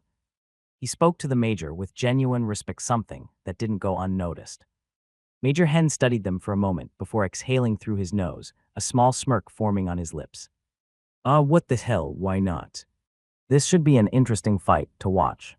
He crossed his arms and gave them a firm look. Gear up. And remember, no targeting the vital organs, eyes or groin. Unless you want me to personally beat the crap out of both of you. Su Yang bowed slightly in gratitude. Thank you, Major. Wasting no time, he turned and rushed toward the weapons rack in the corner, his enthusiasm evident. Leo followed suit, his fingers skimming over the selection until he found a dagger that felt comfortable in his grip. Redova Military Academy, the practical combat grounds. The two combatants stood at opposite ends of the sparring ring, clad in protective gear, as mandated by the academy. Leo adjusted the arm pads, knee guards, and light body armor strapped to his frame, shifting slightly to test his mobility. His helmet fit snugly, obscuring part of his vision, but he ignored the discomfort. Since regulations demanded that he must wear a helmet, this one was the best fit, although it blocked part of his vision slightly. Across from him, Su Yang grinned as he flexed his fingers around the grip of a training sword, its edge dulled but still formidable. Leo, on the other hand, took a different approach. He strapped a utility belt around his waist, filling it with daggers, their hilts snugly secured within easy reach. Two more were drawn into his hands, their familiar weight bringing a sense of reassurance as he mentally prepared himself for the battle ahead. Doesn't matter if I lose, I just need to understand what this body is capable of, Leo thought to himself, as he let out a series of deep breaths, as if to instinctively calm his heart rate and increase his focus. Planning to throw them at me? Or do you actually know how to use them up close? Su Yang asked, eyeing the daggers in his hand, as Leo ignored his comment, instead shifting into a ready stance as he prepared for combat. Major Hen observed them for a moment before raising his voice. Combatants, take your starting positions. Leo exhaled, steadying his nerves. Su Yang, ever the showman, rolled his shoulders lazily before pointing his sword toward Leo. Try not to embarrass yourself too quickly, Skyshard. Leo resisted the urge to retort. Words wouldn't help him here. Begin, the major said as the moment the signal was given, Su Yang exploded forward. Leo barely had time to process the movement before a blur of sword slash came screaming toward him. His instincts roared, and he flung himself sideways just in time. Whoosh. Massive sword slash sliced through the air where his torso had been, missing him by a hair's breadth. Cold sweat trickled down his spine. Had he been even a fraction of a second slower, that hit would have caved in his ribs despite the armor. But before he could even recalibrate, Su Yang was already on him. Oh shit. Leo barely managed to raise his daggers in time as the next strike came. Clang! The impact rattled through his arms like a shockwave. His right-hand dagger flew from his grasp, spinning through the air before clattering against the arena floor. His left dagger remained, but his grip was shaky. Su Yang's eyes gleamed. You show too many openings, Skyshard. Then he attacked. One strike, then another, then another. Leo blocked the first few, but it was a downhill battle from there. Su Yang's relentless offense was overwhelming, his strikes fast, precise, and filled with raw power. Thud. A heavy thud landed against Leo's ribs, forcing him to stagger back, barely maintaining his footing. Clamp. A sharp hit clipped his shoulder, causing his balance to waver. Bam. A downward strike slammed against his armored thigh, nearly sending him to his knees. Left, right, center. Blow after blow rained down, the blunt end of Su Yang's sword battering him mercilessly. Leo gritted his teeth as the realization set in. He was being completely outclassed. Every time he tried to retaliate, Su Yang's sword was already there, knocking his attacks aside as if they were child's play.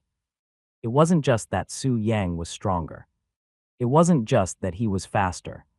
It was the way he fought, with the effortless confidence of someone who wasn't even taking the fight seriously. As if Leo wasn't a threat. As if this was all just entertainment to him. A deep frustration bubbled within Leo as another brutal strike landed against his side, forcing him back once more. His grip tightened around the one dagger he had left. He had to do something. However, all his fighting spirit amounted to nothing in front of Su Yang's supremacy, as one last attack by his opponent to his chin sent him crashing towards the floor, with stars circling before his eyes. The spar was over, as Hen intervened and declared Su Yang as the winner. "Stop." Winner Su Yang, Major Hen said, as a deep frown spread over his face. "Yang, goddammit boy, your swordsmanship is beautiful." "Well done. Skyshard, you fight like a moron. What the hell was this stance? Why did you not use your combat skills to get out of the tough spot you found yourself in? What were you even doing?" Major Hen said, as after praising Su Yang, he absolutely admonished Leo. "Is this kid really a monarch-level talent? What clan are you from, boy? What's the story here, son?" Hen asked, alternating his gaze between Leo on the floor and Su Yang as he waited for an explanation. "He's supposed to be a monarch-level talent, but I don't know why he fights so poorly, Major. I came here expecting a war, but I found myself fighting against a baby," Su Yang said, as Leo struggled back to his feet, his bloody nose and bruised cheeks a sorry sight to watch. I don't have my memories, Major. I've forgotten everything about myself but my instincts. I don't remember what skills I have or how I used to fight. I don't even remember how strong I'm supposed to be," Leo replied candidly, as both Su Yang and Major Hen were taken aback instantly by his response. "Mio," both of them said at once, as if something just made sense in their heads, as letting out a deep sigh, Su Yang shook his head from side to side. "Just when I thought I found myself a rival, life plays a cruel prank on me again." "Fuckkkk," he cursed, his anger genuine, as he seemed to be pissed that Leo did not have his memories on him. "Helmut," Major Hen mumbled, as he scratched his head and shook it from side to side in disappointment. "I don't know why they do this to their own kids." "Mew clan is full of crazies," Major Hen said, as after contemplating for a while, he placed a sympathetic hand over Leo's shoulder and pointed towards the exit door. "Go to the teacher's staff room on floor 2 and look for a female instructor called Muyan Fei. Tell her about your memory loss and tell her that it's Major Hen who has sent you. She's the specialist at the Academy for Mind Control Magic and Memory Loss. Perhaps she can recover some bits of your memory that will help you become more of your usual self again," Hen said, as he gave Leo's shoulders a good squeeze. "Thank you," Major Leo said, giving him a thankful bow, as the Major gave him a soft smile.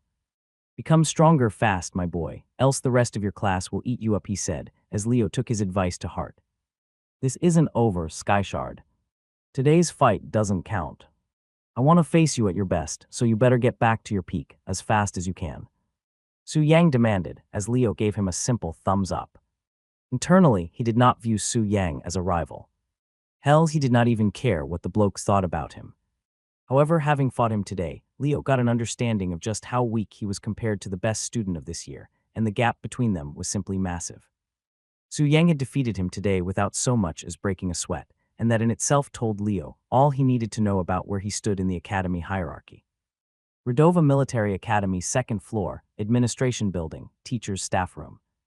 As Leo made his way toward the staff room, his mind lingered on the aftermath of his fight with Su Yang. Revealing his memory loss to Su Yang had been a gamble. A weakness exposed. A vulnerability laid bare. But in the end, something good had come from it. Major Hen had given him a leader professor who might have the ability to help him recover his lost memories, and if it actually worked out, Leo felt like it could be a game-changer. If I can recover my memory without relying on the ones who erased it, then I can take back control of my life. That thought alone filled him with a renewed sense of determination. Optimistic, he reached his destination, with a soft smile tugging behind his bruised lips.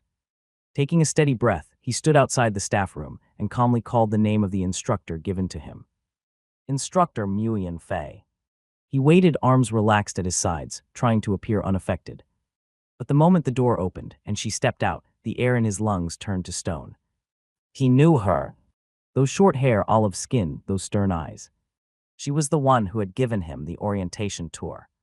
She was the one who had slipped him the second chit. Now she was standing before him, eyebrow raised as if she hadn't been a part of the group that had wiped his memories. A sharp chill ran through him. Of all the people Hen could have sent him to, why did it have to be her? These were not the circumstances under which he had wanted to meet her. "Yes, how may I help you today, student?" she said, her voice calm, as looking into her prying eyes Leo's body tensed, his feet taking an instinctive step back. At that, he stammered, words fumbling over themselves before he inhaled sharply and forced himself to steady. He couldn't afford to look weak. Not now.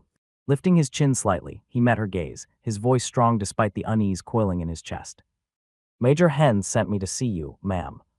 He said you could help me with my memory loss. He said as he gauged her reaction.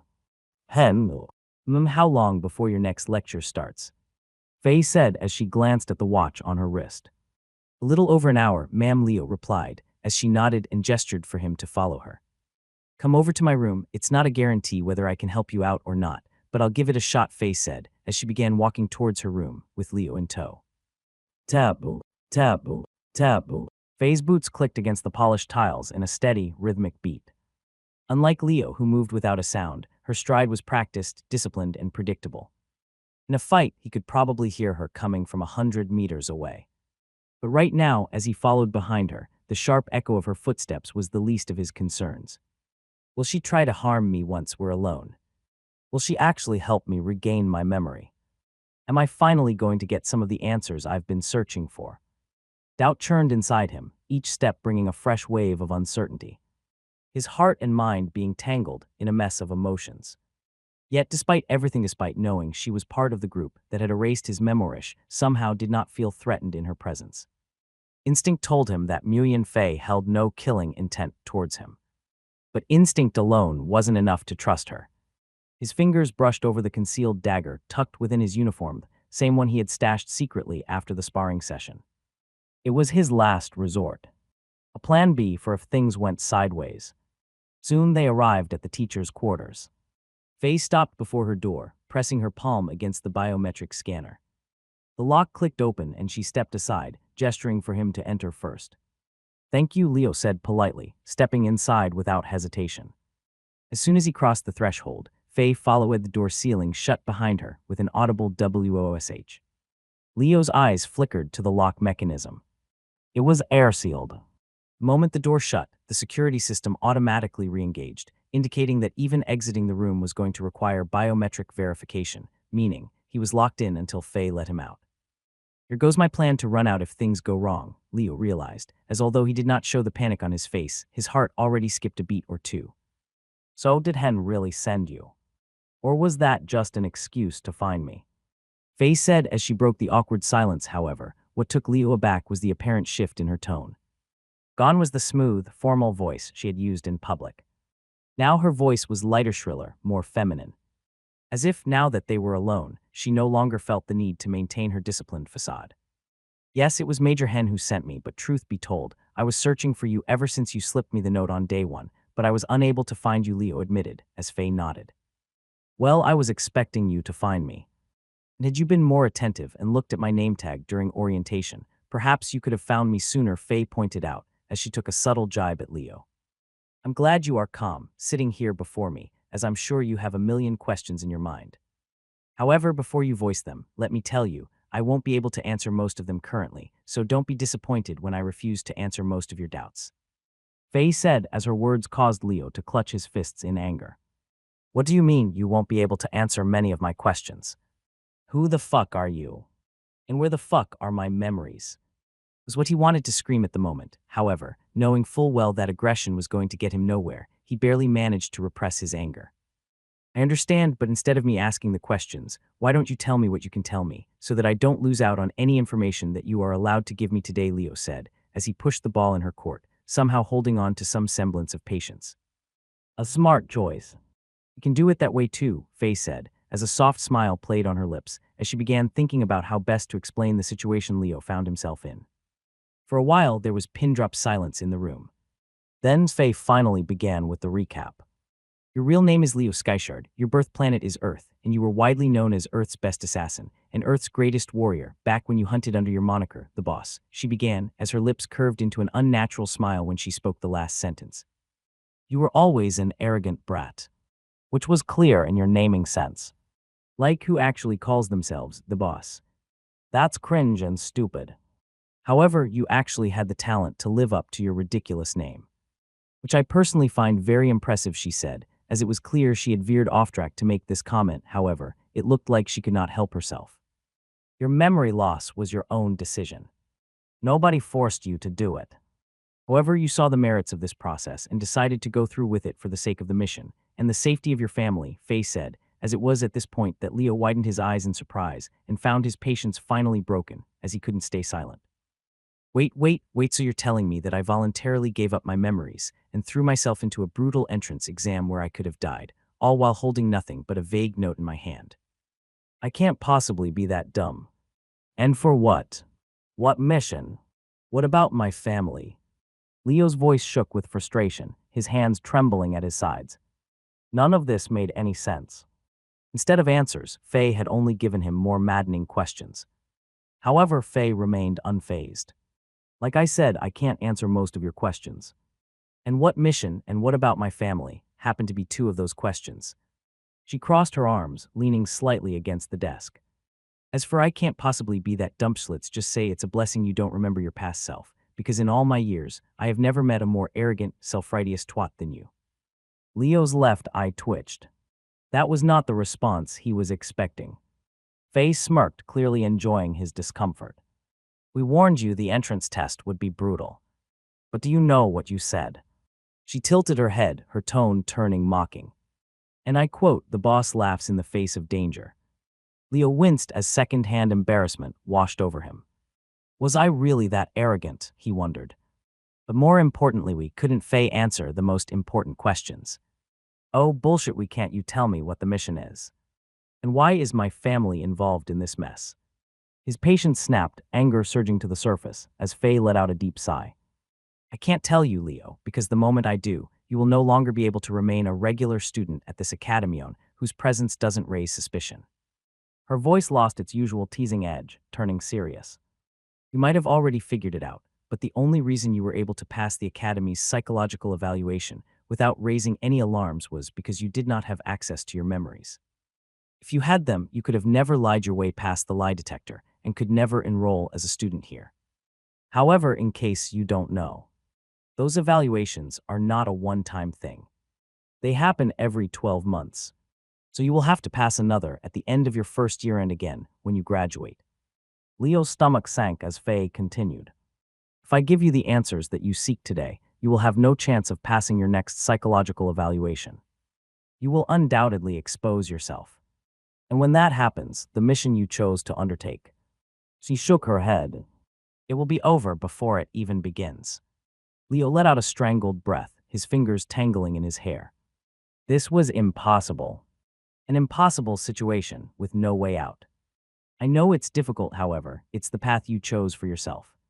So please for now, forget about the why behind this situation and focus on what you're supposed to do next, Faye said, as Leo buried his head in his hands and stayed there for a while. And what am I supposed to do next? He asked, his head still hanging low, as Faye began explaining his own vision back to him. You are supposed to graduate from this academy as the top student of your class. However, that alone is not your goal.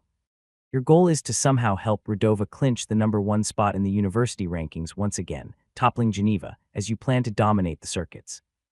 You have set that as your goal because you know that a dominating performance at the circuits will establish you as a household name amongst the top adventurer guilds and clans in the universe, who will recruit you with big promises. And for the sake of the mission, it's absolutely necessary that you find your way into one of the best assassination guilds in the universe. The Black Serpent's face said, as Leo finally looked up and made eye contact with her. Please tell me at least the reason behind all this effort is worth it. Leo asked as Faye nodded sympathetically. You're doing this to save your family, and in a way the whole universe. There is no bigger noble cause. But if that's not enough, then you're also doing this to save your own life. You're a wanted fugitive, and unless you achieve your goals exactly as you map them, you will be captured and killed in the most brutal of ways, Faye said, as listening to her words Leo fell silent once again. The stakes were massive, almost too big to even fathom. Yet the only way out was diving even deeper, giving him no choice but to accept his fate as is. What else can you tell me? I mean, there has to be something, because as things stand I'm going absolutely crazy. I don't even remember how to sense mana. My dreams at night are blank, because there's literally nothing but fog over my memories, and I don't remember anything about how to fight. Before I came here, Su Yang pummeled my face into a pulp, and I'm more than sure that almost everyone else in the academy can too, if I don't regain at least some of my combat potential again, Leo complained, as Muyan Fei gave him another look of sympathy. Well, now this is something that I can help you with, and it was something I was supposed to give you back on the very first day, however. If only someone had bothered to read my name tag, we could have done this much sooner. Fei said as she stood up from her seat and walked towards her room wall, where she began secretly tempering with the space around it. For a second, Leo found his vision turn hazy, as he could not perceive the world around him at all, until it returned suddenly, when Muyan Fei took her seat before him yet again. What? What just happened? He mumbled in confusion, as Fei only chuckled to his face, but offered no explanation. Then she put forward the object in her hand, which looked like a simple beanie cap, meant to cover one's ears and head, however, with a lot of electrodes sticking from it. On the side of the beanie was written Memory Disc 4 Techniques and Fights, and just looking at the object, Leo felt a vague sense of familiarity from it. I've seen this before, he said, as Fei nodded. You already have regained memories from Memory Disc 1, which was language and math. Without it, you would be no different than a baby who did not understand a word being spoken around it, Fei said, as she gestured for him to put it on. The process of memory transfer is painful, so dig deep and make sure you don't bite your tongue off. Also, while you will regain your knowledge about your existing skill moveset and how to execute them, you will still need to practice them a few times before you return to peak proficiency. So you will still have to work on it a bit, Fei warned, as Leo nodded and placed the beanie over his head, while also mentally preparing himself for the pain to come. Ready. Leo barely had time to nod before Fei placed her palm atop the beanie, her fingers spreading across the fabric with practiced precision. A faint hum resonated from the device as she channeled her mana into it slowly at first, then with increasing intensity. Thin, glowing threads of blue energy seeped from her fingertips, intertwining with the embedded electrodes on the beanie's surface. The moment her mana fully connected with the device, pain! A violent surge tore through Leo's skull, sending his nerves into overdrive. His back arched, fingers digging into the chair's armrests as his entire body locked up. A white-hot pulse hammered through his mind, as if someone had taken a branding iron and was forging memories straight into his consciousness. And then, the floodgates broke open. A torrent of images, sensations, and knowledge crashed into Leo's mind, his consciousness struggling to keep up with the sheer volume of information being forcefully restored. So that's how you circulate mana. So that's how you draw in mana from your surroundings. The first pieces of his past slotted into place, answering fundamental questions about mana control and manipulation before the true depth of his combat knowledge surfaced. Leo had mastered 7 core moves, each designed for a different battlefield scenario. Though vastly different in application, they complemented one another seamlessly, forming the foundation of his assassination skill set. The first technique to resurface was Vanish, a stealth-based move that allowed him to turn completely invisible. The technique worked best when blending into darkness, but Leo had refined it to the point where he could even disappear in broad daylight. By manipulating the mana in his surroundings, he could bend light itself, creating a perfect illusion of non-existence. Then came the kill strike, a technique meant to ensure the absolute lethality of an assassination. The move worked by channeling a pulse of volatile mana into an enemy's body upon stabbing them. The moment the blade pierced, the mana detonated inside the target, causing instantaneous internal bleeding and organ failure. While a dagger wound might be survivable, no one could endure an explosion within their own body. Next was the mirror world, a cloning technique that allowed him to summon up to 100 identical copies of himself. The technique could be used in two-way solutions, which served as perfect decoys to mislead an opponent, or physical clones, which could attack and defend just like the real Leo. The flexibility of the technique made it an invaluable tool in both combat and deception. Following that was Shadowbind, a restraining move designed to incapacitate targets without the need for lethal force. Using Mana-forged chains, Leo could wrap his enemies in powerful bindings, preventing their escape or counterattack. It was an ideal move for control, ensuring his prey had no chance to resist. Next came Full Counter. It was a skill which helped him send any magical physical attack coming his way back towards the sender with twice the force. However, executing it needed extreme timing and precision. One slight mistake and the whole move could fail, which was why it needed to be used with caution. Then came Blade Switch, a move that allowed Leo to throw a dagger and instantly teleport to its location. The technique created a blink-like effect, enabling him to reposition in battle with inhuman speed. He could use it to close distances, escape a dangerous situation, or launch an unexpected attack from a new angle. Finally, his mind unlocked the knowledge of parallel processing, a technique that temporarily merged the processing power of his conscious and subconscious minds. This move was responsible for the moments when he perceived the world to slow down around him, giving him an immense advantage in battle. However, it came at an enormous cost. His brain consumed energy 100 times faster than normal to maintain the state, and his muscles had to keep up with the rapid signals, pushing his body beyond its natural limits. The move was his most powerful ace, however. Its overuse had the potential to leave him completely incapacitated, a price too high if misused. As all this knowledge resurfaced in Leo's mind, he felt an odd sense of satisfaction but also immense pain. His skull throbbed violently, as if someone had rammed a drill into his brain, forcing each memory back into place, while his entire body trembled under the weight of the forced recollection. Having years of knowledge being crammed into one's brain within seconds was not a good feeling, and Leo had no question in his mind that a weaker man would have passed out from it. However, he held on, as the final bits of knowledge began to be transferred to his brain, on how to actually make use of his techniques in practical combat scenarios, as he received snippets of himself in past battles where he used the moves in one way or another. He screamed as a mouthful of spittle escaped his face, landing on the floor below. He was approaching his limits, and quickly felt like he could not take any more knowledge for the day anymore. "We are 96% done, just hold on for a few more seconds," Nguyen Fei told him, as listening to her voice Leo somehow held on till the end, as the device finally powered off, having completed its function. "Good job not passing out. Some of your memories would have been lost forever if you did," she said, as she removed the steaming beanie from his head and ruffled his hair in joy. "Lost forever? How about you warn me about such things before we start the procedure next time?" Leo snapped back, angry, as Fei let out a prideful smile. "So, did you get the knowledge of your moveset back? What do you think of it?" Fei asked, as for a moment Leo said nothing and only gestured towards his throat, asking for water. Fei rolled her eyes, however, fetched it for him at once. And it was only after he drank some and recovered that Leo began answering her question. "The skill set is balanced for movement, creativity, and attack, however. I don't know a single defensive maneuver. If push comes to shove, I have no healing abilities or defensive moves that could save my life in a pinch, making my fighting style offensively skewed," Leo judged, as Fei nodded in agreement with his assessment. "Glad you can see it now. Because I already know what the previous you would have said when asked about it," Fei said, as she chuckled to herself as if reminiscing about an old joke. "What? What would the old me say?" Leo asked, his curiosity piqued, as Fei only chuckled louder looking at the clueless him. "What else? The old you would say, defense is for losers who get hit." "I'm the boss, I just don't get hit," Fei replied, as Leo once again frowned deeply.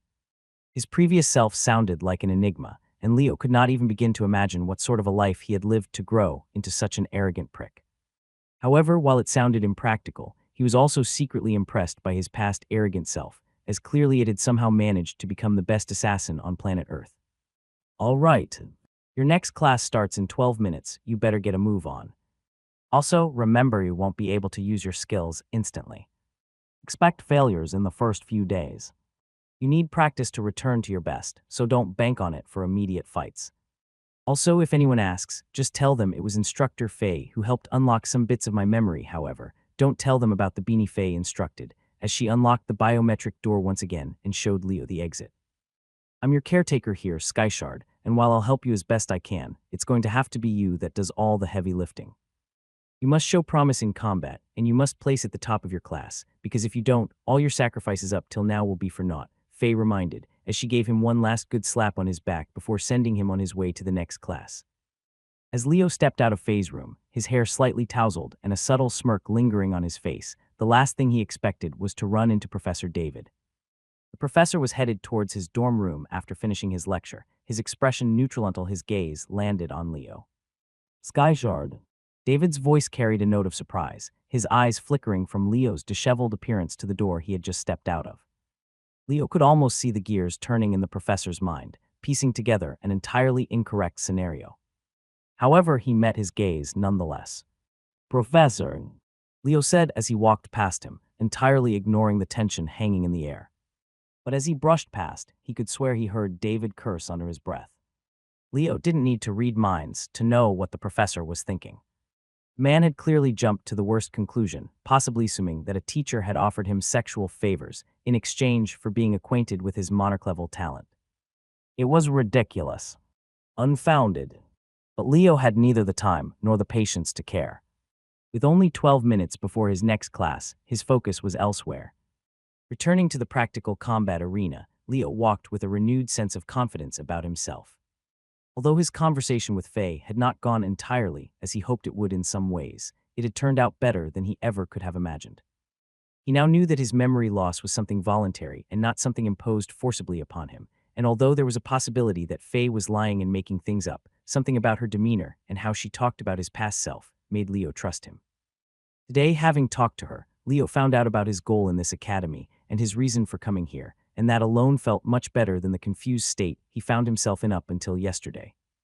Up till yesterday, he had no clue why he was here, or who put him here, or what was his endgame. And although many of these questions still remain unanswered, at least now he knew his short-term goals. 1. He had to get stronger and somehow top the first-year rankings. 2. He had to be selected for the academy team, representing them in the circuits, and participate in that competition.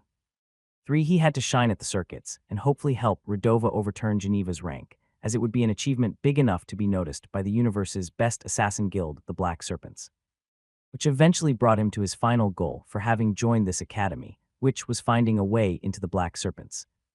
For now, he had no clue as to why he needed to join the Black Serpents, or why the only route to joining them had to go through the Redova Military Academy. However, just having the knowledge of what he was supposed to do felt enough for now. Meanwhile, within the teacher's dorm room, Nguyen Fei, aka Mew Fan, slumped against the wall devoid of all strength after Leo left her room. She had kept her act together and behaved all tough around him till she eventually pushed him out. However, the truth was she was absolutely exhausted. The mana required for the memory transfer was not something just anyone could handle. The process was actually supposed to take place in a specialized machine that was powered by several high-purity mana crystals. However, Mew Fan did it by hand for the sake of Leo. Stupid boy got all beat up today by Su Yang. Why does he pick fights he can't win? Doesn't he understand that his body is precious? Faye thought as he cursed Leo's poor decision-making under her breath. Today, she had given him a sense of purpose and a goal to work towards, and while she had not given him all the answers he sought, she had pointed him in the right direction. You must enroll into the Black Serpents, Skyshard, for if you don't, there is no hope for you to become the next timeless assassin, Faye murmured, as she weakly recalled the reason behind all this trouble.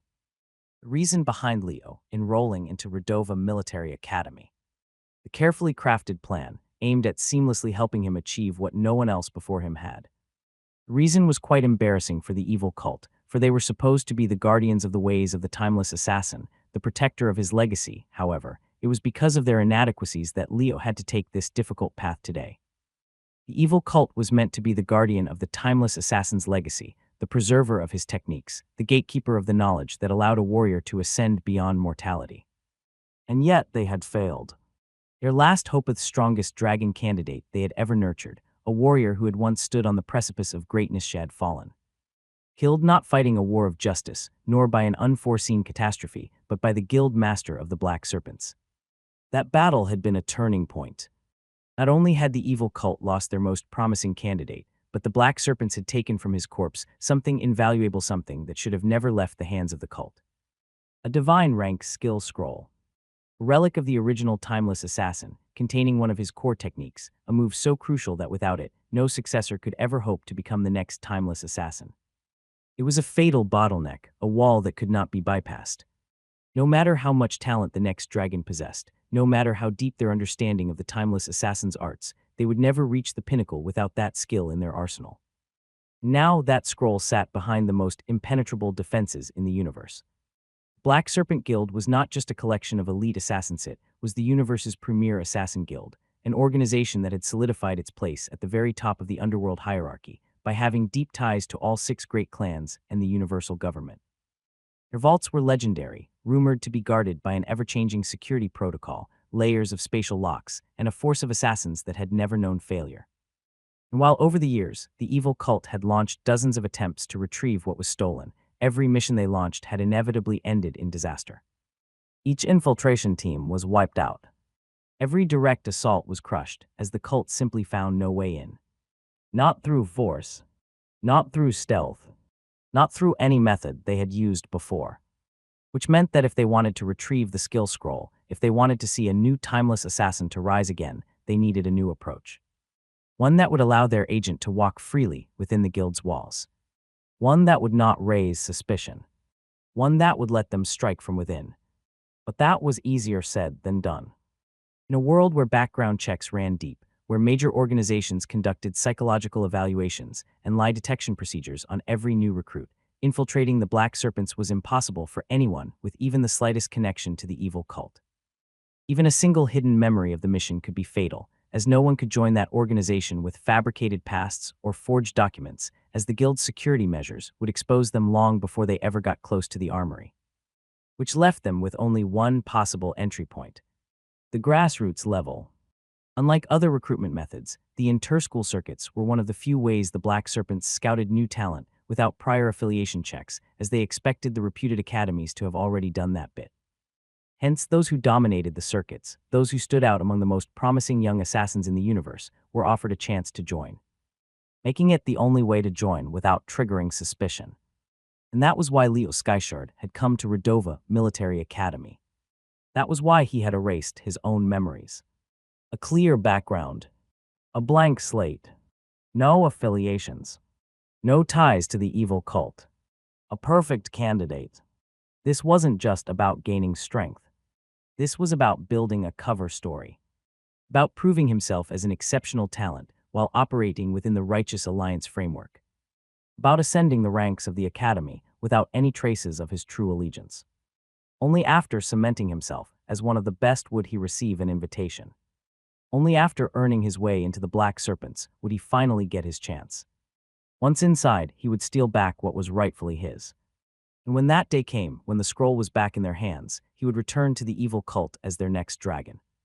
The next candidate to become the timeless assassin. But until that day arrived, he could never know the full truth. For in this game of shadows, ignorance was both his greatest shield and his deadliest curse. Practical Combat Grounds, Redova Military Academy. As Leo stepped into the practical combat grounds once again, sporting a bruised face and a slightly swollen eye, his physical condition immediately became the center of everyone's attention. Whispers rippled through the training grounds as the elite class students tried to theorize what had happened to him. Since it was common knowledge that both he and Su Yang had been kicked out of Professor David's class, many assumed the two had clashed afterward, with Leo ending up on the losing end. While the others speculated that he had foolishly provoked a senior or an instructor, which would be in line with his freakish personality. However, as if completely unaffected by the gossip around him, Leo stood tall. His posture was proud, his expression unshaken, as a subtle but unmistakable confidence radiated from him. The very air around him felt different now compared to just this morning, as he seemed to no longer fear the opinions of the students around him. With the knowledge of his combat techniques restored, something deep inside him had shifted. It was almost like a sliver of his natural arrogance, his brash, unshakable presence was creeping back, as his eyes looked at the surrounding students more as underlings rather than peers. The change was subtle but significant. Just this morning he stood amongst the class lineup in a spot where he would draw the least amount of eyes, with his shoulders slouched and his eyes gazing at something distant. It was almost like he subconsciously avoided eye contact, since he did not have the guts to pick a fight. But now he stood tall, shoulders squared, meeting the stares of those who dared look at him, challenging them with nothing but his presence, as he turned into a full-blown menace. With his combat knowledge restored, he feared no one. And it reflected in his attitude, with Mew Ryan being one of the first ones to notice this change in him. Well. What the hell happened to you, big bro? Where did you suddenly pick up so much swagger from? She asked, her eyes sparkling with curiosity. However, Leo simply shrugged her away. I've always been this way. His voice came out deeper than expected, catching even him off guard. Mew Ryan narrowed her eyes. Now something definitely happened between Professor David's class and now. You feel way too overbearing for it to be nothing major. Her gaze flickered toward Su Yang, who stood off to the side, arms folded, a deep frown on his face. He too was staring at Leobut with a hazy, confused expression that looked like it belonged to a disillusioned lover who had just had a messy breakup. Mew Ryan followed his gaze and then gasped dramatically for maximum humor points. Yep, You and Su Yang just had sex after class. That's the theory I'm running with. My only question is, she paused for effect, smirking who was top. Leo let out an involuntary chuckle before pushing her away. Wicked. The little one definitely had a wicked sense of humor. And while Leo didn't dislike that about her, he found himself more alarmed by her uncanny ability to observe and discern things others would overlook. She had instantly pieced together that he might have ties to the Mew clan and had lost his memories, something that wasn't public knowledge. And now, with just a glance, she had noticed the shift in his demeanor before anyone else. That was dangerous. All right, class. I want pin-drop silence. Deep, commanding voice cut through the chatter as Major Hen stepped forward, taking the center stage. I am Major Hen Bespoke, and for the next 4 weeks, I will be your practical combat instructor. Unlike your regular classes, which are taught by fixed faculty, your practical combat training will be conducted by rotating military instructors. Each instructor will train you in different methodologies, ensuring that you receive a broad spectrum of combat exposure. My method of training is simple, which is that I want you to fight amongst each other as much as possible. I want you to face as many opponents as possible to gain first-hand knowledge of their fighting styles and learn how different types of warriors approach combat. No two swordsmen fight the same. No two assassins move alike. Facing dozens of different opponents daily will give you the experience necessary to determine the best strategies to counter a variety of fighters. Adaptability is key, and that is the foundation of my class. Here's how it will work. Each of you will be assigned a number. You will then rotate through matchups, facing every other number in this class at least once. Each fight will conclude in one of 3 ways. A tie if no decisive result is reached within 2.5 minutes.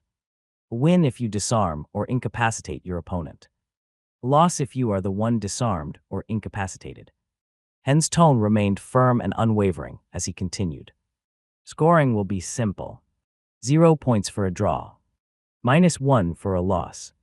+2 for a win.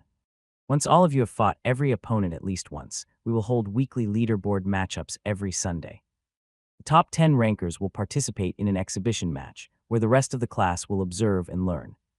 I will personally critique those matches, breaking down your mistakes, analyzing your movements, and teaching you how to improve. That will be the most informative part of this class. Hen's gaze swept over the crowd, his words laced with a deliberate intensity. If you have any intention of qualifying for the circuits as a first year, your performance in these leaderboard matches is critical. At the end of my 4 weeks, I will be submitting 3 names to Principal Ulrich's personal recommendations for the circuits. And while my endorsement alone won't guarantee selection, it will carry significant weight in your candidacy. So if you want to make a name for yourself in the military inter-academy circuits, if you want to be noticed by the strongest and most powerful organizations in the universe, fight like hell. Claw your way to every win you can get. Hen's fists clenched as he spoke, his voice carrying an unmistakable edge of challenge and unspoken dare for them to rise to the occasion as he tried to rile up the heat within everyone's young blood. And it worked out well, for as Leo glanced around, he could see the shift in everyone's expressions. His fellow students' expressions had hardened. Determination. Hunger. Every single one of them wanted this. The circuits were the golden ticket. The one chance to be scouted and recruited by the universe's most elite forces. And if they had to fight, bleed, and break bones to earn a recommendation spot, then so be it. SIRIJINGGU will be the one to get that recommendation, SIR. Shouted a candidate who declared his desire to win like a moron, which immediately painted him as a target for the rest of the class, and even pissed Leo off. Like hell you would, the mission requires me to qualify for the circuits, and if this recommendation can help me do so, then I'm not letting a single one of you past me. Jiang Gu of the Gu clan. I'm gonna break your bones when we meet in battle, Leo thought, as he coldly marked the loudmouth as a personal project. Leo Skyshard number 1, Su Yang number 2, Mu Shen number 3. Major Hen's voice carried through the combat grounds as he assigned numbers to all students based on their enrollment ranks, keeping the process straightforward and without any unnecessary complications. The list continued until Hen reached the final number. And then, without a pause, he moved to the matchups. First flight, number 1 versus number 35, Zone 1. Number 2 versus number 34, Zone 2, he read, as he assigned everyone a combat partner at once. After hearing the number of his opponent, Leo's gaze shifted briefly. He had no idea who number 35 was, but his opponent clearly knew who he was. From among the crowd, a girl was already staring at him. Eventually, as Leo made eye contact with her, she began walking toward him at a casual pace, stretching her arm out to introduce herself. "Hello, I'm Sophia Venn, and I will be your first opponent today," she said as Leo accepted the handshake, but responded in a tone laced with detached arrogance. "You already know who I am," he said as Sophia smiled at his remark, tilting her chin up ever so slightly, as if trying to meet his gaze on even ground. But it was nothing but a poor attempt at bravery, and unfortunately for her, Leo saw straight through it. She tried too hard to appear confident, although she was not feeling it. And while she somehow managed to maintain a straight face, the rest of her body betrayed her resolve. The tension in her shoulders, the slight imbalance in her stance, the way her fingers curled just a bit too tightly before she let go of the handshake, told Leo that she was very nervous to face him. Whether it was his reputation as the number one student, or his freakish performance this morning while training that scared her, Leo had no clue. However, looking at her body language, he felt sure that she was indeed afraid to face him. Being scared of your opponent means you've already lost half the fight, Leo thought as he purposefully bore his gaze down on her, trying to look even more imposing, as he tried his best to intimidate her even more. However, before he could properly pressure her, Major Hen's voice rang out once again, saving his opponent from unnecessary psychological pressure. "Listen up," Hen said as all attention snapped back to him. "You will each participate in 5 consecutive matches before being allowed any rest. Once your match ends, you will rotate one zone to the left and take on your next opponent immediately. This will go on until you complete a total of 10 fights today." The weight of his words settled over the field. Each fight is a maximum of 2.5 minutes. If no decisive victory is reached, it will be ruled as a draw. There will be no breaks between rotations to recover as you fight or fall behind. And the break after the 5th match will only be 10 minutes, where consumption of any potion is not allowed. A murmur rippled through the students, some whispering complaints, others barely concealing their frustration. However, Leo did neither. In fact, he welcomed the format with open arms. Fighting 5 opponents consecutively without rest would test his endurance, his sharpness, his ability to stay dominant under fatigue. And although it would be tough, he desperately wanted to know where his limits lay, which was why he was grateful to Hen for pushing him in such a demanding regimen. "Assistants, take your positions," Hen commanded at the end, as at his command, a squad of instructors stepped forward. Unlike the professors, these men and women were not mere educators. They were soldiers. Their role wasn't just to referee. They were here to enforce discipline, to observe, and to ensure the safety of all participants. Each assistant took command of a designated zone before calling out the cadets assigned to fight in their zone. Zone 1, number 1 and 35. A male assistant called, as Leo and Sophia answered his call, moving towards that particular fighting area. Beside them, Su Yang took his own position in Zone 2, while Mu Shen was further left in Zone 3. The entire training ground had been divided into smaller battle zones, each outlined with thick white boundary lines. The space wasn't large, but it was just enough to engage in a close-range battle and to maneuver a few steps. It was designed in a way where running away or stalling for time became impossible, pushing cadets to go for wins, rather than gambling for a tie. "Number 1, stop here. Number 35, go there," the assistant pointed, as he assigned both Leo and Sophia a starting spot within the marked area. "Standard combat rules apply to this fight," he began, as alternating his gaze between both cadets he explained the rules once. "Protective gear is mandatory. No strikes to vital organs. No maiming or crippling blows. Forced out of bounds equals a loss. Referee's decision is final," he explained as he handed Leo and Sophia their protective gear, which included light padding for the chest, forearms, and legs, along with a helmet, ensuring that both candidates had sufficient protection to prevent crippling injuries. Leo strapped his armor on without a second thought, completing the process quickly, while across from him, Sophia did the same but took much longer. Looked like she took the extra time to make sure that she was padded up precisely, and so that she did not get hit on her vitals, as she subconsciously seemed to be preparing herself for a crushing defeat, and was only hoping to make it out of round 1 without any major injuries. Weakling, Leo thought disappointedly, as although he could accept a weaker opponent losing to him in a fair fight, he somehow had no sympathy for weak-minded warriors that threw the fight before it ever began. To become a warrior, one had to become a mentality monster first, and it looked like she did not have the mentality of a predator within her. Eventually, she did finish gearing up, as she looked up at Leo once again, this time with an unsure smirk on her lips. So the famous monarch-level talent is my first opponent. Unfortunately, you will lose your very first fight, she said, her voice cracking slightly, as the fear was evident on her face. Leo said nothing. He merely scoffed at her meek behavior before shaking his head, as the referee introduced the weapons tray. Coincidentally, both Leo and Sophia were assassins, however. While Leo chose to fight with daggers, Sophia preferred scythes as her weapon of choice. It was not the usual choice for an assassin, however. This was exactly what Hen wanted from this combat class, which was to expose students to all kinds of opponents.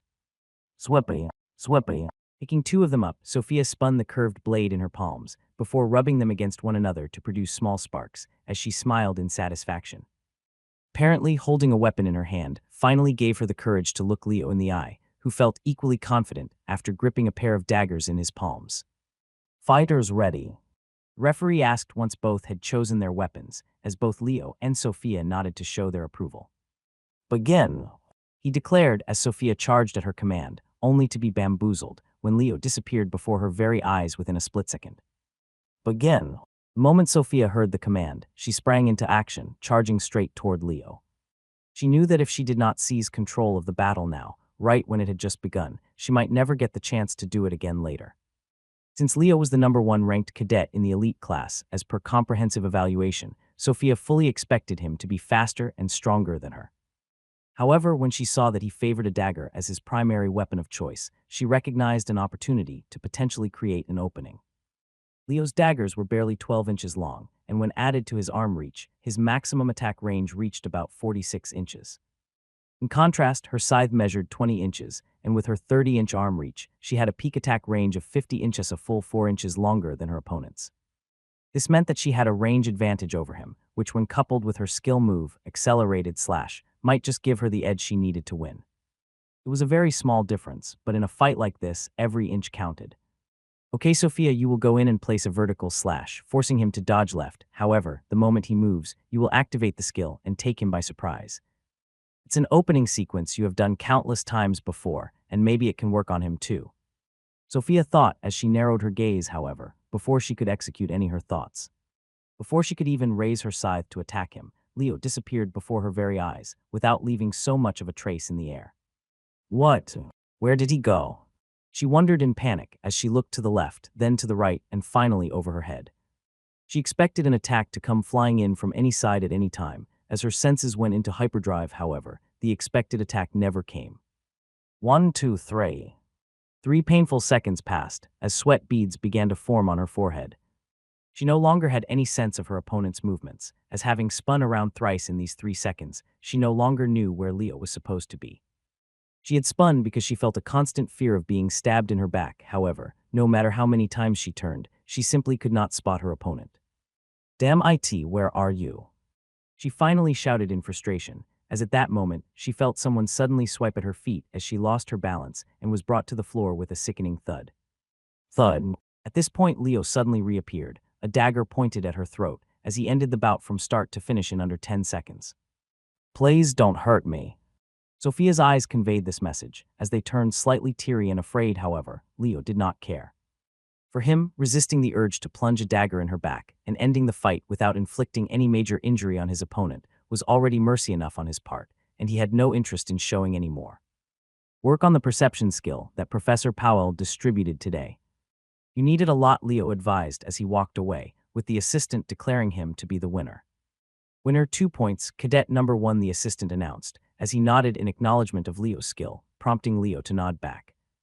Apparently, only 2 cadets had finished their fights within the first 10 seconds, and those 2 were him and Su Yang.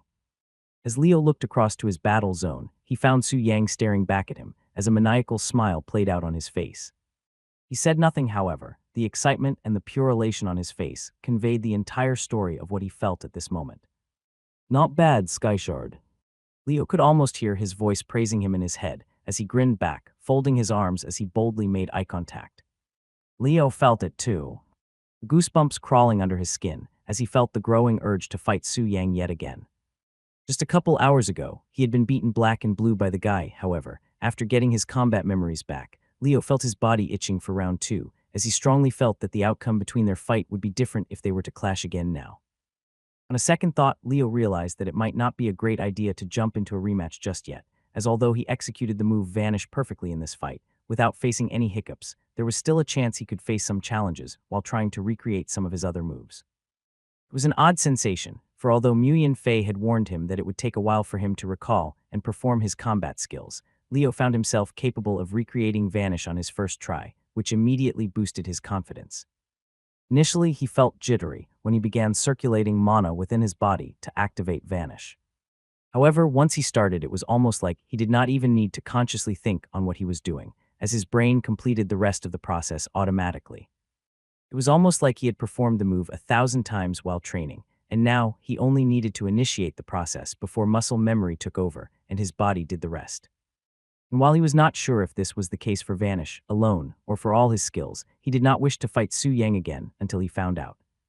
Just you wait, Su Yang. I'm going to return every hit you landed on my face tenfold in the coming days, Leo thought, as the grin on his face widened while staring Su Yang down. At this moment, both of them knew that Leo was on his way to regaining his peak battle form, and although he had some distance left to cover, both were genuinely stoked to see him on the path to quick improvement. All right, time's up. Everyone shifts one battle zone to their left. Number 1 will go to Zone 2. Number 2 will go to Zone 3. Number 34 will go to Zone 1. Number 35 will move to Zone 35. Major Hen declared once the first 2.5 minutes were over, as everyone quickly shifted to the next battle zone, where they encountered their second opponent. Greetings, I'm Jianggu, and I shall be taking the top spot from you in the class rankings very soon, said Leo's second opponent, as Leo's eyes beamed with joy when he introduced himself. This was the same guy who had shouted boldly that he was going to win it all when Major Hen was explaining the rules, and he had done the same once again when he introduced himself now. So you're Jianggu, Leo said, as he pretended to have heard his name before. Yes, I'm Jianggu. Have you perhaps kept an eye on me as a rival? He asked, his eyes shining brightly as he took his battle stance. Yes, let me be honest, Jianggu. I must tell you precisely how I feel about you before we fight. Leo began as he drew in his opponent's curiosity with his words. The truth is, I don't give a fuck about you, Miang Chu, Leo said, deliberately pronouncing his name wrong, as the expression in his eyes turned stone cold. Begin, the referee announced at that moment, as it was Leo this time who took the initiative to charge first. The moment the referee's hand dropped to signal the start of the match, Leo immediately exploded forward, a menacing glare in his eyes. Woosh. Jianggu barely had time to react before Leo was already on him. Leo didn't use any fancy techniques for this fight, not because he did not have confidence in performing them, but simply because he did not need to. His combat knowledge and experience ran deeper than just skill moves and weapons mastery, as his battle IQ was quite high too. At his best, he did not need to rely on any fancy moves to defeat his opponent, as more likely than not, he could usually read them like an open book. Not today, Jianggu declared as he saw Leo descending upon him from the top, as he swung his sword in a quick, practiced arc, activating a man-infused slash aimed straight at Leo's ribs. But Leo read it like an open book. He didn't dodge. He didn't flinch. Instead, he leaned back while in midair and calmly stepped on his opponent's sword mid-slash to perform a backflip. What? Jianggu mouthed in disbelief, as his brain could not comprehend the sheer reflexes needed to time a backflip off an ongoing sword slash. However, that momentary distraction became his undoing, as Leo landed a blow to the top of his head before landing. Go, Jianggu said dazedly, as his vision doubled and his balance became shaky. Where? He mouthed in confusion, swinging his sword wildly, as he could not locate Leo in his dazed state. I'm right here, you bum, Leo said as he tapped on his shoulders lightly, only for Jianggu to turn with a panic, as Leo punched him square on the nose. Bam! Jianggu staggered back, his nose bone broken by the blow, as a steady stream of blood began trickling down his face. Ouch! Ouch! Ah! He screamed, clutching his nose with his free hand, as once again he took his eyes off Leo, giving him the chance to go on the offensive yet again. His next strike came instantly, a sweeping backhand across Jianggu's jaw, as he floored him to the ground. Thud! Jianggu laid flat on the ground, his brain a concussed mess, as he simply could not make sense of the world around him anymore. Stomp! Stomping ruthlessly on his face, Leo kicked his broken nose again and again, disfiguring it completely, until the referee forcibly stepped in to stop the fight and protect Cadet's safety. Fight over. Winner Cadet number 1. 2 points. He declared, as it was only then that Leo walked away from Jianggu, but not before spitting on the ground beside his face. New number 1, my ass. Leo scoffed, turning his back on Jianggu and walking away, making sure the humiliation of this defeat would burn itself into his opponent's memory. In a way, Jianggu was extremely lucky. Lucky that the academy had rules. Lucky that Leo had been forced to hold himself back, for if it weren't for the academy's restrictions, Leo knew in his heart that Jianggu would not have walked away from this fight, would have crawled. And the worst part, Leo understood now that he would not have felt a shred of guilt, even if he did go that far. For all his earlier doubts about himself, about his true nature, about who he was before he lost his memorized answer, was now becoming clearer to him with every passing moment. Deep down, Leo knew the truth. It was like a reflection that had been staring back at him from the start. However, he was just not ready back then to acknowledge it. However, he felt like he was ready to embrace it now. He wasn't a hero. He wasn't some noble warrior. At his core, he was a killer, cold, calculating, and merciless toward anything that annoyed him. But he wasn't a mindless murderer. He did not kill simply for pleasure, nor did he crave destruction for its own sake. But patience, mercy, he had very little of that to spare, especially against people that he disliked or had no attachment to. And it was surprising how hard it was for him to be attached to anyone, as although Mew Ryan was a sort of friend for him now, whose company he did not dislike. He still had no question in his mind that if tomorrow he somehow found himself facing Mew Ryan in a fight where only one of them could walk away, he would kill her without hesitation, and he wouldn't lose a wink of sleep over it. He simply did not care for her enough to care about her life or death, and although the very thought of killing an acquaintance should have unsettled him, if he were frank to himself, it didn't. If anything, it comforted him instead, as a dark corner of his brain told him to be proud of this non-attachment, for it made him a harder target to go after. However, on the other hand, the logical part of him recognized that this level of detachment, this raw, unwavering ruthlessness, was probably not a good thing. Sympathy, compassion, and empathos were the things that made a human human. They were what separated men from monsters, what differentiated warriors from beasts. But the more Leo thought about it, the harder it became to convince himself that he should care. Because the truth was, he didn't. There was no guilt. No hesitation about his nature in his head anymore, and instead of questioning it, he embraced it. Why should he feel apologetic for his nature? He was a hunter, not prey. A predator, not some weak, bleeding heart fool pretending to be something he wasn't. And the more he came to terms with that, the more he liked it. He wasn't even back to his peak yet.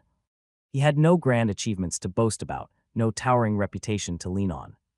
Yet still found his natural arrogance slowly creeping back.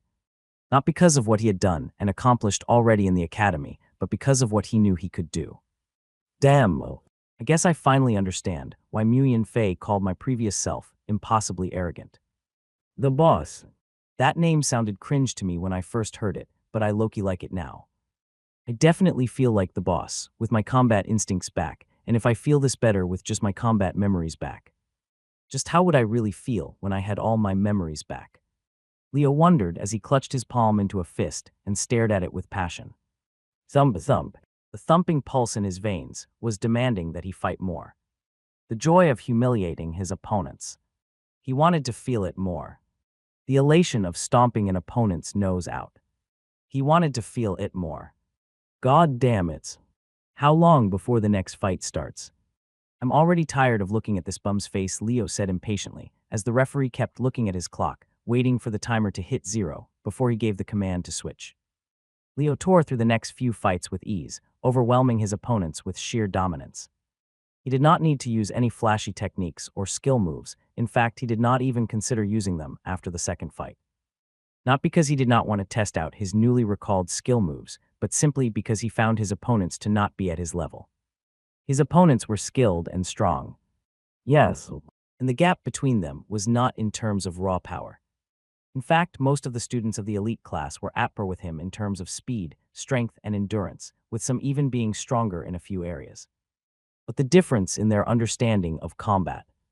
That was a chasm the students in this class could not hope to cross in a short time. Leo had a sea of combat information in his brain. experience so deep and rich that gave him a way out of almost any perceivable combat situation at this level, which was in stark contrast to most of his opponents, who were young elites raised in noble families that were, although groomed through rigorous physical training regimens since childhood, still lacked knowledge of actual practical combat. They had sparring experience, polished techniques, and textbook perfect form, but they had never fought for their lives. And it showed. Their movements, while technically sound, lacked killer instinct. They still treated combat like a sparring match, measured, predictable, hesitant. None of them knew how to properly leverage their weapon advantage, like a proper seasoned warrior should. Leo used daggers, shortest melee weapon on the battlefield. Hence, by all logic, his opponents, wielding longer swords and polearms, should have had the reach advantage. But they had no idea how to press that advantage. For they lacked the fundamental understanding of how human anatomy worked and what exactly was the most lethal range of their weapons. Every weapon had a kill zone, the area where it could dish out the maximum damage, and it was fundamental for a warrior to fight and hold their opponent within this kill zone so that at any opening shown, they could moving for the kill. However, the nobleborns did not understand this concept as well as Leo did. And while Leo did not remember his teacher, nor did he recall what kind of life he had lived up until now to possess such a deep understanding of combat, he still understood how to render his opponent's range advantage useless. He knew that if he slipped past their guard and fought at extreme close, range separated by no more than half an arm's length, their weapon turned powerless. The human elbow cannot bend backward, making a sword useless at that range, simply because one did not have enough space to swing it with any real force that could produce damage. And Leo gave them no space. He stuck to them like a shadow, fighting in such tight quarters that their own weapons became a liability. Meanwhile, his dagger, small, compact, and designed for close quarters combat, became instruments of pure destruction. It was a simple trick. Basic.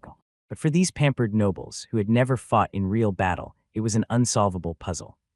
They didn't know how to create distance. They didn't know how to reset the fight and regain control. And because of that, they lost. Every single one. 1 hour later. An hour later, Leo defeated his 10th and final opponent without so much as breaking a sweat, as he became one of only 4 students in the class to complete the day with an unbeaten record, alongside Su Yang, Mu Shen, and Tivo Dracos. To be fair, he had only faced the lower percentile of the elite class today, with his matchups being the easiest ones on paper. However, completing the day with an unbeaten record still did well to cement his legacy as one of this year's strongest students, as if anyone had any lingering doubts about his true potential, they no longer possessed those ideas anymore. Fuck, look at Skyshard, he's not even breathing heavy. He's completely fine after winning 10 fights. There's not a bead of sweat on his forehead, nor a scratch on his body. Even Su Yang has a scratch on his face, but Skyshard is untouched. Freak. Skyshard is a goddamn freak. I faced him in combat for my 7th fight, and he completely outclassed me without ever needing to activate a single skill. Fighting him felt like fighting an immovable wall. He's a true freak, unlike anything I have ever seen before. Murmurs began to spread around the class regarding Leo's performance in this first class, as looking around, there was not a single student who had managed to come out of this class unscathed, except for him. Most of the students had suffered significant injuries. Broken bones, bruised ribs, dislocated joints, swollen eyes. However, even those who were good at defense and did not pick up any major injury looked to be completely exhausted after 10 fights, as they found themselves collapsed on the floor, their chest heaving heavily, while Leo stood tall, unbothered. Unlike these fools who went all out in every fight and expended every bit of mana in their bodies, Leo never went all out, nor did he use too many skills, as he fought the fights with his brain and conserved most of his energy by not performing any useless movements. He felt like he could easily go for an hour more before his breathing became unsteady, as just this much action was not enough to tickle his bones. All right, class, that's it for today. I hope you have gained a lot of new insights by facing your fellow classmates today. You will repeat this process tomorrow, day after, and the day after tomorrow as well, before holding a Rankers exhibition match on Sunday. If you think your performance today was not up to the mark, then I suggest that before you go to bed today, you think about your fights, how they played out, and what you could have done differently to avoid a defeat. Introspection is the most important aspect for improvement, but it's not something that can be taught and only something that can be experienced through enlightenment. Anyways, that's it for you all today. Dismissed, Major Hen said, as he turned on his heel and walked out of the practical combat grounds, leaving the students rolling on the floor to their own devices. Big brother, you were on fire today. I never knew you could move like that, Mew Ryan said, as soon as the class ended, as she immediately rushed beside Leo and grabbed him by the arm. You're going to face me tomorrow, please go easy on me. I don't want a bruised cheek, she said while pouting, as she tried to appear cute and appeal for leniency. If you don't want to end up with a bruised face, then just throw your weapon to the ground as soon as the match starts, declaring a forfeit. If not, then don't blame me for what comes next, Leo replied amusedly, as he gave her the evil city eye. No. Big brother is a meanie, Mew Ryan complained, as she feebly hit him on his arms, causing Leo to burst out in laughter. An interaction that did not go unnoticed by the class. Redova Military Academy, Tactical Training Grounds, B9. Final class of the day after practical combat was Scouting, Movement, and Planning, an Assassin Branch exclusive course that Leo had to take alongside regular class students. It was a 90% theoretical lecture, with a few practical demonstrations conducted by Army specialists, nothing too physically demanding, which was a relief, considering that nearly everyone who arrived for the lecture looked half-dead after enduring the first day of hellish training at the Redova Military Academy. On the first day, the lieutenant conducting the class outlined the importance of mission planning and introduced 3 core rules that every assassin had to follow when preparing for an operation. 1. Scout. 2. Verify. 3. Plan. The first thumb rule, scouting was the foundation of every mission. Before an assassin ever lifted a blade, before a single step was taken toward the target, scouting had to be done. A poorly scouted mission was a mission doomed to fail. The more an assassin knew about their target, their habits, routines, security measures, and the layout of their environment, less room there was for unexpected surprises.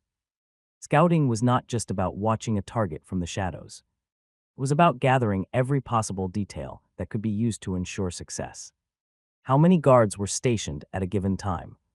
Did the target have a predictable schedule? Were there alternative exits if the main escape route was blocked? What terrain or structures could be used to an assassin's advantage? These were questions that needed clear answers before any plan could be formed. A well-protected target required a different approach than one who was careless. Targets surrounded by political figures demanded stealth, whereas an enemy general on the battlefield could be eliminated more aggressively. Every mission had unique variables, but those variables meant nothing if they weren't accounted for before execution. Which was why scouting wasn't just a task, it was a mandatory step in mission planning. An assassin who scouted properly entered every battle already holding the advantage. And an assassin who didn't walked into the unknown, blind and vulnerable. The next part was to verify the information they had obtained and ensure that they were not being purposefully deceived by the enemy through misinformation or planted intel. This was the stage where an assassin had to question everything they saw, every bit of intelligence they gathered, and every assumption they made, because the smallest overlooked detail could turn a perfect plan into a disaster. What if the guards they had been tracking were only decoys meant to mislead intruders? What if the secret passage they uncovered was, in fact, a trap designed to funnel intruders into an ambush? What if the unguarded window was left open deliberately to lure them into a kill zone? A skilled enemy knew that assassins and scouts relied on information.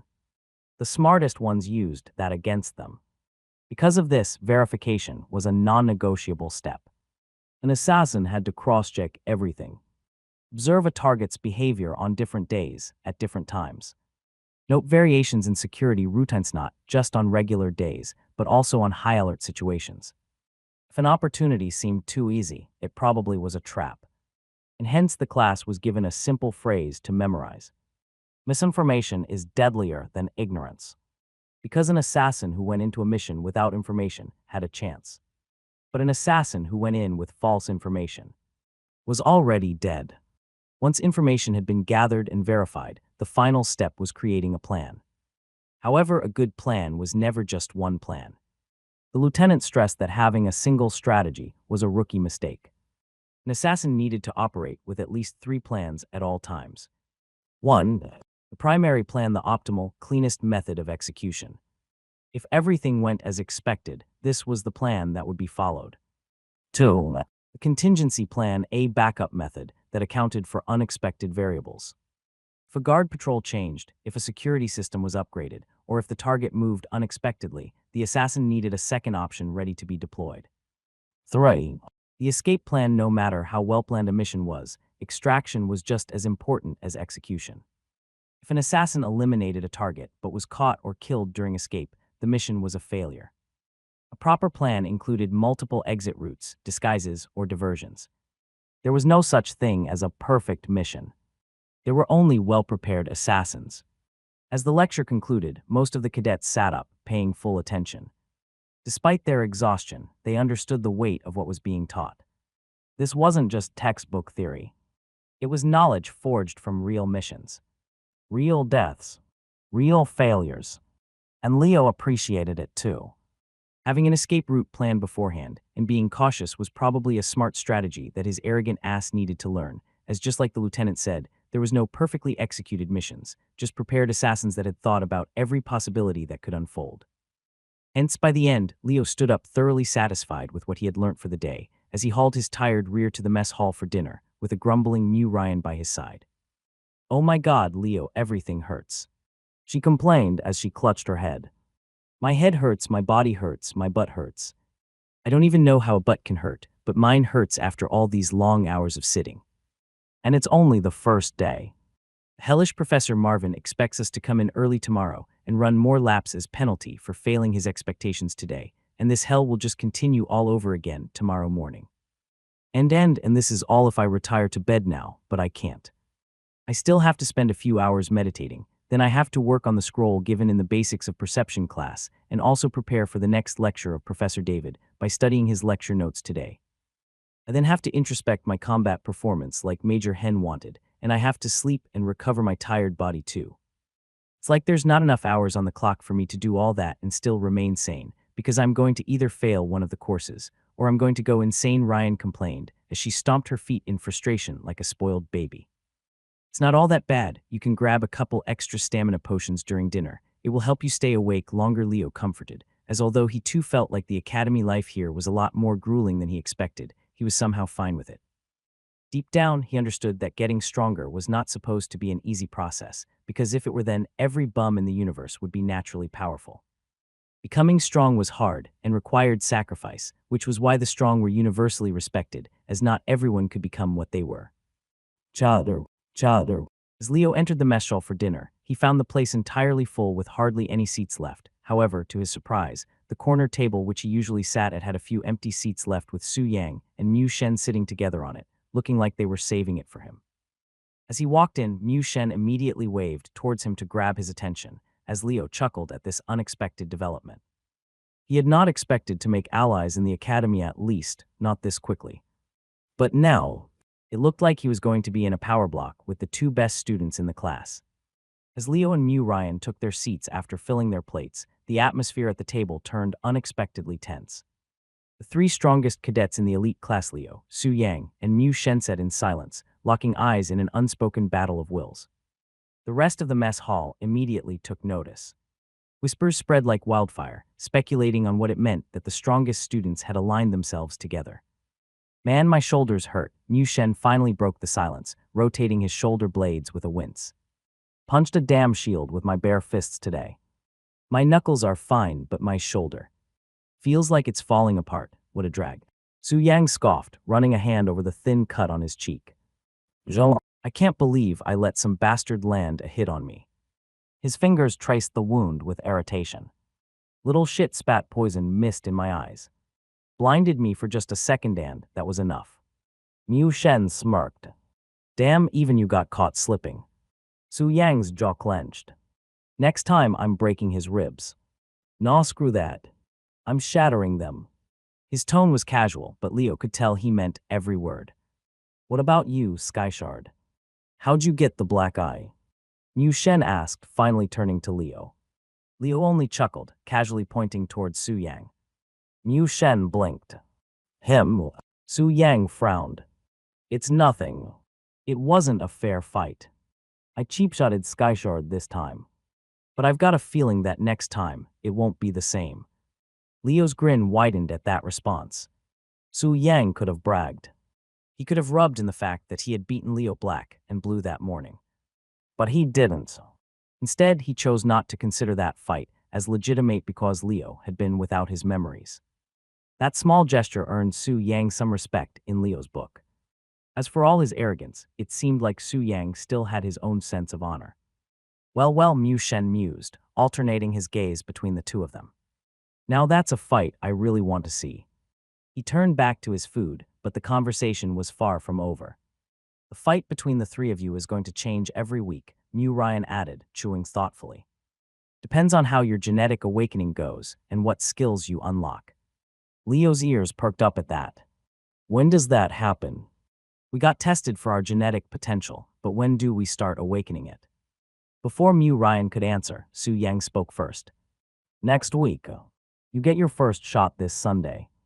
Depending on how fast you digest it, you will get another shot every subsequent weeker once you've fully absorbed the previous dose. Whichever takes longer. He took a sip of water before continuing. Commoners only get one full dose genetic awakening, which is far less effective. Su Yang glanced at Leo, knowing he might lack the full context. So he took the time to break it down. Through extensive research, we've found that the best way to maximize the genetic awakening serum's effects is to take it in small, controlled doses over a year while coupling it with intense physical training. The more you train, the faster you digest the serum, and the better your results. He glanced around the mess hall, his expression darkening. The whiners in our class bitching about the academy's hellish training don't get it. They don't realize this training is the only way to draw out the maximum potential in our genes. He leaned back in his seat and met Leo's gaze. So if at any point you feel like the academy isn't pushing you to your limits, start training more on your own, Skyshard. Because it's going to be more important than you think. Leo nodded in understanding. He didn't need to be convinced to push his limits. Becoming strong was his obsession. With or without his memories, he knew that he wanted to become as strong as he physically could and would do anything to get to that limit. No matter how much sacrifice and hard work he needed to get there. Also, don't forget, Mu Shen added, the higher your genetic potential, the greater your chances of experiencing ghost sleep. The moment the words left his mouth, Su Yang visibly tensed. A subtle, involuntary tremor ran through his fingers. And Leo caught the reaction immediately. Ghost sleep? Leo asked, curious. What's that? Mu Shen turned to him with a weird look. You don't know. He let out a laugh. Skyshard, how can you not know ghost sleep? Your father or mother must have told you about it countless times growing up. Leo didn't react, only blinking at him in confusion. Mu Shen kept laughing. Hell, it's practically all the old geezers in our families ever talk about. But when Leo still didn't respond, the laughter slowly died. And Su Yang took over. Ghost sleep is when you tap into the memories of your ancestors, Skyshard. He said it plainly, but there was something grim in his voice. It happens after you take the genetic awakening serum. You don't know exactly when it will happen, but occasionally after you take the serum, you will find yourself slipping into a state called ghost sleep at night where you start witnessing past events from your bloodline. Events that left a deep imprint on its history. Su Yang's gaze darkened. These memories are almost always tied to extreme emotions, either immense joy or overwhelming hatred. He exhaled sharply before adding, but in the history of the 6 great clans, I've never heard of a ghost sleep filled with joy. Not even once. Leo didn't speak, letting him continue. For us, it's always something brutal. A gruesome assassination. A massacre. Or worse. Su Yang's fingers clenched against the table. Watching your entire family being raped and slaughtered before your eyes. A heavy silence fell over the table. Leo didn't move. Didn't react outwardly. But he absorbed every word. The likelihood of experiencing ghost sleep depends on how much of the progenitor god's blood runs in your veins, Su Yang continued. The weaker your divine blood, the less frequently it happens. He met Leo's gaze. But if you have thick blood like we do, it's unavoidable, he said as he paused. We're bound to experience it maybe once or twice a month, he said, concluding his speech as he trembled once again. Leo finally noticed it. Both Mu Shen and Su Yantuo, of the strongest cadets in the class, looked physically afraid of ghost sleep, as both of them had goosebumps just thinking about it. These 2 men, who did not flinch at the sight of blood or physical pain, trembled at the thought of these nightmares, which just went to prove how horrible they must be. Ghost sleep. Leo had no memories of it. But if these 2, as powerful as they were, feared it to this extent, then whatever it was, whatever they were destined to see in his dreams, was surely going to be hell. Gosh, let's not talk about these depressing topics. It's literally killing my appetite, guys. Ryan said, trying to pull back the conversation to a more cheerful note, as the boys unanimously agreed to her suggestion. After dinner, Leo returned straight to his room, his mind set on a single goal: starting his meditation practice. Now that he had regained his knowledge of how to circulate mana within his body, Leo was eager to dive into meditation. He understood that it was one of the most crucial aspects of a warrior's path and a key to unlocking the next stage of his power. Before dinner today, he had no idea as to how important meditation was versus learning new skills. However, after listening to Mu Shen and Su Yang talk about their plans for the rest of the day after dinner, Leo got a pretty good idea about its importance. Mu Shen and Su Yang mentioned over dinner that they intended to meditate until midnight, followed by an hour dedicated to learning the perception skill scroll they'd been given earlier. And only then would they call it a night. It was currently 7 p.m., meaning that the two of them planned to spend at least 5 hours meditating versus only one to learn a new skill. Which was an eye-opener for Leo. Having friends, or at least fellow cadets with more general knowledge in the academy, gave Leo some much-needed context about how he should manage his time, which came as a significant relief considering how clueless he felt without his memories. Hence, after returning to his dorm, the first thing that Leo did was to grab his holographic copy of the meditation manual, sitting cross-legged on the floor, before diving right in. Please condense a ball of mana in the center of your left palm. Manual instructed, as it began floating automatically into the air, hovering right before Leo's eyes, with the text written within beginning to glow with a faint light. Oh, okay, Leo muttered, feeling surprised, as he did as instructed and condensed a ball of mana in the center of his left palm. Insufficient mana density detected. Please pack more mana into the current ball. The text inside the book shifted, as it seemed to track Leo's progress in real time. Oh, a live book. That's interesting, Leo mused, as he condensed even more mana into the same spot, until the insufficient mana density warning dispersed, shifting into an anatomical diagram of his body and the mana circuits within his body. Please circulate the condensed ball of mana exactly as displayed in the path in front of you. The book instructed, as it showed the exact path Leo was meant to follow, whereby he would circulate the ball of mana from his left palm up to his heart, and then down towards his navel, where the diagram wanted him to stop. As a whole, it looked simple. However, in reality it was anything but simple. The roadmap of the mana circuits in his body looked exactly like the map of the various nerves distributed in his body, or the circulatory system that delivered blood and nutrients to every cell. There were millions of small mana pathways fracturing into individual cell blocks within his body, which eventually merged to form a larger mana path, and eventually several of these small pathways merged to form a proper major mana pathway that Leo usually used to activate skills.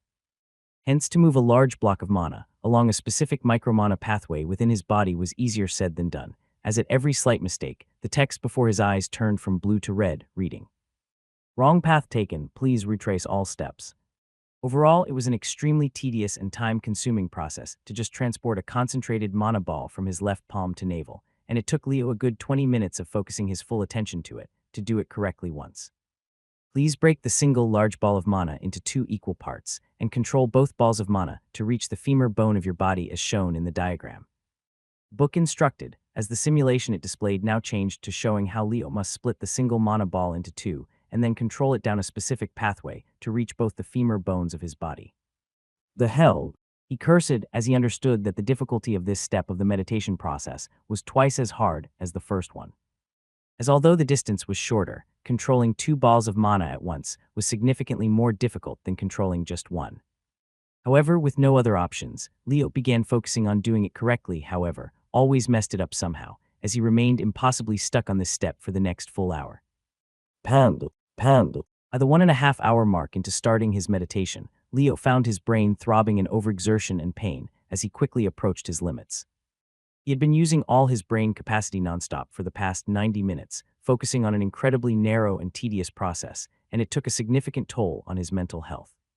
"Fuck it, I need a break," he said as he dispersed both balls of mana and laid back on his back, closing his eyes, as the glowing meditation manual dimmed and lowered to the ground automatically. Throb.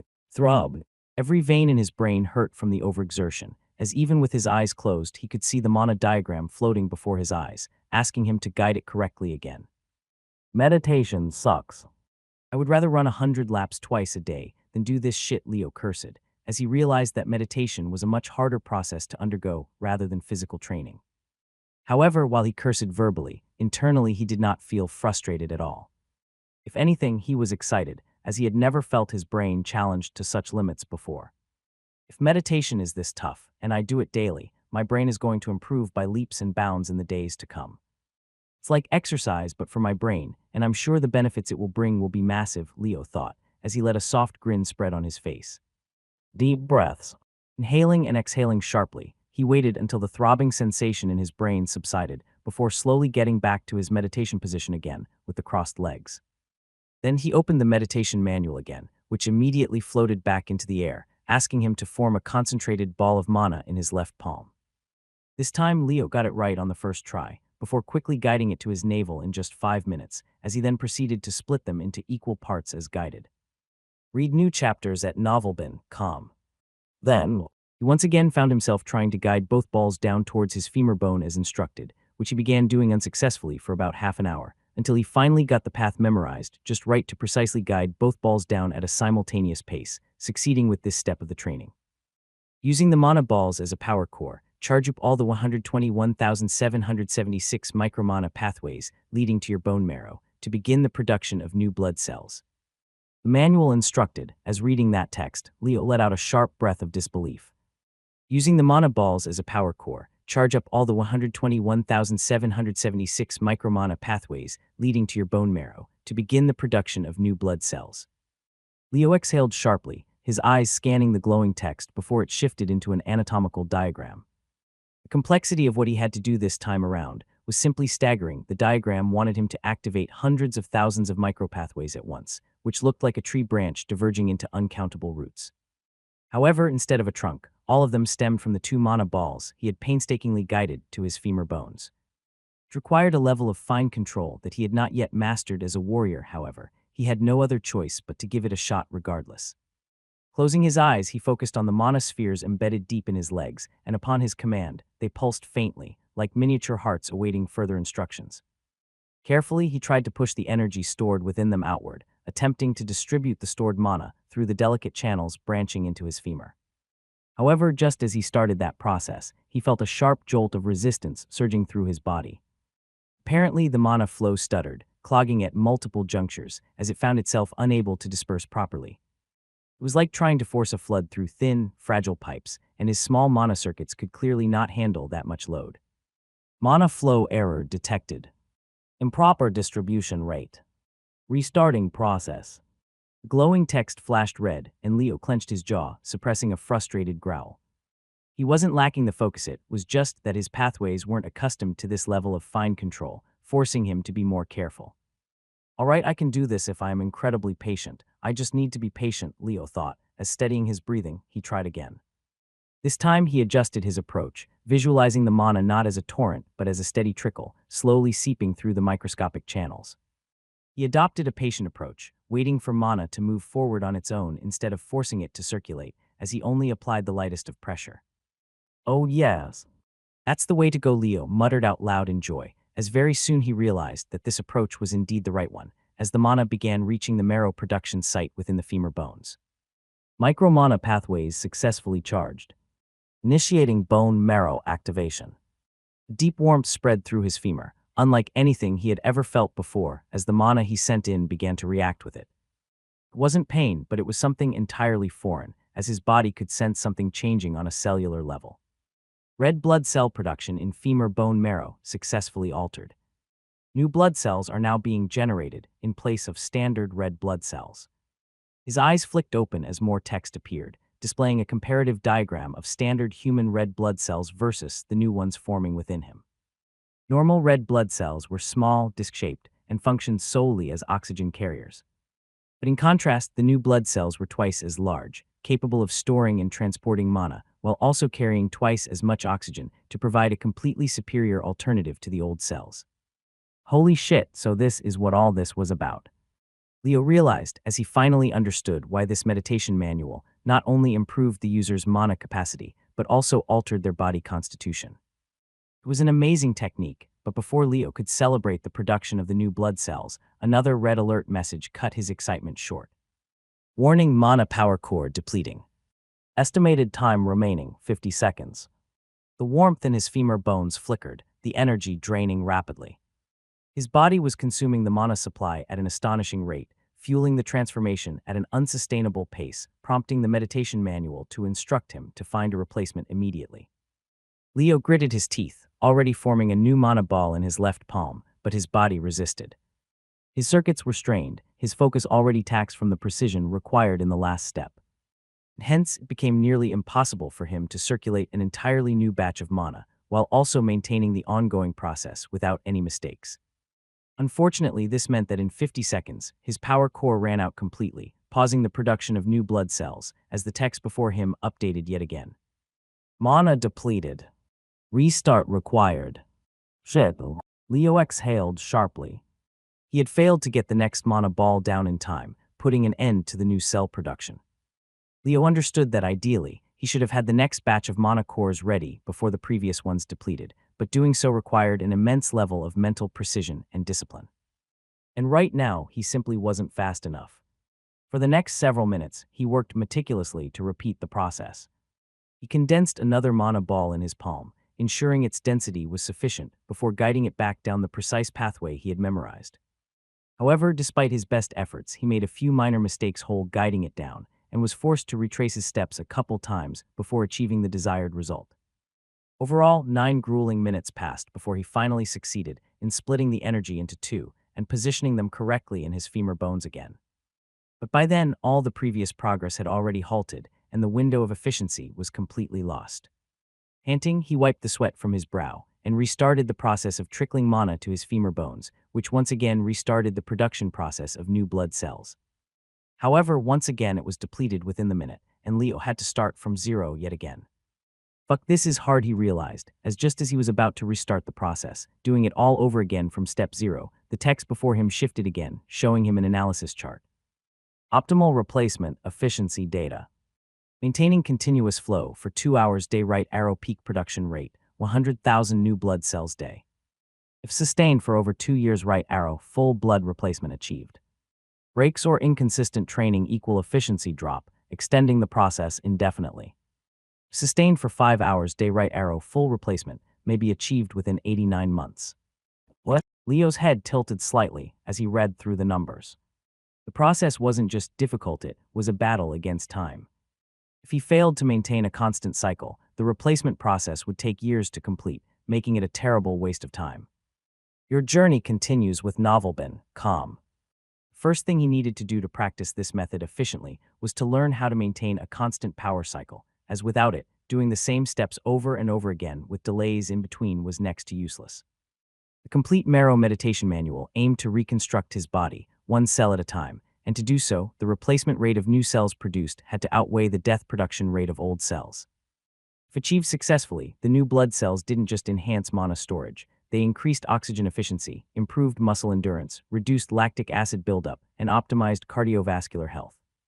Which meant that if he completed the transformation, he wouldn't just be a stronger fighter. He'd be something far beyond human limitations. But getting there was the real challenge. Right now, he was too slow. It had taken him 9 minutes to restart the process, and if he kept going at this pace, the replacement cycle would take forever to complete. This meant that not only did he have to get faster, he also needed to get more efficient and more precise, as only then could he hope to master this technique and complete the replacement rate within a reasonable timeframe. Redova Military Academy, Leo's dorm, 12:30 a.m. At around 12:30 midnight, Leo finally gave up on meditation for the day, after spending 5.5 frustrating hours making little to no progress. His head ached, his focus was strained, and his patience with the entire process had worn thin. So instead of continuing down that fruitless path, he turned his attention to something new, the Absolute Vision Skill Scroll. A challenge, yes, but hopefully one that wasn't as painfully tedious as meditation. Learn. Holographic scroll activated, flickering to life in the dim room, hovering before his eyes just as the meditation manual had. But unlike the silent hum of the meditation guide, this one made a low mechanical whirring sound, like an old, worn-out engine sputtering to life. Then the first set of instructions appeared, glowing faintly. Mastering absolute vision requires mastering mana perception first. Until you can visualize the flow of mana around you with your eyes closed, it is fruitless to attempt this method. Leo exhaled sharply, closing his eyes without hesitation. And immediately he felt it. The subtle pull of mana in the air, swirling in unseen currents. It wasn't visible, but it was therein invisible tide that he was unconsciously drawing into his body, like a whirlpool slowly siphoning water from its surroundings. When he opened his eyes again, the warning label was gone. The text on the scroll had already updated, shifting to the next phase of instruction. Please circulate mana within your body, following the path in the diagram before you. Hologram shifted, revealing an anatomical diagram of the human body, tracing the specific mana circulation route he needed to follow. The path began near the base of his skull, running down his spine, branching through his legs, all the way to his toes before looping back up in a continuous cycle. Unlike the meditation manual, which required distributing mana into delicate micropathways, this technique was far more straightforward. It didn't require complex branching. No intricate detours. Just one clean, fluid cycle. 3 attempts. That's how long it took him to memorize the pattern. As after only 3 repetitions, he had engraved the process into muscle memory, circulating the mana through his body smoothly and without error. Step complete. Please close your eyes and circulate the mana once more. Leo complied instantly, closing his eyes and performing the circulation from memory. He expected nothing different. Yet, continue reading on Novelrecap. The moment he completed the cycle, his world changed. A 3-dimensional map of his surroundings exploded into his mind. Not a blurry impression, not some vague awareness, but a detailed, spatially accurate reconstruction of the entire room. He could feel the outline of his bed, the slight unevenness of his desk, the soft ripple of the air as it brushed against his skin. The world around him had shifted, no longer defined by sight but by pure perception. Whoa. Leo staggered, nearly losing his balance. It was too real. Too overwhelming. His brain struggled to process the sudden flood of information, adjusting to a completely new way of perceiving reality. For a brief moment, he wasn't using his eyes. Yet he could still see everything. Congratulations, you have successfully mastered the first stage of absolute vision. You inherently understand the concept behind 3D imaging and have a robust subconscious brain capable of interpreting the information in real time. The skill scroll said, as Leo frowned deeply upon reading this. He felt perplexed as to why he could master such a difficult technique with such ease. However, apparently he already had an inherent understanding of how to sense mana around his body, and a robust enough brain to compile the information he collected. The next step is to learn how to perform one circulation of this method with each breath that you take. The focus is on speed with precision. The skill scroll instructed, as Leo closed his eyes once again and took in a deep breath, trying to sync one cycle of mana rotation alongside it. However, as he tried to cycle the mana down the memorized path, he realized that he needed at least 3.5 seconds to complete one cycle. Whereas the mental image created after each cycle lasted for only 1 second. This meant that if he wanted to learn how to maintain this skill continuously, he needed to shorten the mana circulation time from 3.5 seconds to under 1, and then sync it with his breathing, so that his brain linked performing this method subconsciously with breathing, doing it every passing moment without Leo needing to focus on it. Sigh. Leo exhaled sharply, closing his eyes once more. Again. He pushed the mana through the path, forcing himself to move faster while maintaining the same precision. This time he improved very slightly, pushing his circulation time to 3.4 seconds, but it was still too slow. Again he thought as he hastened the process even more, repeating the circulation path, as he tried adjusting his control and trimming unnecessary hesitation. The result? He trimmed down his time to 3.2 seconds, which was a great improvement over 3.5, but still a far cry from where he needed to be. Leo exhaled, rubbing his temple as the strain on his mind began creeping in. A quick glance at the clock told him that it was 3:00 a.m. already, meaning that there was only 1.5 hour left before the morning alarms blared and the next academic day began. I need to take some rest. Pushing any more will only be counterproductive. I guess I will work on this again tomorrow, Leo concluded, as he shut down the holographic scroll and climbed onto his bunk bed. I have a long way to go, Leo realized, as at that thought, his brain drifted asleep, shutting down in almost an instant after the exhaustion that it had undergone today. It was a challenge to learn both the meditation method and the perception skills simultaneously. However, Leo had faith in his ability to keep up regardless. Next morning at 4:30 a.m. sharp, the alarms in the corridors blared loudly, signaling the start of yet another academic day. Hearing the loud sound, Leo practically forced himself to wake up, however. His mind seemed to be reluctant to cooperate. Feeling as heavy as lead, Leo's brain resisted restarting, dragging him down into the depths of exhaustion. But with no other choice, he forced himself to power through it, pushing past the sluggish haze of sleep.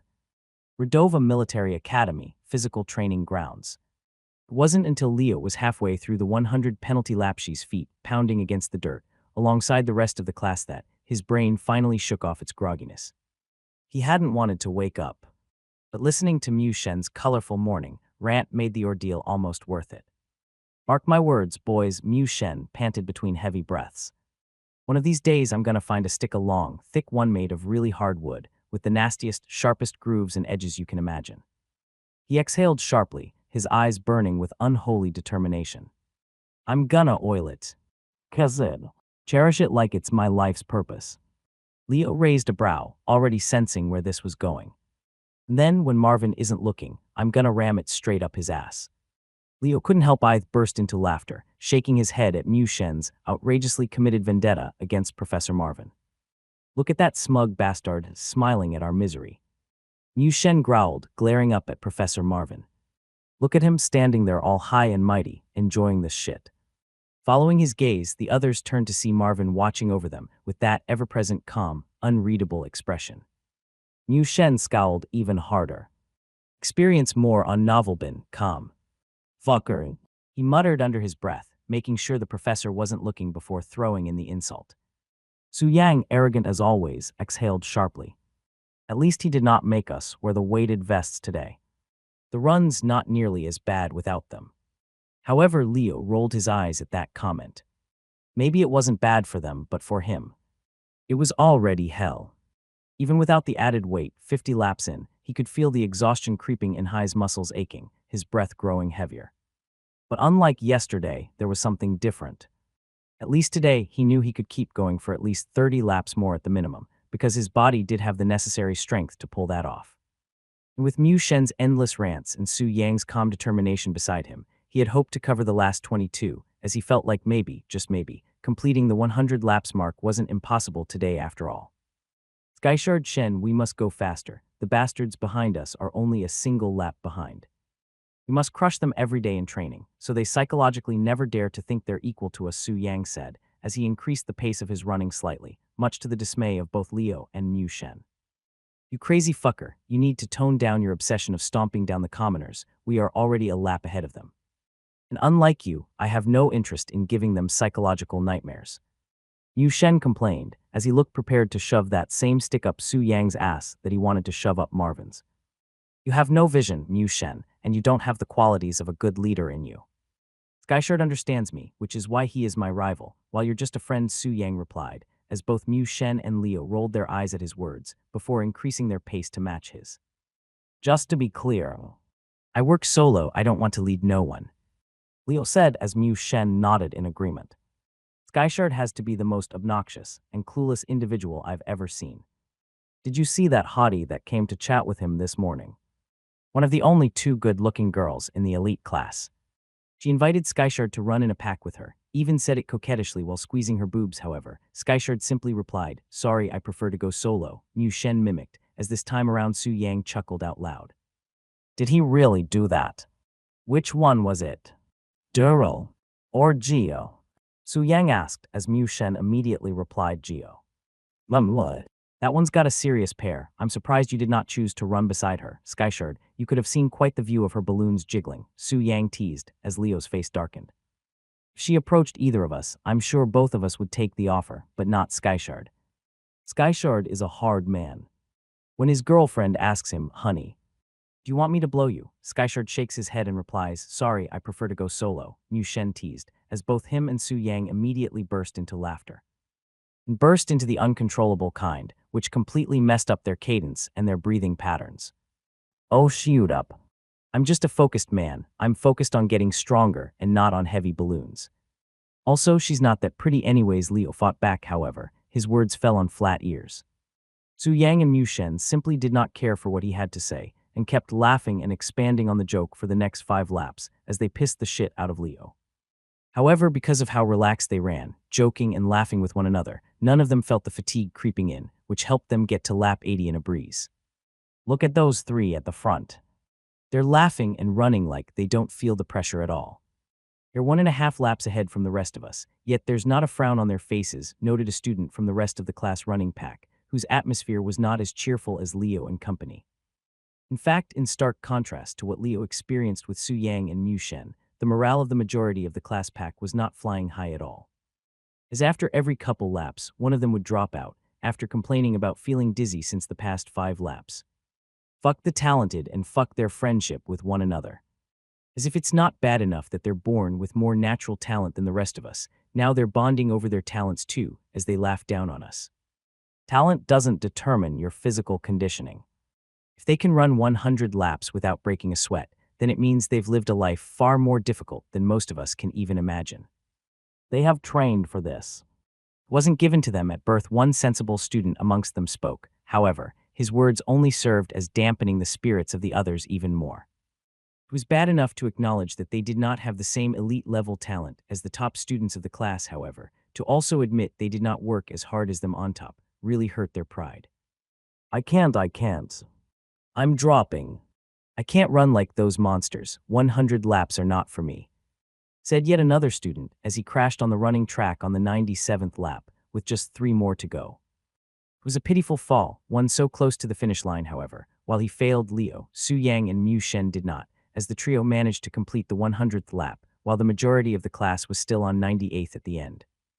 Professor Marvin showed no mercy to those who failed to complete the 100 laps run today as well. Apart from severely rebuking them and threatening to drop them from the elite class should they not make the cut soon enough, he also publicly humiliated them, asking them uncomfortable questions about their own mentality and willpower. Those who failed to complete the 100 laps today will repeat the process tomorrow, while the rest of the class will move on to the next stage, Marvin informed, as rather than allowing them to move on, he coldly assigned them the same punishment for tomorrow, which was to run another 100 laps. Meanwhile, the students who succeeded were promoted to the next phase of training, weighted vest exercises. With only half an hour left before the session for the day ended, Marvin spared them from anything too strenuous for the day, assigning a brief round of push-ups and sit-ups before dismissing them. But as they left, he made one thing painfully clear. Enjoy today while you can. Tomorrow will not be this easy. Redova Military Academy, Basics of Perception class. With no mandatory attendance requirement until the next evaluation day, the Basics of Perception class saw a steep drop in numbers from the second session onwards. Less than 30% of the students showed up, and most weren't even here to actively train as they simply came to consult Professor Powell on their personal struggles before leaving again. However, unlike the others who rushed to ask their questions and leave, Leo lingered for a while, quietly observing the class and taking in the struggles his peers faced before posing his own question. And what he saw surprised him. Nearly 90% of the students present were still stuck on the very first step sensing mana. They couldn't even complete the preliminary phase of learning the technique. For these students, Professor Powell had to recommend special exercises and additional study guides just to help them grasp the basic ability to sense the mana around them. Leo, however, found himself completely unable to relate to their struggles. Mana perception had never been an issue for him. While his peers wrestled with fundamentals, he was already leagues ahead despite being assigned the most complex version of the skill. His concern wasn't about how to activate the technique. He wanted to know how to make it faster. So when he finally raised his hand and asked Professor Powell for tips on accelerating mana circulation, the entire room fell silent. His question stood out like a sharp blade among dull stones. Even Powell raised a brow, scanning the room before his gaze settled on Leo. It was a clear and undeniable reminder of just how far ahead he already was. With a faint, knowing smile, Powell finally responded. Speed of circulation improves with practice, he began. Think of your mana circuits as a rocky road full of shrubs, loose rocks, and slippery sand. At first, it's difficult to move across. The terrain slows you down. But the more you walk the same path, the more it changes. The shrubs get trampled. The loose rocks shift to the side. The sand is blown away. Step by step, that shaky road transforms into a highway. And once that happens, your speed naturally increases. Powell's tone was casual, but his words struck deep. It made perfect sense. Leo nodded, absorbing the lesson before thanking the professor and making his way out. If all it took was repetition, then that meant only one thing. He was guaranteed to crack the code. And it was only a matter of time. Redova Military Academy, the second-floor library. After leaving the basics of perception class early, Leo joined Mew Ryan on the second-floor library to complete the homework that Professor David assigned all students in yesterday's class. Since the professor already had a vendetta against him, Leo did not wish to give him any fuel to kick him out again, and hence he sincerely completed the homework with Mew Ryan's help and even studied for the coming lesson from the lecture guide manual. It was his intention today to not get kicked out and absorb whatever knowledge that he could regarding the basics of magic theory. However, he still felt unsure as to whether or not Professor David would let him sit within the class or not. Basics of Magic Theory class. After lunch, the Basics of Magic Theory class commenced. And the moment class began, David's first order of business was collecting the homework, immediately kicking out any student who had failed to complete it. Predictably, Su Yang was one of the casualties. Since he hadn't attended class the previous day, he hadn't even bothered doing the assignment, handing David the perfect excuse to kick him out yet again with a public bashing. However, when Leo stepped forward and submitted his completed work, something unexpected happened. David's eyes nearly popped out of their sockets in sheer frustration. The professor had clearly expected Leo to fail. He had likely prepared an entire lecture on sincerity and diligence, just waiting for Leo to show up empty-handed so he could publicly humiliate him. However, to his surprise, not only had Leo completed the assignment, but he had done it correctly, completely robbing David of his anticipated moment of triumph. The sheer displeasure on the man's face was almost comical for the class to witness. However, since the lecture had to go on anyways, David was forced to allow Leo a seat, as he carried on with the lecture with his mood visibly soured. The topic for the day: elemental infusion. As he explained the process through which pure mana could be altered to take on different elemental natures such as fire mana, water mana, dark mana, and beyond. Stay tuned to Novelrecap. It was a very informative lecture, and although David was a groggy teacher, his knowledge and command on the subject was absolutely top-notch. The way he explained the topic opened Leo's horizons on how different types of infused mana could help increase the power of different types of spells, while also understanding how they could help a craftsman craft better quality items.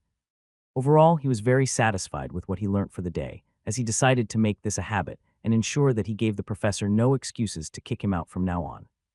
Redova Military Academy, Practical Combat Class. After Basics of Magic Theory, the next class was Practical Combat, where once again Major Hen matched up all students against one another, right from where they had left off the day before. Leo felt very excited for his matchups today. As compared to yesterday, the quality of his opponents went up significantly today, with the last two opponents that he faced even possessing some of the same skills that he did. The second last opponent that he faced executed a move similar to Shadow Bind to try and restrict his movements, while the last one had a decoy clone move, which created multiple illusions of himself, making it hard to perceive the real one. However, while he struggled more against them compared to the opponents he faced yesterday, Leo still managed to win all 10 matches that he fought today, while only picking up minimal injuries. Redova Military Academy, Basement B1, Basics of Stealth and Assassination class. Final class of the day after Practical Combat was Basics of Stealth and Assassination, the only lecture Leo had not attended even once yet, as it was only held on select few days, alternating with the Scouting, Movement, and Planning class. It was held in the basement, in a dark and damp environment, which felt unsettling. However, as if the environment was not bad enough, the instructor for this class was even worse. Unlike the other classes, which were led by seasoned military officials or scholarly instructors, this one was conducted by someone far removed from the chains of order and discipline. A criminal, one who stood before them in heavy restraints, his hands bound in reinforced shackles, his legs weighed down by enchanted chains, yet none of it seemed to suppress the twisted glee dancing in his eyes. The instructor for this class was Severus Maximus, the infamous needle assassin, who Redova Military Academy had specially recruited as a teacher to give their students the best education possible. Severus, however, was a man so dangerous that 2 high-ranking military lieutenants stood guard around him at all times, monitoring his every move, as despite his bounds, he could not be trusted alone around anyone. And yet, despite the chains and the guards monitoring his every move, the madness in Severus's eyes remained unaffected by his environment, as he looked at the students as if they were his prey, rather than his disciples. Wheezing, almost inhuman cackle filled the air as he began his lesson, as his odd shrill voice sent goosebumps down the spines of many. "Hello, my little children," he cooed, his voice dripping with mock affection, his lips stretching into an unsettling grin. "I'm Severus Maximus, also known as the Needle Assassin." "Kakeko," he said as his shoulders trembled with thinly veiled excitement, as if just introducing himself was enough to send him into hysterics. "I'm here to be your teacher for this lovely depraved little course, not because I have some deep desire to share my knowledge. Oh no, no, no." His head twitched unnaturally as he leaned forward. "I'm here because it knocks precious, precious years off my ridiculously long jail sentence, kekekek." His laughter cracked through the air, echoing against the cold stone walls of the basement classroom, as it made many grown men break into cold sweats. Some looked visibly unsettled. Others were outright disturbed. But Leo, he didn't care. If a man was infamous enough to earn a moniker, then his knowledge was valuable. His mental instability, his history of crimes, none of that mattered to him as he felt eager to learn. "I'm sure you're all learning the theory of assassination in your fancy military lectures, honing your combat techniques in another class, practicing your little swings and stabs like good little soldiers." Severus's nose wrinkled in disdain, his shackles rattling as he gestured dramatically. "But useless, predictable, basic," he scoffed. "Anyone with a knife and a little muscle memory can stab someone. But that's not assassination, that's butchery." He grinned wickedly, his teeth flashing in the dimly lit room. "What I'm going to teach you is real assassination. The kind that doesn't leave a trace." He hugged himself, his fingers twitching against his ribs, as if reliving some dark, delightful memory. "The art of accidents. The art of making murders look like suicide. The art of staging a murder that looks like a lover's quarrel has gone terribly, terribly wrong." He exhaled shakily, laughing under his breath, his voice descending into an eerie whisper. "How to make a father kill his own son in a drunken rage. How to make a priest die in prayer, a dagger lodged so perfectly in his throat it seems poetic. How to make a corpse look like it walked into its own death, willingly kekekek." His laughter swelled again, breathless and delighted, his entire body trembling in sheer amusement, as he made the students extremely uneasy. Some instinctively shifted away. Others dared not meet his gaze, fearful of the wild glint in his eyes, as even the lieutenants stationed beside him, who were armed to the teeth, seemed slightly uncomfortable in letting him continue with the lecture. However, since they were under orders, and he had not done anything to break the rules, they could only bide their time in silence for now. Today's lesson is about something simple, something delightful, something deadly. He licked his lips, dragging out the words. "Poisons. I'll be teaching you how to kill with a whisper. How to end a life without ever raising a blade. How to twist the very breath in someone's lungs and make them die thinking it was a simple cold." Severus said as he let out a content sigh, as if savoring the beauty of his own words. "We'll go through types of poisons, their effects in assassination, how to brew them in the wild, and how to extract them from live creatures. But of course, this is all just for demonstration, kekek. If you truly value your own life, you should always buy your poisons from a reputable vendor." His voice dropped to a sickeningly sweet whisper. "Unless, of course, you wish to end up like some of my past students." He paused. Then he threw his head back in laughter, the deranged, bone-chilling cackles filling the classroom once more. As the actual lesson began. "Let's start with something simple, yet effective weaponized poison," Severus said as he lifted a tiny vial containing an inky black substance, swirling it between his fingers. "This here, a lovely little concoction called Viper's Fang. It kills instantly upon entering the bloodstream. A mere scratch, a single cut laced with this, and within 3 seconds he snapped his fingers, the sharp sound echoing in the silent room. Dead. No antidote, no counter. Just dead." Severus chuckled, shaking his head. "The best part, the corpse remains intact. No foam at the mouth. No violent spasms. Just a quiet, polite exit from the mortal realm. Continue your journey on Novelben, calm." With an eerie gentleness, he uncorked the vial and dipped the tip of a dagger into it, coating the blade in the viscous liquid.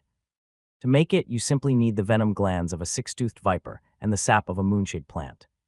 Venom paralyses, while the sap accelerates its spread through the body. A perfect combination.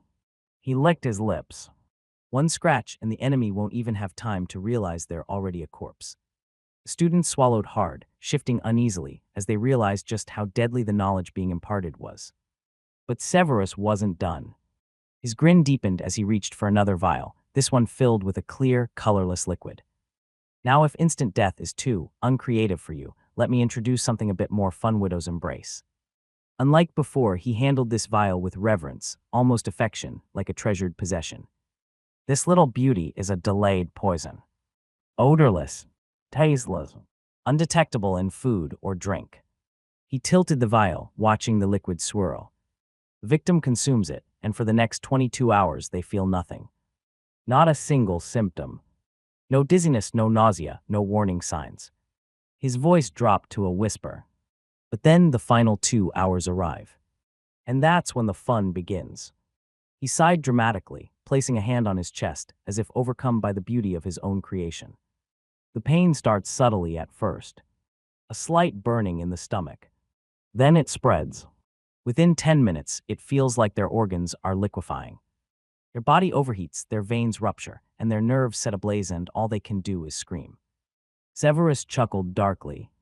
Oh, and before you ask, no antidote. There is no cure to it after 20 hours when it's completely absorbed into the bloodstream. If detected early, you can use high-level healing magic to prevent it from taking effect and then slowly removing it. However, if the effects kick in, then by the time the prey realizes something is wrong, it's already too late to save them. His eyes flicked over the class, lingering on their expressions, some pale, others outright horrified. Now who wants to learn how to make it? Silence. Then reluctantly, a few hands rose. Leo, however, had already been taking notes, as he raised his hand eagerly. Using poisons did not seem like his style, as he felt like he was more of a frontline no-nonsense fighter. However, having knowledge on the topic did not seem to be a bad thing either, as he absorbed every word coming out of Severus's mouth like a sponge. So far, this was turning out to be his favorite class yet, as although he was doing nothing but taking notes in this class, it was by far the most informative and practical of all the other theory subjects that he studied. Redova Military Academy, the mess hall. By the end of day 2 at the academy, Leo finally felt like he was beginning to get a handle on things. He had secured a solid foothold among the students, forming a competitive alliance with Mu Shen and Su Yang, who now reserved him a seat at their corner table during dinner and ran beside him during the grueling morning sprints. He had unwillingly acquired an annoying yet oddly useful companion in Mu Ryan, who clung to him like a shadow for no apparent reason, but at least she was good for helping him navigate social situations and tutoring him in studies. And most importantly, had established dominance. After his brutal dismantling of Jianggu, word had spread fast. His name carried weight now, and no one in the class seemed particularly eager to test his limits. Overall, everything was falling into place. His personal goals were on track except for his ongoing struggles with meditation, but that was a problem for another day. Now, for the first time since stepping foot into Redova Military Academy, Leo allowed himself to relax, loosening his shoulders, sinking into his seat, and actually enjoying a meal among his companions, as being no longer as worried about his memories as he was a couple days ago. He found his overly tense behavior relaxing just a little. However, unfortunately for him, lowering his guard during dinner was apparently a bad choice, as just when he least expected it, disaster struck. Tab tab tab. The rhythmic footsteps of senior cadets echoed through the mess hall as they marched in, their uniforms dirtied with mud and blood, their boots leaving faint imprints of dust and grime across the polished floors. Academic session had started a few days ago, however. This particular group of senior students looked like they had just arrived, as they entered with wide smiles and loud cheers, like a victorious troop returning home after a long mission. They looked like they had just crawled out of hell itself, bloodied, battered, bruised, but still standing tall, as they carried themselves with the confidence of battle-hardened veterans. The Redova Military Academy Interschool Circuit Team has returned from the summer camp. The declaration sent a ripple through the hall. Murmurs turned to whispers. Whispers turned to cheers. And then, like a wave cresting over the entire room, all hell broke loose as the second-year students broke into wild cheers, while the first years joined in with excitement. In Redova Military Academy, the circuit team members were like the star athletes who carried in the pride of the institute, and they were treated as absolute superstars back home. Almost immediately as they were back, potion bottles were opened and thrown over the team in joy, as the mess hall turned into a literal mess, as the expensive potion juices mixed with the dirt and grime off their bodies. Why you Shen? Why Yu Shen? Why Yu Shen? Slowly the chant for Yu Shen erupted from the crowd, as standing at the center of the group, Yu Shen pushed away everyone else around him, hogging all the spotlight as he raised his hands in the air with pride. As a transcendental talent and the captain of the current Redova Military Academy Interschool Circuits team, he was the institute's pride and the current most popular student of all. It was common knowledge that qualifying for the circuits as a first-year student was next to impossible. However, Yu Shen somehow managed to do it last year, becoming the only first-year from his batch to be on the circuits team. A living legend amongst his batch, and an inspiration for all the new joinees this year. "All right, relax people, Yu Shen is here," he said, grinning wildly as he basked in the adoration, before proudly raising his fist in the air, which had the whole mess hall roaring for him even louder. However, just as effortlessly as he raised their volume, he silenced them as well, as with a simple gesture of raising a single finger and bringing it to his lips, he silenced the entire crowd that had gathered. As HHH he said, as the crowd obeyed, turning absolutely silent. Then, with a smirk still playing on his lips, Yu Shen turned back to his team, shaking his head in amusement. "I was happily training at the camp, with my second-year boys who have worked themselves to the bone. This summer worked hard to become worthy of representing this academy at circuits, worked hard to kick Geneva's ass this time around," Yu Shen began, his voice dripping with pride as he gestured toward his teammates behind him. "When I suddenly heard some news." His smirk widened. "Not one but two monarch-level talents have joined our academy this year." A ripple of murmurs spread through the crowd. Yu Shen let the tension build, then barked out a sharp, amused laugh. "Hello. Isn't that great, guys? Not just one but two." He clapped, his enthusiasm contagious, prompting the gathered students to clap along with him. "Come on then. Tell me who they are." Yu Shen's eyes gleamed with interest. "Where are our superstars?" A hush fell over the hall once again. Then, Su Yang moved first. With his head held high, he stepped forward, his presence commanding attention. He didn't hesitate. "First-year Su Yang," he said, his voice filled with conviction. "I'll be joining your team," he declared boldly, as Yu Shen didn't react immediately. He kept clapping, never breaking rhythm, never letting Su Yang's declaration shake his performance, as even his smile remained unchanged. "That's one," he mused, his voice carrying through the hall. "And the second?" he asked as all heads turned towards Leo. A beat passed. Then Leo exhaled softly as he stood. He did not wish to get tangled with all this attention, but the crowd wasn't giving him a choice, and hence he was practically forced to play along. However, unlike Su Yang, he didn't announce himself. Didn't speak a word. He simply walked forward, his steps slow, deliberate, measured. As he approached Yu Shen, his gaze flickered not just to the captain, but to the team behind him as well. In the moment he looked into the eyes of those standing behind Yu Shen, he understood just how friendly this meeting was going to be. Hostility. He sensed crippling hostility as he looked into their eyes, as although it wasn't obvious or openly expressed, it was clearly there in the eyes of all members present. Shiver. Leo felt a shiver down his spine as he looked at them as a group, as somehow he felt genuine danger to his life at that moment. An unspoken warning radiated from the second-year circuit members standing behind Yu Shen, as unlike the others in the mess hall who looked at Leo with awe, curiosity, or these guys looked at him like he was an intruder. Like he wasn't supposed to be here. Like he hadn't earned his place. And in that instant Leo understood that they did not like him at all. The sheer presence they exuded was suffocating, and he senses traces of killing intent coming his way too.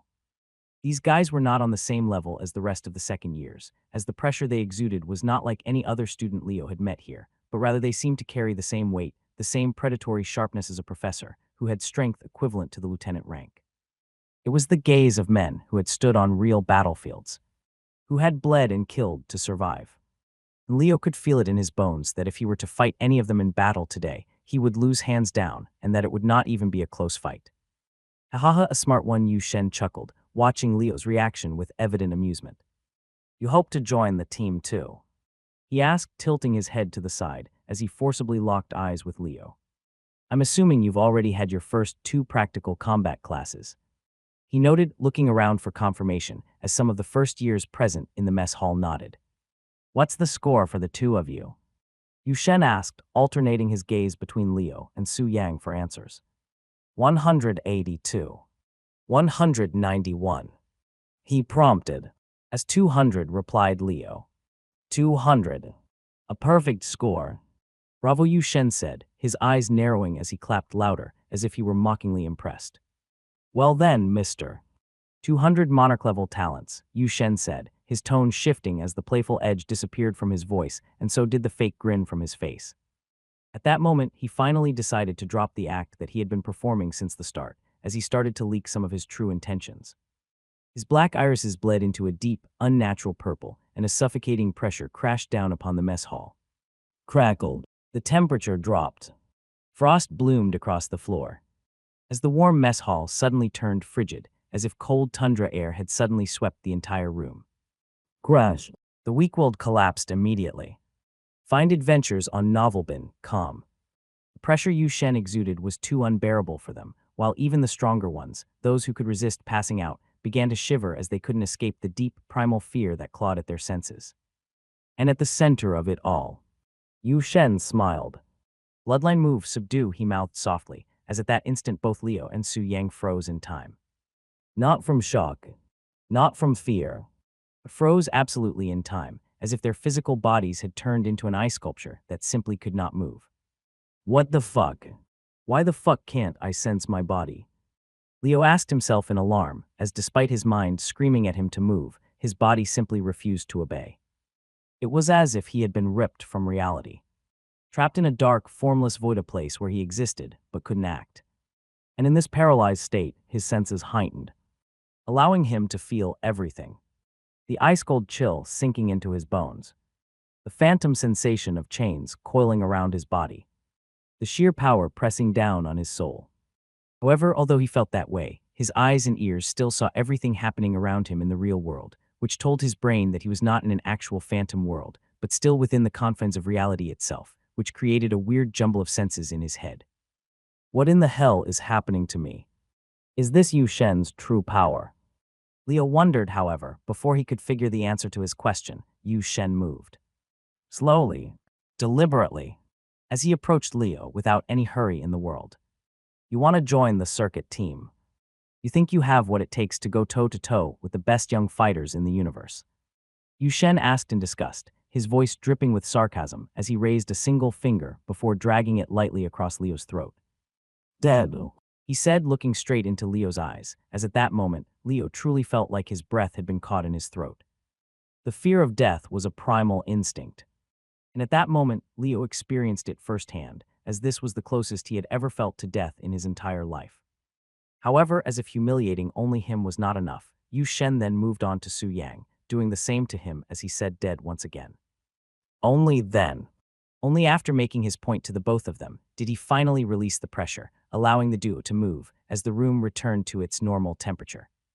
Mess hall breathed a collective sigh of relief as Yu Shen's fake smile returned once more. Welcome to Redova Military Academy, rookies. Members from my team will face both of you this Sunday, just to show you the gap between heaven and earth. Don't worry about Major Hen. He'll allow it. See you in class, Yu Shen said, as he turned and left the mess hall, with the rest of the second-year circuit's team following behind him. Redova Military Academy, outside the mess hall present time. Yu Shen stormed out of the mess hall, his jaw clenched so tight it felt like his teeth might crack under the pressure. His mind was a swirling storm of rage, as although he had humbled the two first years in front of the entire academy, he still did not feel his simmering rage reduce even slightly. This was because the real cause behind his anger was not the first years, but rather the conversation he'd had with Principal Ulrich Dainhardt just moments before. A conversation that had pissed him off more than anything else in recent memory. Flashback: Principal Ulrich's office, 30 minutes ago. Moment Yu Shen and his team stepped onto Redova Military Academy's grounds, fresh from the grueling summer camp. A summons awaited Yu Shen, as apparently Principal Ulrich Dainhardt was eagerly waiting to see him. Yu Shen hence barely had any time to shake off some dirt covering his body before he found himself in the principal's office, standing before the most powerful man in the academy. Ah, Yu Shen, Ulrich said, his voice laced with genuine pleasure.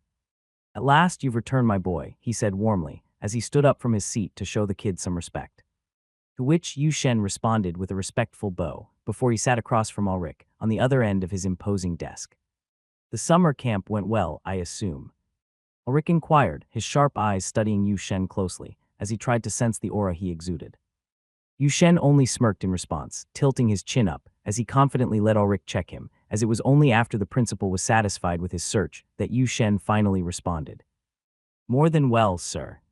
My team is stronger than ever.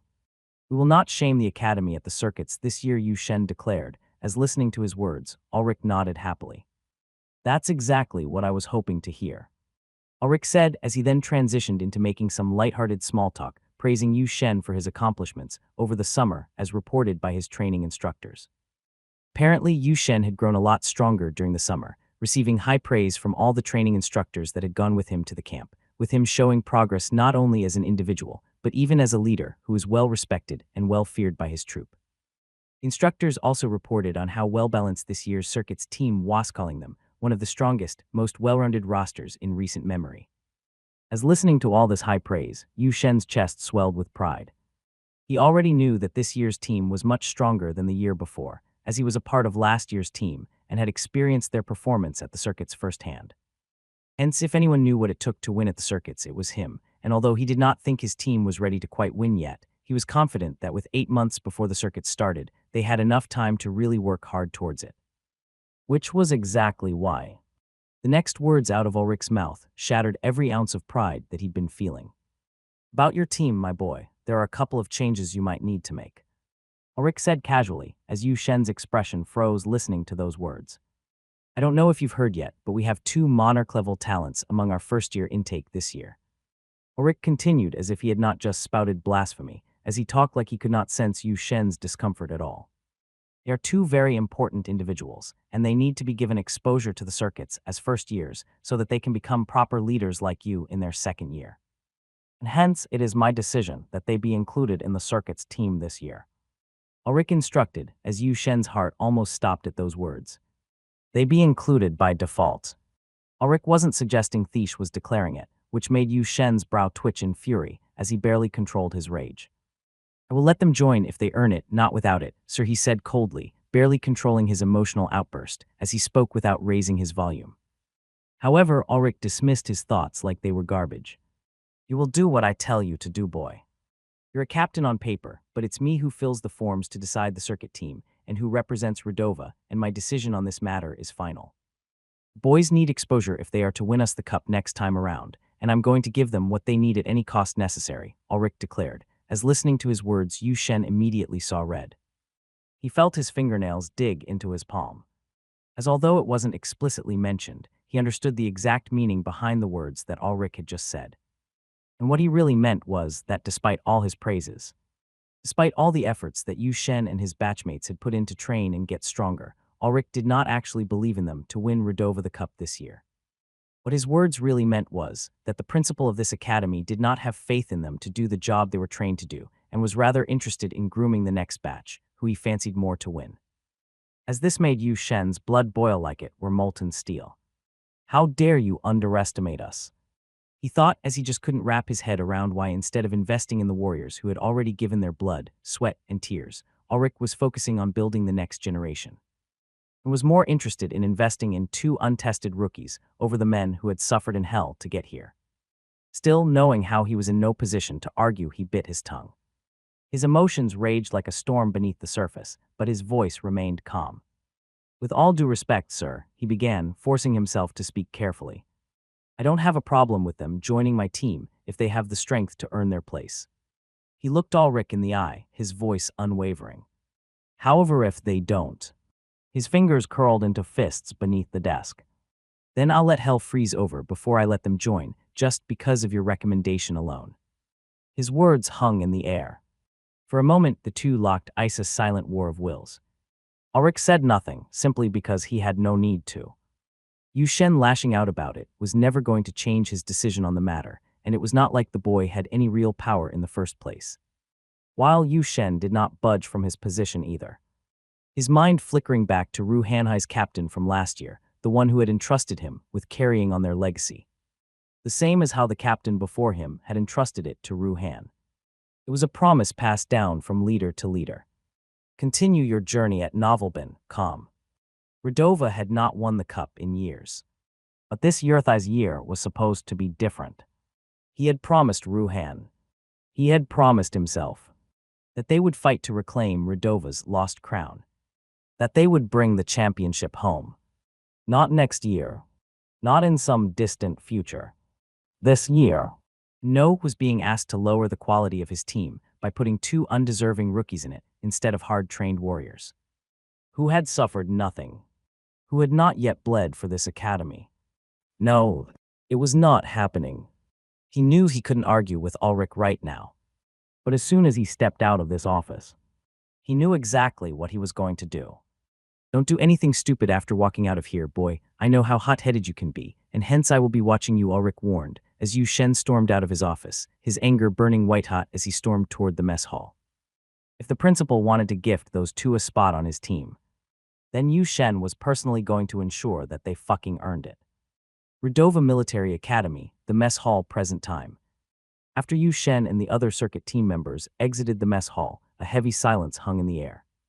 All eyes shifted toward Leo and Su Yang, the two first-years who had just been publicly humiliated and overpowered, and the gazes that fell upon them today were not something they were accustomed to. They were used to admiration, fear, respect. But today, the stares directed at them carried none of those things. Instead, they were filled with pity, mockery, satisfaction at their downfall, same kind of looks that had been cast upon the unfortunate first year Su Yang had crushed on the very first day. But now it was their turn. Leo could feel the weight of those stares pressing down on him, his male pride burning from within as he winced at the bitter taste of helplessness. He had faced many things since arriving at this academy. Fights, threats, insults, but never had he experienced such complete and utter powerlessness. It gnawed at his insides, twisting his stomach into knots. Yet as much as it stung for him, he could tell that for Su Yang, it was so much worse. The prideful golden boy of the first years, always so composed, always carrying himself like a king among men, stood unnaturally stiff, his jaw clenched so tight it looked like it might shatter. His hands were trembling, his entire body tense with barely contained fury. And then, fuck this, Su Yang hissed through gritted teeth, his voice laced with seething rage. Without another word, he stormed out of the mess hall, leaving behind his half-eaten plate of food, refusing to meet the eyes of anyone. Giggles, chuckles. The moment he left, a ripple of muffled laughter followed. Soft at first, then louder. The quiet snickers turned into whispers, then murmurs, then outright chuckles of amusement. It was like watching the mighty fall. And as Leo followed after him, heard it. Hushed voices, the barely restrained snickers, the amused smirks forming in his peripheral vision. It burned. It burned so fucking much. But he didn't react. He wouldn't react. Because right now, anything he said, anything he did, would only make it worse. So he just walked, step after step, keeping his face blank, his eyes cold, his movements steady as if he didn't hear, as if he didn't care. But inside his blood boiled. Inside he replayed the moment over and over. Yu Shen's condescending smirk. The unbearable weight of his power. The helplessness. The humiliation. And as he made his way through the academy corridors, heading toward his dorm, one thing became very, very clear. This failing, this unbearable, gut-wrenching, rage-inducing powerlessness. He never wanted to experience it again. No matter what. Leo's dorm room, 22C. After reaching his room, Leo slammed the door shut as he began pacing around the room like a maniac. He couldn't stay still because he was far too agitated to sit without motion, and hence pacing around became his only option to vent. Fucking cocksucking motherfucker. Leo snarled, his voice low but venomous, as his mind spiraled into an endless loop of rage-fueled scenarios. Continue reading on free web novel. At first, all he could think about was how he would hurt Yu Shen if he had the power to do so. He imagined smashing that smug grin off his face. Imagined turning the tables the moment Yu Shen dared to look him in the eye.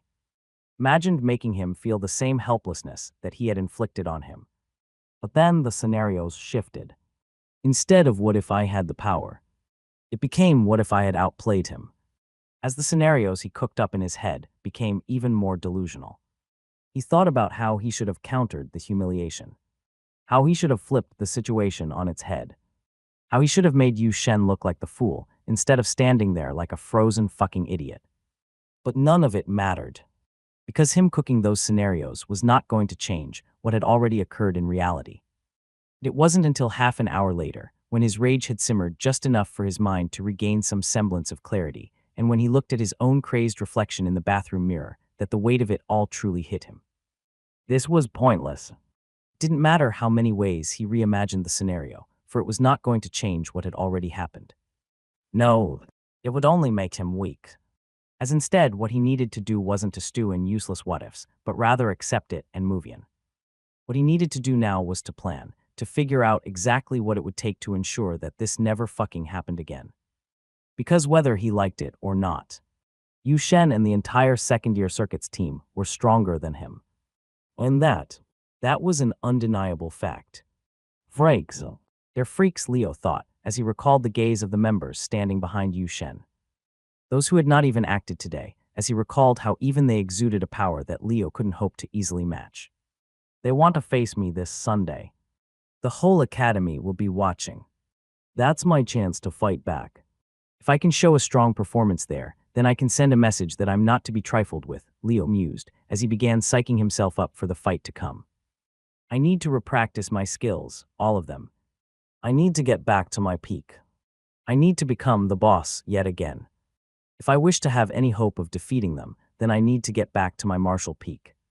Leo mused as, grabbing a couple of daggers from his storage space, he rushed out of his dorm room, headed straight for the practical combat training field. Meanwhile, Su Yang. Unlike Leo, who managed to regain his calm after a few minutes, Su Yang failed to do the same, as the destroyed furniture in his room served as a proof of his bubbling anger. Who the fuck does he think he is? That fucking second-year cunt. I'm the Su family blood descendant. Someday I will be the Su family patriarch. Yet he dares lay a hand on me. Su Yang spat as he lifted his half-broken bed and smashed it to the ground yet again. To suffer such humiliation publicly, they must pay a price. This Sunday I must reclaim my honor, or what good is the Su family blood flowing through my veins? Su Yang muttered as, looking towards the ceiling, he let his rage dry out the tear forming in his eyes, preventing it from falling down anyhow. I swear I will make it to the Redova Circuits team. I swear I'll prove to everyone that had laughed at me today that the Su family is not to be disrespected. I may not be able to touch Yu Shen today or any time in the near future, but I swear I will return the humiliation I faced today, in this life or the next, Su Yang said, as he too rushed out of his room. His destination, the swordsmanship training ground, specially created for swordsmen to test their power. The following days passed in a blitz of rage for both Leo and Su Yang, their tempers burning like wildfire. They moved like men possessed, throwing themselves into their training with reckless intensity that was driven by humiliation and fueled by an insatiable need for redemption. But the academy life did not let them be.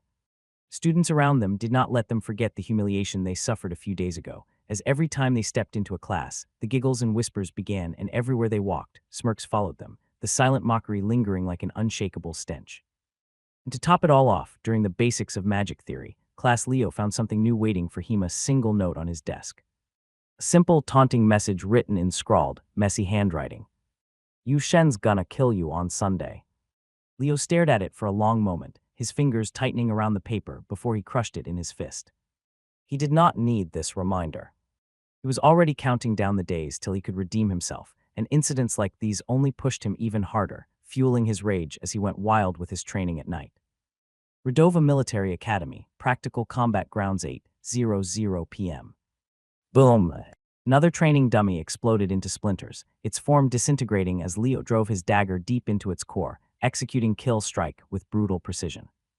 His chest rose and fell in ragged breaths, sweat rolling down his back as he wiped his face with the back of his hand. Slowly but surely, his body was remembering. His skills, his instincts, they were coming back to him as he felt more and more sure of his fighting style. That's the 17th dummy you've exploded tonight, Skyshard, and while I'm glad to see your skill activation time reducing fractionally, I must also remind you that these dummies don't come for free. Although we don't charge you students for destruction of practice dummies and let you use as many as you like, they actually cost 20 MP apiece, and you've just destroyed 17 of them tonight. That's equivalent to the monthly salary of my assistants, Major Hen said, as he walked over to Leo with an eyebrow raised. Breathe deeper or control your explosive movements to a point where you can sustain them. I've seen your file and your training for the past few days. You have an uncanny ability for sudden change in direction and burst of speed, but it takes a lot out of you. Not every battle is decided with one decisive strike. Some go on for hours. So control your power, Skyshard. Huffing and puffing against your opponents is helping you win no matches, Hen advised, as looking at the panting form of Leo, he could not help but shake his head in disappointment. Major, if you don't mind me asking, do you think I can win against any of you Shen's team members on Sunday? Do you think I have what it takes? Leo asked as he straightened his posture and looked into Hen's eyes for an answer, but the Major simply shrugged his shoulders in response. You clearly have some very practical skills. Especially the decoy one and the short-range teleportation one. Those make you very unpredictable. However, that's pretty much all you have. Hellish academy life that you've been experiencing for 5 days, your seniors have experienced it for over a year, and to top it off, they've already fully absorbed their genetic awakening serums and have undergone a special training camp this summer. I'm pretty darn sure that you don't have the raw physical ability to compete with them, so you're going to need to be very smart if you want to beat them, Hen said as he gave Leo his unbiased opinion. Just how big of a difference do you expect to see in our physical abilities? Leo asked, hoping for more answers, as Hen simply shut him down. You're an assassin, aren't you, boy? And you also attend the scouting and movement course. Go figure that shit out yourself. I'm not gonna stand here and be your source of information on how to deal with your opponents, Hen said, as he walked away from Leo yet again, but not before tossing him a small vial of stamina potion. Clug. Uncorking the golden potion bottle, Leo took a sip of the stamina potion and instantly felt the warmth coursing through his body as it soothed his muscles. He had been training hard for the past few days and had pretty much learned how to control all of his skills, except for parallel processing, which still left his body in a puddle after only 15-20 seconds of usage. Unlike his other skills, which he could perform with relative ease, parallel processing seemed to take a lot out of him, and although he had learned how to control the move now and prevent it from accidentally activating whenever he felt like his life was in danger, he still could not neutralize the backlash from using it, which made it a liability in battle. What was I even thinking when I decided to learn this skill move? It's overpowered, yes, but it's useless when my body is so frail, Leo cursed, as he could not believe the stupidity of his past self for learning such a ridiculous move that was more of a liability than an asset. Nonetheless, having learnt how to control it was good enough for now, as at least he could rest assured that he would not accidentally activate it in battle anymore. So I need to be smart with it, huh? He muttered, recalling what Hen said, as he threw his dagger towards another practice dummy 25 meters away before using the skill move blade switch. Almost immediately, he reached the location of his thrown dagger as he plunged it into the neck of the practice dummy before using kill strike, yet again, as he exploded yet another dummy head. BZOOM. An explosion rattled the entire practical combat training field as Hen clicked his tongue in disapproval from a distance. It seemed like Leo had decided to disregard his advice on exercising restraint, which made him feel disappointed as an adult. However, that disappointment aside, he was really excited to see Leo in action as he performed his skills, as although he did not speak it out loud, he pretty much had his mind blown away with how crisp Leo's fighting basics were. Whether it was stance, balance, or form, Leo had nailed everything down to perfection. Every movement that he made naturally linked up to the next, which made it seem like he was floating on a battlefield rather than moving on it. His dagger-throwing accuracy was better than some of the professors at the academy, as although the way he gripped the dagger and threw it was not the standard they taught at this school, it was something unquestionable, as in the several hours of practice that Hen had watched Leo perform, he had yet to see him miss a target by even a millimeter. Whoever his previous teacher was, had to clearly be a very accomplished assassin, as Leo was clearly an exceptionally well-taught talent. However, although his strengths were exciting to witness, his weaknesses were also glaringly obvious to a veteran like Hen. From his perspective, the boy did not understand the concept of stamina conservation and had clearly never fought a fight that lasted longer than an hour. He got tired too easily and constantly fought at his 100%, rather than controlling the tempo as and when needed. He also did not have the necessary physical strength to go toe-to-toe with a swordsman or any other short-ranged fighter from amongst the second-year students. As with his strength being average amongst even the first years, he was a mile behind the second years for the same. And if by chance he fought an opponent that was both faster than him and had a good defense, then Hen saw no qualities in him that would suggest that he could take him down. As overall, Hen found Leo to have a lacking stamina, a lacking defense, Discover stories at Free Web Novel. An average physical qualities made him easy pickings for a seasoned fighter from second year, which was why Hen expected him to lose badly come Sunday. Sunday 5:30 a.m. Professor Marvin's physical training class. Like every other morning at Redova Military Academy, Sunday also began with mandatory physical training for all students. Technically, it was optional, but that was only on paper. Professor Marvin had made it painfully clear that missing his class was not an option unless you were on your deathbed, and even then, he might still expect you to crawl onto the track. So as expected, every student was present. But while it seemed like just another day at the academy, something about today's morning was definitely different. The air buzzed with an unusual energy that was heavier than the usual morning grogginess. Eyes constantly flickered toward Leo and Su Yang, as although their presence had always drawn attention, today in particular it seemed like the stares lingered longer and the whispers carried a sharper edge. Because today was the day the big fight was supposed to happen. "Big brother, I hope you're ready for the big fight later this morning," Mu Ryan said, stretching beside Leo, her voice laced with genuine concern, as Leo clenched his fists in response. "I don't need reminders," he replied flatly, as he was already aware of what was coming. The fight against the seniors was looming over him like a storm. And with every passing second, the pressure only grew stronger. "I hope Professor Marvin doesn't drain you dry this morning. Your fight's at 9 a.m. after all, and 3 hours of intense training beforehand won't exactly leave you in top shape," Mu Ryan pointed out, as Leo's jaw tightened at her words. He already knew that. He did not need her to spell out the obvious. Ideally, he should not be training before a big fight, however. Skipping Marvin's class was not an option, and holding back in training was not one either. Professor Marvin was a damn demon who did not give a shit about anyone's schedule, much less their personal struggles, which was why asking him for leniency was akin to organizing a dance performance before an audience of blind monkeys.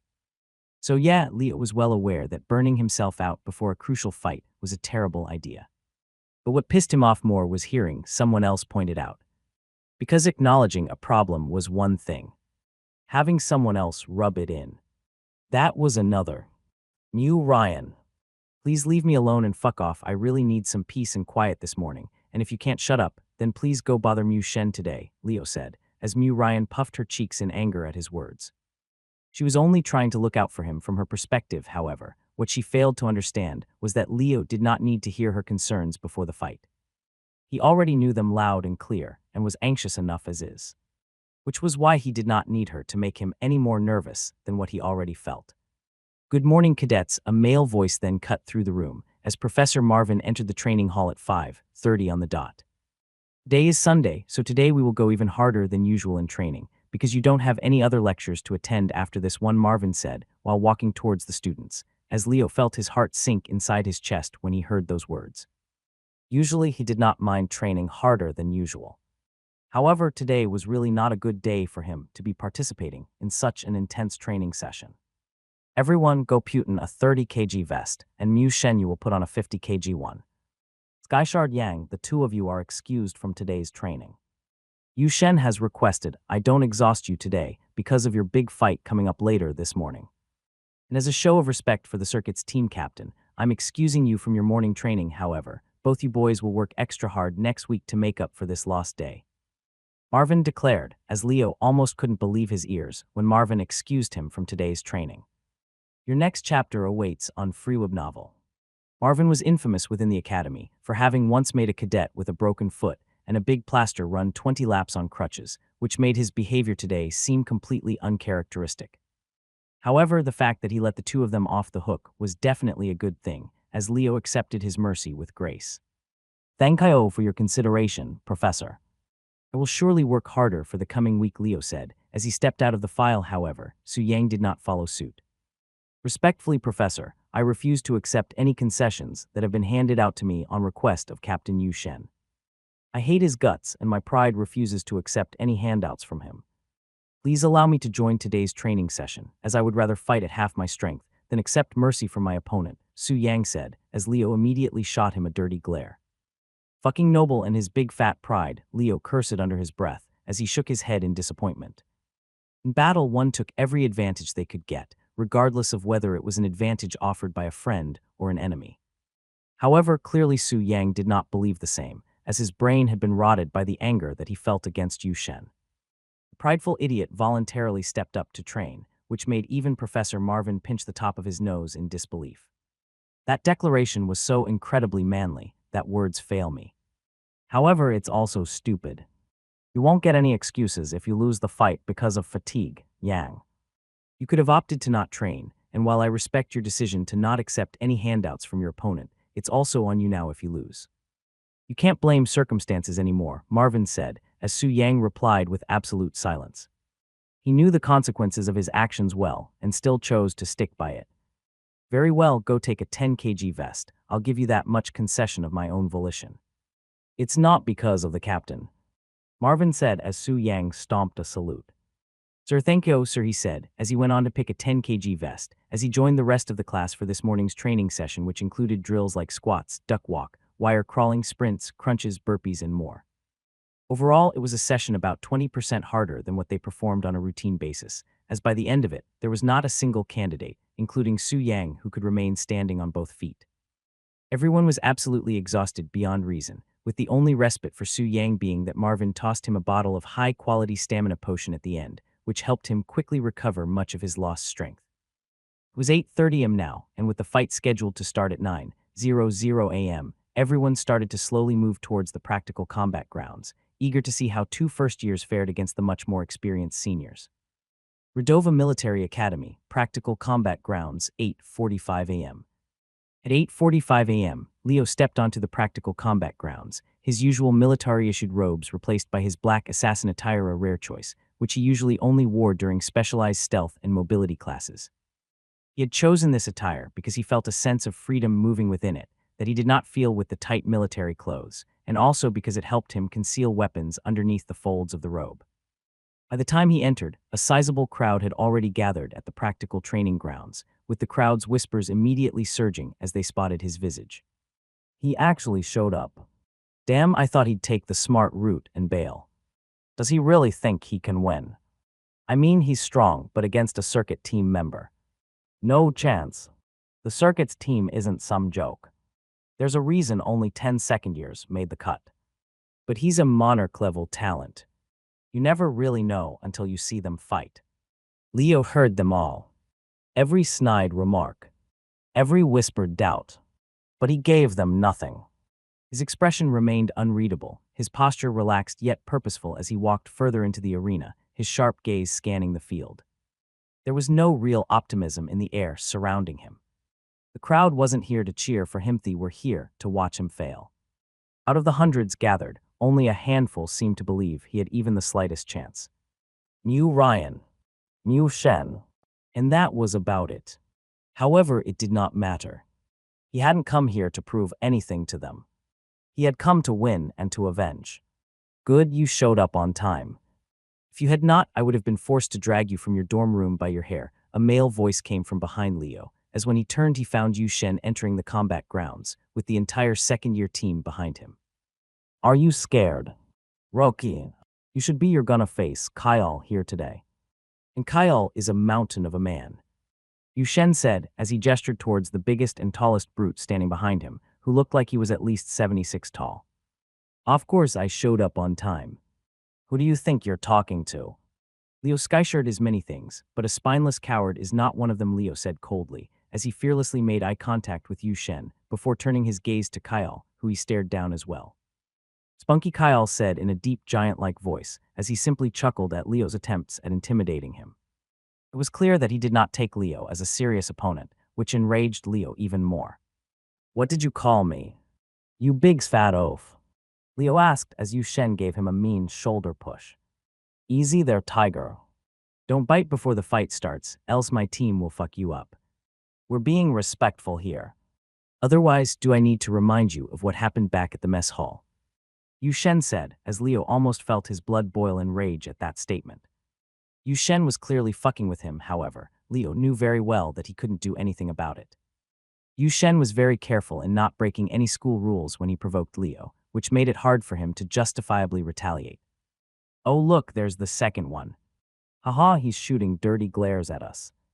That one's funny, Yu Shen said, as he pointed towards Su Yang, who was squatting on the ground not 20 meters away, with a tight grip on his sword. Su Yang had those crazed eyes of a murderer, and he looked like he was ready for the opening bell to unleash all his pent-up rage. Well, no point in even talking to that one. I guess we'll go find a seat for ourselves, won't we, boys? Yu Shen asked as his teammates voiced their agreement. Excuse us, rookie, we will sit and enjoy your downfall from the best seats in the house, Yu Shen said, as he deliberately brushed his shoulder past Leo as he moved past him, with his teammates doing the same. All 10 of them bumped shoulders with him on their way to the stands, as slowly but surely Leo reached the limits of his mental calm. Relax. You must relax, this is exactly what they want.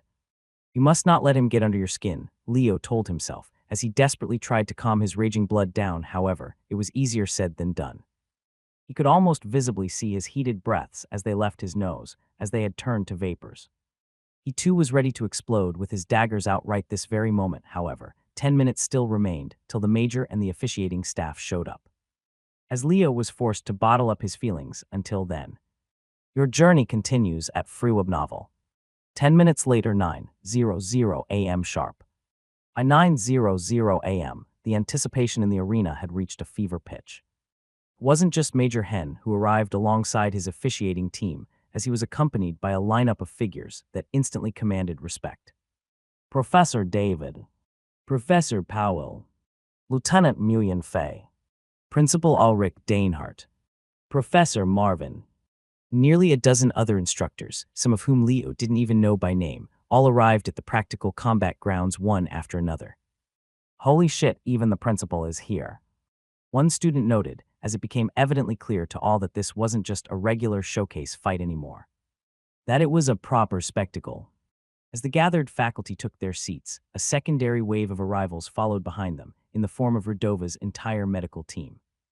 Leo's gaze flickered across them, noting just how many of them had been summoned, only to realize that there were far too many for him to even count. A dozen high-profile healers, a dozen doctors, and at least 3 dozen nurses seemed to be at hand for this fight, and it did not seem to be a coincidence that so many of them were here. It was clear that Principal Ulrich was the one who had summoned them, and that he was the one who was not keen on taking any chances. These were his star students that were fighting today. His circuit team members against his monarch-level talents, and hence Ulrich seemed to wish to ensure that no matter what, none of them were permanently injured in today's bout, for which he summoned every available doctor to the combat arena. I'm telling you, Hen, if any of the boys lose a limb or become permanently retarded because of a blow to their heads, I'm going to fire you from your job and hound you to the point you don't even get a pension after retirement. I'm trusting your referees to interfere as and when needed, but it's your neck and job at the line here. Officiate a safe match, else be fired, Ulrich warned, as Hen chuckled heartily at the principal's words. Deep down he knew that Ulrich wasn't bluffing, however. He had absolute faith in his referees. They were the ones who were going to be closest to the action, and he trusted them to intervene if things ever went south. Redova Military Academy, Practical Combat Grounds, 9:05 a.m. Once everyone was settled and the medical staff had finished setting up their emergency operating stations, Major Hen stepped into the center of the marked combat field, his presence alone enough to command everyone's attention, as he raised his right palm, signaling for silence. All right, quiet down, his deep voice carried across the arena, as the excited murmurs gradually faded. As you all know, Sundays are reserved for educational combat analysis, and today will be no different. Today's fights will be observed, reviewed, and analyzed by me after they are concluded, as although our original plan was to hold matchups between the best of the first-year students. However, Hen paused as he glanced toward a familiar figure in the stands. Captain Yu Shen approached me with an alternative proposal, and I gladly accepted it. Hen said as he gestured towards Yu Shen in the crowd, who gladly flashed his signature smile and waved to the crowd, basking in the attention. As most of you are aware, today's fight will be an unusual one. First-year juniors will be facing off against second-year seniors, some matchup typically reserved for the end-of-semester trials. Hen's gaze briefly flickered toward the fighters in question. Su Yang, Leo Skyshard, Minerva, and Kyle. His eyes lingered on each of them for just a moment before continuing. For all first-years present, this is an opportunity to witness the very best of your class go up against seasoned upperclassmen fighters who have endured the rigorous training of Redova for a full year. Who will win? That's for us to find out. But regardless of the outcome, there will be lessons to learn. His voice took on a sharper edge. We will break down the good, the bad, and the ugly. And every single one of you will walk away from here more enlightened than before. With that, Hen turned and walked out of the arena, his part in the introduction complete. However, just as he reached his seat, he paused for one last announcement. Today's fight will be conducted under official inter-school circuit rules. That means no body armor. No strike restrictions. However, lethal force and the use of paralytic poisons remain strictly prohibited. He said as he swept his gaze across all fighters, his voice firm. Break those rules and you'll face immediate disqualification and severe consequences. So don't even try and test me, he threatened, as only after making that last threat did he look satisfied as he took his seat in the stands. Then in a single, commanding word, he said, "Begin." Cheers erupted across the arena when Hen signaled for the fight to begin as the assistant referees began walking out to the field. But before the energy could settle or the official process for the fight could begin, Yu Shen stood. And with a loud theatrical flourish, he raised his hands, calling for attention. "Ladies and gentlemen." His booming voice cut through the chaos, forcing the roaring crowd to turn their focus toward him. "Ladies and gentlemen, if I may have your attention for a moment." The audience quieted, their curiosity piqued, as Yu Shen smirked. "I know many of you believe that Leo Skyshard and Su Yang are destined to join Redova's esteemed interschool circuits team. I mean, we wouldn't they?" He chuckled. "They're monarch-level talents. The pride of this academy." Su Yang exclaimed, as his words sent ripples through the audience. Even Leo could sense the subtle shift in the atmosphere.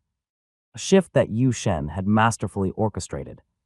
Now, don't get me wrong, I too believe that these two juniors will, without a doubt, join the circuits team someday. Enjoy new adventures from Novelrecap. The way he emphasized that last word sent an unspoken message. Then his expression hardened. But whether they join as first years, his smirk widened, that is something they will have to prove. And make no mistake, nothing will be handed to them. A murmur spread through the crowd as Ulrich's face immediately soured. The principal wasn't impressed by what Yu Shen was trying to pull off here, as he saw straight through his childish tricks. Yu Shen was trying to create public pressure on Ulrich with his speech, so that if he now handed over those spots to Su Yang and Leo, it would be him who would look like a biased principal. The esteemed Redova Military Academy is not built on favoritism. It is built on meritocracy. And meritocracy alone. Yu Shen's voice rang with conviction, his words sinking into the crowd. So today I, Yu Shen, declare this: if these two geniuses can defeat their opponents in a fair fight, I will welcome them onto the circuit's team with open arms. They will participate in every training match against our rival military academies throughout this academic year, and they will join our team exercises in preparation for the circuits. A tense silence followed. Then Yu Shen's eyes gleamed. But if they fail, he let the words hang in the air, drawing out the tension. Then they will wait. Just like everyone else. And at the end of the year, when the final circuits team is selected, they can try again. The crowd erupted. This was exactly what they wanted to hear. Redova wasn't some elite club where names alone earned positions. Redova was a battlefield. And only the strong survived. If they perform, Yu Shen's voice cut through the cheers. They are welcome. But if they don't, he paused, letting the tension simmer. Then he smiled. They will not join my team. The arena exploded into deafening roars. The stake for this fight had been set, and the crowd went wild to know that justice was being upheld here. Ulrich, Su Yang, and Leo were not pleased by this speech at all, however. There was nothing either of them could do about it. Protesting in front of a cheering crowd would only make them look like biased fools, and hence, they could only bide their silence for now. I quite disliked Yu Shen before today, but he might become my favorite student of all time after today. Professor David said with a smile, as although he hated the Yu family young master with a passion up till last year, he was really happy to see him put Leo and Su Yang in their place today. Yu Shen, Yu Shen, Yu Shen. The crowd cheered as the captain bowed to every section of the cheering crowd before finally taking his seat. Then, the referees once again began walking towards the center, as they discussed something amongst each other before taking their positions around several spots of the market combat arena. First fight. Su Yang versus Minerva, the head referee, standing in the center, declared, as the crowd roared even louder at his words. So Chyan Juji. Su Yang unsheathed his sword with one clean motion, as he banged his chest with his weapon and walked towards the combat arena, with anger plastered all over his face. In contrast, Minerva, his opponent, walked towards the arena with a serene calm on her face, as she did not so much as check the tightness of her bowstring. Is this a joke, Yu Shen? You send a woman to stand in my way. What, are you too scared to fight me yourself? Su Yang roared in anger, as audible gasps could be heard across the arena at his comment. Gender discrimination was considered to be a backward practice in modern society. However, with the best fighters across history being mostly men, the bias was hard to erase completely. Don't worry, this woman is more than enough to handle the likes of you, Yang Yushen shouted back from the crowd, as a loud "oh oh oh oh" rang from the audience. Once Su Yang and Minerva took their starting positions, a heavy silence washed over the arena. The crowd, brimming with anticipation, leaned forward in their seats, eager to witness the clash between the proud first year and the seasoned second year. Su Yang stood poised, his sword gripped tightly in his hands, his golden eyes locked onto Minerva with pure, unfiltered rage. Across from him, Minerva stood calmly, her bow resting lightly in her grasp, her stance unshaken, her breathing slow and measured, completely unbothered by the storm of emotions radiating from her opponent.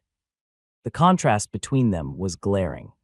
Su Yang was a wildfire, burning, untamed and hungry for destruction, while Minerva was an ice-capped mountain, unmoved, unaffected and untouchable. For a while it became a contest to see who would flinch first. However, before that could happen, the referee standing between them raised his hand.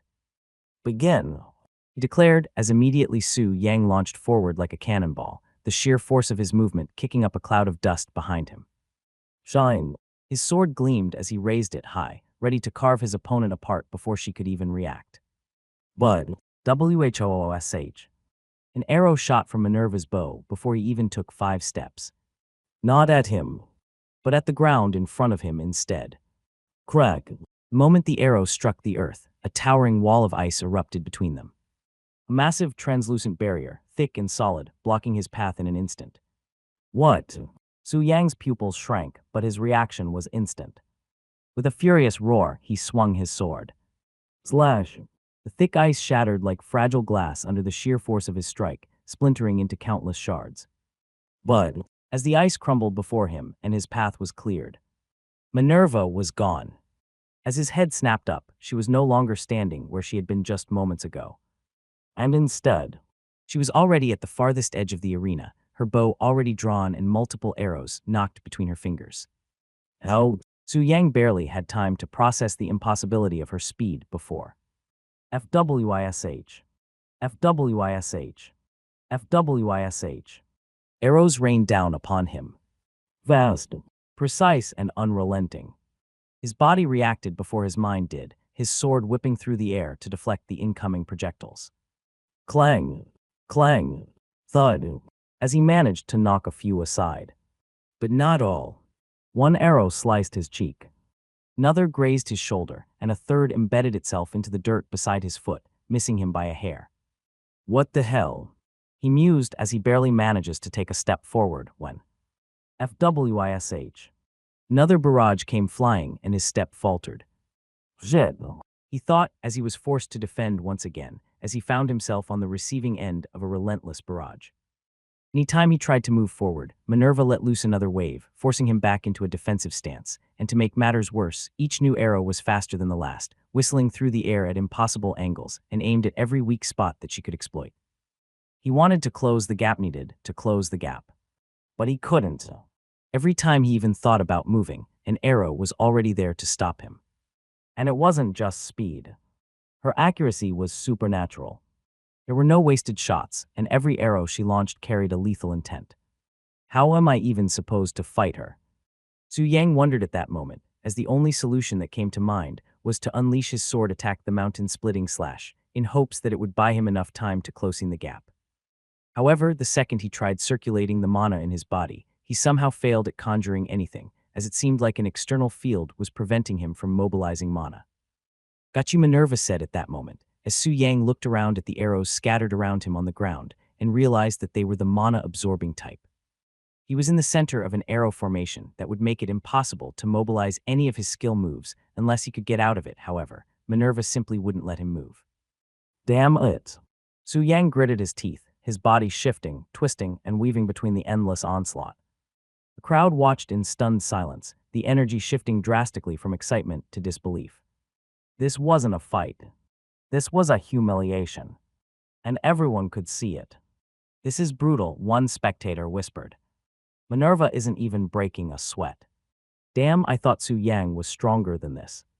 The words stung worse than the arrows themselves. But the worst part, they were right. He couldn't touch her. Couldn't even get close to touching her. Every attempt was futile. Every move was countered before it even began. And the longer this dragged on, the more exhausted he became. His breath grew ragged. His muscles ached. His movements slowed. But Minerva, she remained the same. Calm, steady, untouched. About 12 minutes after the fight began, Su Yang's vision started to blur slightly, sweat dripping into his eyes. His arms felt heavier than before. His legs screamed in protest. And that was when it truly sank in. Your next chapter is on Novelrecap. The gap between their strengths. It was massive. She was on an entirely different level. He wasn't even fighting her. He was being toyed with. Like a cat playing with a trapped mouse. "Enough!" Su Yang roared, his voice hoarse from exhaustion. His body was bruised, battered, and bloodied from all the arrows that had slipped past his defenses, his breath heaving, his once-pristine uniform now tattered. And Yethai's grip on his sword remained firm. "Stop firing arrows at me from a distance like a damn coward, and face me properly." His voice echoed across the arena, filled with frustration, fury, and desperation. For a moment, the world seemed to pause.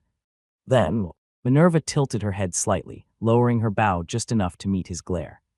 And then, she laughed. A quiet, airy chuckle that sent another wave of humiliation crashing over Su Yang. "Face you properly," she echoed, her voice carrying a clear note of amusement. Then with a smirk, she said, "Sorry." Her bow raised once more, the tip of her next arrow glinting under the sun. "As a woman, I'm too scared to fight men in close range." FWISH. Next arrow struck Su Yang clean in the chest, knocking him flat onto his back as the referee immediately stepped in to call the match. Match over. Winner Minerva. The arena erupted. Some cheered wildly. Others laughed. Some sat there stunned into silence. But the result was undeniable. Su Yang had lost. And he had lost badly. MEDICS. MEDICS, Ulrich screamed at the top of his lungs as the medics rushed to Su Yang's side that very instant. Blood had already started to pool around the wound in his chest. However, before he could even lose 100 ml, the arrow was pulled out, and a whole medical team began to work hard to heal his injury. "I lost," Su Yang muttered aimlessly, the arrogance in his eyes replaced by a clueless stare as the reality finally sunk in. He had been manhandled by Minerva, and that wound to his pride, hurt 1,000,000 times more than the one in his chest. Leo's POV. Unlike the neutral spectators in the arena, who viewed Su Yang and Minerva's fight as mere entertainment, Leo saw it through an entirely different lens. He wasn't just an observer. He was the next fighter. And what he had just witnessed baffled him to his core. From the moment Minerva fired her first arrow to the instant Su Yang shattered her ice wall, barely half a second had passed. Half a second. And yet, in that infinitesimal window of time-ish, had already moved nearly 20 meters from her original position. Leo hadn't seen how she did it. All he had perceived was a blur. A flicker of motion so fast, so seamless it defied logic. Was it a movement skill? A high-level footwork technique? Or was this just her natural speed? He had no answer. But what he did know was that it was terrifying. And if that wasn't enough, her battle awareness was even scarier. Every single arrow she loosed was deliberate. Calculated. Some were meant to restrict Su Yang's movements. Some were meant to injure him. And the rest were aimed at forcing him into a trap. At first, Leo thought the arrows landing around Su Yang were just stray shots. But now it was painfully clear. She had orchestrated everything. The positioning of her shots. The angle of his deflections. The way they landed around him. It wasn't random. It was a carefully laid out mana suppression formation setup that completely disrupted Su Yang's ability to channel his skills. Discover hidden content at Novelrecap. And the worst part, she had clearly planned all this before the fight even began. She had walked into the arena with specialized man-absorbing arrows, anticipating exactly how Su Yang would react, and countered him before he even threw a single strike. meaning Su Yang had lost this fight before he even fought it, simply because the opponent had read him like an open book. What a freak, Leo mused as he swallowed hard. This wasn't just about raw power. The second-year circuit team members weren't just faster, stronger, or more skilled than their first-year peers. They were also more experienced. They had fought against both their own teammates and opponents from other military academies. They had encountered countless strategies, countless tactics, and because of that they had an answer for everything. Their movements weren't just instinct. They were knowledge. They were execution. Sigh. Leo exhaled slowly, his mind racing.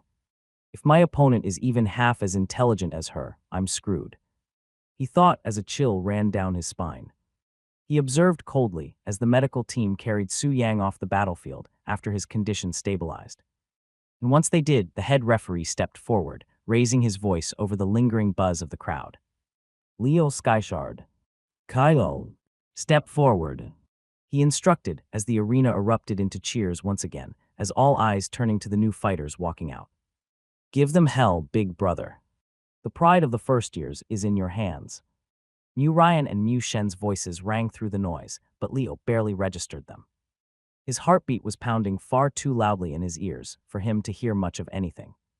Thump, thump, thump was all he could hear as his hands began to tremble violently. Fear. He was scared as his body felt unnaturally warm, yet cold at the same time. He could feel the blood rushing to his head, his nerves tightening like coiled steel, as he realized that the worst outcome of this fight was not that he could lose his life, but that he could be humiliated like Su Yang was, and forced to endure his academy life afterwards. No. No matter what, I must not be dominated single-handedly in this fight.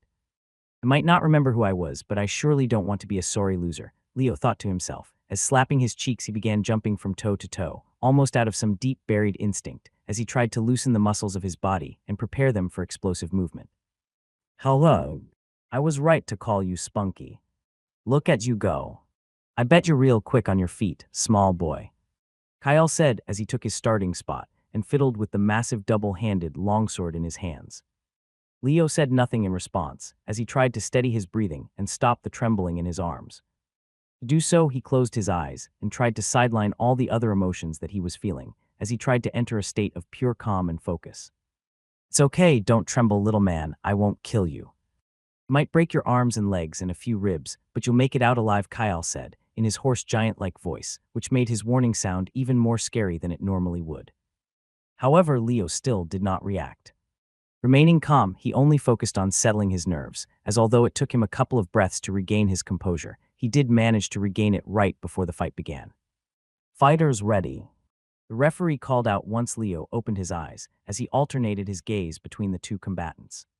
Ready, ready, Kyle and Leo said in response, as the referee gave them both a curt nod. Begin, he said finally after that, as with a sharp drop of his palm, the match was officially underway. Cheers. At the start signal, the entire arena erupted into cheers, as most of the spectators expected Leo to burst forward the moment the match began and to take the fight to Kyle in an aggressive, fast-paced assault, which would have been the obvious move to make. However, Leo did not. Instead, he remained still. With his feet planted firmly in place and his posture loose but controlled, he locked onto Kyle's every movement. For the first few seconds, neither of them moved as a strange tension settled over the arena. What's he doing? Why isn't he attacking?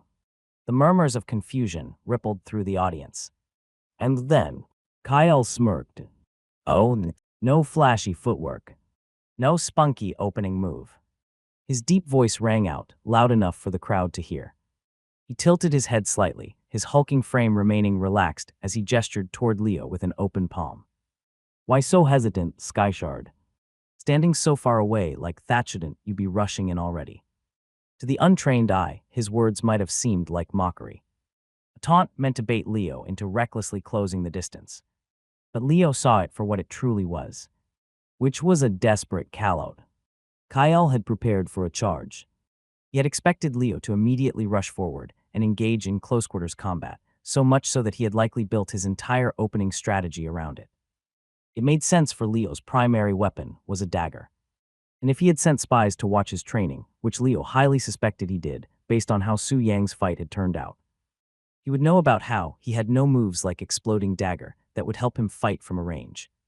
This meant Thathai's opponent already knew that he had no choice but to engage in close combat when the fight began, making it very likely for him to burst forward the second the fight started. No, not today, Leo thought, as he could see through his opponent's strategy now. Kyle had likely spent the past few days planning a strategy that crushed Leo the moment he charged forward towards him. But no, Leo wasn't moving. And that threw everything off. It was a good strategy, and Leo would have likely walked into his trap had he not observed Su Yang's fight unfold before him, however. Because he did, Leo realized that something was fishy. Minerva had read Su Yang too perfectly for it to be a coincidence. It was like she already knew what he was and was not capable of. And if Minerva had spied on her opponent, then Leo had to assume that Kyle did the same for him. He did not know when he did it. He did not know how Kyle did it.